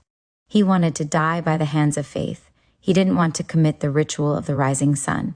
"Get inside, I order you," Alani demanded. The Iroquois Indian sat alone one evening under the fading light of the crowded room, reading the Old Testament. In his face shone the call of the gods. "They broke the treaty they had with my people. I'm not supposed to be here. I too was brought here in chains, against my will," he explained. Angelo remained quiet, and the Iroquois continued to read the Bible. It was the book of Job that he read throughout the night, and Angelo watched him throughout the night from another corner of the crowded room. Angelo could see fear wrapped around him like gauze, but wasn't certain if it was an omen of death. He knew he could feel the underworld and see emerging spirits, but he thought it was the fog sent in to confuse him by the animus from the plane of glass. Angelo didn't want to be trapped. He wanted to face death with open arms, to be swept from life by powerful tentacles for being in the wrong place at the wrong time. The next day, mortars rained in from the velvet green hills that surrounded the base, whistling through the rice paper fog, landing in between groups of men running amidst the primitive ritual of gongs sounding throughout the camp. Men ran, and bodies burst open as C-130 seconds landed in between threads of blood. Angelo and the Iroquois moved together, step by step, finding openings in the lines of life. Footprints and cries, maybe the last of their kind, deposited images in their minds, shrapnel flying between Angelo's open legs in flight. It was a muggy day, dark and sticky. "I can't die in the dark," he thought. The Iroquois ran from his fears, Chief Running Bull standing above him, the gods calling and urging him on, and Angelo knew. He was only a step behind Angelo when the mortars landed and the shrapnel took his life. The Iroquois lay bleeding, his shoulder torn from his carriage. Angelo hovered humbly over his body, reaching for the closest stretcher, and aided by an unknown figure, ran with the stretcher to the nearest aid station. Journalists seemed to appear out of nowhere as Angelo waited to hear news of his comrade. He stood by the light of the door. Men did not speak then. Only the mortars spoke, and shrapnel was their dialect. 26. In 10 days alone, B-52 seconds had averaged 4 strikes daily on the red hills around Khe Sanh. Around the plateau occupied by the Marine base laid tier after tier of higher ground, mountains ranging in elevation from 4,000 to 8,000 feet.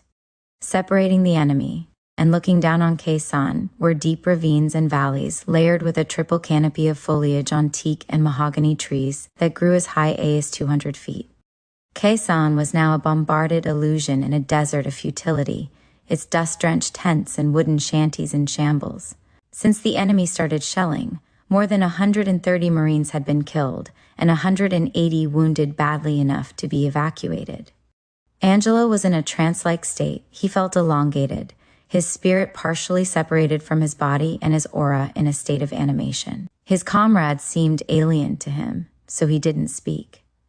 He felt that if he had to go to God, he would crawl like the mamba. God wouldn't accept him standing, so he released his instinctual antennae. The enemy was all around him, in white, in black, in Asian materials. The war, the daily struggle, had him gasping for breath with sounds in his cars, and his vision distorted. He had a feeling of weightlessness, the warrior's trance, the ritual before one faces God or Kanu. Khe Sanh was a pork-chop-shaped bastion filled with nightmares. Beneath the 7-foot bunkers were men longing for home, men who saw themselves in the women pasted on the ceilings and walls of their bunks, and in the letters they received from America. Family members were illumined in these times. Rooms appeared with mothers, fathers, aunts, and uncles in full glory. The beautiful women captured by Playboy photographers came to life in the palms of their hands. Who cared what the man in the bunk below thought when they were all going to die anyway? All the trappings of civilization were lost in this demoralized death camp. Angelo's nightmare that night was lucid. He found himself in a monastery, the monks spreading open a scroll with daunting symbols in hieroglyphic tapestry. A monk with a cloak draped over his pate gestured adamantly with his finger pointing toward the corner of the parchment. The fog rolled in between the circle of darkness, and Angelo found himself in an arena high above the rainforest. There were 4-legged animals darting across the arena, and as he danced past their fierceness, one changed from a bull-like figure into an avatar, and slowly reared from all fours and stood on 2 feet. There were bodies under the dead horses, and the bull-like avatar figure looked Angelo in the eyes, followed his gait, and suddenly pushed the carcass of a horse from atop a lone figure of a woman. The creature used its head, offering the body to Angelo. He recognized the figure instantly. It was his mother. He hurtled out of the dream and sat up in bed, feverishly remembering his whereabouts. Paranoia can come from childhood experiences, he thought. Mother was often paranoid, and grandmother too, always warning him about something, as if it were inevitable that something bad would happen. Paranoia was also part of the stress of being a minority race. They would warn about the storm, the lightning, the cars, the tornado, the white man, drugs, but mostly the white man. Paranoia comes from disgust. Fears begin to have faces. He was a thinker and noticed the intricate details of life. The reflections off linoleum, impressions in varnish, the gap between one's lips, the pace of eyes rolling like orcas, bringing him forward. At the steady shake of fear, he would light up, remember, and confront the blinding lights. Lice falling through the snow, babies crying all night for their parents, in air bubbles of agony. The turquoise sky, reflections of blood, left alone amidst layers of dark shadows with opaque lace. Whitman blown away by a fragmentation grenade. Widnall lies in a cluster of elephant grass, his back blown out, his eyes denying light, his heart pumping nitrogen. 27. In February, the base at Khe Sanh was pummeled with 650 rounds of rocket and mortar fire. The North Vietnamese unit staged aggressive assaults against the fortified perimeter of the camp to test the Marines' defenses. They successfully used 15 Soviet-made PT-76 tanks to overrun the U.S. Special Forces camp at Lang Vei, only 4 miles west of Khe Sanh. Soviet-made jet bombers turned up for the first time, spotted on an airfield near Hanoi. The fall of Langvei came as a surprise everyone, even Angelo. The night before he had faced a different surprise, one that was equally devastating. With darkness as a shroud, the NVA had recently crossed the line and come from their tunneled grounds, and were now in the camp. There had been much talk of their prowess. Angelo and Otto were on guard duty that night, but Otto had ventured to the other side of camp. As he sat beneath Hill 1053 facing cast under a dark ethereal haze, he began to hear noises just moments away. There was a shifting sound coming from the desolate hut where they stored their goods. There wasn't time to get help. Angelo thought for a moment, then made the jump out of the trench. In the darkness he saw lines, the amber lines of death. It was like concrete, but he approached the sounds. He could hear bodies moving from place to place. Nothing was in order now because the mortars had thrown and blown trunks, beds, and other items into expressionistic piles. "Halt!" he ordered, air bubbles in his throat. "Halt! Raise your hands and walk to the light of the moon." It was suddenly quiet. Alani had arrived now and approached them from the back. When they reached the light, their pale skin startled Angelo. "My own," he said to himself in disgust. "What are you doing? Stealing?" "No, we are looking for some boots." "We don't have any boots," one replied. "Where are you from?" Alani asked. "The 3 to 26, the other answered. Two other Marines appeared from the darkness and accompanied Alani and Angelo. "Angelo, you can return to guard duty now," Alani said slyly. Angelo reluctantly jumped back into the trench. Alani, Emery, a redneck from Sacramento with fiery floating hate inside, and Palmer kept their guns close, chambers filled. They rushed the two men into the trench. "Get your asses in the trench." "What the fuck are you men stealing from us for?" One of the men was frail, with trembling eyes.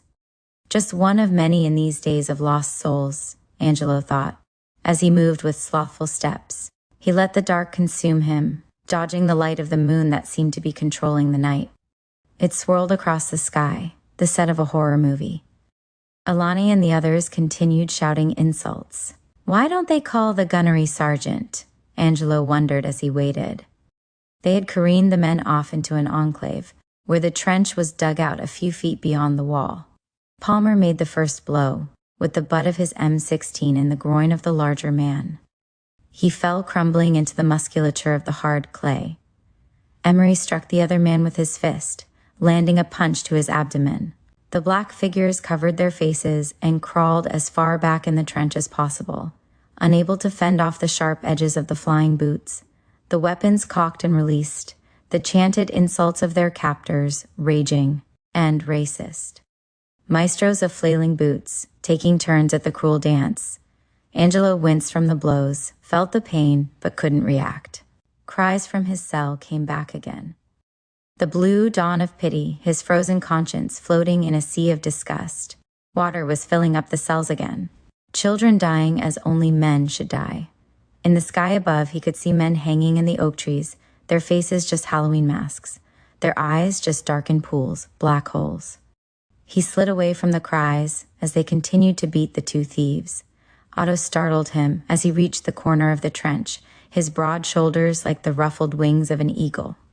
"Got a long night ahead," he said. "Are you all right?" "Yes," Angelo tersely responded. He never mentioned the incident again. Angelo stood between Otto and Ralph, ending a long night of guard duty. It was early morning, and the sun had barely risen. His soul was heavy. The war had tried him. He wondered when the next barrage would come. Their heads peered above the trench, out towards the airstrip. The wind flag blew eastward, and all was peaceful. "Man, it's quiet," he said.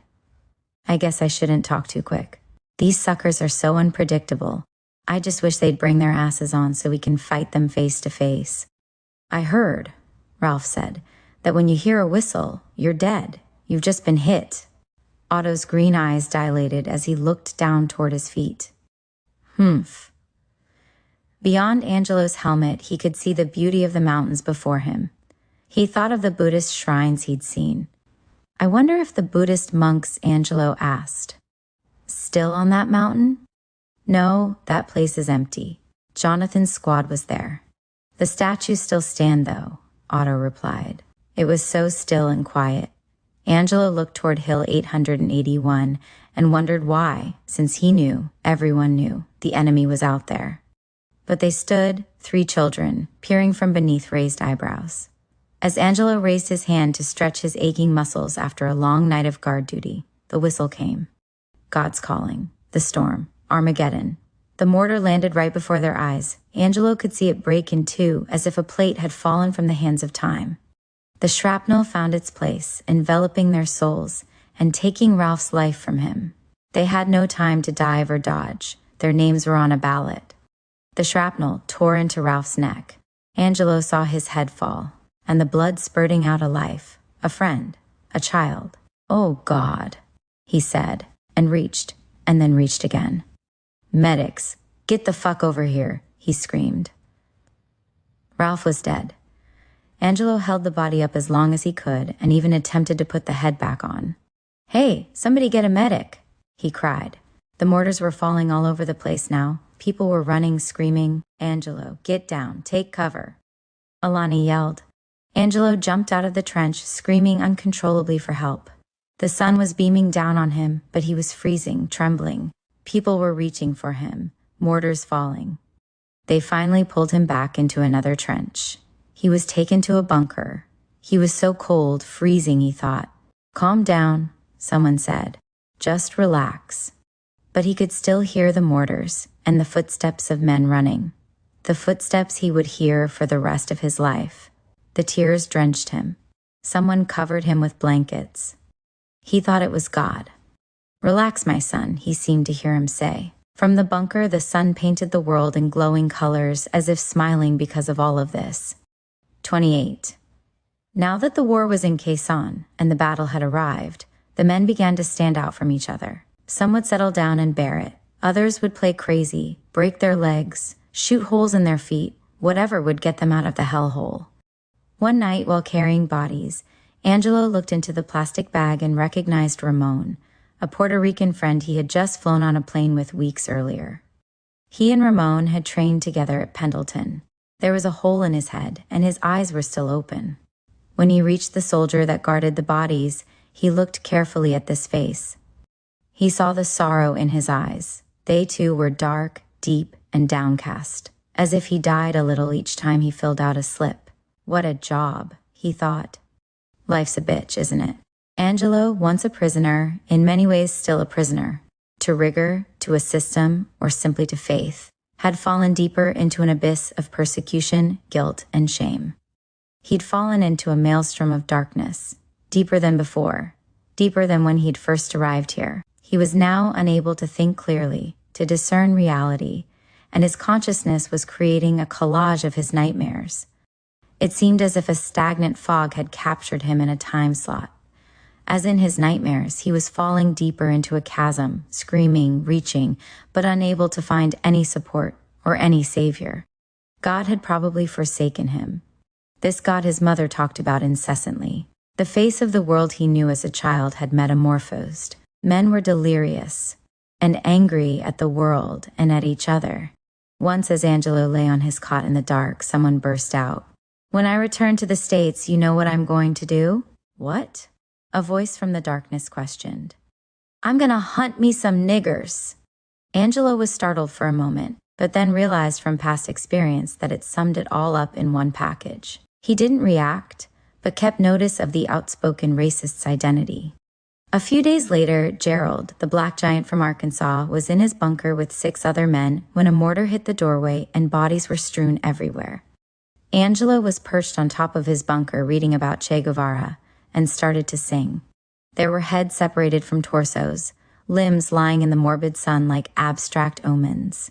He had lost himself. Death had consumed him.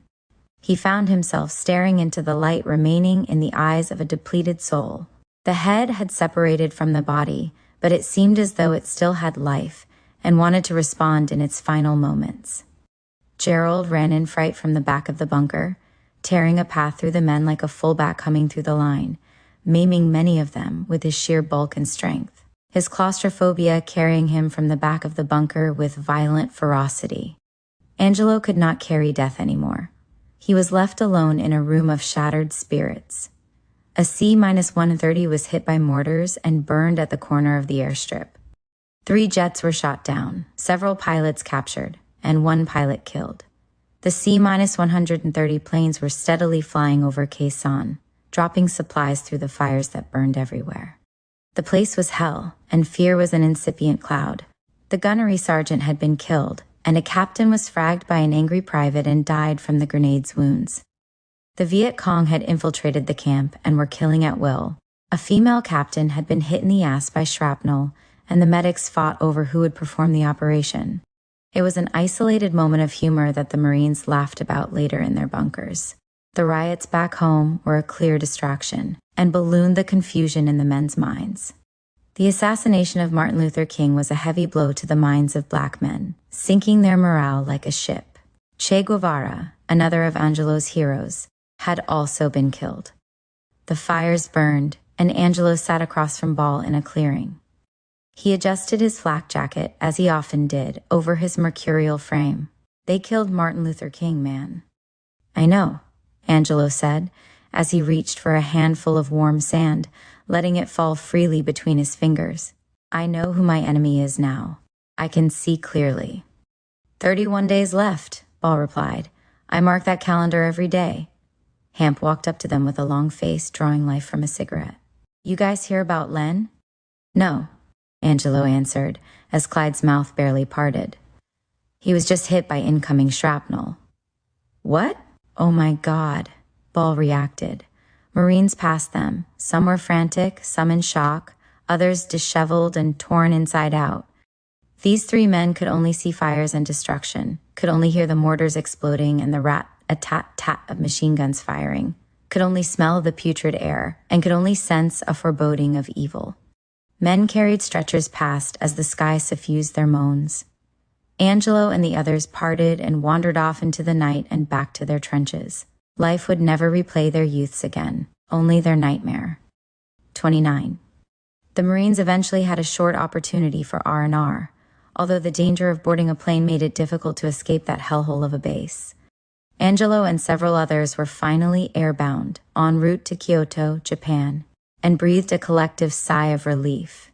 Once they arrived in the city of temples and had settled into their rooms, they headed straight to the hotel's watering hole, as was expected. For a few days, the men wandered around the city as a group, visiting the gardens and the shrines, and taking in the sheer beauty of the place. Angelo bought a music box for Geraldine, and a gold-embossed King James version of the Bible for his mother, and had them both shipped home. A few nights later, Angelo sat at a bar in a massage parlor in the city's red light district. The Japanese girls fluttered around like butterflies in the cold wind, and the lights, billboards, an aura of the city seemed to magnify his depression. He missed the friends that had died and were being killed in Quezon, and wanted in one way to return. At other times, he thought about going AWOL and just spending the rest of his life somewhere in an opium den. It was beginning to snow, and he could see a beautiful blanket of white coating the rooftops and inundating the depths of the city. The Mai Tais grew sweeter by the hour, and by now, most of the men had a girl in their arms. Angelo wasn't thinking about girls or sex. He was mentally drained. "Angelo, when you going to get you a girl, man?" Robert asked. "I got this one, and man, did I get it off. You owe it to yourself, man." "Yeah, you may be right," Angelo replied, sucking his Mai Tai from a straw. "Look, I know someone. He'll have a girl for you. He should be by later with a few girls." "Okay, let me know," Angelo replied. "RufusDaigle." He finished his drink, patted the Marine on the back, waved to the others that were scattered around the bar, and headed back to the hotel. When he reached his room and entered, he immediately realized how thick and heavy the darkness felt. The space inside seemed small and cramped, with just a bed and a shower, and somewhat claustrophobic. Images of dead bodies returned to him, their eyes staring vacantly at him. Images of the Bru tribesmen huddled together like frightened animals on the tarmac after the fall of Langvei. Images of war haunted him, leaving no space to breathe or relax. He undressed, threw his shirt across the edge of the bed. He just wanted to rest and gather some clarity after the long, arduous journey. He wanted to lash out at someone, but at whom? He also wanted to just disappear and reawaken in a place where all traces of this existence were over. He laid there and rested his nerves for a while, and then decided to head back to the bar. At the elevator, he met Charles, accompanied by a Japanese man and 2 girls. They were both stunningly beautiful. "Hey, Angelo, look here. Meet Naoshi." "How are you?" "My friend have pretty girl for you. Very beautiful Japanese girl. You like?" "This is Miyuki, and this is Keiko." Charles disappeared after the introduction and left Angelo alone with the pimp and his women. "See you later, Angelo," he said. Miyuki was beautiful, with oval eyes and porcelain skin. It was Casey for Angelo to ignore the fact that she was prostitute. She seemed idyllic to him, sensual and graceful. "You like this one?" he whispered. "Miyuki, she is virgin," he said with a grimace. Angelo saw and heard him, but not as one would see a human. Miyuki came to his side like a weeping willow beside a manzanita. "Angelo," he said, reaching for her as the sky would reach for a dove. She wore a skirt of silk designed with a peach blossom print and a simple white silk blouse. She wore little makeup, just a touch of blush to color her checks, and lipstick in a whiter shade of pale that matched the pink of her lips. Ivory clips held her long, sandy-colored hair. Miyuki sat across from Angelo in the club. Angelo didn't want to return to his hotel room and felt more comfortable getting to know the lovely girl in a social setting. Her girlfriends were at the bar and they had exchanged words earlier in Japanese. She spoke very little English and understood only enough to respond to the simplest of requests. Angelo usually had to repeat himself, or wanted to repeat himself, because she didn't understand him. This was good for him. He thought of her as a friend, not a prostitute. "You want to go shopping with me? Buy things?" She looked at him with confusion, partly because of the language difficulty, and partly because she was expecting something different. "Okay," she finally replied, and they were off. Angelo was instantly in love. He wanted to write poems again, love poems to this princess that had parted his nightmares and brought light into his heart. She led him to stores, and he bought her a necklace, a pair of high-heeled shoes, and 2 dresses. They rode the bullet train together to one destination, and Angelo was overwhelmed with the sights of the city and his charming companion. They returned that night to the hotel and took a hot shower together before they retired. He slept so close to her, inhaling her through the night, but never attempted to have sex with her. The horrors of war had consumed the man, and part of him felt that he had never left the battlefield, and he felt that something could blow up at any moment. She sensed this about him and tried to console him. She was also excited to meet a man that didn't immediately try to take whatever he wanted from her body. The next day, she told her girlfriends about the time they spent together, and Angelo became an instant hero with the women. Several of the women had been abused by the other Marines, and they started to congregate in the haven that Angelo's room had become. Corporal Larry called Angelo's room the next night looking for his girl. "She's not here," Angelo told him, but she was, along with many others who came to escape their Johns for a while. Angelo remembered Corey saying how he had made his prostitute bleed because she was so tight. The next day they rode the Tazio line, then walked from the train and took a bus to the Shimogyo ward.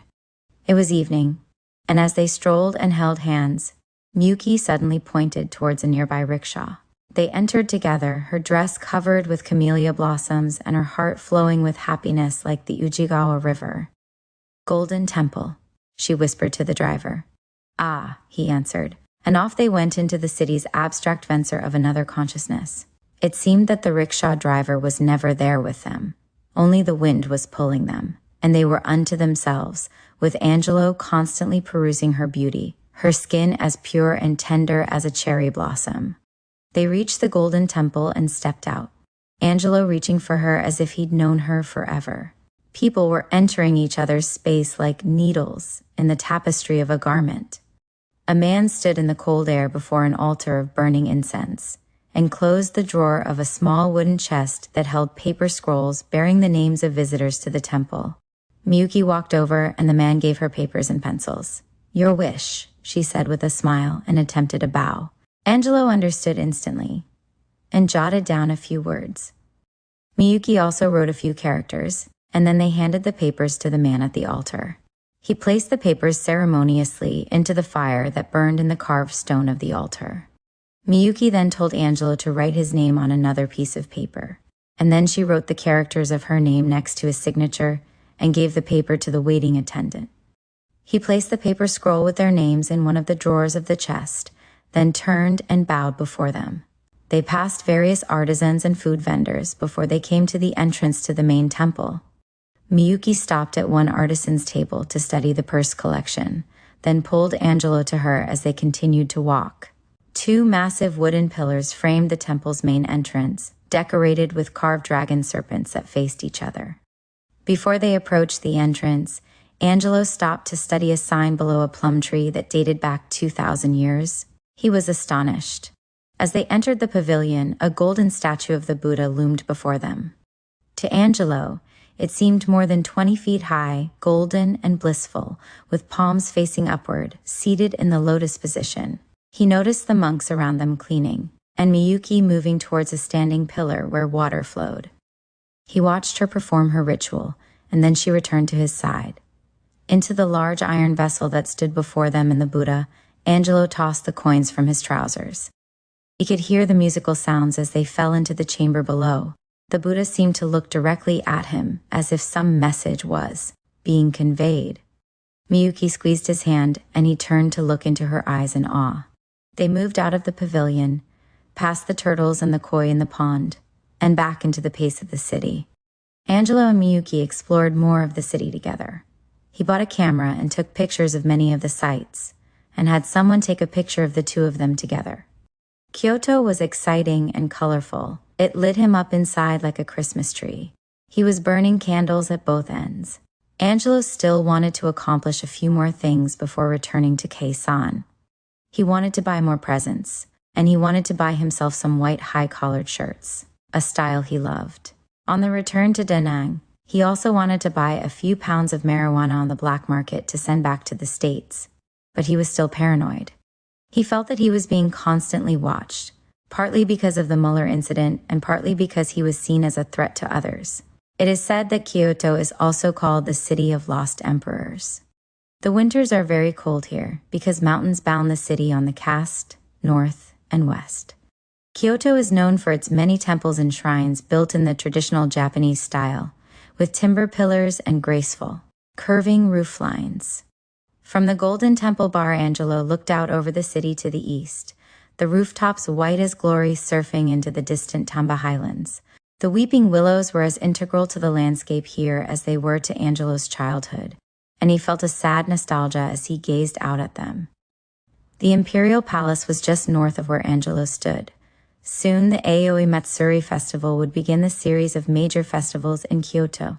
Later in the summer, the Gozan Okubiri would take place, and Buddhists would light fires from the Higashiyama, Kitayama, and Nishiyama mountains to drive the spirits home.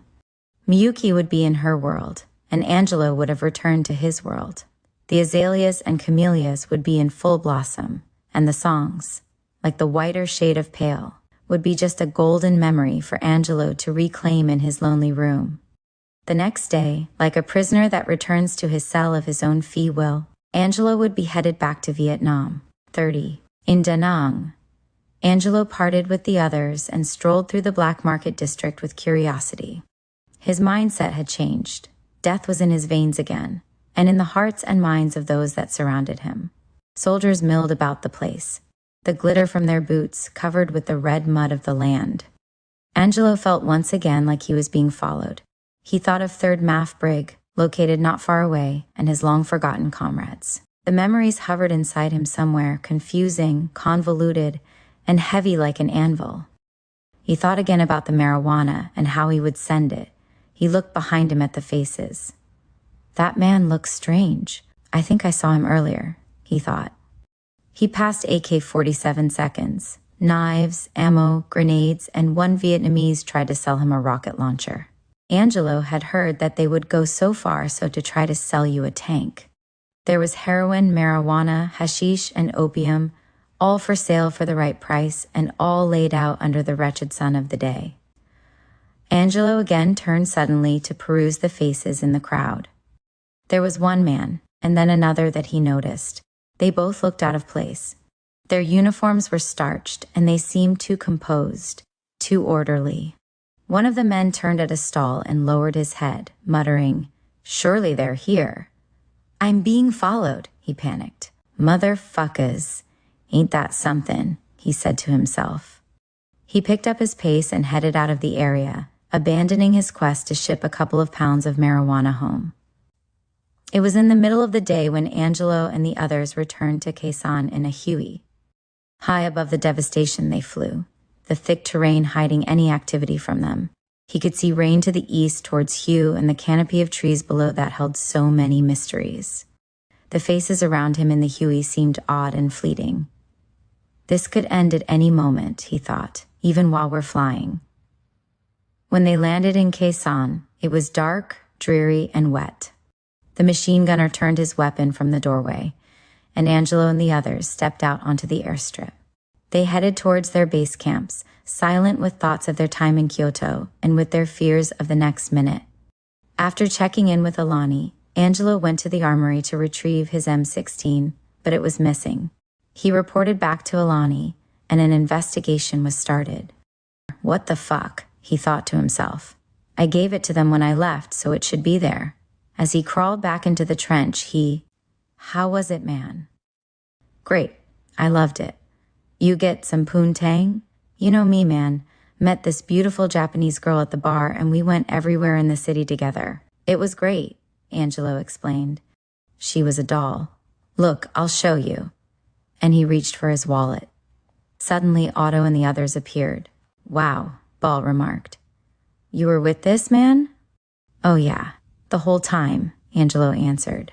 "So you not a virgin anymore?" Otto teased. "Yo mama, motherfucker," Angelo retorted.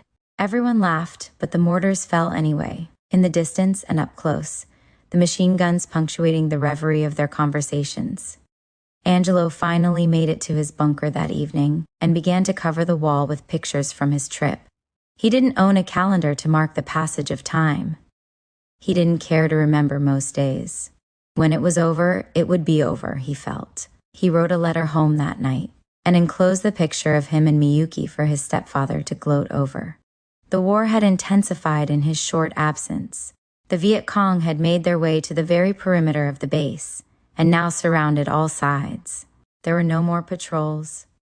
It was only infighting now, and the struggle to survive and hold on to the base.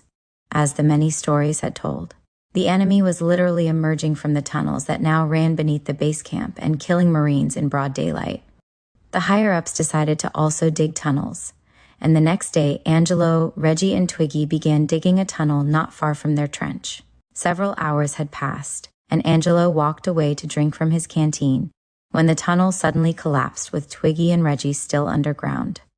Angelo ran frantically towards the collapsed area and started digging and yelling for others to help. McCarley came to help, and they reached Twiggy and pulled him to safety. Angelo kept digging with his hands and the miniature shovel until he felt something. Reggie was face down and covered with the weight of the red clay. "Let me in," McCarley shouted. "Take a break. Let me in." Angelo had exhausted himself and let McCarley take over. They traded places as others gathered around. Reggie's boots emerged first, and they knew that it was just a matter of time. Others began to dig in relay, and they finally pulled Reggie out from under the earth. He was rushed to the medical station, but it was not soon enough. He had lost too much oxygen and was diagnosed as brain dead. "I wonder what they'll tell his parents," Angelo said later in the bunker. "They'll make it sound like he was in a great battle, I bet," Ball replied. 31. Shells pounded the base at TK San, and the Viet Cong tightened their grip on those inside. Hueys flew over, jets streamed past, and blood flowed in the streets and the outlying regions. The next day, Alani brought his men to the cast perimeter of the base. From their perch on the ridge, Angelo and the others could see the Viet Cong running uphill in droves towards their camps. The Marines had machine guns situated in a perfect position, and it felt to Angelo like he was in a balcony watching a performance. He noticed the enormous bullets with their golden tips. As the weapon was fired, He could feel the bullet reach its target and watched as the Viet Cong fell in numbers to the humble earth. The men took turns manning the big gun, and as one fired, another would make sure the gunner would not run out of ammunition. As the noise from the machine gun cracked the air, the Viet Cong just kept coming in ominous streams. Angelo's hair had grown back now. He wore a hairnet over his head to press his hair down so they wouldn't make him get a haircut. No one was really enforcing such a rule in these days. The base was under constant siege, and it was the last thing the higher-ups would be interested in. After a short investigation, Alani had decided to give Angelo a new M-16. It was a well-known fact that many men were sending M16 seconds, grenades, and whatever they could get their hands on, back home to the States. Everyone wanted a souvenir of the times. Angelo was envious of the Marines that could get away with such things, but couldn't imagine wanting to reminisce about death and destruction. The skies of Vietnam were filled with poison, mortars, shells from the big guns, and fear. Some men had less than 5 days remaining, and a few of those were killed in the onslaught. It often felt to Angelo like the war would go on forever. Like the average Joe, all he wanted was for it all to end, so he could go home. For the bulk of the units that remained at Khe Sanh, that day would finally come over a month later. Operation Scotland had failed, and American history would have to admit to it. All manner of lies would be told to explain the defeat. They would say that the water in the Rao Duan River had been poisoned by the Viet Cong or by the People's Army of Vietnam. The truth was that all along the Americans had been poisoning the entire war theater with Agent Orange. They would say that the enemy's casualties were 20,000, and then they would say they didn't know how many had been killed. Khe Sanh base would be bombarded on 2 more occasions before the base was evacuated. The Som Cham Plateau, on which the base was located, outside the destroyed city of Khe Sanh, would soon be abandoned and bulldozed. The 1 Air Cavalry arrived one day at the Khe Sanh combat base to close this chapter of history out. If there was still a sun, it was hidden by the Cobra gun ships that darkened the sky by the thousands. The commander came to congratulate, to bestow ribbons and medals.